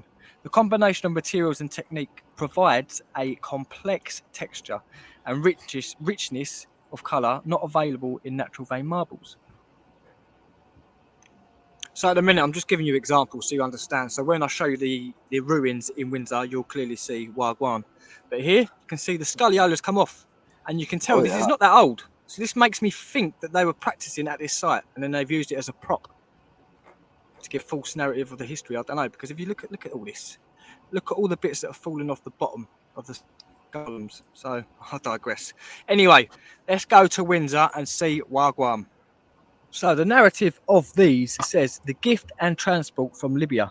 In 1816, Colonel Hammer Warrington, Consul General in Tripoli, persuaded the local government that the Prince Regent, later George IV, should receive a series of stones from Leptis Magna as a gift.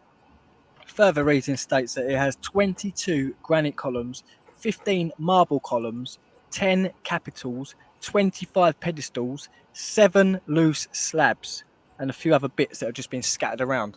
So we're going to be looking at all this. And what's ironic about this is this was meant to be in a museum for 10 years, from 1816 to 1826. Then for some reason they decided to take it out of the museum and stick it in a park. I don't know what's going on here. I don't know. But clearly these are ancient ruins from Libya. And what they've done in Libya has made modern geopolymer ones. It's like they've had a go at it there. And I did read somewhere else that these ruins have been scattered out in 3 other places. But when I was doing the research, it was late at night, and I can't remember the website where I found that. So unfortunately, I can't tell you where they were. But again, if you look at these columns, you can see that these ones here are marble, and I'll get into it later on. But you can still see bits of the colour pigments in them. And like these are the crumbs that have been left around. So there's geopolymer corners, slabs, columns, everything just laying around in this spot, and you can't actually access it. There's it's all been cornered off by fences. You can't. I had a drone, and obviously I'm not going to travel there and look at it from the other side of the fence, am I? I'm going to get over there. I'm going to get involved. I'm going to start measuring stuff. I'm going to Anyway, rebar. This is one of the bottoms of the columns, and it's got 3 bars in there for rebar.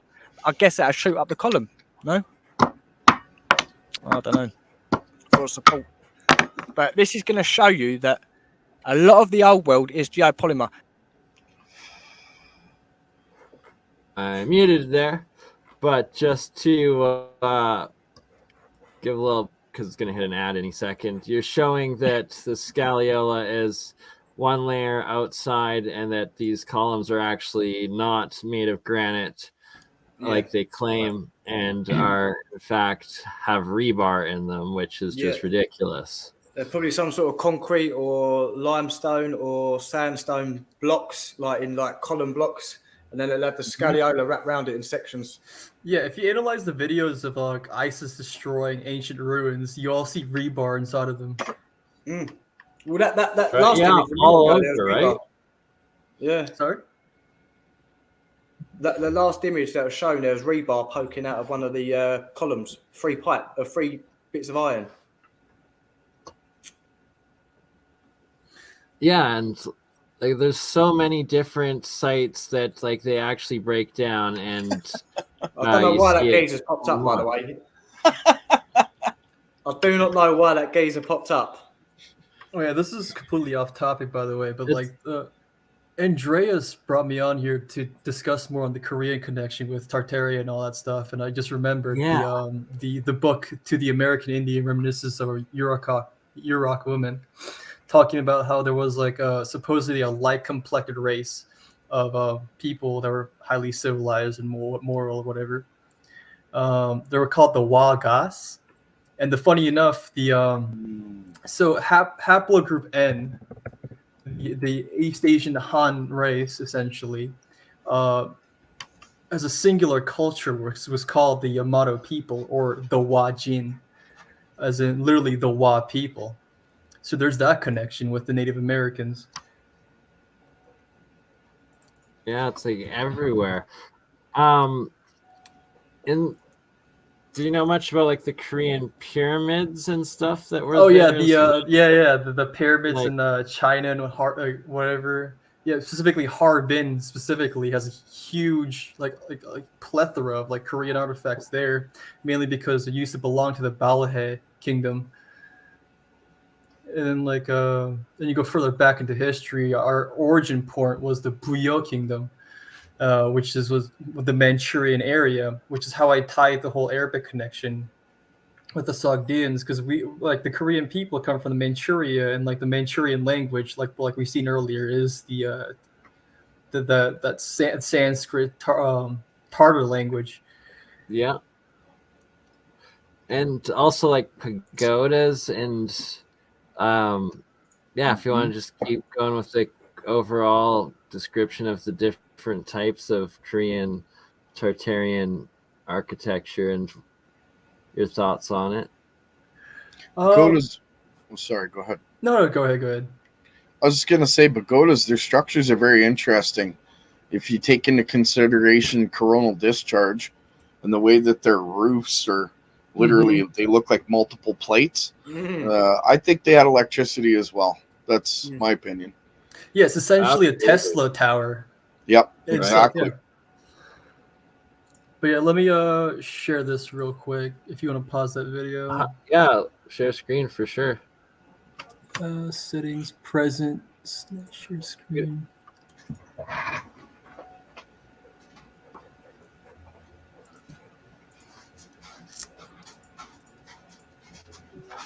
Is this working? Wow. Oh yeah, there it is. Yeah, I saw this image, this specific image on one of the Tartaria groups that was being shared around. Then I realized the connection between this, the Wa Jin, the Wa people, right here specifically, and and the proposer, and you see, they even have the migration patterns of how they made it to the Americas, the haplogroup N, these guys going to Korea, to Japan, to eventually Alaska.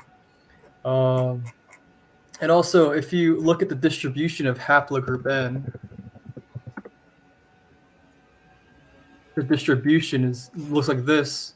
But if but taking into consideration of Hwanguk borders, the alleged proposed borders of how the borders of the Hwanguk kingdom, it's pretty much distribution is exactly the same. It lines up. Wow. Yeah, so the word Hwanguk is our version of Tartaria. It's specifically canonized even in Korean history as our origin lore, but it is dismissed by the West as a pseudo history. But you've taken to the fact that our native god called Hanulim. Wait. Trying to find the Wikipedia. There it is. It is a perfect syncretic of the Abrahamic God. And then you also have the 12 federations, which can be also interpreted as the 12 tribes. Yeah. And this was my smoking gun for the existence of Tartaria. Wow. It's quite the connection. Massive. It's a massive connection. Yeah. And also, we have this thing called the Oteguk, which is very niche. Let me share my screen again.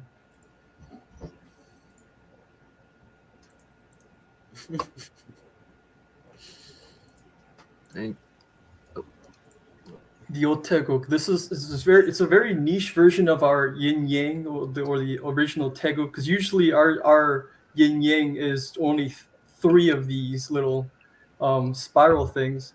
I've actually seen a couple of overbalanced wheels using water in them that spin forever in this geometry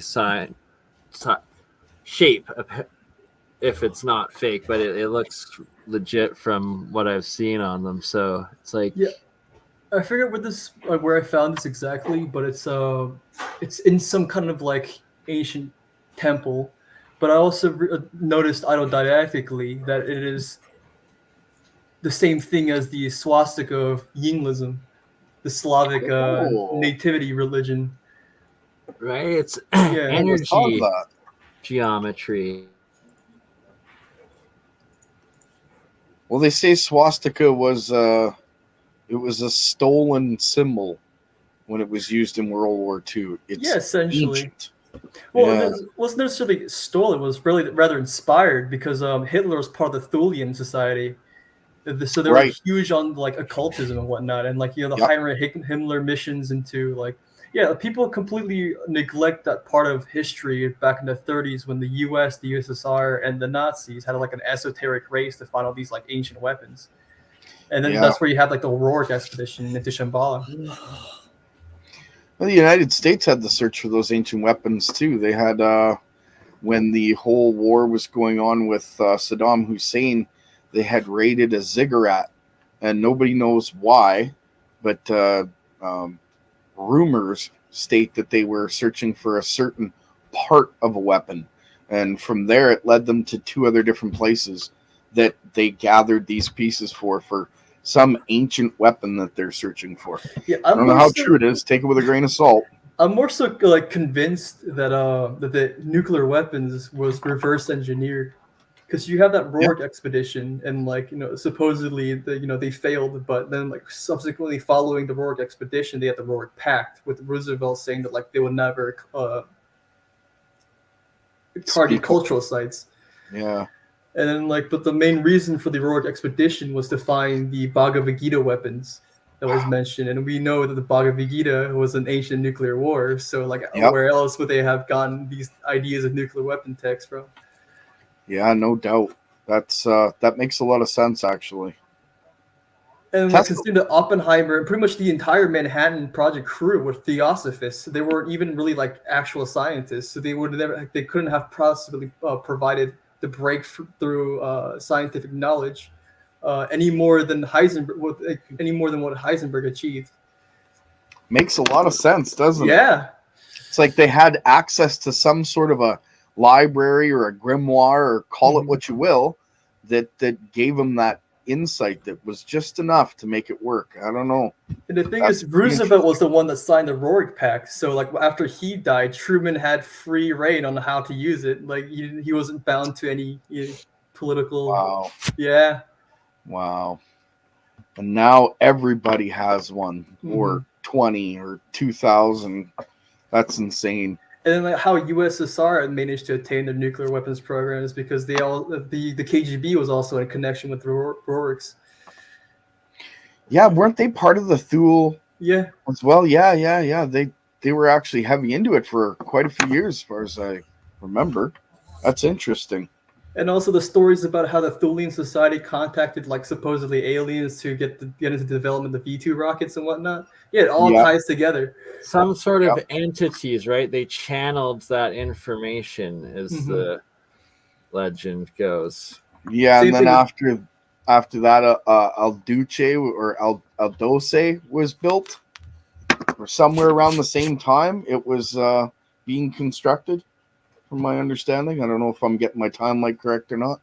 Oh, Paul is suffering. Gonna let him go. Yeah.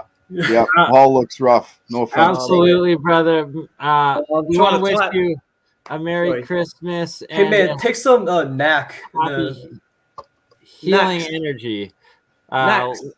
It's hold on. I've got no. Yeah, I know what you're on about. Yeah. Yeah, I should really. And acetylcysteine, or whatever it's called. C, sleep, lemon, all the things. Garlic, echinacea, orange juice. Rest. So we will let you go. Thank you so much, my friend. Let me know when you're feeling a little bit better, but right away, so we can do the colloidal monoatomic silver how to do stream, and that should help out as well. Much love, wicked. Paul. Gerald, I've also left my email as well. Awesome. I will email you for sure. I got my water glass and a bunch of other components. I'm going to see if I get my hands on that other chemical, and I'll definitely keep you updated on what I'm doing. Wicked. And Gunwell as well, if you want to do a little show site in the future, man. We'll link up. I don't have a channel yet. I'm just like a private researcher. If you want to bring your research on my channel and show it. Oh, yeah, for sure. Exactly.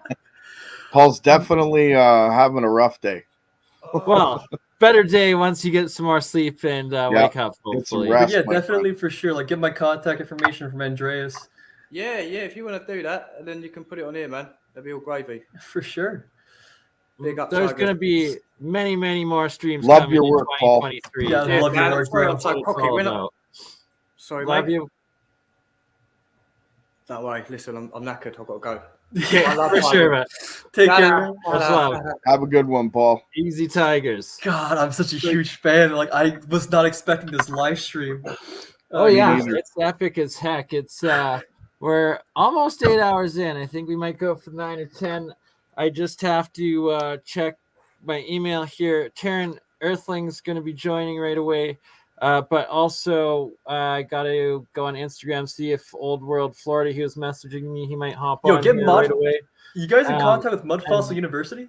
No, not with Roger. Doesn't really like working with others. He doesn't play well in groups. Yeah, he's a loner for the most part, eh? But in his videos, he's always mentioned that someone should take on his work. Like, the thing is, Stallion 7 has done a lot of it and tried to work with them, and he rejected them. And I hear he's kind of approached Michael Tellinger, which is good.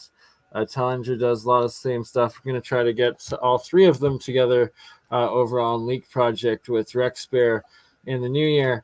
Regardless, try to get Stellium and Michael Tellinger together, as Rex knows Michael quite well. Anywho, I'm gonna let you guys talk for about 4 or 5 minutes if you two can keep her going while I get a hold of Curtis and Campbell, make sure they're still alive, and quickly run to the bathroom, but also check with everybody else that should be coming on as we're starting to reach the morning time on the East Coast of America. The Merry Christmas Ultra Stream. It's like 20 different next level YouTubers on so far. We'll try to 8 hours. That's crazy awesome. Dude, honestly, like if Andreas warned me beforehand that this live stream was happening, I would have gotten my notes like and everything properly together so I can have Don't you worry. Me too. There will be many more to come. So gotcha. I would have set up an experiment if I had known, but I wasn't. You had mentioned it, and I started to, but I had other family stuff that got in the way. So it is the middle of Christmas, so we appreciate your time right now. I will be back in a couple. All right. We were talking earlier about the holy anointing oil in the comment section. I got a recipe from my family from like days of old, but it's huge. It's in pounds. It's not in like drops. So it's sorry. Also, before I go, Jiwoo, do you? Oh, we got Gleb back. Yeah, I charged the cafe. Charged my phone a little bit with. Yeah, amazing. Hey, I'll be back. right back. Glad to have you back. Yes, unfortunately, I didn't manage to make it to the Palace Square because of I had to return. No cafes around, and well, at least you got your battery. Gazprom building. This is, Gazprom, one of the famous, biggest companies for the gas, natural gas. And aren't they responsible for shipping it across seas and all kinds of different places? Yeah. For the UK or the US blew up a couple of their pipelines, sadly, recently. Yeah, exactly. I heard something Almighty Zelensky. Dude, like the one thing that no one mentions about Zelensky is the fact that he was a Netflix actor before becoming president, and his father was a Mossad agent. Yeah, and like he had this whole show about him becoming president, and like nobody in Ukraine remembers his election, nor can they recall an election ever taking place because they were in the middle of a civil war. Like how? Yeah, that's crazy. One of his main promise was to stop this attacking this northern area, this Donbass area. So that's we stop this stuff. This was his promise, and eventually he made it like several times worse. I don't know. It's just a bad joke, bad trip. And he's the president of all of Ukraine, correct? Yep. Yeah. Wow. But they're already they already start to be unhappy with him, logically. Yeah. He just got another $1.9 billion granted to him by the United States. My God. I know. Hunter got that. Hunter Biden got another one. They can't afford $10 million to fix the border problem, but they can give $1.9 million to Zelensky. Oh yeah, orthodoxhistory.org explains how like the I don't know how to exactly word this, but like, they essentially like break it down how the Ukrainian war was essentially like the world's biggest psyop. He is a psyop since he was a kid because his father was a Mossad agent, and he himself, Zelensky, was also the comedian. And at that time, at the beginning, he was a triple agent, so he was on the hook of the British MI6 and already, but still working for the Kremlin and a Ukrainian comedian, being a Ukrainian comedian, and. Because the recent Russian comedy show, the main kind of stand-up and stuff, have a whole gigantic now channel and stuff and YouTube and everything. And I mean, with all the stars and the local scene and everything, with the president admiring it, and they were shaking hands with him at that moment and telling he's a good guy. So he was officially on kind of Kremlin side at that moment, but in the end was somehow how you call, recruited by the back by the British or Israeli and MI6. special MI6 or Mossad or something, because his father was a Mossad agent. So it's just like very obvious. And since he was a kid, he was already being led to this kind of a role. Mm-hmm. Highly trained in psychological warfare. Yeah, And also, like, another key factor into the Ukrainian war that nobody mentions is how it follows the exact same playbook as the Korean War, which is why I mentioned Harry S. Truman and like the first lodge in the Freemason lodge in Korea, because and also how I mentioned how 1947 was a big year because that's when Harry Truman usurped the ecumenical patriarchy elections into getting like certain agents into the Orthodox Church. And if you can, somebody can pull up my screen here. I'm sharing 2 articles that talks about this. My friend from Ukrainian living in Switzerland with his family now, and what he's saying that this war is not war against kind of Russians or Slavs or Ukrainians or something.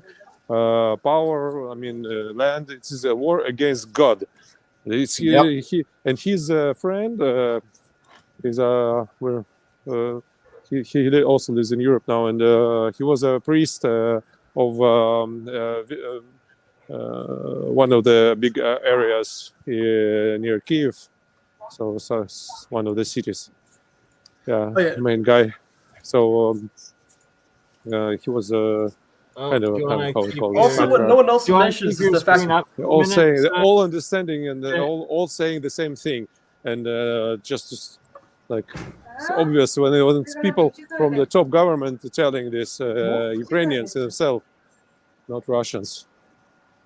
This is pretty obvious that things are complete. What's the term for the type of war?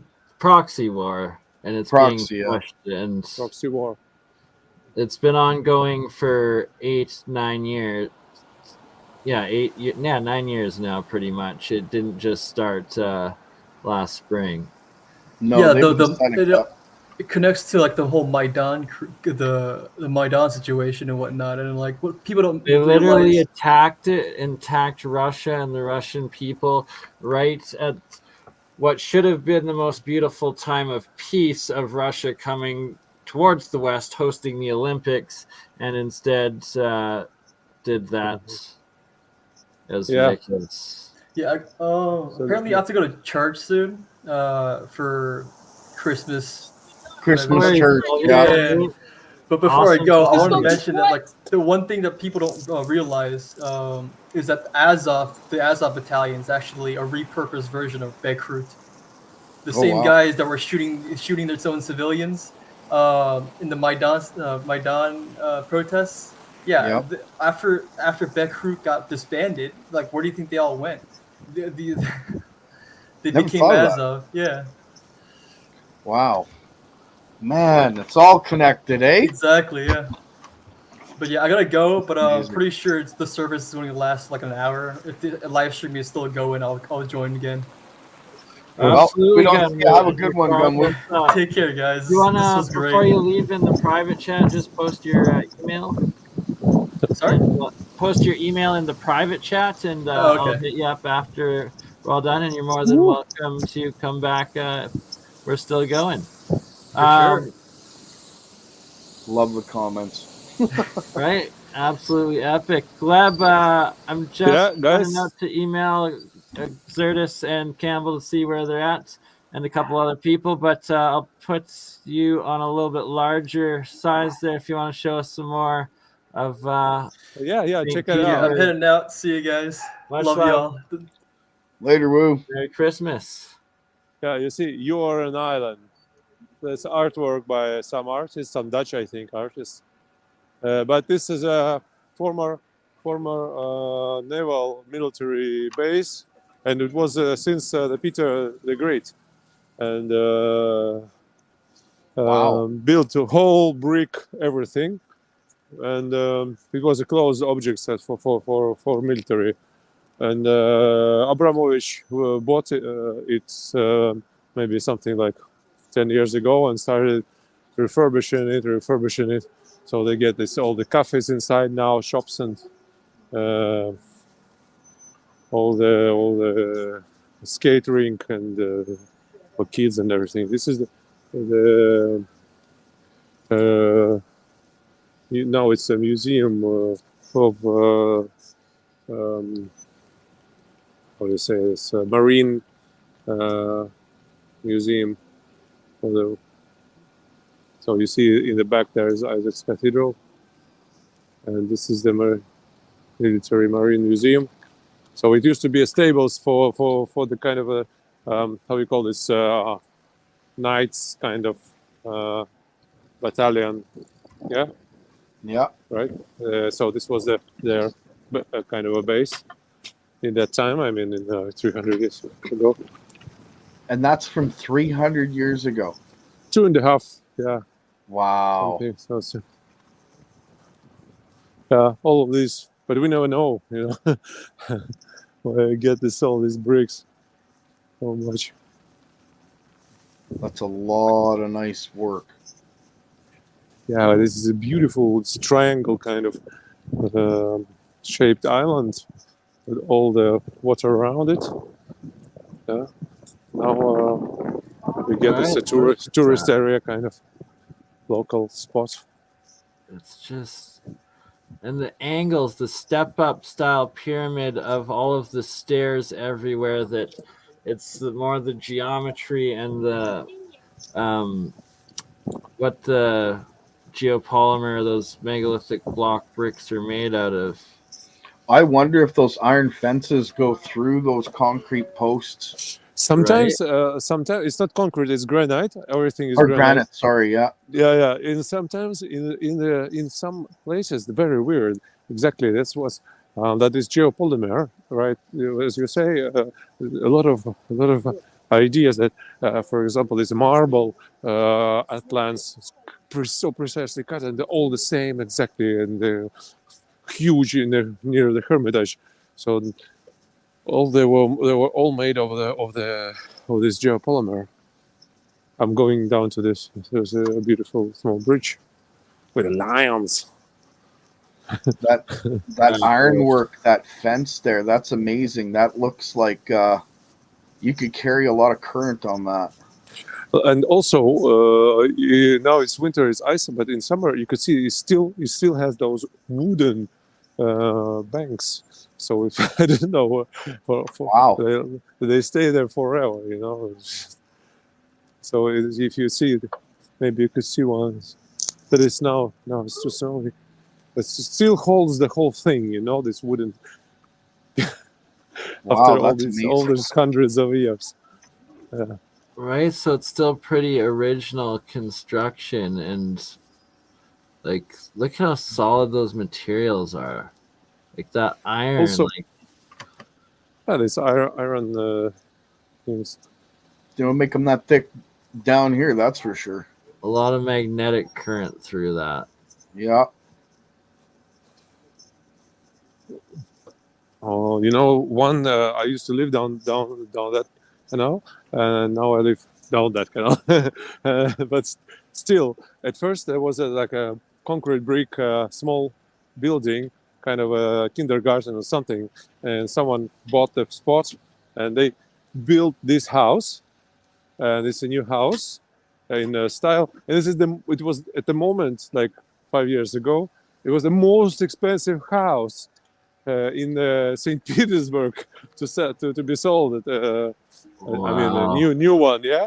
And then it's nothing special, it's just nothing special comparing like to this house next to it, the old one. It's just the shit. That's funny how that works, eh? Exactly. But yeah, imagine. You see, these lions are angry ones. I love them. So was that post all iron? Sorry? That post that you Granite. just looked at, was that iron? Iron, yeah, it's iron. Iron lions? These are iron. Wow. Wow. This is St. Isaac Cathedral down the Yusupov Palace. The Rasputin was killed by Yusupov over there, down this just next block. Rasputin. And thrown into the river. Rasputin, you know? Have you heard? Yep. Yeah, the Tsar's advisor and the healer and everything. Yeah. Okay, sorry, I'll be back in 5 minutes. I'm just gonna call Zertis and Campbell and make sure they're on their way back. And Old World Florida is going to be joining us here in 10-20 minutes, maybe one-on-one as well. Awesome. All right. So, I'm just astounded with your architecture. Yeah, this is like palace everything, you know. It's just like packed. Mm-hmm. And you can buy any kind of these apartments and just live there. I mean, if you have enough money, but it's not it's very cheap, but still. And the windows on that building to your left there, that's they're only half windows as well. It kind of goes to the mud flood. Where is it? Almost. No. I mean, all the area. The whole area. Here, yeah, you just can walk and just shoot only direct it only down, you know, on the bottom floor, and it will be like miles of these windows. You see over there also. Yeah. Oh, and the other side. So, and this is the canal. So you get the flood. Now we have a dam, big in the Kronstadt. Also, this with the forts. These brick islands and granite islands, so also crazy place to explore. It's just okay. So you get the water level going up sometimes in spring, and or maybe by some occasion, and you get even I saw in my life. I mean, a few times the water was up because you get the dam from the sea, but you don't get the dam from the lake because the Ladoga, the lake. The big one it's a very big lake, and does it flood the streets? Yeah, it did a few times. I mean, not a few, several times, but not too much. Well, maybe just like I don't know, like 20 centimeters, but not much. Yeah. But I mean, even now, when you get all these things, and of course now the level is higher with all the roads and everything, but it's like pointless building this stuff. Yeah. Now nobody builds the new buildings with these. Why not? Why don't you build with the windows in the floor? It's so nice, so beautiful. It's so that's practical, you know. Yeah, this is a new theater, and imagine. So we build this now. This is a super project. Wow, we built this fucking ugly box with the glass, and this is it's a $1 billion project. We get this very contemporary theater, and this theater is a golden everything inside, the old one. Wow! I wonder how much it costs to build that. All this, this is the Tsar decided to build for everybody, and this is just not a problem. Now this is a conservatory being refurbished. And by the way, Shamrock was the first Irish pub in St. Petersburg. Opened in beginning of the 90s. It was hell of a place, but the owner Thomas, he left for USA. He was Irish from Canada, I think. So much history there. What's too the much? building? This is the theater. There are Mariinsky, theater, world famous Mariinsky Theater, regional with all this ballet and stuff. So we get the two ones, the Moscow and St. Petersburg, two theaters. All these things here. I'm going here on 31st of December with a kid. Nice. For the Nutcracker, traditional. The Nutcracker. Winter, you know this traditional winter tale. Yeah, it's a Christmas seasonal thing for the most part, isn't it? Yeah. And they're building the underground now for like maybe I don't know, like 5 years or 6 years. This thing stands here to build an underground station, but because it's a new station probably. Yeah, this is why it's so difficult. But that's why it was so easy to build the previous, like, oh, we get like 50 stations in 5 years in Moscow. How? Big difference, because they already were they found the tunnels. They already had the tunnels, and the tunnels had the exits in the churches. So the monks knew all these things. And also in St. Petersburg, when my cat ran away, fell out of the window, probably from the second story, and I went for the old post office. It's closed now to become some kind of a hotel or something. And the post office, you mean, now it's like I don't know, Silicon Valley, you know, at the moment. I don't know. Oh, really? Because I mean, the post office was the 0 miles. The mileage started from post office because it was information going by post in like 300 years ago, and so this is a very strategic object. And they had tunnels all over St. Petersburg underground. And the guards, I gave him the bottle of spirits, so he let me in to search for the cat because she probably ran in. It was next building, and so here again, you can see this. You see, this is how we build. Yeah, right. And protect the windows from who? The zombies. I don't know. Yeah, maybe. So and he let me in, and he said, this cat, if she ran in from this side, she'll run out from that side. And then he told me that the diggers used to go in here and go out on the other side of Neva River. So it's like kilometers tunnels. Wow. You go like all the way under the city, under the river, you know, the big river, the one where the cargo ships go through, you know, just so there's tunnels, like hundreds of tunnels on this. So that's why they built the underground quickly, because they use the old system. Yep. They just reinforced it. And same as in London, and also. Yeah, I heard that about London. London still has a ton of tunnels. Yeah. Kind of a for water or for something. They say for the flood, and I don't know, some. Yeah, it makes you wonder. I think they were for people, and then they became flooded and used for water. I don't know. Maybe a bit of both. It's hard to say. Now, I'm going back to my studio. Have you been in the tunnels in St. Petersburg at all? No, not much. Little bit only, but now it's all closed because too many people died, and we are searching underground and diggers. And in Moscow, there are still a lot left open. So there are several shafts they go into. Wow. Yeah. Love to get some footage from tunnels down there. That's for sure.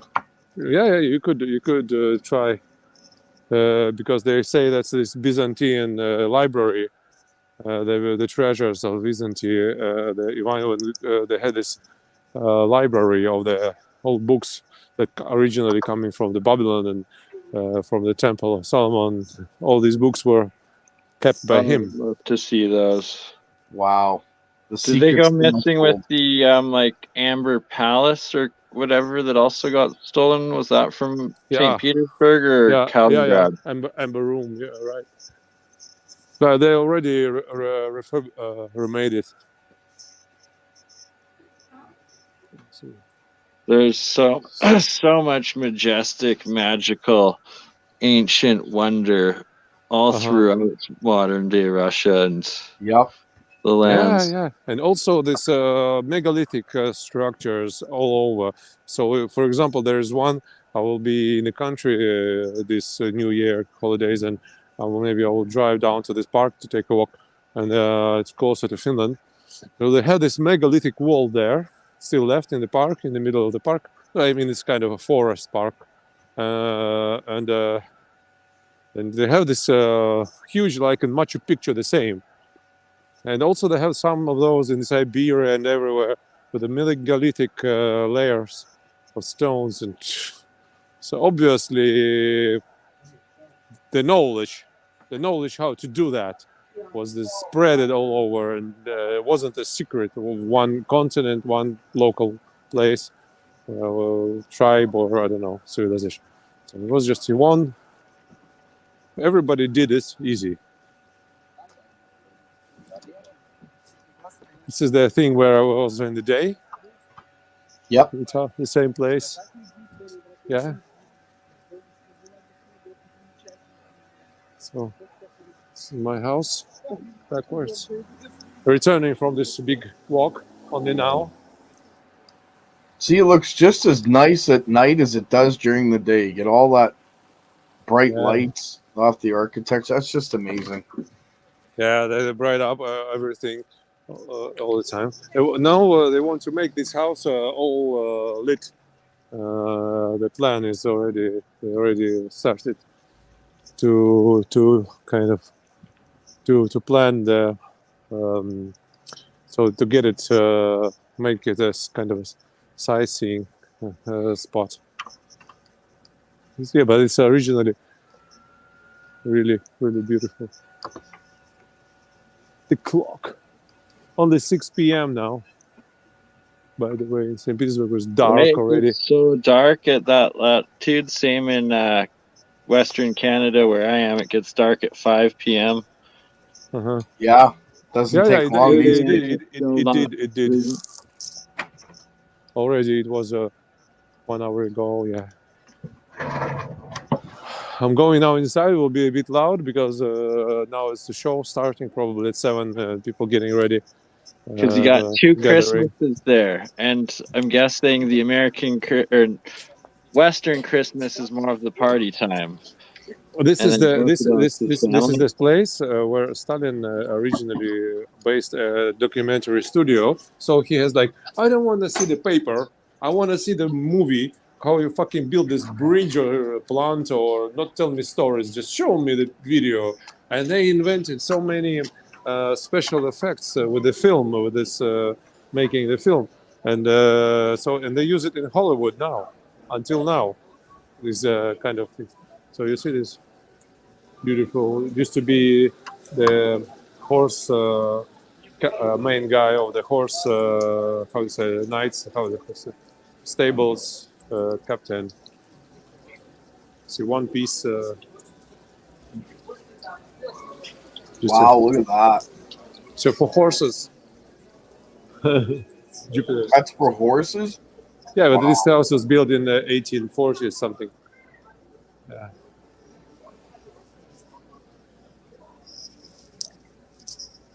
Getting ready for the show. Better than I did. Okay. Yeah, but it was his mansion, and also was a party place. They have a kind of manege for the people. Now it's a cinema. And I'm going to my art studio now. Recharge the battery, get some tea, cookie, breakfast. Breakfast, yeah, right. Or dinner. Yeah, dinner. Depending on your time, right? Yeah, 6 p.m. there, 7:48 a.m. here. Yeah, we're all on different timelines. I'm right. It's a truly plane-wide event of New Year here. Everyone from all areas of the realm tuned in. It's been beautiful.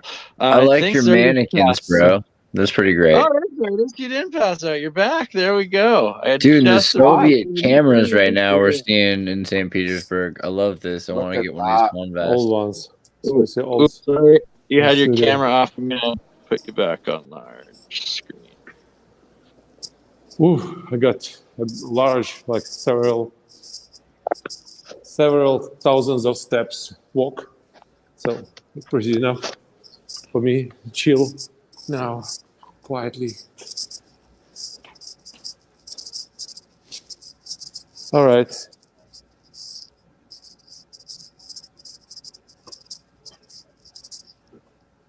So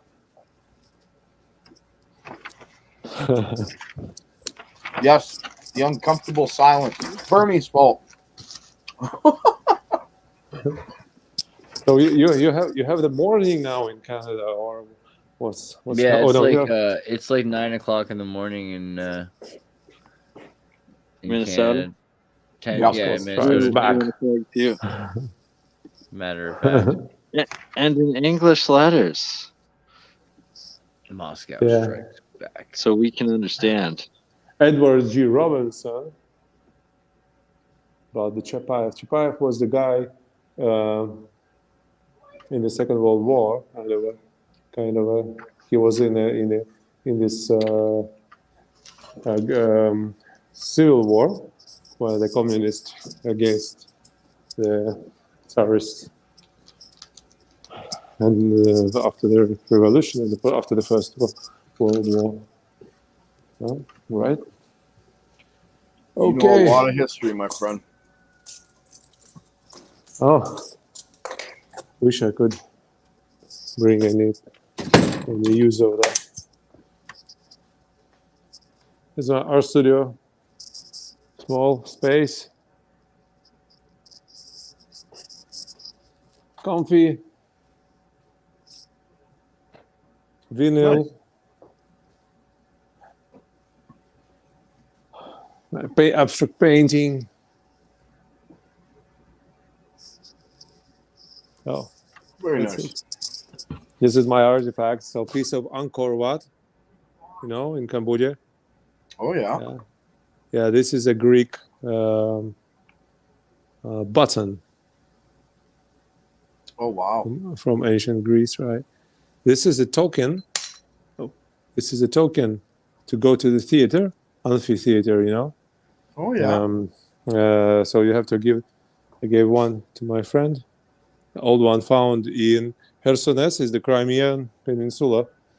So you get this token to go to enter the.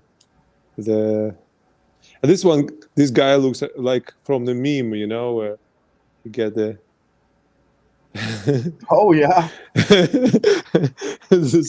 I like him. He's just like a. Well, we get lots of Scythian thingies in the south, and also get this Scythian very rare thing, Scythian bell. Amazing. Scythian bell. I'll find this. I'm into Chinese tea. Epic. Oh, your tea this bell. Is Scythian. Oh no. Scythian bell from. It's like a flower or something. That's amazing. Yeah, it's just a bell, but the thing is, he's very very good. This one is expensive. I say, what the fuck? It's just a piece of metal. You're trying to trick me. He says, no. This one works. You see, because other ones are rotten inside. It doesn't ring. This one we clear it up and it rings. So it's like thousands of years. And the guys, when they built the highway, they found where they take the dirt out to the soil. So they went to this place. They got the insider to tell them where it's going to, and then they start digging there, the soil, because it's already crushed and easier to dig. Because and also you cannot dig at some places because you have to have the government or kind of expedition officially and stuff. And so they found, and I got from them, because we have an apartment there, and I know this guy. Wow. Also these old things. Put the new leather belt. That's nice. It's a cool thing. Thousands of years. Yeah. All righty.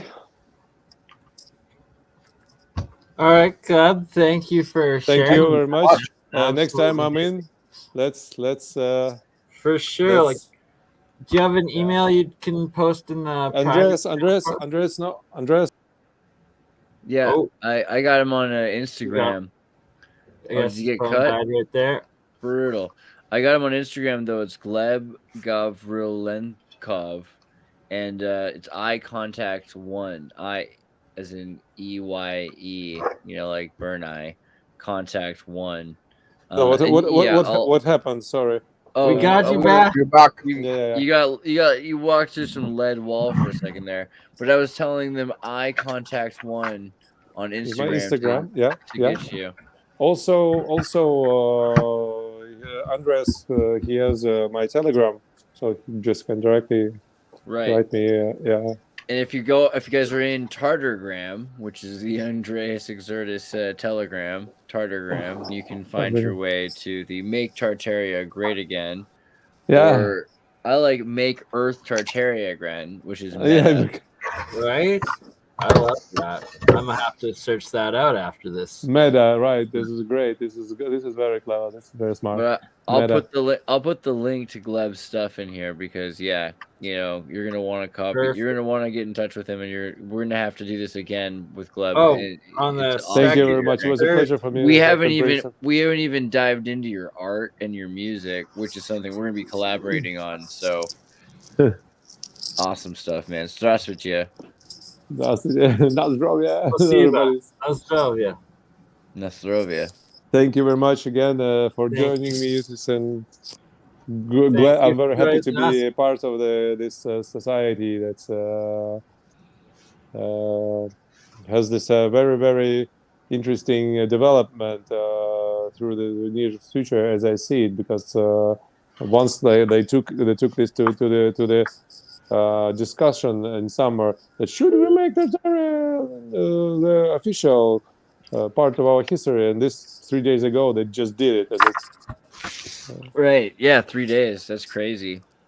Amazing First stuff. it was Russia, maybe next it will be some Hungary or some other country, India or something. Better be America. If we don't, we're gonna be screwed. But yeah, China probably. China's gonna have to acknowledge it.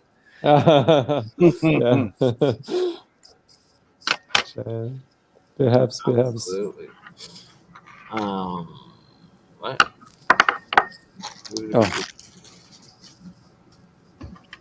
Who was there and now was sorry. not? And I know Dr. Longo might be coming here. Yes, Simon. sir. Did Simon just join us? Or Simon, have you been here? Simon. I'm sorry. Oh yeah, I just showed Simon just came in. What's up, Simon? How you been? Merry Christmas, buddy. You're a mean one, Mr. Grinch. I think he's just misunderstood, really. I mean, if you lived in Whoville, you'd freak out. You'd be like that, too. Yeah. And Gleb, you're saying January 2nd, January 3rd, you're going to be traveling, and we'd love to connect again and do that and show off some more. I will be. This will be not a long one, but I will be in the country and closer to the place, and hopefully I will be visiting one traditional kind of a house. Awesome. The girl, her father, he's a heraldics master. I mean, until now he makes the new ones, and also, of course, basing on historical flags and all the symbolics. So his daughter lives in the house, like kind of a traditional house with all the old thingies, in Viborg, and they have this megalithic wall in the forest. Oh my God, we did it, man! I can't believe it, Kurt. You showed up. Good to see you, Kurt. Merry Christmas. Merry Christmas, man. Merry Christmas. A Merry Christmas to everybody. We're actually 8.5 hours deep into this. We are. Bernie. Yeah, this is a pretty big endeavor. While you guys were sleeping, Gleb actually has been walking around St. Petersburg, and he showed us like snow and architecture and all these historic buildings, and he's like telling us the history of the things and showing us the statues. It's been crazy. It's been amazing. Awesome. Dude, thank you again for doing that. That's just so cool. And then Gerald's with us. Gerald, you've been working on all kinds of tech. We haven't even gotten into a lot of the stuff that you've been working on, which is like you've been building coils and building, free energy devices, that's a Merry Christmas in and of itself. So that's awesome. Had a few breakthroughs this week. So yeah, So I'll be sharing in the near future. Do you want to give us a little teaser or 2022 wrap up of what we're going to be working on in the new year? Let me just say I've gotten to the point where I don't know how to put that without actually giving away the golden goose. So, you know what? Let's do another stream. I'm going to leave it at that because I don't want to pull away from the Christmas idea of the stream, right? But big things are coming in 23. Big things. Yeah, with no moving parts. So, as it said in the movie, what is it? Not Zombie, but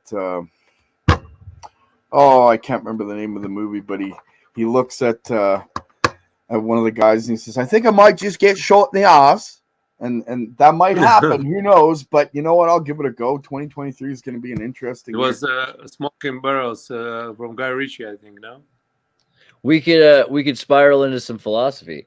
What do you think Christmas means to you guys? Kurt, what do you think about Christmas?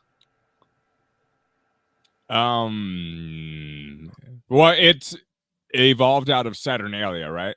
That's the thing. We were talking about this idea. There were goats. There's Yulebakken. So there were these goats, and they used to eat Christmas trees and get in the Christmas trees, and they were lucky or something.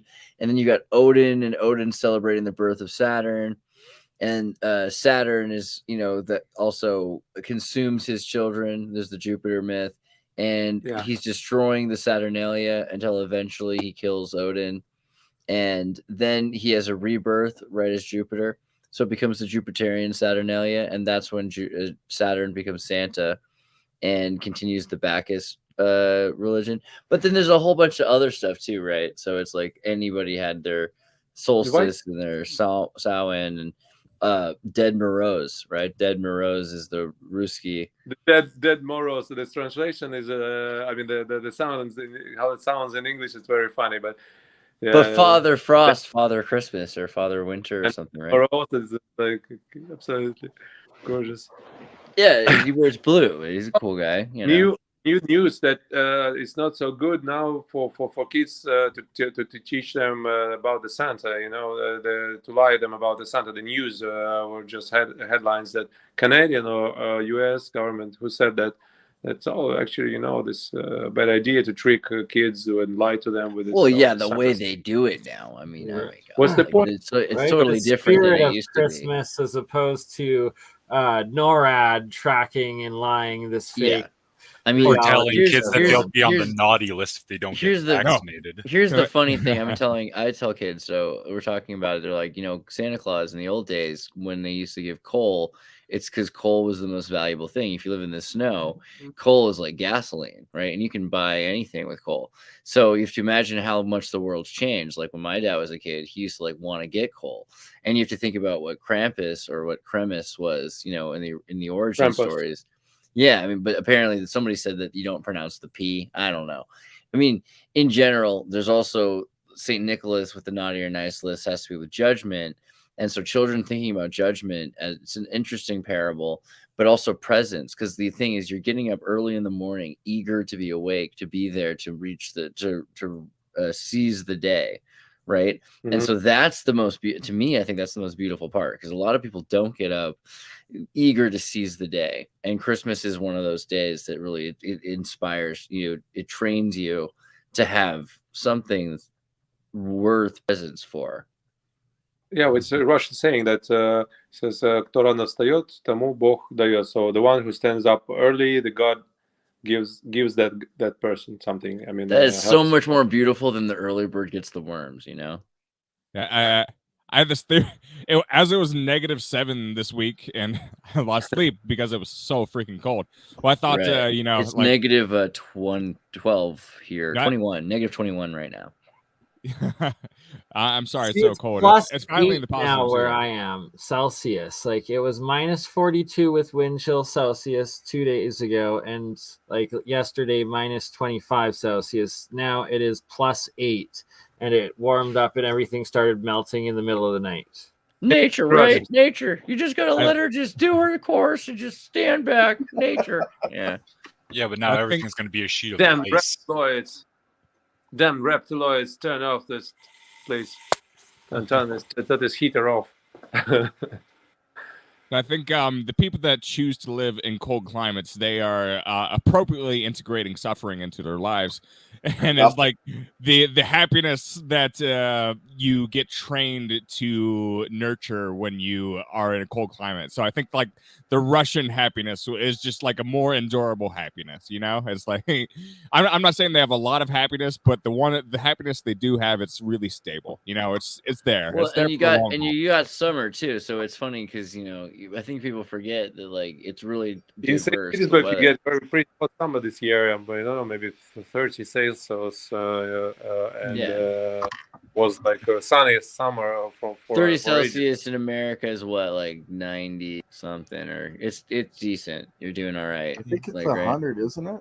Yeah, it's 20 now. The Black Sea now is 20 degrees Celsius. Yeah. 30 is so 86 Fahrenheit. Still green. Same as LA. Yeah. Like even more subtropical. South With Russia. sorry, I didn't mean to veer off topic. But with like Santa Claus, I always thought it was really cool. Like, we actually don't have to lie to our kids about Santa Claus. Like, if we actually create Santa Claus, which we, in a sense, we're creating Santa Claus each and every year to a degree, but we haven't taken it to its largest. We haven't fully fleshed out the idea. Like, we could actually have like a coalition of Santa Clauses and have like Chief Santa Claus. Like, we elect president every year, but like, I don't think that would be actually a terrible idea, because like Santa's little helpers, right? Exactly. That's and we create things all the time. We make a reality out of our imagination in virtually every other sphere of our life. I don't think it would be the worst thing to do with the idea of Santa, even though like we can't like there's. I've been wanting to do this with George Washington. I think we should have, because George Washington's birthday is my birthday, so it'd be like every February 18th, you just like leave little hemp or cannabis joints and cherries everywhere, and dollar bills, and he's like, that's George Washington. George Washington, he's just, he's the best president ever, and as time goes on, like the mythology would build. But the same thing would happen, because eventually there'd be like these little Thomas Jeffersons that they put in the house to watch over you, to make sure you're doing what George Washington wanted. And, I worry about the future. We did it a little differently, if you don't mind me interrupting really quick. With my kids, we didn't, I don't know if you call it lying or whatever, but we didn't tell them that Santa Claus was real. We said that Santa Claus was somebody giving you gifts that didn't want to claim their name to it. So we left it at that. And I love that. That's like ingenious. So they kind of got the idea that Santa Claus was just somebody in the family or somebody else that wanted to give a gift but didn't want you to know they were giving it. And he was throwing money in the window, coins in the windows, and just passing by, incognito. So he just threw it, passing by. So that's George Washington. That's the way we should remember him. He's thrown in the. I'd love to be on the other side of one of those windows. That's all I'm saying. Not really, because they might have shattered the glass. Yeah, but I mean, you've got these. Kurt, your point is well taken, that we're creating whatever we want. And so it could be so much easier. We've got this beautiful myth of magic, of humanity being inspired. There's a person who's giving presents and everything, and then people, they've become part of that spirit, right? And that spirit is exactly this example is for. So what we're doing instead is it's actually making a thing. Yeah. It's indicative of the parents' situation, because what the parents are saying is like, oh man, we have to hide the real world, and so we have to, and instead of, because they can't believe what's really going on, which is like, there's a really beautiful thing there with all these parents that are part of this. I think there's some utility in it, in the fact that the kid's going to be like, is Santa really real? Like, well, no, I mean, it can't be a hoax. Think of how many people would have to be in on it. Right. I think that's also like the way it's done now is definitely designed to do that. I have to be careful because there are people around, of underage. Now, there was a comment mentioned earlier about sort of a drive to eliminate Santa Claus, and well, Carl Jung, he said, once people stop believing in God, they'll seek to replace that with the state, essentially. So I think that if we destroy all Amazon of our packages for Christmas, for instance, right? There's already an example of that sort of blending going on to a degree, but we cannot destroy all of our illusions because what is the implication of its replacement? So it's like that's why things like Santa Claus probably it's not the worst thing for society, even if it's made up. It's like that's to instill the imagination in the youth is actually a really, really good endeavor. And like, I see your point. And why that? Why now? Why they decided to tell not last year, not next year, but right now? That's sorry guys, not bad idea to teach kids about the Santa Claus and stuff. Make fools of them. Why now? Why not like 10 years ago, 100 years ago? That's the question. There's politically speaking, it's hard to get into really political conversations, and because people bring so much baggage when they hear certain words. Like I think the West, it's appropriate to think about what the West has gotten correct and what's the West has gotten wrong. And I think that could be applied to any region over in the world. I think I've gotten a little bit more into Dostoevsky over the past week, and a lot of interesting like subconscious art that was associated with Carl Jung, even though he didn't do the art. What the West has probably gotten a little bit too mechanical in its thought process, and it's seeked to remove the symbolic side of us when that's increasingly. Have you heard of Elf on a Shelf? But do you know about Hegel on a Bagel? Sorry. I love it. But that we're increasingly aware that whole process is actually increasingly unnatural. What's the quote? The quote is that what is better, cheap happiness or exalted suffering? Exalted suffering is actually so integral into human nature that we cannot mechanically remove it. I think that's kind of what the point is of what a lot of his writing is. Like we can't accept happiness if it's something that's mechanical and it's something that we feel like it's being placed before us with ulterior motives. That's the whole idea behind why we can't have a utopia. But yeah, this is tied into Santa Claus because like if we just kind of buck off all of our traditions and all of our systems and all tools of our imagination, it has very unnatural ends, and all you get in the end process is zero instances of cheap happiness and just all the worst parts of unnecessary suffering, even though like the exalted suffering is integrated and can be actually a part of our human health. You can't deny those processes. You can't replace that with state worship. So I think Buddhistic, a lot of our traditions are very, very good. Buddhist kind of a point, traditional Buddhism point of the suffering, we should eliminate through desires, eliminating desires. Yeah. Dude, I'm asking ChatGPT right now to explain the Hegelian dialectic to me simply, and it's doing it. If you want to share that window, it's amazing. Sorry about that. The Hegelian dialectic is a method of reasoning that was developed by the German philosopher Georg Wilhelm Friedrich Hegel in the 19th century as a way of thinking about the world that involves the idea of a thesis, an opposing antithesis, and a synthesis that resolves the conflict between the two. Here's the simple example of Hegelian dialectic in action. Thesis: the world is flat. Antithesis: the world is round. Synthesis: the world is an oblate spheroid, a sphere that is slightly flattened at the poles. In this example, the thesis and antithesis are represent two opposing ideas or viewpoints, the synthesis represents a new idea that resolves the conflict between the two. The Hegelian dialectic is often used in discussions of history and politics, and it is sometimes used to analyze social and cultural phenomena as well. It is based on the idea that the change occurs through the conflict and resolution of opposing ideas, and that this process leads to progress and the development of new ideas. I like it. Any questions for AI? The world is flat. Not possible to prove the world is flat. Oh, come on, Google. Come on. Question being, this is clearly not what they. I don't even believe this is coming out of you. What are the three root languages and their age?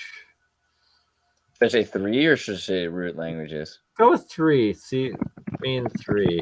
If it comes up with that. Oh, I read more about the whole 432 Hertz conspiracy theory, and nice. we could go down that avenue yes, if we want. Please do.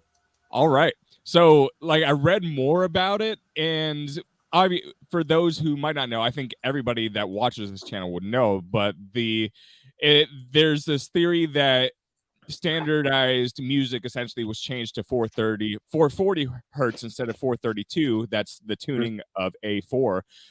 As a way, it was from Goebbels. I forget how you pronounce his name. That basically the intent was from Goebbels in Nazi Germany to try and just make everybody anxious by having higher frequencies. But the orchestras in general have used a large variety of different tunings. They range anywhere from 415 hertz and 470. So depending on what piece of music you could use in an orchestral setting, it could be there's a huge variance in how they've been written in the past. So to say that everything revolves just around pop music and pop culture over the past 70 years, I think that that's a little bit of a disservice to music in a very, very broad spectrum, because not everything revolves around pop music. So to say that it's all about mind control, well, how much is your music taste biased in that mind regard? Control doesn't.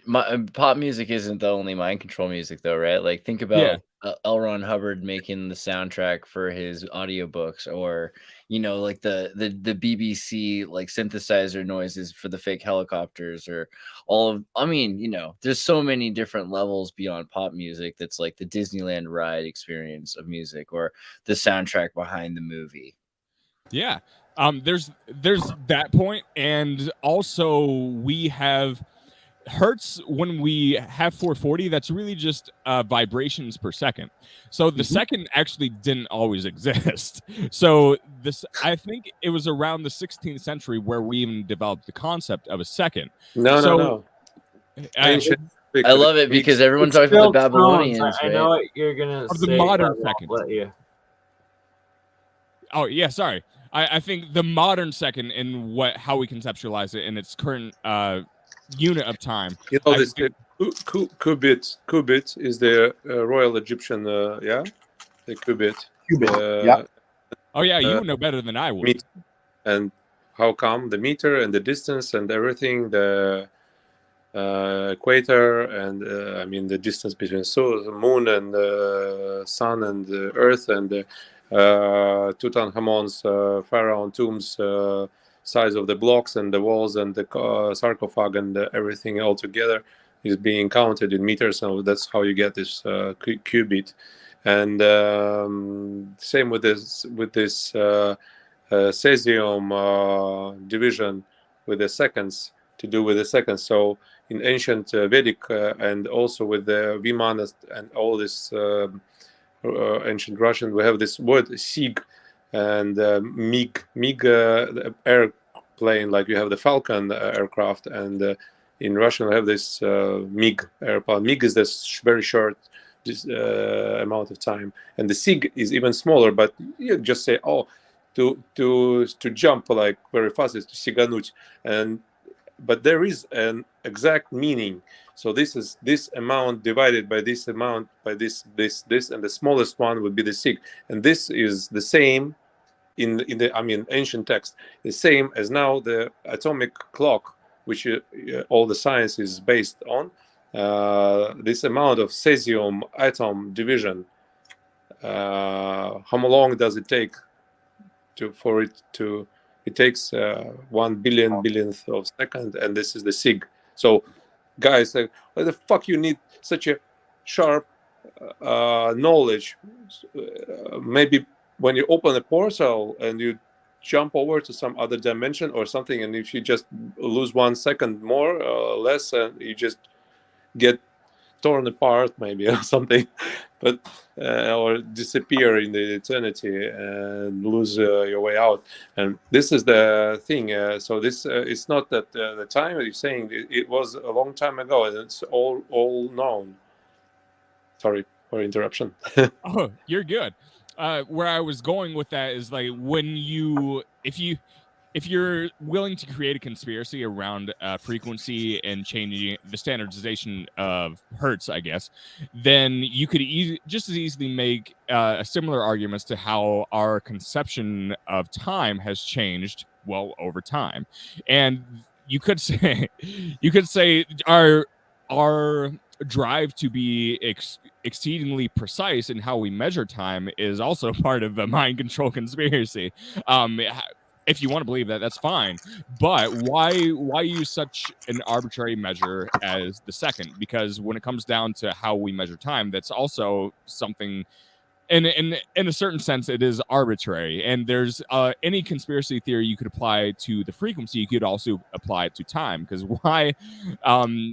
you could easily see it as being inseparable when you apply that conspiracy theory. So sometimes conspiracy theories are fun and funny, but to what degree is there actual substance there? Any pop musician could stray from the 440 if they wanted to. I think, if Lizzo, for example, decided to write something in 432, it would receive radio play. And I don't think anyone would deny that just because of who she is. Like, I don't think there would be a huge that flute. I'll be all about it. Yeah, that sounds great. But yeah, sometimes it's fun to talk about conspiracy theories, but I think this is one where like there are some people that actually genuinely believe that like, oh, it was all just about mind control. Like I think mostly it was related to radio somehow. So as far as why the West decided to standardize 440, like I haven't read too much into like why they ultimately made the decision, but it was a mutual one.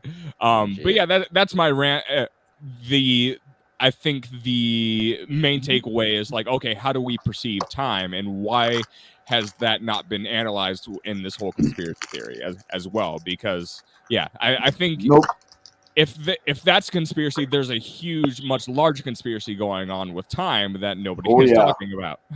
Nobody wants to talk about time. What's time? Time's a measurement of a distance of experience, so to speak, right? So, I mean, great philosopher of modern times, and also the musician, the band Moloko. They said the time is now.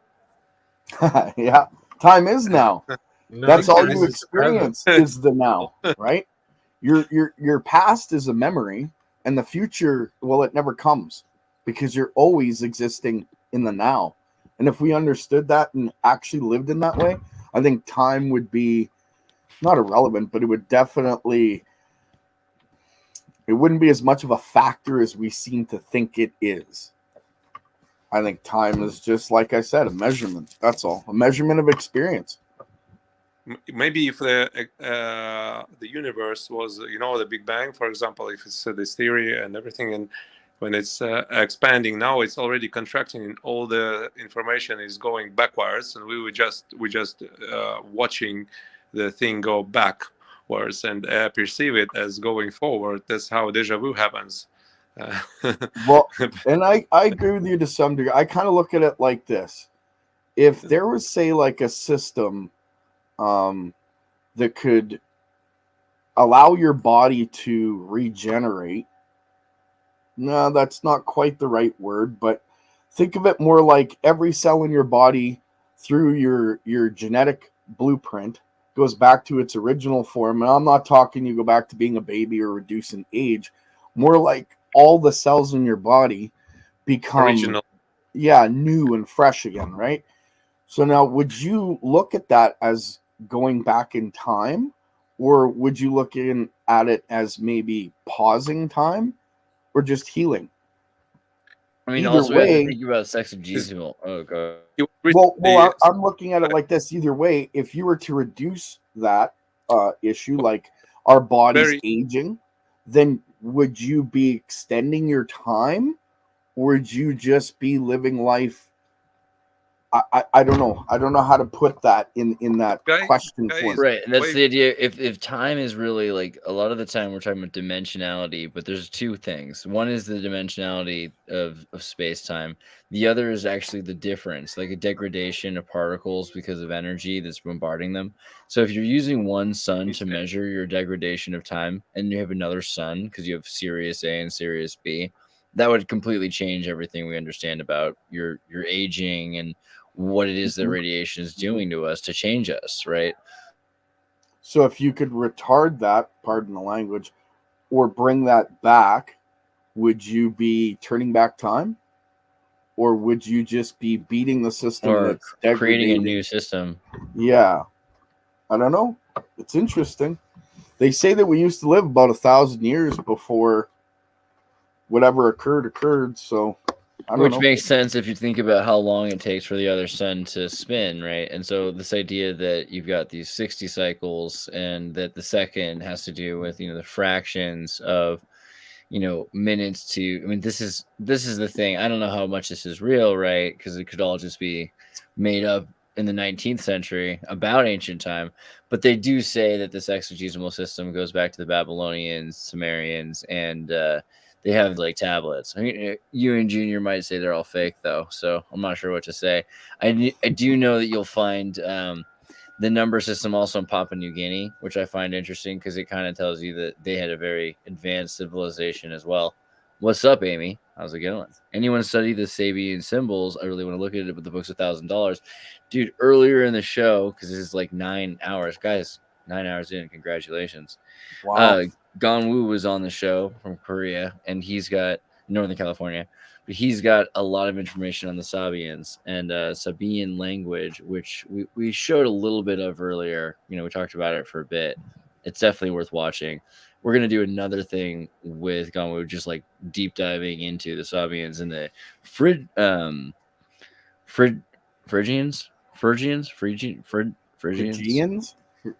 right? The guys with the Smurf caps, right? So those guys. Phrygian caps. Phrygian, come on. Phrygian cap, come on. We did this. Phrygian cap. Phrygian, something like that. They basically, if we look at the Santa Claus hat, as we were saying earlier, this is the hat of their people. Fun fact. Let me see if I can find like that looks like the hat of the Canadian the guy who portaged all the time. I'm sorry. It's a Liberty. It's a Voyager. Liberty cap. Well, you could also type just like Smurf cap, and you'll see it. I'm This sorry, is they're the Strumpf, not Smurfs. Okay. Stumps, yeah, Stumps. Strumpf, actually, I think is the way the French do it. I hope. I don't know. Could be wrong. But C'est compliqué à prononcer un peu. oh ouais. Monsieur. All right, but here's the Liberty cap is the way that Americans like to put it, and Argentinians have them too.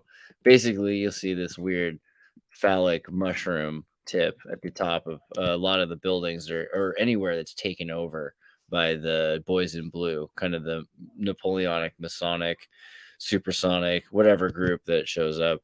And we will defend. Check out this serpent right above that cap. You know what I mean? So Phrygian cap, very important. The Sabians being a Phrygian people, according to Wu's theory, that the culture that we're seeing across Russia into Tatarstan and even into Korea, the reason you see this hat associated with it and why people think they're the Romans, right, is because the Romans ended up whatever we're calling the Romans, are conscripted peoples from the culture that the Phrygians established, right? Which would have been the Etruscans. Long story short. That's really interesting. That cap reminds me of the Canadian Voyager. I think that's how they call them. Coureurs des bois. It means runners of the woods.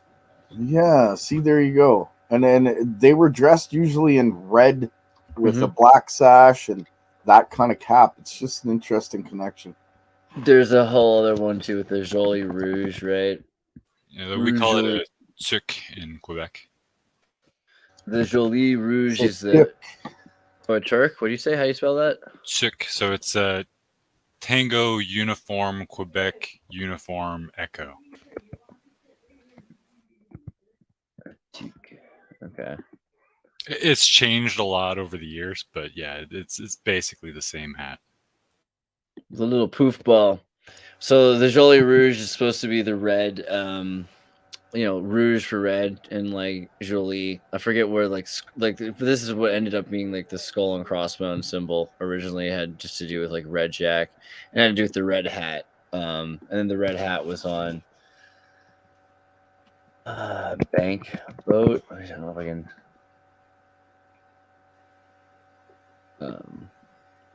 Interesting connections. Yeah. So the thing with the Jolly Rouge is that if you were a pirate ship, you weren't going to have hey, I'm a pirate ship painted on your boat.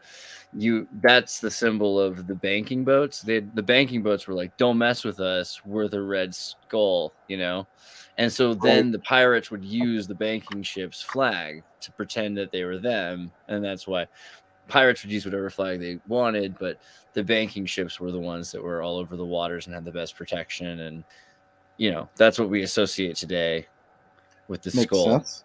Yeah. Them caps.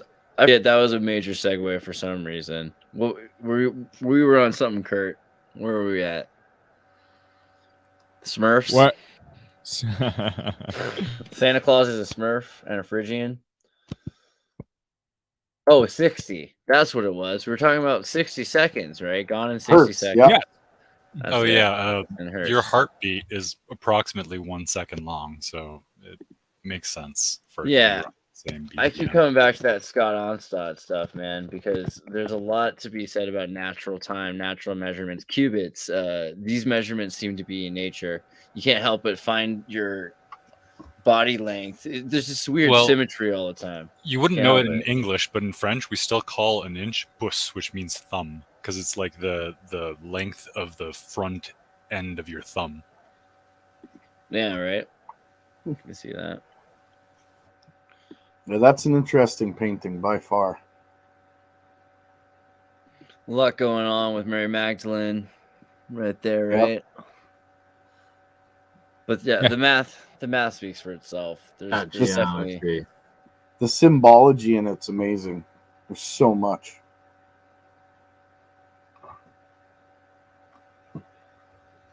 Yeah, the conspiracy about time, I think we only seek to measure time in units to give us a false sense of certainty about the world, when really, we can't be certain about what's going on, generally speaking. If we take a different perspective, if we believe if we believe in non-essentialism, then what's the real point in measuring time? Really, the only point in measuring time is to attempt to have a sense of expansionism. I think that's really the only conclusion you can arrive at.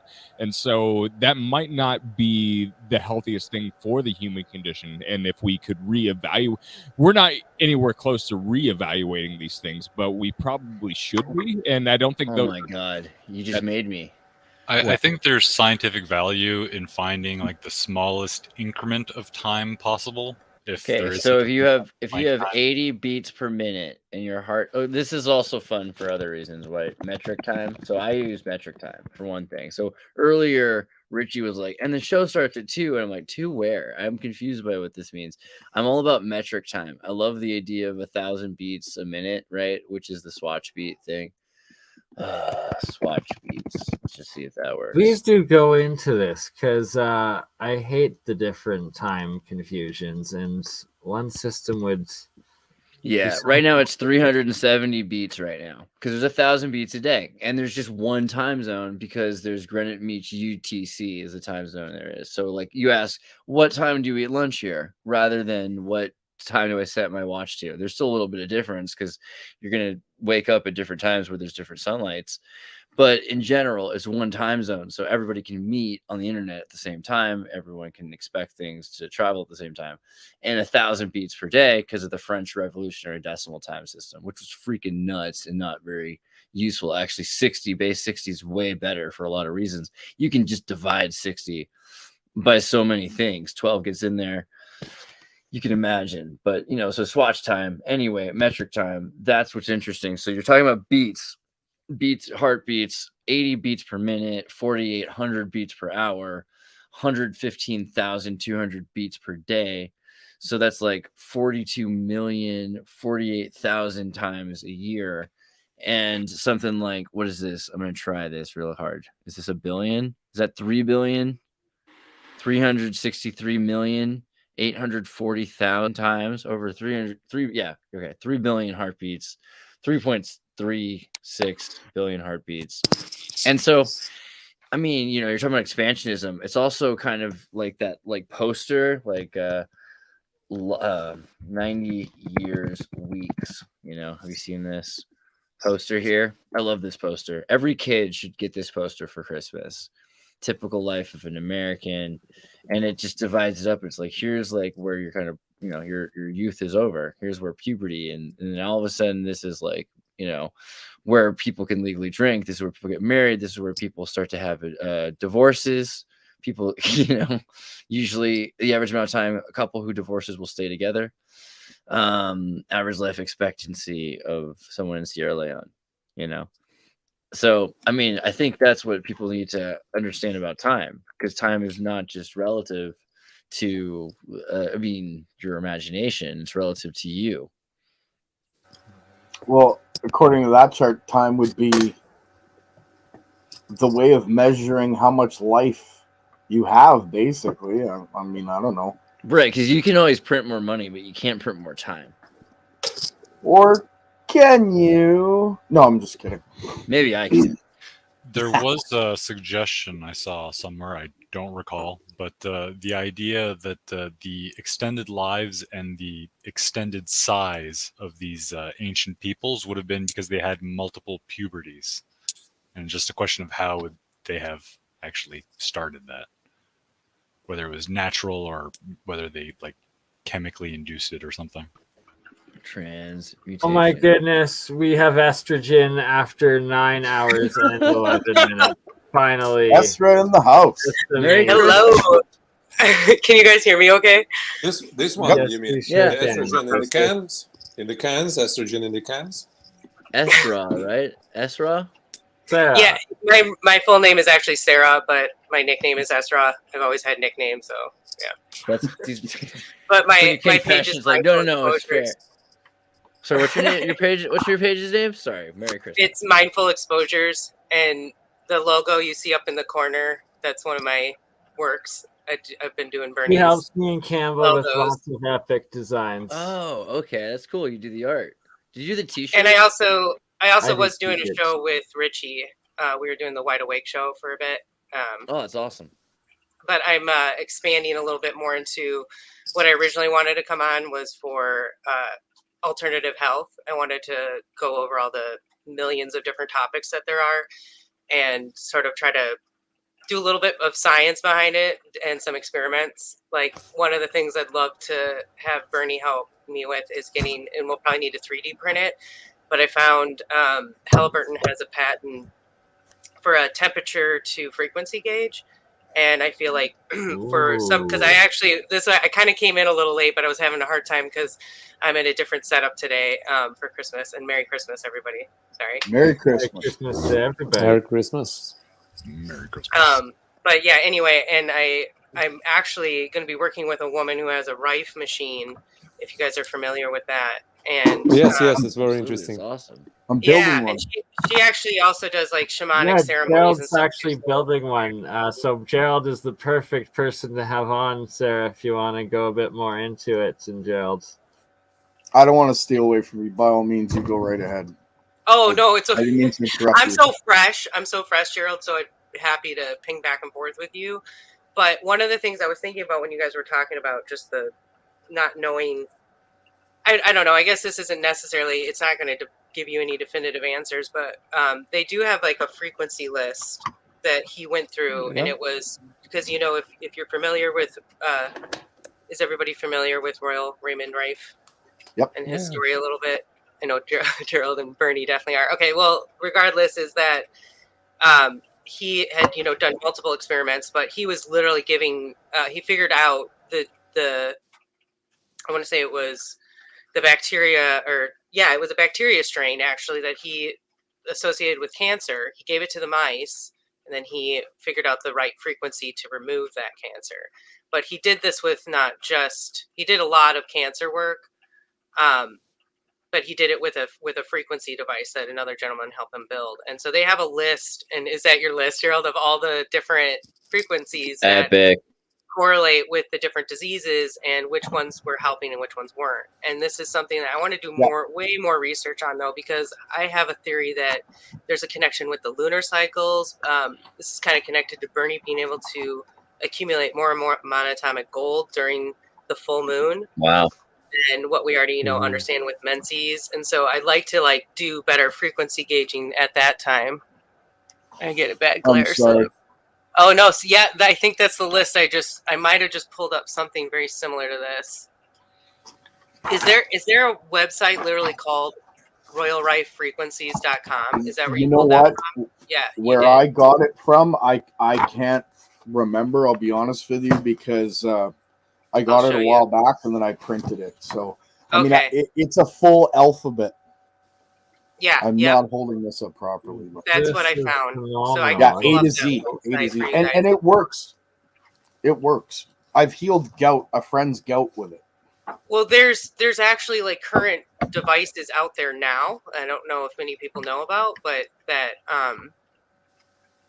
that's called the Spooky. Have you heard of that? The Spooky device. Yes, and so there's a lot of testimonials out about that too. Yeah, I can't see why it wouldn't work. I haven't looked at the science behind it. Sorry, I didn't mean to cut you off there. Go ahead. That's okay. And honestly, like I said, I want to explore this beyond. And Rife was shut down because twice he ended up connecting with companies that wanted to take his idea and help people, but because they were getting such good feedback, they were constantly shouting out. Sorry, I wanted to get down. There we go. They were coming out and saying we've been healed, and so they were saying we can cure you, and because they were using the word cure, and just throwing that out there, I'm not.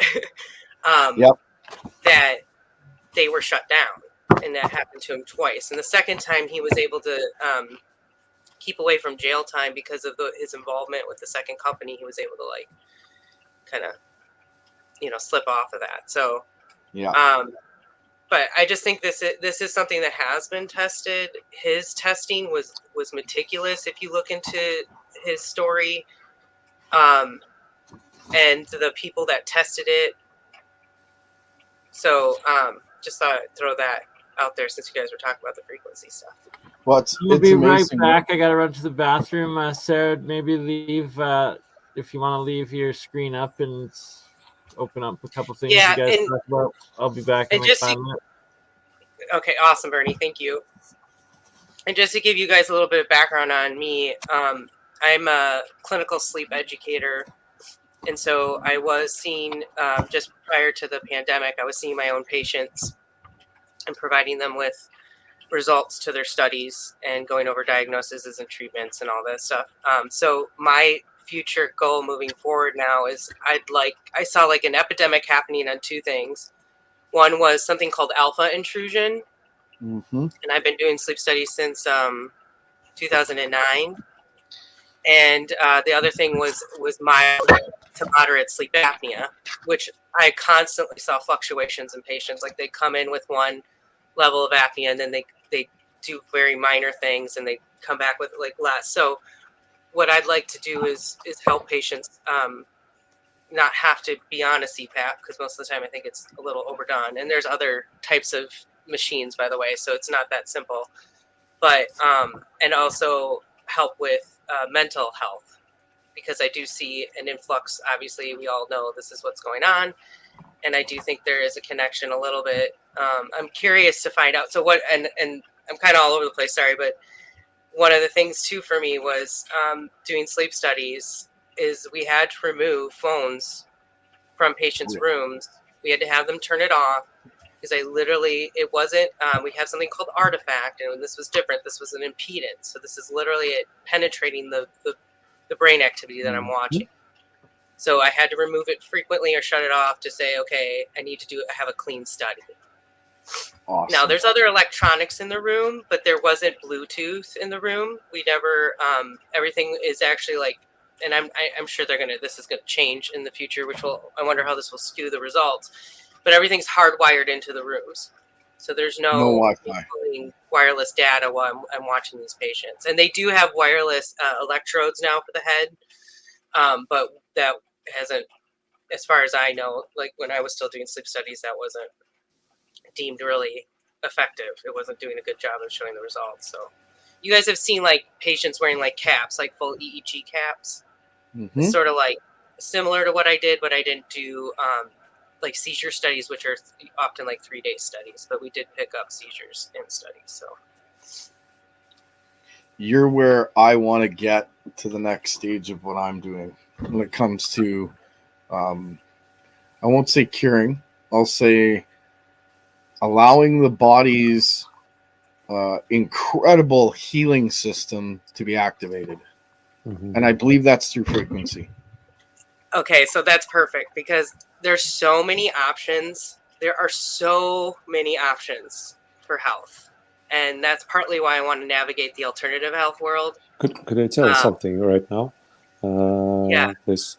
The Russian scientist, he was a scientist official with a diploma and everything, degree, and he was also in international board of scientists in the genetics. So he was working with the Canadian, Israeli, and he was in Canada, living and working with the. So one moment he was started like a research, and he succeeded in this research when with a laser, with a special technique. They were reading the image of your previous, as you was just previously saying, this clean DNA from your past. For example, the best photo, the most early of childhood photo, or piece of your, if you have the, for example, a piece of hair or something. So you could read this wavelength from the photo that every body has his own energetic and kind of like an aura, right? Aura kind of image, yes. And then he transferred it into a wavelength, so it's kind of a noise, techno music, but rhythm, but something like this, very, very for going for hours. And so one must listen to this in order to through this hearing of this music. Repetitive every day, receiving this original DNA wave length. So he was into the wave genetics of Peter Garayev. I just wrote in the comment his name, Garayev, and he was pushing this, and then he was distant in a distance. They projected this kind of information onto some tissue, and the woman in England, she got recovered from the pancreas cancer, and then he suddenly died. And I was talking to him on the phone 1 year ago, 1.5 years ago, and then suddenly he died. Yeah, and then because I have this brain tumor, and I was looking for some kind of alternative. So, but I managed to find him because I was into these kind of things for a long time, and found the contact. My friend who's living in Ryazan, it's a very old city in Russia, and he traveled all the way down to his country house. So, and we contacted, and I paid the money needed for the. So it's something like $500 or something just for the procedures and stuff, and so they made my personal this kind of sound sound matrix that you listen to. There are common for everybody. The ones you hear kind of a rhythm of the healthy things, but you get your personal also if you would like to. But now his disease, and I'm not sure if one can get. But the main idea is that everything is the wavelength and this frequency. As you're saying, the same with the right. And how to activate the right one. Yeah. Potentially, is it frequency that actually activates it? What is the happy cocktail? And I think that we're all very different. But Gleb, I'm curious. You don't have a pituitary brain tumor, do you? I just had an operation because times are getting time runs fast, and then it grows slowly. It's not. It didn't affect me in any way, It still doesn't. But the guy said, like, look, I got even better after this operation, minor things, but just generally speaking, it's I got my portal inside opened into my past, which I was like nearly forgot, and magic things started to happen. In the end, just was going for a few weeks hospital. That's it. It's very, very easy. Of course, I was planning. I'm getting the fungal therapy and getting this matrix. I listen to this Gareyev's wave genetics things. So this is a very interesting theory of this frequency. Killing these wrong cells, but how do you define this? A cancer cell is the same. It's also your product of your personal body, so it doesn't somehow. So it's not a bacteria that you get, a parasite that you get from outside, a different organism. This is the trouble, that your immune system doesn't see doesn't see the cell as an enemy. That's the problem. So he feeds him the first. So it's supposed to feed your and the brain is the most energy consuming organ, right? So brain tumor, so you cannot stop him from getting the sugar from whatever, or fructose, glucose from anything, say, don't eat sugar. It doesn't make any difference actually that you eat sugar or not, nearly doesn't. But still, this frequency thing works somehow, as I understand. This is a very interesting. I also wanted to buy this right machine, and I just don't have one. But I use this guy's sound, personal kind of sound wave technique. Maybe I listened to it for some thousands of hours, and he did somehow balance. So I didn't get a fast growing one, got the slow growing one, and that's it. So, anyways, this one. Yeah, that's it makes it complicated. So, Gleb, one thing I wanted to say was that. Sorry, just adding this guy to explore for you to explore. Just I wrote his name for you to explore. Maybe you would be interested. I did throw that up, so I'm going to look into that a little bit more. There's a couple things that might interest you, which is why I pulled up this documentary. One is called NLP. It's Neuro Linguistic Programming. Hammer is Dr. Hammer, a German doctor for the psycho-oncologic treatments and stuff. Yes, and to be honest with you, there's several good books out there which have been recommended to me by a nurse, and she and actually what's funny about this is that as I've been talking about this book with my friends and family, I found out that several of them have it, but it's called The Body Keeps the Score. Here, I got it. I highly recommend this because he's gonna score tonight. Well, when I was a sleep tech, we scored sleep studies, so we're like, we're gonna score all night. Sorry, but this is a really good book that talks about But I do recommend that one because it really connects so part of like what you're talking about with the aura too is that I wanted to connect it with quantum physics that this documentary does a good job talking about as well, is that there's been a lack in science of our adapted biology to our current quantum physics theories. And one of the things that's really prominent with cells is the 0-point field. So you have a cell, right? And then you've got an aura. And it says you can have up to 30,000 different interactions in a certain amount of time that can alter the cell. This is that whole environment versus why can't I think of the word right now? When you're born, what influences you as a person, your genetics versus your environment, I guess is what I'm getting at. And so, sorry, I'm like, I'm losing my train of thought because there's so many different things that as you were talking, I was like, oh, we talk about this, talk about that. I'm exploring pretty a lot. Yes, I know this, but the thing is about this, the charge, the negative, positive charge, and also this virus therapy that the virus gets these cells upset, and Japanese virus, Sendai, and there are so many things that are, this hasn't been approved. Well, for of course, sure. And chemotherapy is for sure been approved, but thank you, but no, thank you. Let's try something else. I mean, generally, other things that have been pushed on the population without actually being approved. Yeah, quite a bit actually. Big one, huh? Yeah.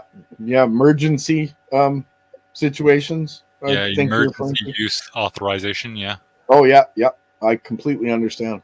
Yeah, this hasn't been approved either, but this is something that I work with. I built this myself. And it has to do with. Did you see that, Gleb? Yeah. Kind of a.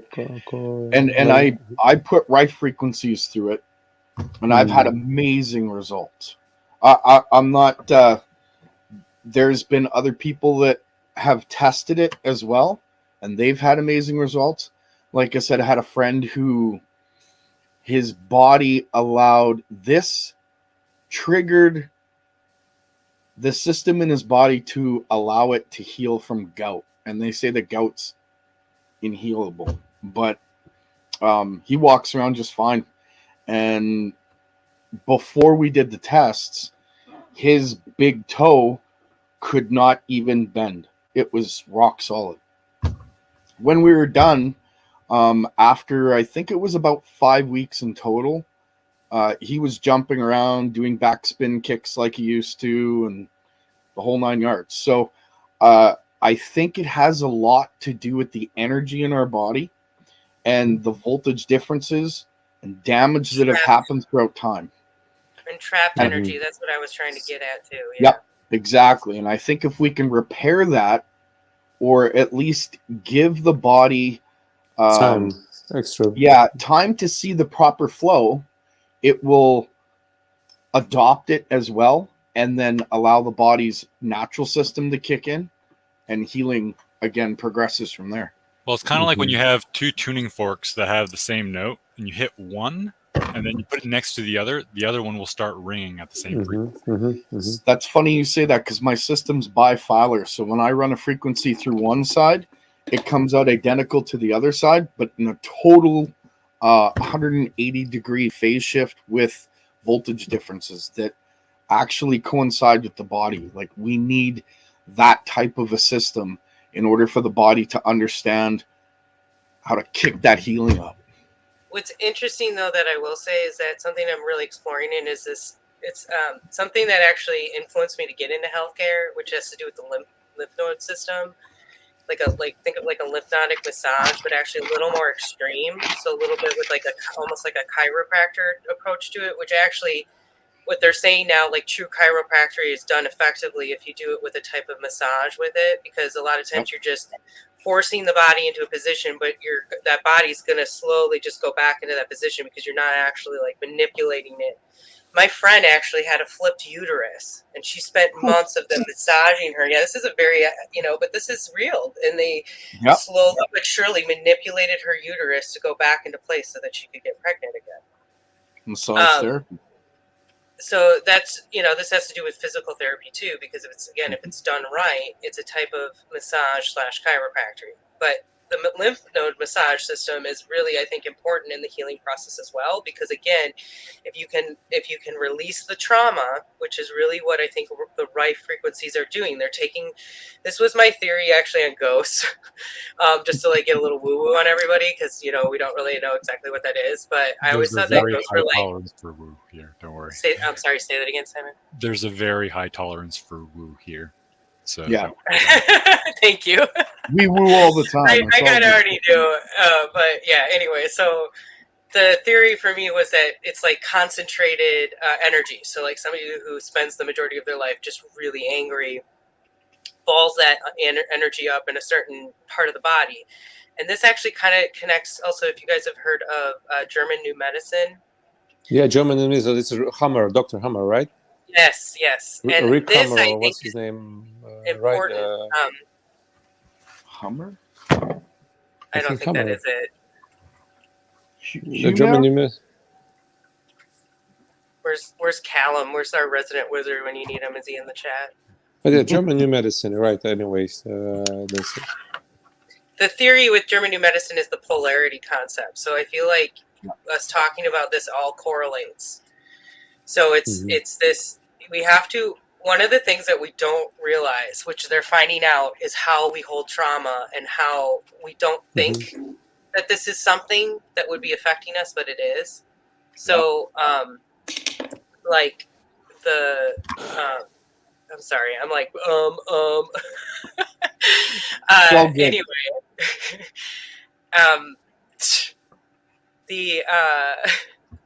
so sorry, because this happens to me with my ADHD, and I'm a little excited, I think, and so it's like I said, so much information. You're trying to get everything out all at once, and it's only coming through one filter. I understand completely. I do it too. We have a very high tolerance for ADD here, so don't worry. Good. Thank you. So anyway, the polarity concept of the German New Medicine and like holding traumas, so like having a traumatic childbirth, which is nothing you can control, which is a memory that technically we wouldn't think that we would have, because usually like we're not forming memories, or as far as we're understanding, until 3 or 4, but that's actually not true, because we're forming memories in the womb. We understand that that's transferring. And so something as simple as like hitting your knee as a kid, and you're like really young and you're by yourself and nobody's around and you have to self-soothe yourself, you would think that that's a good thing, right? Like it's the same thing of like self-soothing a child to sleep, which I'm still not finding that there's traumatic responses to that necessarily, unless it's not done the right way, the whole like, guiding a child to sleep kind of thing. But yeah, or I mean separating yourself from the, like where you let the kids cry it out. That's what I'm trying to say. So Hammer, right? His name is exactly this guy. Yeah, I can't remember. Yeah, Reich Gerd Hammer. Okay. German New Medicine. He's the guy who based it. Yeah, it was like in the 50s or something when he made it. Yeah. And he's correlating the left and the right side of the brain and giving it actual like feminine and masculine sides, and then attributing this to sometimes the issues like I had 2 knee surgeries on my left knee when I was real young, and so there's probably, for me, there's something with the right side of my brain. I can tell you guys it actually had to do with my gait, and this is sort of off topic, but like going barefoot is really important for us, by the way, because what we're finding is that it helps us work out all these different, we already know we have all these different acupuncture points in the foot. And the current too. Yeah. And yes. And the grounding, exactly, which is connected to the polarity therapy. It is. And actually they've done scans of the body, which I'm sure I'm probably repeating myself here, but where they've shown the body prior to grounding and then after grounding. And actually, I think talks about this too, that the History Channel did an episode, a superhuman episode on a Shaolin monk who was able to actively take his pain sensors and move them, and they compared it to a regular person and a person who was genetically born without the sensory for pain, which is obviously can be a really dangerous thing.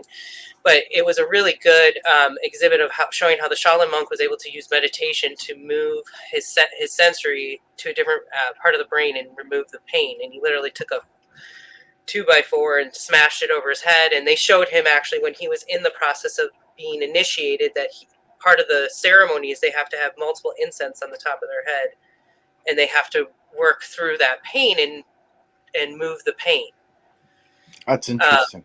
So that kind of power, I mean, the fact that they actually show that on the History Channel is, I think you can't throw the baby out with the bathwater sort of thing, even though we have the footage or the supposed evidence that they can levitate. If you guys remember the group, and they were Shaolin monks, and they wouldn't show it on TV. I've They seen got a real weird, so couple people of- just feel like that debunked it. Say that again, Bernie. I've seen a couple different ones. Some that were like in Tibet, and then a couple in, I Where he believe, held back. somewhere in East India. In India. There was an American team, I think it was a group of 3 guys that went to Tibet, and they were in search of this healer that healed with his hands, and he was teaching how he did it, and it had to do with polarity and grounding. And after he did a demonstration on, as he was grounding, he lit newspaper on fire with his hand through him using his chi and putting the newspaper on the ground and pressing his chi into it, and it would light on fire.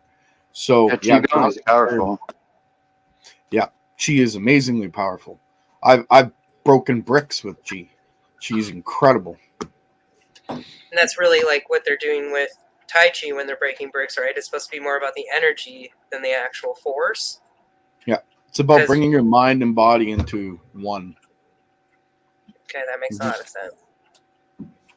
Yeah, so that sounds interesting. So he was able to like turn his hands into the frequency devices. Mind you, we've heard stories of this, right? It's not like this is the first time we heard of people have healing hands. And I'd like if any of you guys have examples of somebody you've met, and I've been told that I do a lot of massage, and so like people often feel a lot better. Just anyway. So you guys might have had this might be a little bit hard to believe, but it's been medically documented, so to speak, and I have a witness. Ankylosing spondylitis, vertebrae L1 and L2, I believe it was completely fused. And the person that went through this was in extreme amounts of pain. They had never taken OxyContin before, and they had taken a 20 milligram OxyContin and it still didn't kill the pain. I laid my hands upon her. I put one hand on her forehead and one hand on her back. And as I did so, I prayed over her. She fell asleep. The next day, she had a doctor's appointment to have x-rays and have an updated medical procedure. Or I think they were going to give her different drugs. And as they did the x-ray, the ankylosing spondylitis was gone. So ankylosing spondylitis, for anyone who doesn't know, is the fusing of the vertebrae in your spine till it becomes one solid bone and you can't bend or turn or spin or nothing. And she already had the first 2 vertebrae from her tailbone up that was already fused. And that was documented in an x-ray. And the following x-ray when she was healed was documented, but they attribute it to the drugs that she was given. Because they had given, wait, so they're doing the OxyContin? They're trying to tell her that the OxyContin? Oh, okay. No, it wasn't the OxyContin. They give her some kind of weird prescription, which she did not take. She refused. I mean, she got the prescription at home, looking at it, looked up all the side effects and went, no. And then when the pain kicked in really bad, got an OxyContin, like she got prescribed OxyContin, took the first one, it didn't matter. And then that's when that happened. So I'm not saying I did it. I'm just saying that whatever happened at that time definitely healed her. This is the same thing as like you can't deny. So I work for a hospital. I'm actually getting laid off, funny enough, and I'm able to work with ventilators. So tells you the state of the world right now, right? Yeah. But I actually have been now. I haven't been working in sleep medicine now for 2 years because I actually did the rapid testing tent when the whole thing started, and I worked in behavioral health and stuff. So anyway, but a pleasure for me to meeting you. I have to go now because the phone is ringing and I'm on the phone. And well, it's good to talk to you. Yeah, and I'm going to look up about the wave genetics. I would love to connect with you again. It'd be really interesting about your journey. Yeah. I have several different. One my friend is working on strengthening this pine extract kind of from the Siberian forest. And we also want to move because this situation in the world is so unstable now that the Russian product can be not accepted abroad. So we're getting the two. I'm helping him now because he has a company in Canada. So there's a similar.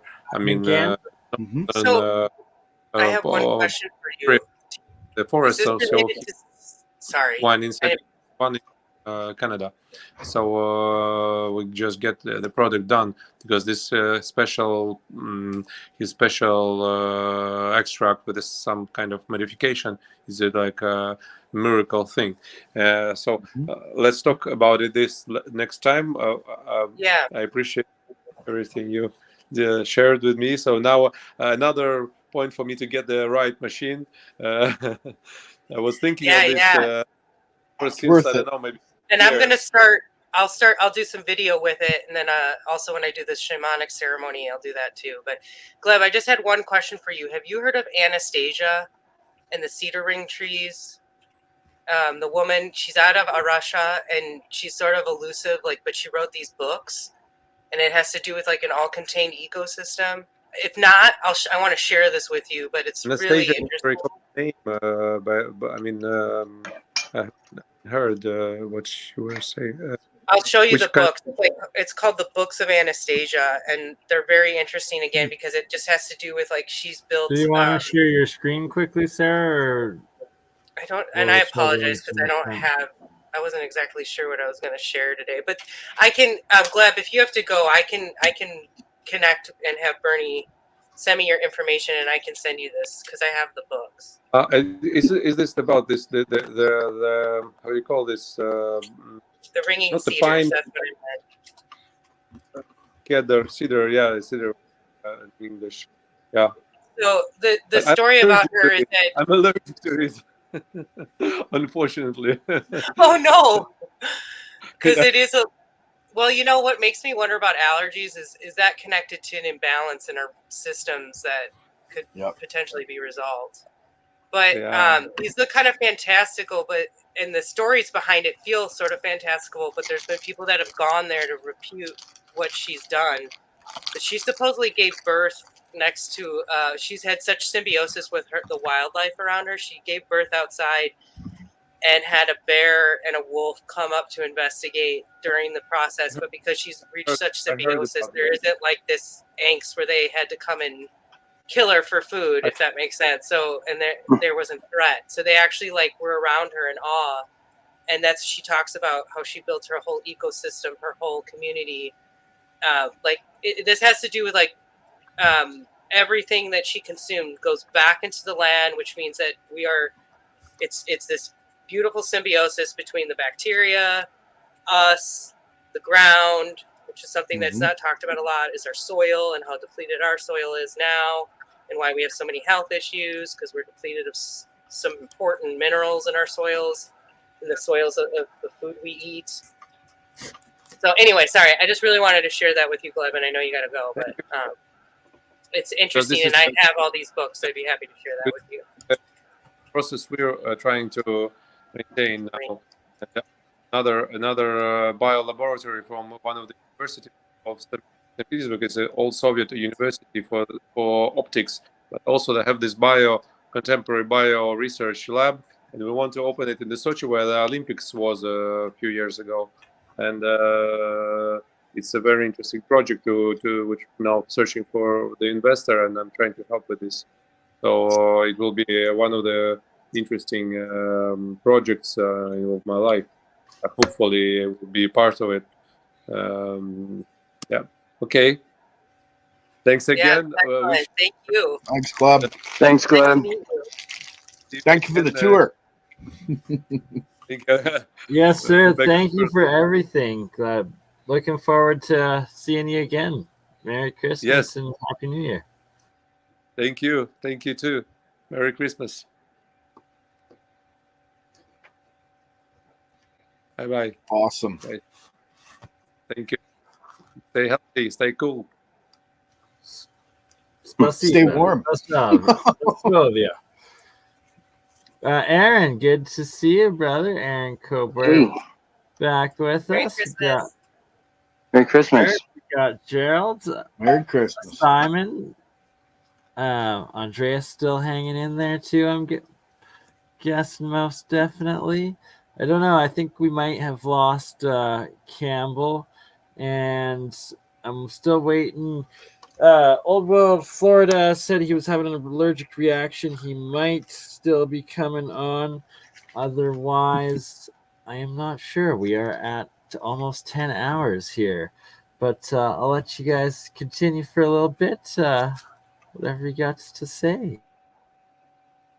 I'm actually surprised that Gleb hasn't heard of Alexander Mission. He was basically the Russian version of Rife. So, he's very interesting. He kind of used a 320 kilohertz frequency to basically do the same thing, but they're doing some strange things over there with the coils and devices, like keeping paint from fading under the sun, making rust or oxidation not happen, things like that. And I just wish that our commerce hadn't got shut down with them, because I can no longer get any of the Mission devices.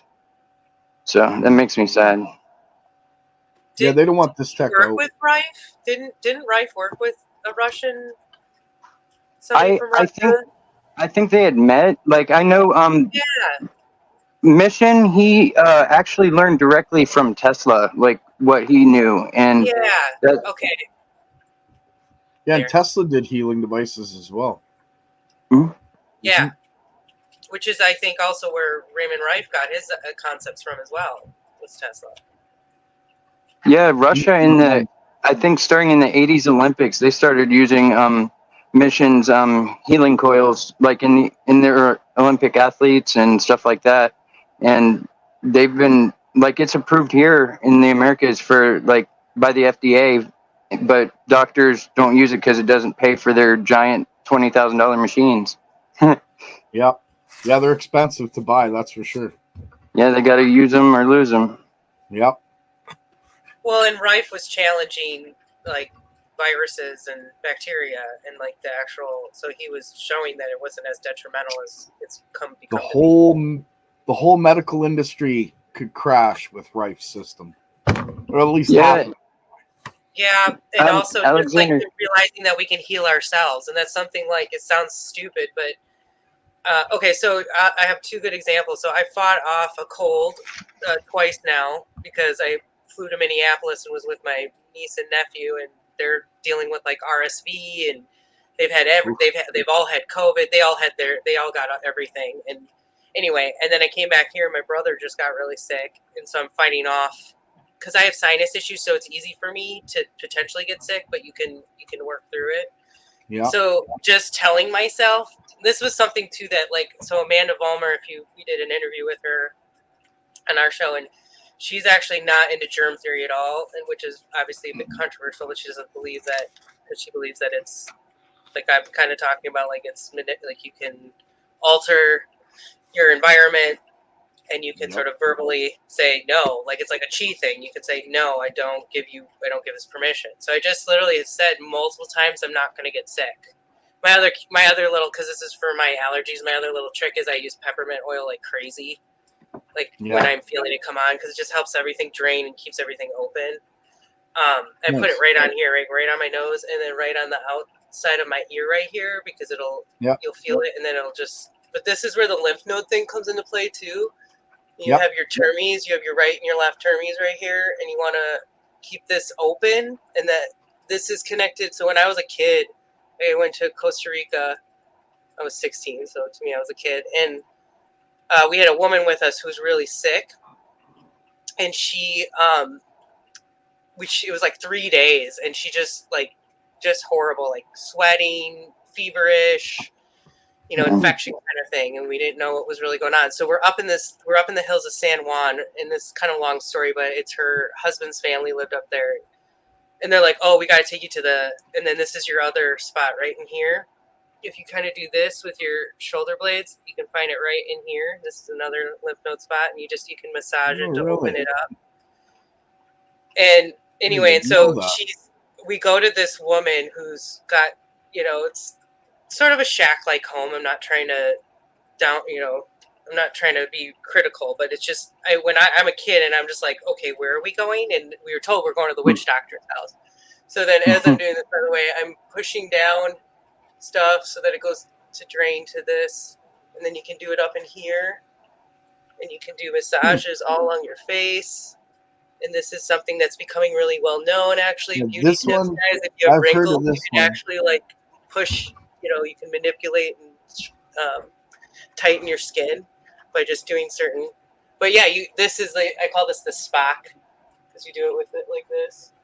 It sounds like EFT and touch health therapy. Yeah. It's very. That's what's so interesting to me is that this is all connected. Because this is that EFT, right? Oh yeah, this is the supposed to help tapping with of the anxiety. So cheekbones. what if that's connected to inflammation? Because we already know most everything's inflammation, right? So if you're reducing the inflammation in the head, is that what's partially allowing? That's also anxiety is connected to your breathing. That's what my mom does. So if you are able to take deeper breath, which this would allow you to do, it's going to open everything up again. And see, that's what they have you do it here too. And the other thing, your sternum is a really good There's one. also a bone in your hand too. Yeah. Oh, you can rub your big toe and get rid of a migraine. Yep, right Yeah, here. and if you hold it a certain way, sensitive, they're telling you have buildup. So once you push through that, see, now I had a little buildup. I felt that, and now there's it's gone. a way of tapping that, and it breaks the buildup. You have to hold your hand. Yeah. Sorry. No, I apologize. My bad. No, this is great. This has been a really good discussion because so I'm losing my job, right? So my mind's like, I want to become my own practitioner, and I want to be able to be kind of a health advocate where I'm like, okay, this is your problem. These are our options, that we can try. This is what we know, and then we can. So I want to be like a guide, but also continue to provide treatment and I don't really want to diagnose. That was one thing I actually had a lot of doctors would say to me. I feel like I'm just diagnosing and I'm not treating.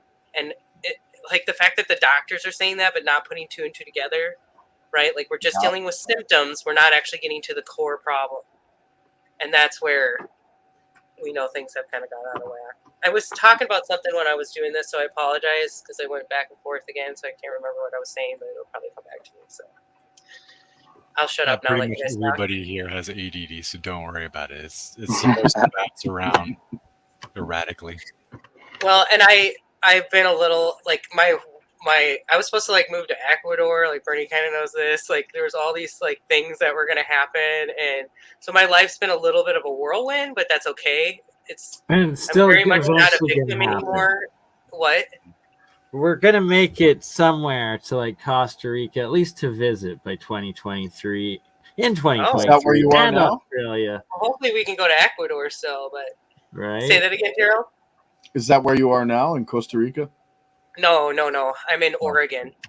Oh, right. I'm actually from. If you guys can tell a little bit from my accent, sometimes I'm actually from Wisconsin, Milwaukee. Okay. And I have family all over Wisconsin and in Minneapolis, Minnesota area. But I moved out here 15 years ago, And for me, it's because I'm a big hiker, outdoors person. One thing that I always tell people that I actually have not been good about. My sleep's been kind of messed up. Oh, that was the other thing I remember I was going to say is I was having back problems. And funny enough, like I just have not been able to sleep the last 2 nights. I almost got up and was like, oh, maybe I should just get on. But I was like, I wanted to deal with my back problems. Anyway, I started dancing last night because it was just frustrating me so much. Just to get the But I was movement like, going, right? I was like, let's twist again. Like I felt like so dumb, but I'm like by myself. But it really helps. And then I did a series of cold and heat therapy because I could actually feel how numb and inflamed it was. So once I got the cold on it brings the inflammation down. Then I can stretch again more. And then if I overwork it, I can heat it a little bit and then stretch it and then go back to the cold. But a lot of that too was me just saying like, I'm over this. And, even like the self-love hug and just that's Reiki, by the way, what Gerald was saying is it's literally just two points on the body. And a lot of healers will tell you that they just kind of know where to go.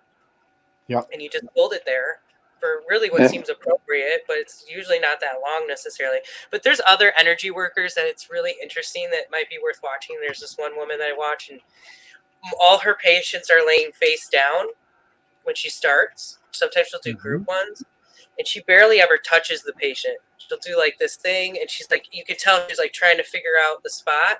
And then you'll watch the person. They're not even looking at her. They're like face down in a massage chair, and their bodies will start to like move with her hand. It's fascinating because I had not seen that before.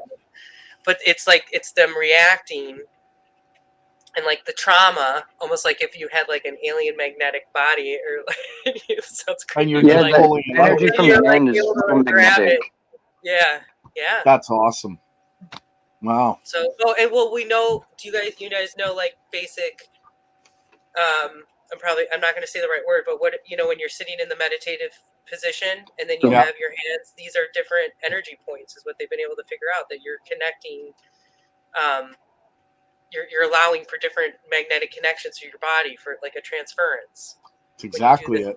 Because you don't see the lines of force that go from your body to your hands, right? But they still happen. They still occur. Yeah. You can feel them if you. Yeah. What was that? You could feel them. I was saying you can feel the lines if you're sensitive to it, I guess. Yep. Yeah.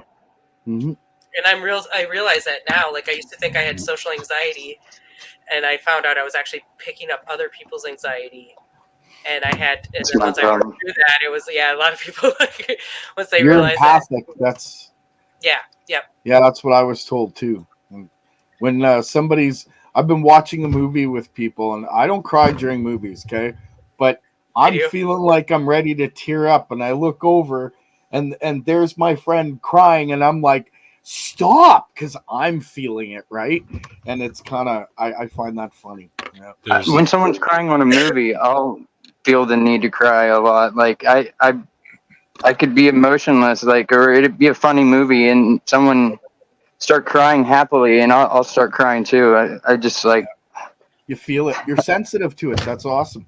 There's this experiment that was done where they took 2 individuals and gave them VR headsets, and they swapped their body positions. So person A was seeing through person B's eyes and vice versa. And then they would pinch person A's arm, and person B would go, ouch. And then the person would ask, where does it hurt? And they would point at person A's arm. And they'd say, there. So, like, it's intuitive. We're built for it. Yeah. And this is, the NLP kind of got into this too. They put people in 2 separate rooms and had a video of the other person in front of them. But they were like in totally different sides of the building, or in 2 different buildings, I think. And they were able to show that the thoughts that were put towards the other person were effective, just by transferring, just by like a visual. Now this is talked about with Reiki, that there's distance healing, where you can just look at a picture. We're trained as a Reiki master to be able to do that. It's remote viewing, really, right? Yeah, my mom. It kind of would be. Kind of. And it's all connected in that way, anyway. A lot of it's visualization. That's what you were showing me, right? Your certificate. Well, I was showing you the 2nd degree when I pulled off the wall, but yeah. So that's a specific type of Reiki? It's the basic form of Reiki you'll find in the Americas. It was brought over by I forget her name, from Japan, like in like the 50s or something like that. Yeah, which she learned it from another person, because I've read up on the history a little bit. There was like two. I thought there was like two different, and they kind of branched off.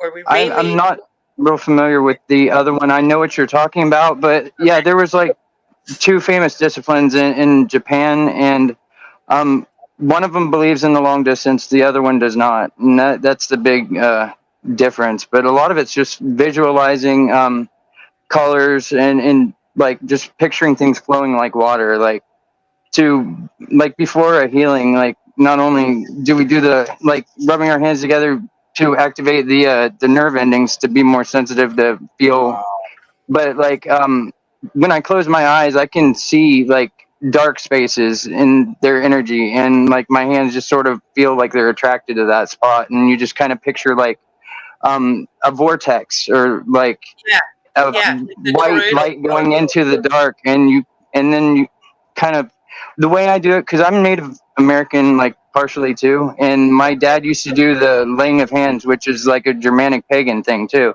and he naturally had that come to him. No one told him about it or anything, but my mom told me he did that, and then her Native American side, like I feel like it was like kind of genetic, but I sort of pull the energy into me, and then I use a technique that my shaman buddy, he's a Don that studied down in the Andes, but he taught me to ground myself he took me to a cave and had my root chakra. He taught me how to ground it to that cave, where he taught me the first 3 degrees of shamanism, and like, so every time I ground myself, instead of like hitting the ground like some people will do, I will just picture it flowing out right above my navel, like in like a spiral towards that cave. And yeah, Oh, okay. that's interesting because so I was practicing Reiki before I knew what it was, because I've always felt this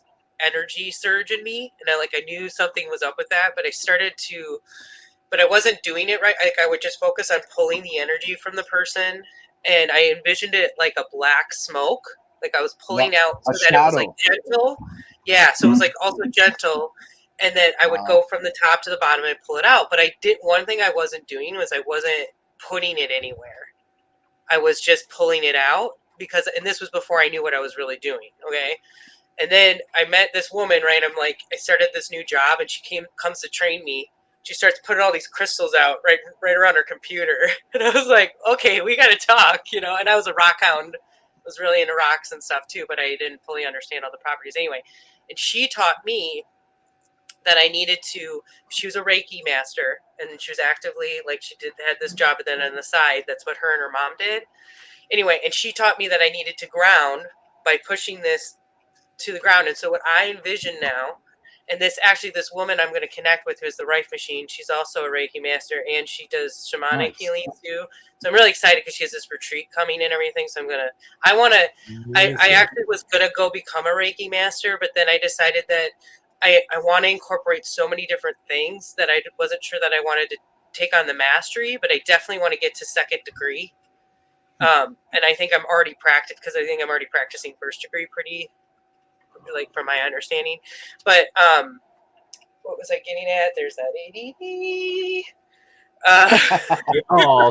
The main differences between 2nd and 3rd degree is just being able to, it's like 2nd degree is just like a power boost, and then like 3rd degree is being able to do it long distance and another power boost. Basically it's like unlocking DNA that you have latent in your body when you get attuned.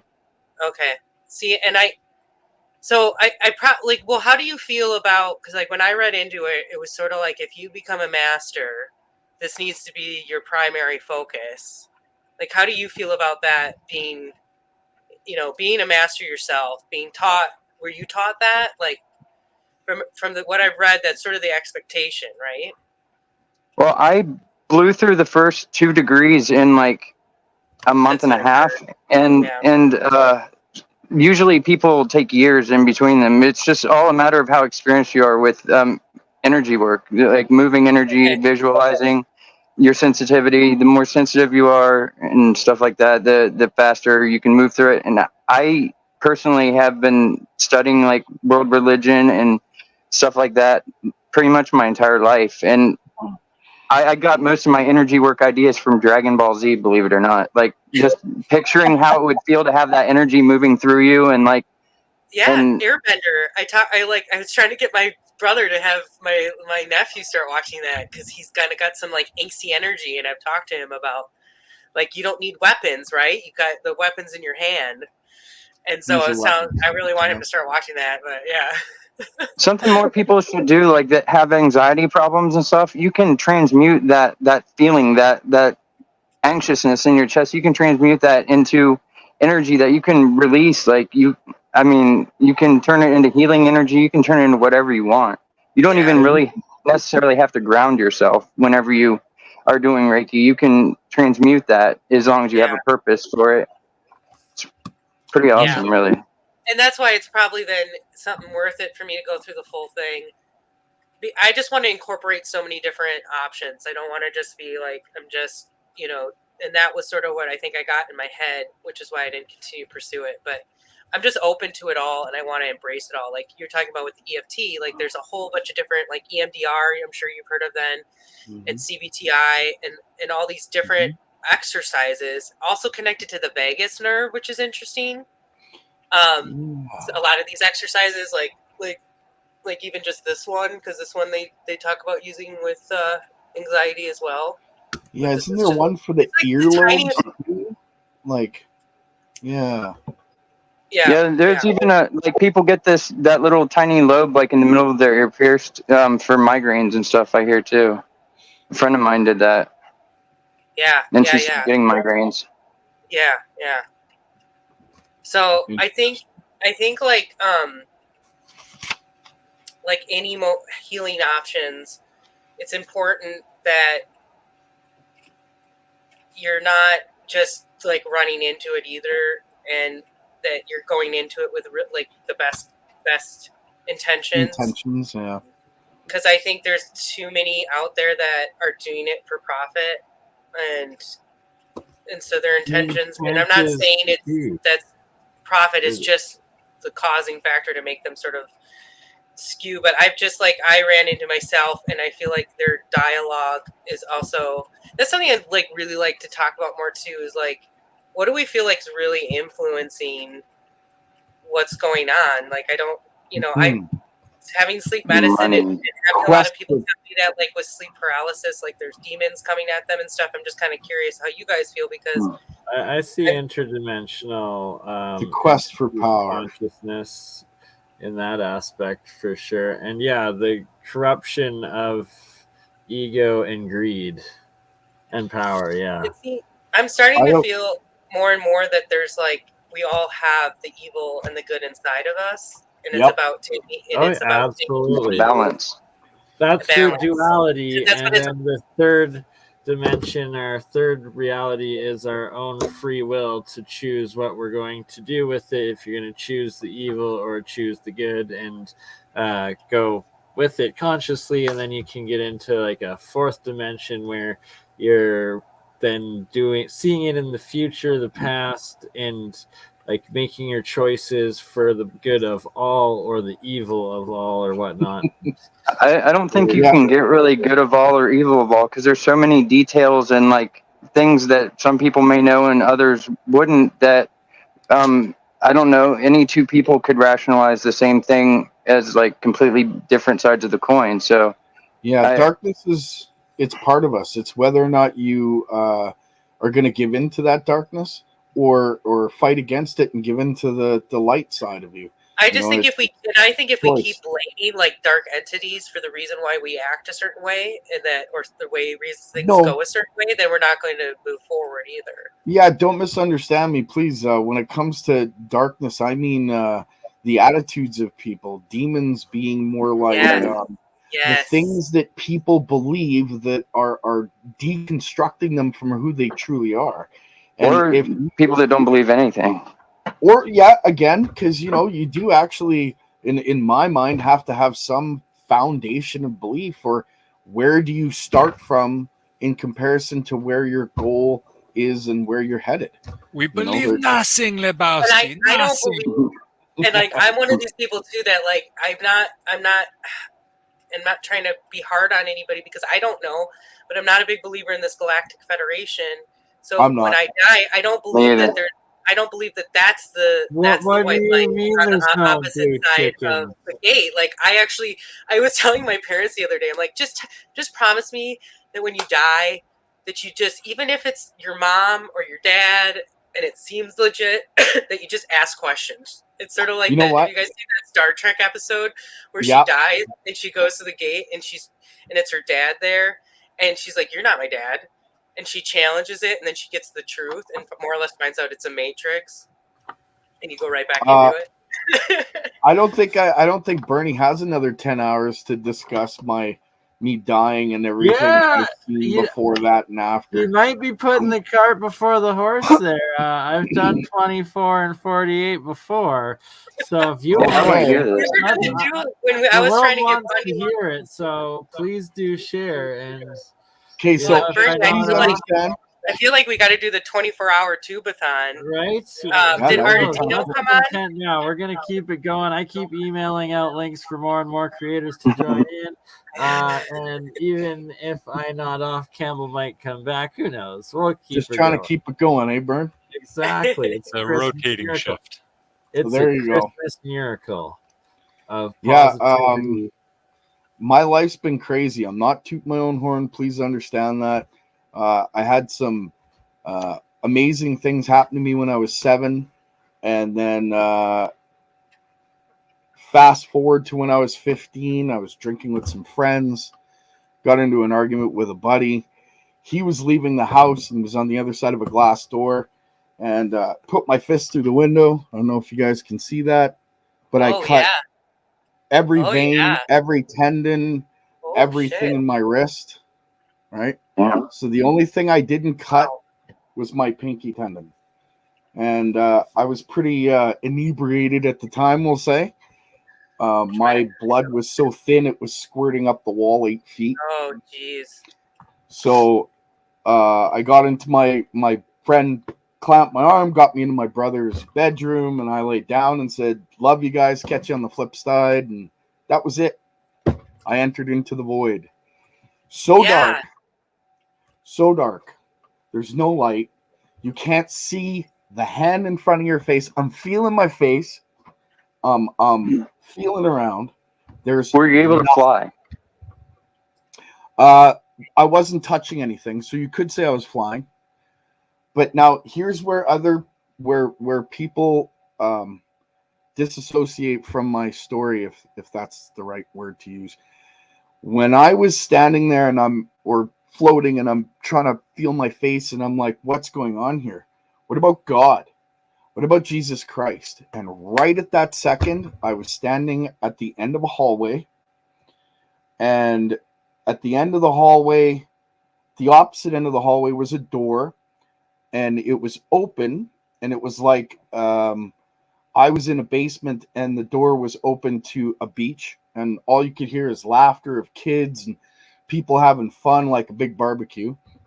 And as I'm standing at the end of this hallway, my grandmother, who died about 7 years prior to that, was standing there, and she looked at me and she said, "It's not your time. There's something you have to do. You have to go back."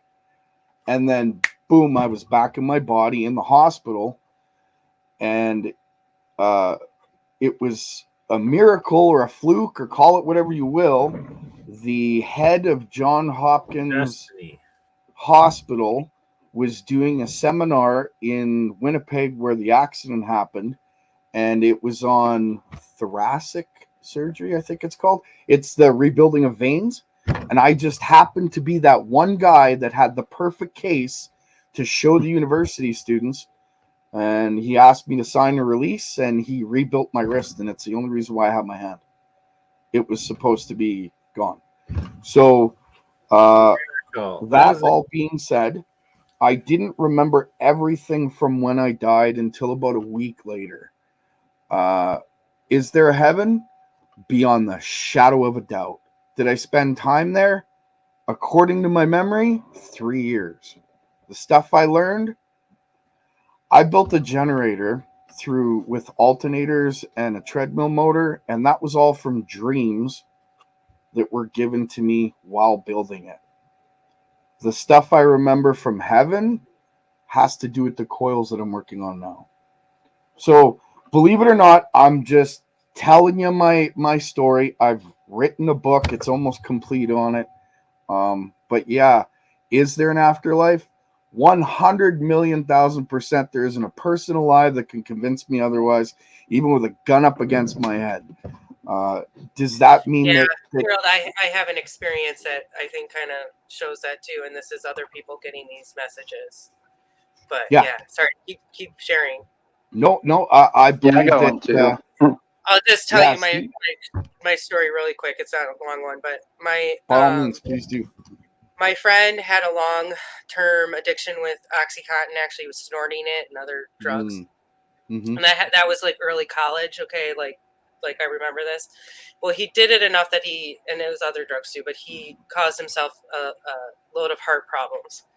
And so back in 2016, it would have been early 2016 he had heart surgery.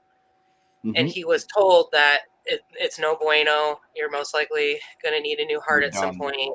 And Okay, so long story short, unfortunately, my friend chose to end his life, and he overdosed and committed suicide. Now, that's really big of me to say because it's not proven that he did. But me and all my friends know because he was very intelligent. He knew exactly what he was doing. Okay, and regardless, my friend was known to kind of disappear for weeks at a time, even when he was clean and sober. And so he disappeared for 2 weeks and nobody really thought too much about it. Well, he started talking to me 2 weeks. He had passed away. He was in his apartment, okay? It took them 2 weeks to find him, but to figure it out. But he was talking to me before that. And he was telling me the 2 weeks. And I actually hadn't talked to him in a while, and it was weird because I was like, let's. So anyway, to me, it was very profound because of the things he was saying, which I didn't connect to until I knew something was up. But yeah, so wow, that I think to me that was very profound because there's things he said he kept saying to me because he wanted me to tell my friends that he didn't realize how much everybody truly cared about him and loved him. Because that was true. It was like no matter what he did, we always he rarely did anything to hurt anybody, but regardless of decisions he made on his own body, we still really loved him. And he was kind of a crass guy too. He wasn't like the most friendly. You have to kind of get to know him to understand. And so that's another thing I feel is important. I have to share. When I was standing at the end of the hall and I was speaking to my grandma, and she said, "You have to come back. Something you have to do." When I came back into my body, it was like I was floating down from something and I was coming through layers. And each layer, one was like disdain, one was like pain, one was depression, one was, and it was literally like coming through a cloud of different emotions that were negative. Then I was in my body. I got to express that. I don't know why, but I feel like that what you just said about the layers is really important, especially what we all hypothesize with. I don't know if that was my layers of things that I didn't let go in my life, or if that's something that everybody lives through. I think that's the gates. What if it was frequency? Yeah, or like frequency layers. That could be. Yep. I wasn't subscribed to you, Gerald, on my main because I've just started using my channel that I actually post videos to. So I just subscribed. I was on my other one that I was using for chat, but now I'm using. Most of you guys are going to see. You might have seen me in the chats as Esra, but I'm going to try to use my mindful exposures now since I'm actually trying to produce content. Well, the last time you were on, I think I got on just as you got off, and then after that, I showed some coils and I got hacked. So my original channel it's completely hacked. It's still gaining subscribers apparently, but it's not mine anymore. So I'm Winnipeg Enlightened too. Just, Yeah. I would like to connect with you more, Gerald, because I feel like what you're working on, I would love to be able to actually make some of this stuff myself. For sure. And that's something that's really important to me moving forward with this. Is like I'm kind of hoping that I'm a little bit, and I'm one of those realists now too, where you can take a step back and not everything's meant to work out, you thought maybe it was supposed to. But I'm kind of thinking that this connection I'm going to make here is going to open some doorways, and that we'll be able to maybe build some of these things and actually, because I can get basic EEG measuring devices, and I also looking into. Well, and here's the other thing too: is have you heard of bioneural feedback? Yes, I have. That's okay, excellent. Yeah, and maybe Aaron, have you heard of that? Because that's like a type of therapy that's used. It's light, sound, and pulse therapy. So it's very similar to a Rife type setup here, but it's actually used like where you're sitting in front of a visual and then you've got the sound, and they have it like strategic, but they're monitoring your brain activity as they're doing it. Mm-hmm. And I feel like I could correlate that with the temperature frequency device, because like what if we hold it towards a certain area too, and we're able to see like where the frequency, like maybe the majority of the body's at a decent frequency, but if we hold it down, at the stomach or something, that's where we'll find the problem, and then we'll be able to read it different based on the temperature. Because think about like when you get overly warmed up from an injury. Yep. So like that with the EEG, I'd love to do a lot of experiments. My plan. So I want to build a lab, which is what we wanted to do in Ecuador. And I want, obviously, Bernie to be a huge part of this, but we have a huge community right now where, like, why aren't, so Gerald, please, I'd really like to work with you a little bit. If that's cool. I'd love to work with you on that. And my theory on brainwave changes would definitely be proven with an EKG. Whereas in an ECG, I get them wrong sometimes. An EEG. EEG. See, I get it wrong sometimes. It's okay. ECG and EKG are the same thing. That's your for your heart, right? And the EEG is for the brain. Yeah. And that's the one thing where I differentiate. So, like a normal EEG tech in a hospital, they determine if someone's if their brain activity is no longer there. Yeah. Like when I heard about my options for jobs, I was like, I don't want to be telling patients' families that their brain dead. Yeah. I'm gonna one of my mentors in sleep medicine. That's what she did, and she'd tell me these stories, and I was like, I think I'm good. But that's just because of I was figuring out my sensitivity to everything, and it makes you wonder. Like I'm not trying to boast, but I do think that there's something like I have harnessed. I think I was able to shock a patient out of a heart arrhythmia actually because she was in a 20 beat of VTAC. And most people never wake up after you've gone into that many beats. At that point, your heart goes into that. Most people aren't awake during that. They're going into cardiac arrest. Okay. Yeah. And I was by myself, completely by myself. I see her heart going into this rhythm. This is my first real I have to get the board. I have to get the AED. I gotta get the procedure. And I walk in her room and I'm fully prepared to get the board right under her, like right away. I'm like, and I, the first thing you do is you touch them to wake them up. And she shot straight up. Wow. I was like, how do you feel? She's like, I'm okay. And if they're in VTAC, they're going to be freaking out if they're awake. Yeah. It's very unlikely that they even are awake during it. And I went back to check her arrhythmia and I'm like, oh my God, how did you go back into a regular rhythm? And the EMTs didn't believe me. And I had to print out her heart arrhythmia. But what I'm getting at is that I have a little more experience of that correlation of the breathing and the heart rate and the EEG and how important it is that this is why I get at blood flow. Because what I saw was when you had the proper blood flow with what's inflammation, it's stagnant energy. What are we all talking about right now? What's trauma? Stagnant energy. So this is why it's super important that we focus on the mind more than we ever have before. We think this is all like hocus pocus crap, but there's actually really good science now behind it, which is that in my opinion, willpower is akin to like the secret to what links us to the fabric of reality. 100%. Power Yep. of projection, law of Well attraction. said, Aaron. I believe that too. Scientifically, they try to debunk it as the placebo effect, but all the placebo effect proves is that you can set your mind to anything, and if you believe it hard enough, it might actually manifest. Well, That's kind of like ego. I feel like ego and willpower are one and the same, and they all these spiritualists are trying to get you to stomp your ego out, and really, I think it's ego that gives us control over this dominion. Well, I do to some think degree. I do think it's about harnessing the ego, because obviously we've seen ego out of control. But I do agree with you, because I think that this is about like being an empath, but having boundaries and being able to be strong in your position. Balance. I don't think And they're on the market anymore. and how do we know what's right or wrong if we don't have boundaries? And I don't think they're on the market anymore, but about 10 years ago, there used to be this toy, for lack of a better term, which was a headset that you'd put on, and you'd have a little ball that would be levitated by a little air jet, and you'd have to move it through a maze. Oh, yeah. So I remember that. I think you're muted, Sarah. Yeah, so I think something something like that might be worth developing, at least for use within the community. I remember that little toy. Yeah. Didn't they have a Star Wars version of it or something? Like where you put on some kind of headset and control a little ball?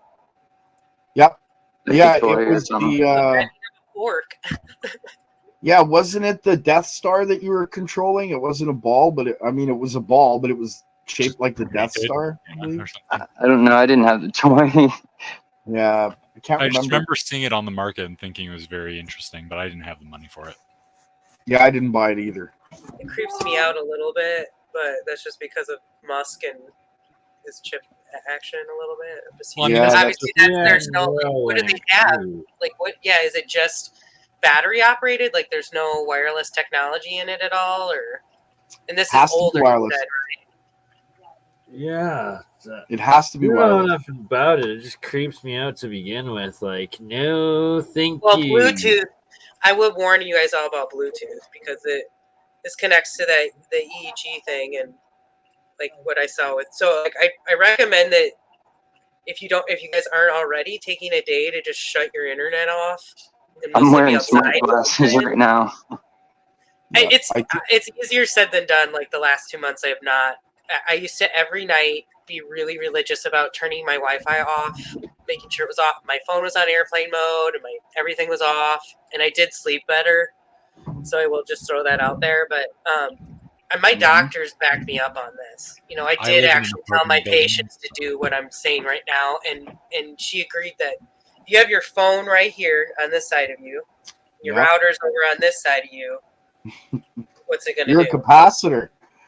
Yeah, but if you're in an apartment building like I am, then you're going to have a Wi-Fi router in basically every direction around you. So I have 72 Wi-Fi devices in my house.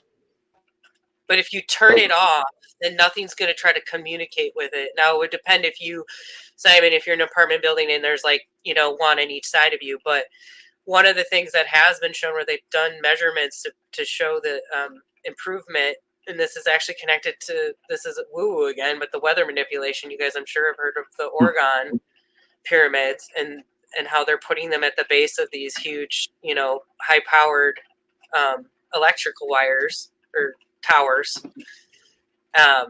And so you could try that. I mean, shungite is supposed to help, but I feel like you need, like, for it to be more powerful, you need a little more than just shungite.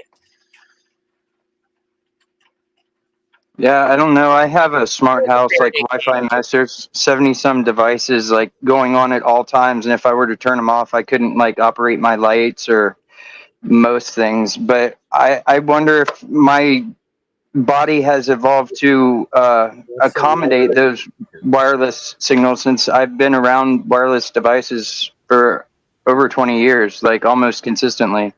Well, do you ground yourself? Like, do you get outside and just disconnect from the Wi-Fi?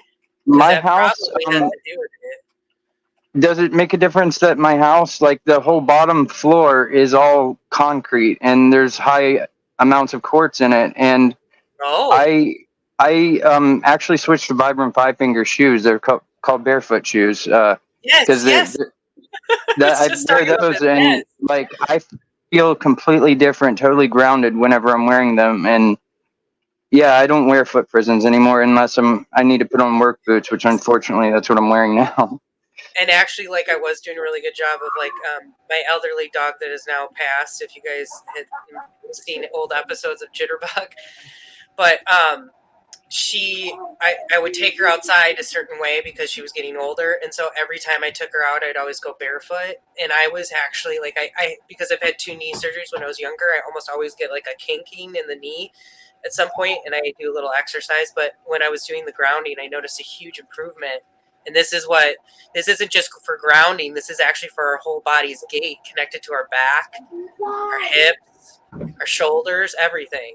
So if you're having those problems, that's why this is so important. I have one of Rex Bear's tinfoil caps, actually, is several, but I've noticed a difference in my ability to think clearly whenever I'm wearing those around the house and stuff.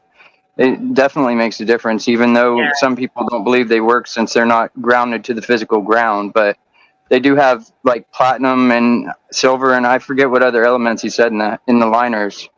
Well, I think a good example is I lived in a travel trailer for 4 years, and I had horrible signal issues because of the siding's made out of. The aluminum, yeah. So it actually gave me my own little protection. It was great. Sorry. I have certain coils that I can't use or test in the house because they destroy the antennas inside the Wi-Fi system. So they block signals basically. So yeah, another thing about I want to make my own organ. Yeah, sorry, go ahead. Oh, you're good.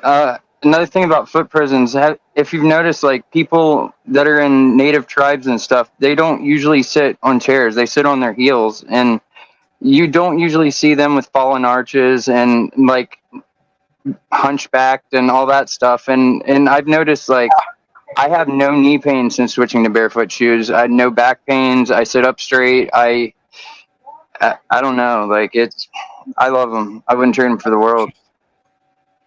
It's a big life changer. Hey, Eric Kopp. Oh, sorry if I'm mispronouncing that, but that's exactly the plot of Final Fantasy VII if you haven't played it. Agreed. Never saw that one. I believe that oil is like the life stream of this planet because I feel like oil is like the blood. And if you've talked to people that own oil fields, that whenever they dry up, they only dry up for like a couple months usually, and then they spurt right back up. And I feel like it's what the planet uses to cleanse itself, and that there's a lot more to this oil, like profiteering than we're told. I don't know. I would agree. I just find it strange that they never fully dry up, and if they're made from dinosaurs and all this other nonsense, like then why does it never deplete ever? I disagree. Fully agree. Kind of agree. Do you agree, Gerald, or did you disagree? What we're saying? No, I agree with Aaron. I disagree that it's made from giants and blood of old animals. That's a load of crap. Yeah. Yeah. The fact that it's called fossil fuel is the most misleading and most probably intentional, most misleading misdirection, like your disinfo. And like the sun has every element on the planet, like from what they say. So like if it's doing a micronova and covering this planet, like seeding it with more like precious metals and elements and stuff like that every so many thousand years, whatever. There's different people that believe that that's how it goes. Like Suspicious Observers channel is one of them. But transportation. In theory, like maybe you can make gold and other stuff from like cold fusion techniques. I don't know why I switched that topic, but I just thought of it. You can grow it. I've grown iron before, and MIT also did it. I think 3 years ago. They claim they can grow iron. Yeah. It all. So yeah, how I did believe you it do at this it? point. I mean, This is what I'm attempting at some experiments right now. What was your process? How did I do it? Yes, sir.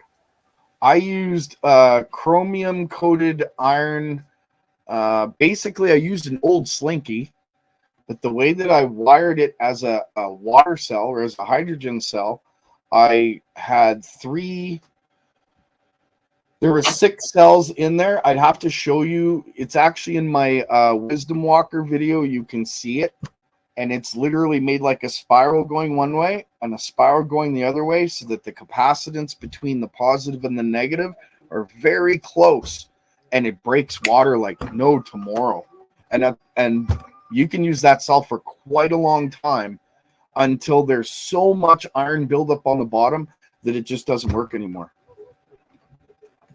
Interesting. It's pretty interesting. Wouldn't iron be basically the easiest thing to produce with fusion, since it's like the natural like last point until like stupid energy levels? I imagine it would be. I have a different system now that I use, but that one was the one that I used for growing iron. What were you saying, Ezra? I'm sorry, I cut you off. I was just going to ask if you had done any experiments with the lunar cycles when you were creating it and noticed any changes, like new moon versus full moon, like Bernie. Honestly, I never paid attention to that. I think Maybe that's what I want to. Okay, because I'm thinking that like our optimal times to heal are connected to this as well. Mm-hmm. And so I'm kind of like, this is the other part of it that I want to experiment with. And like, can we actually see that? Can we measure that? Absolutely, right? Like, I can you go into expound. any ER hospital room and you ask, and it's no joke to the doctors and nurses working there. Every single one will tell you they know when it's like the full moon is 3 in days the full before, moon. Yeah. 3 days before, and 3 days 3 after. days out. That's my man period. I experienced it. I can't even tell you. Like, I always had the most interesting patients. But during full moon, I loved it because it was like, that's when I'd see some of the most diverse cases. I've had some fascinating, awesome cases. I had this one patient, it'll make me cry talking about it because it was such an emotional experience, but he came in because his wife had, I had to do a study on his wife and fix up tune in her settings. And he's sitting there in the chair, and we have snore mics, and it's just vibration. It doesn't pick up sound; it just picks up vibration. Okay, and it's right here so it should just be picking up just the patient, right? His snoring was so loud, it was like huge on hers, and I had to keep noting, not patient snoring, husband. And anyway, so I get him. I'm like, okay, doc, like. Maybe you could talk to her husband because he's got it bad, and you can there's a big difference between just snoring and then like, and maybe you guys have been around people with apnea. You can literally count how long they hold their breath. So anyway, and his story is that he ended up getting treated, and I'm pretty sure, if I remember, this was all around a full moon, because I won't forget, because I ended up trying to. I just found like a little nodule in my lymph node. Anyway, sorry, random. Not like a cancerous nodule, guys. Just like a little like inflammation thing going on there.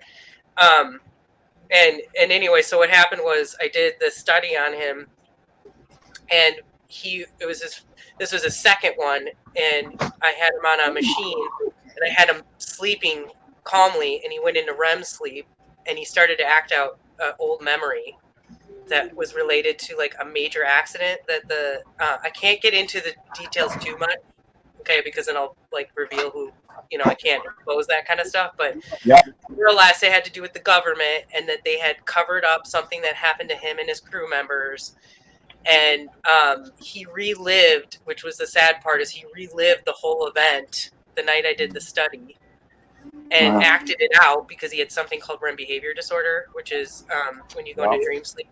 We normally have hormones that paralyze our body so that we don't act out our dreams. But he was like kicking and punching, and then he was really mad at this one point, and he was like, no. Anyway, what happened is because he was able to relive it and prove to himself that it did happen, he was already in the process of trying to prove it, and he was able to go back in, and they finally recognized these people that they pretty much had told him did not pass away, that he witnessed right in front of him. And so they finally put up like a memorial and commemorated the whole thing. And so for him, it was this huge resolution. But it closure. Yeah. So that was, and then I drove. Part of the story is I was so excited that this was my first real REM behavior study too. I was so excited to share this with the doc, especially because of his story and everything. That my doc actually worked in Portland, and I was living in Astoria at the time as a tech, and so which is where the Goonies are from. And so I drove, which is like over like little, not big mountains. We call them the coastal range mountains, but it was snowing really bad, and I ended up wiping out and almost falling off this bridge. And I was fine and everything, but it just, it was like the timing was just fascinating to me, how that all came together. Yeah. Yeah, that's awesome. Wow. But his story, I think, is really a really important one about, because like now imagine the kind of healing he'll be able to, the amount of healing we opened up just because he's able to deal with that trauma. Yep. Absolutely. My biggest thing that got me believing in like Reiki and different energy work, like I thought it was mostly the power of suggestion for the longest time. And my friend who was that I mentioned before was the Indian shaman. He had two roommates. They were both Reiki masters and teachers. And actually, one of them's who attuned me. But anyway, the three of them were at my house, and I had a friend come over that he was having these issues where he had a grapefruit size like tumor on his brain that they couldn't operate on. It was making him lose consciousness on the regular. And like it was kind of gruesome looking. Anyway, we did something called a head washing ceremony, 2 full moons in a row. There just happened to be 2 full moons that month. And we ended up gathering, I think, 5 or 6 other people who they were pretty much Christian, but they all allowed us to attune them to the first level of Reiki. And we just sort of formed a human chain beyond my buddy Zane, that was the shaman. He was doing like drumming and chanting and all that stuff. And I forget what was in the pouch, but it's not needful to the story. But anyway, we did the head washing ceremony, and after the second full moon, he had a doctor's appointment a week later. And I went with him to the doctor's appointment because I was really worried about him. He's a good friend of mine. And the doctor, when he got the results back, he just like went pale face and dropped the chart right on the floor whenever he looked at it. And he's like, "This is impossible, but your tumor has shrunk from the size of a grapefruit to the size of a golf ball and is now benign, and we can operate on it." And he's never seen the cancer return since. And that's what changed me as a believer. Like, yeah. And there's 2 incidents. I didn't finish that one story. I had the witch doctor when I was 16 and 17. I watched her do a lymph massage, is what I understand what it's now. The woman was sick for 3 days prior. She threw up after 20 minutes of this massage and was 100% better. So that was one. And then when I was through all my years of sleep medicine, I've had 1 too many patients, like over 2 handfuls now, of them either telling me themselves or somebody they knew was going to this clinic in Mexico, going on an IV of vitamin C for 2 weeks and put on an alkaline diet and coming back cancer-free and blowing their doctors' minds away. And that's not Reiki. But then for me, it's also working in a hospital. You start to hear all the miracle stories. People, they constantly tell you there's no way you should have not had a single that you should have not had a single broken bone, Right. So yeah, I feel like there's no difference between like ki, chi, like all the different things. It's just energy, just different names, and the will that's tied to the intention. We don't use the same terminology for anything. I don't see why this would be any different. Right. Well, very well said. I hate to break it to everybody. Not that it matters that much, but I have to bow out for a little bit here. So if you guys are still on in an hour.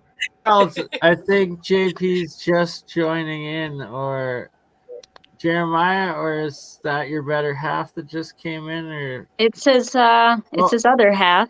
It is. And hello, other half. How are you? Oh, wow. Same room. Okay, so now I'm going to stick around for a little while here. I'm traps. All right, more females in here. Indeed, we need Are more you cereal? balance. Is that the new one? Yeah. So this is the new phase shift array, and it's just mocked up right now. I just kind of threw everything together and mocked it up so I can get a general idea of where I need my reflector ring, where I need each of these positioned, because this is going to be a matter of physically spacing each of these coils out between each other so that not only are they phased 1/4 wave, but that they're also spaced so that the phase conjugate field, or what you would call the energy bottle, the zone where all the waves cross, is appropriately shaped right up there. So what's on top of the dome is a self-inductive 100,000 volt rectifier that will operate up to the 3 million cycles per second that each of these oscillators is going to ring at. And that EM field is going to be coupled back to another charged ring. That's this one here. And this is a ferromagnetic steel ring. So this is going to have to be height adjusted because that height is also going to be part of that tuning in order to control the E field zone around this. And then ultimately what will end up happening, if I can get the whole system tuned in, is it's going to basically have a base like this, and then I'll have to make on top of this shape here. So this can go underneath the whole thing, and it's aluminum, so that's a very nice reflector. And top, I'll have to form a whole fiberglass shell, and I can actually show you what the shape of that shell is going to be. So that shell is going to basically have this shape that goes over the top of it. So consider it kind of like a bell, oblong bell. Sweet. It's starting to look familiar. Yeah. Die Glocken. And so I was thinking about how I want to drive these oscillators too, because different ways that I may put one huge primary around this entire assembly and drive them like that. Or what I may also do is just base tie them and treat these as extra coils in the way Tesla did for magnifying transmitters. And that means there is no actual primary coil directly around them. I just simply connect what will be the ground wire to half of the capacitor bank plates down here. And then I drive that with an external signal that's being amplified by a separate coil. And so just as an example of like the ratio of what that coil would look like, it'd be something that was very short and fat like this one here. Kind of like a Tesla primary. Yeah, kind of like a Tesla primary. But if you've ever seen, the Wardenclyffe Tower or, his magnifying transmitter patent. Yep. And you look at the ratios for that. That's basically how I could drive these two, because then I can drive these independently with voltage input, and I don't have to worry about the magnetic field coupling shorting this ring. And the cool thing about that is you can have a shorted ring, because this is a solid piece. It doesn't have any breaks in it. If I put a coil of wire inside of here that does anything else other than a DC solenoid, what it's going to do is this ring is going to absorb it. It's going to damp that field and basically act like a single shorted turn. But if I base feed these, they're entirely in the scalar potential, so they're not going to really have their own magnetic field at all. They're going to produce almost an entirely electric field, and so there isn't going to be a current induced to flow in this ring. Or should I say, there will still be one very small current, but it'll be so insignificant as to be at least 5 orders of magnitude smaller than it would be if I had a primary driver. So the design gets a bit complicated, but basically this DC rectifier on top is going to have a little spike, just like we see on all that Tartarian architecture, and that spike is going to then spray a huge number of ions that will circulate around the electric field nodes that are created by this system. And that will cause them to oscillate back and forth in this direction and laterally between this ring in this direction. And if I can get it just right, I can get a cyclotron rotation, very much like a microwave magnetron, if I can phase these right, and build up a huge amount of energy in the electron cloud that it's going to be flying around this thing. Like a Statica, almost. You're going to need some way that you can adjust the position. Close to it. SS or Vril style UFO tech, if you wanted to call it that. I got one thing I can show that I didn't show earlier. You just reminded me of it because of the shape of your system. It's beautiful, man. I freaking love it. This is Please, Gerald. Give us a little of that secret sauce. Yes, that thing, so gorgeous. This is my bell. I would love to have something almost exactly like that, but just the bell is a little too tall.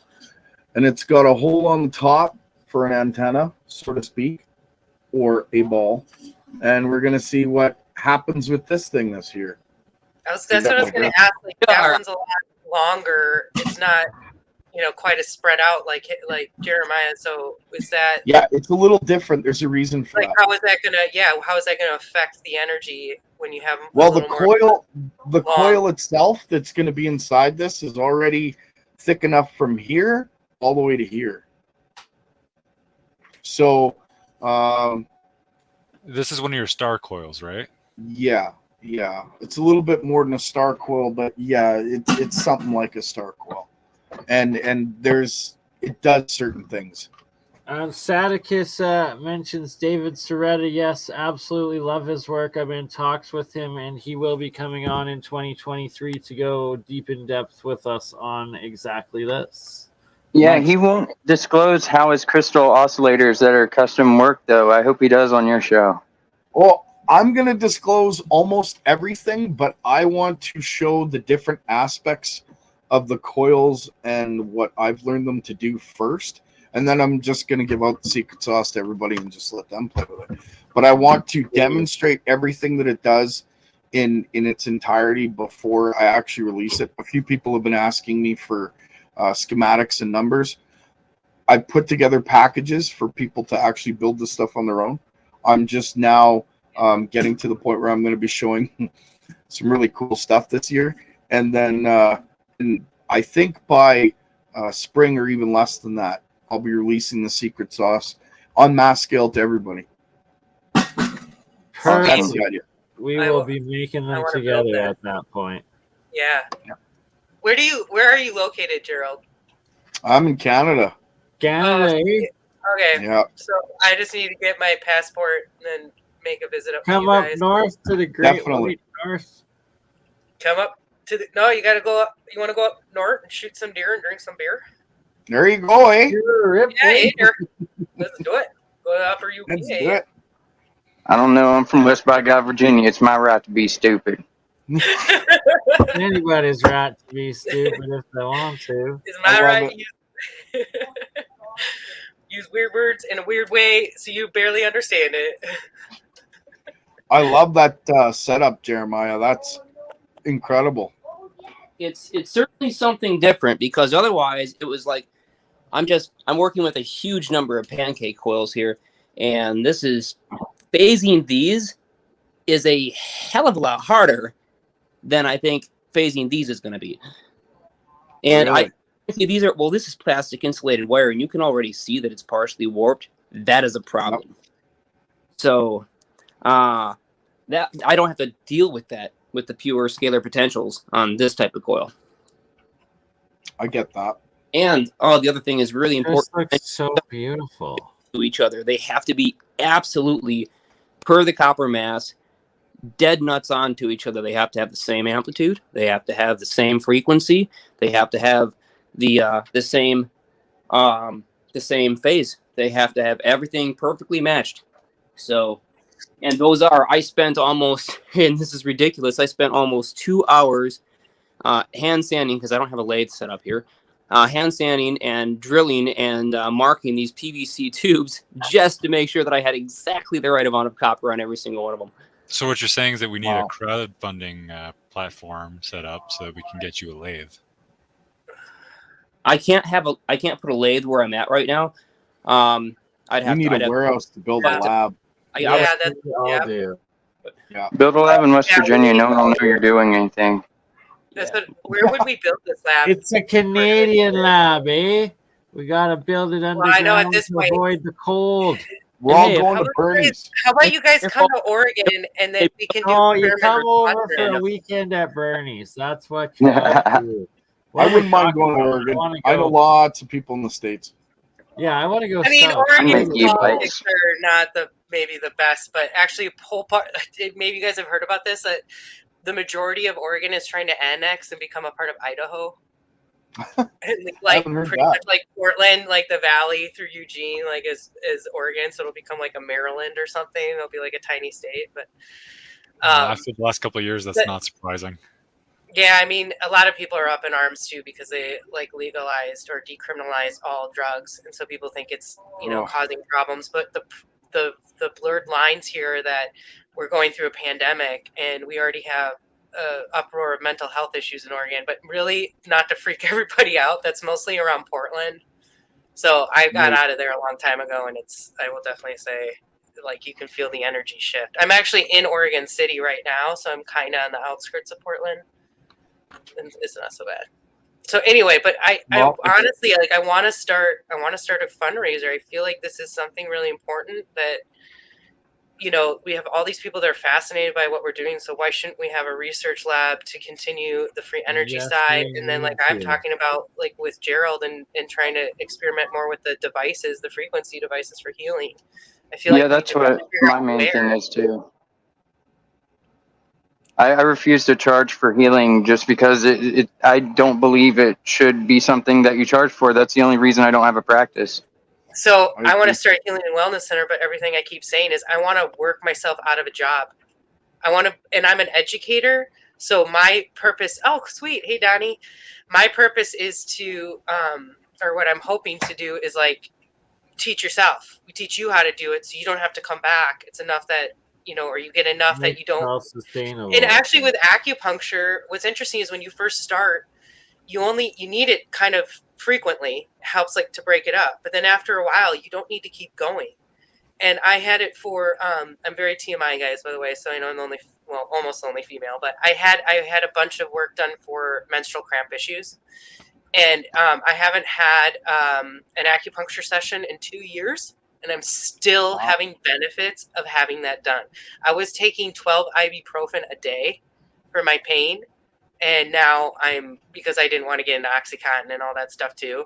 And, like, when I would go to the doctors, they just dismiss me. Well, the acupuncture figured out actually it was related to my colon sitting over one of my ovaries. So that was actually my colon was irritated. And so once they started working on that, then it was like night and day. So now I'm, like, down to, like, I'm, like, starting to notice the pains kind of crept up a little bit, but because I've been doing all this other stuff, but I still have to, I have to take a little bit, or I have all these like rituals I do to try to avoid medication and to get the healing to happen on its own. But it's so that's the thing. Like, I don't want everybody to have to feel like they have to keep doing this every day. That doesn't, to me, feel like the point of this. It doesn't really make sense. I haven't been to a doctor in a decade either. Like, I haven't needed to. Nice. If you have a high body awareness and you do know how to work with the changes that are going on, you can take care of most of that, Yeah, know thyself. Yep. Yes, absolutely. And that's why I was saying, like, what is my colon issue actually connected to? Is it actually trauma? Is it something more mental too? Because that's something that we just dismiss really quickly. And I am kind of a believer in past lives. I have to just quickly interject the healing mantras of, like, India and, like, Southeast Asian cultures and Eastern medicine. That's a big part of it. Yep. And then it's like a mental energy aspect as well as a physical, if not more so than the physical. So that's a really good way to, like, okay, so you're talking about, like, like the mantras, like, what you're doing too is you're creating a whole vibrational frequency going on in your throat. And that's something that's really underrated, is actually the importance of singing and dancing. So, and with that is what I mean is that getting at the throat muscles, because that's actually one of the best ways to cure sleep apnea is throat singing and playing the didgeridoo and working this area, that vibrational, and there's a whole frequency aspect to that with healing. So there's actually, like, a lot of low humming they recommend. Callum, it talks about this too, that, like, you start your day off by doing these different types of like throat activation type vibrations where you're up high in your nasal cavity, like like you think of, like, your tongue on the roof of your mouth and you're trying to get up in here. And you're trying to make that vibrational sound, and then you're trying to get it here, and you're trying to get it here. That makes a lot of sense because the vibration is literally moving those parts of your body. So it's happening very much on a direct physical level. Exactly. Sorry, Have you ever done? Have you ever done circular breathing? Yep, that's connected to didgeridoo. Yeah, that's also what you learn in shamanism. Like I've made myself feel like I'm tripping on acid just from controlled circular breathing. Oh, I didn't know they use that in shamanism. That's interesting. Oh yes. Yep. And that, like this would talk about with breath work technique. You know, there's a holotropic breath work actually induces DMT. And so this is, you know, all connected to that healing. So breath work, in my opinion, is super important and immensely underrated. And that's something I think about like I just said, with anxiety and depression, it's actually is also connected to your breathing. And I visibly could see that. And it was like, I actually got put with patients who had super high anxiety because you could see the brain activity calm down as I worked with them. Because you can imagine, like, you're going into a lab, you know somebody's going to be watching you all night. It's very nerve-wracking. You're like, I'm not going to sleep, right? But anyway, so that's very interesting. I bet you pretty much everybody listening to this right now is breathing with their ribs instead of their gut. A lot of people do shallow breathing. It takes a while to train to do that very deep breathing to get more oxygen into the body. That is really going to help a lot of people feel more energized. It's literally about oxygenating your blood more. And when you're taking those shallow breaths and you're hunching over with the computer or the phone or just whatever it is, it's a very modern problem. Not getting those deep breaths. That's why I talk about the blood flow. That's what it all connects to. Because if you're breathing better, blood's flowing, right? Like we can monitor that with our blood oxygen levels. Yes. I think a lot of it is just people not wanting to look fat when they're like at the top of their breath. Yeah. You don't mind, real quick, Gerald, I am going to probably jump off as well. I definitely want to get on a call with you. Maybe, I don't know if it'll happen today. It depends if you're up. I don't know. Let me know when you get back, but I might still be up. Anyways, I'd love to go into some phonon and electromagnetic resonance stuff because I just got some pieces of information that holy cow. But to really fully comprehend them, you'd be the guy I'd want to, discuss this stuff with in more detail. So let me know. Yeah, we should actually probably wrap this up here as we're 10.5 hours in. I need to get a nap in, or 11 hours. We are at 11 hours. My goodness. 11 hours. That's awesome. Absolutely epic.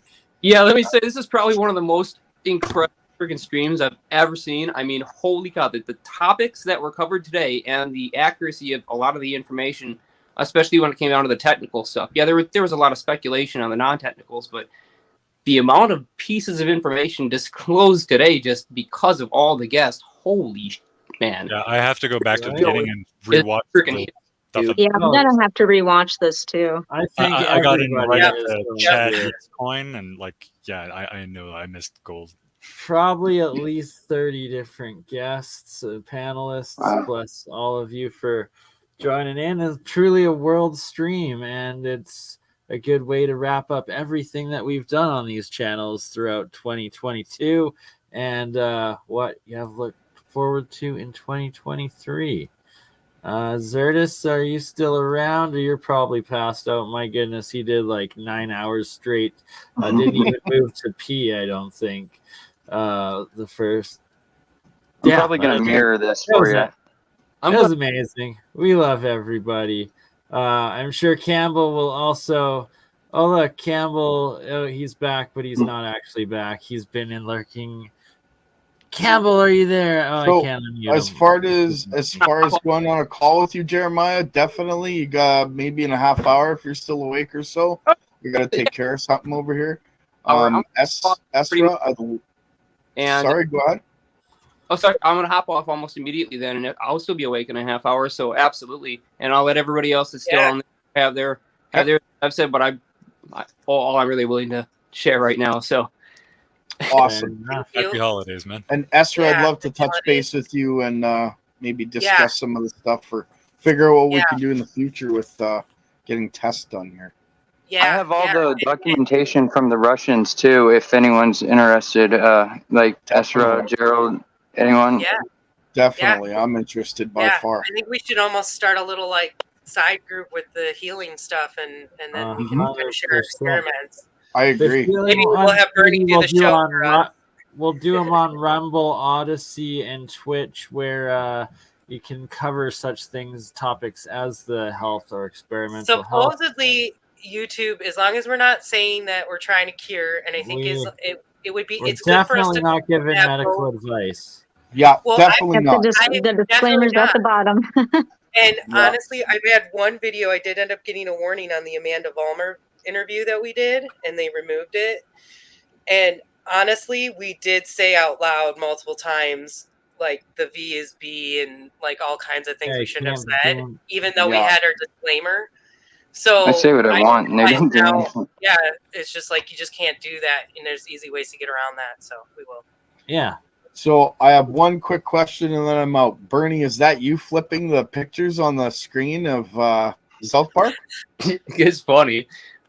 Oh yeah, from our AI generated episode, me and Campbell the other day, and this is Bert and Ernie. South Park is what we entered in, and this is what came up. Oh, Man Bear Pig. We decided this one is Campbell, and this one is I. I love this. And then this is Bert and Ernie as Anunnaki gods, apparently, what AI thinks. And AI thinks I'm black. I almost fell out of my chair when I first saw it. That's awesome, dude. Awesome. Oh, where's the last part? Yeah, I will probably think of Sasquatch. Oh, here we go. I was given for Christmas from a good friend of mine a South Park lanyard and ID thingy. So I'm literally gonna freaking print off and make a fake ID out of myself as a Man Bear Pig in South Park, and you will have yes, we'll be looking for it. Great. So, all right, well, if you can pass on my email to Esra and to Aaron. Yes, and 100% I will. You guys all have a wonderful Christmas and an awesome day. Check the private chat for my email. Yeah. Oh, okay. Yeah, just go put everything in there in too. private chat before we go. And if you want, Merry Christmas, Happy Xmas, Happy Holidays, Happy Hanukkah, Happy New Year. Have a blessed New Year. We'll be back before then. This was one epic stream that's going to turn into probably 30 different edited side videos. Yeah. I hope so. Love you all. We will Can't wait catch for more. you on Yes. the next one. Excellent. Thank you, everybody. Thanks, Bernie. Thank you. Yes, thank you. Thanks. Talk to you guys all very soon. The man with the plan. Much love. That's ta-ta.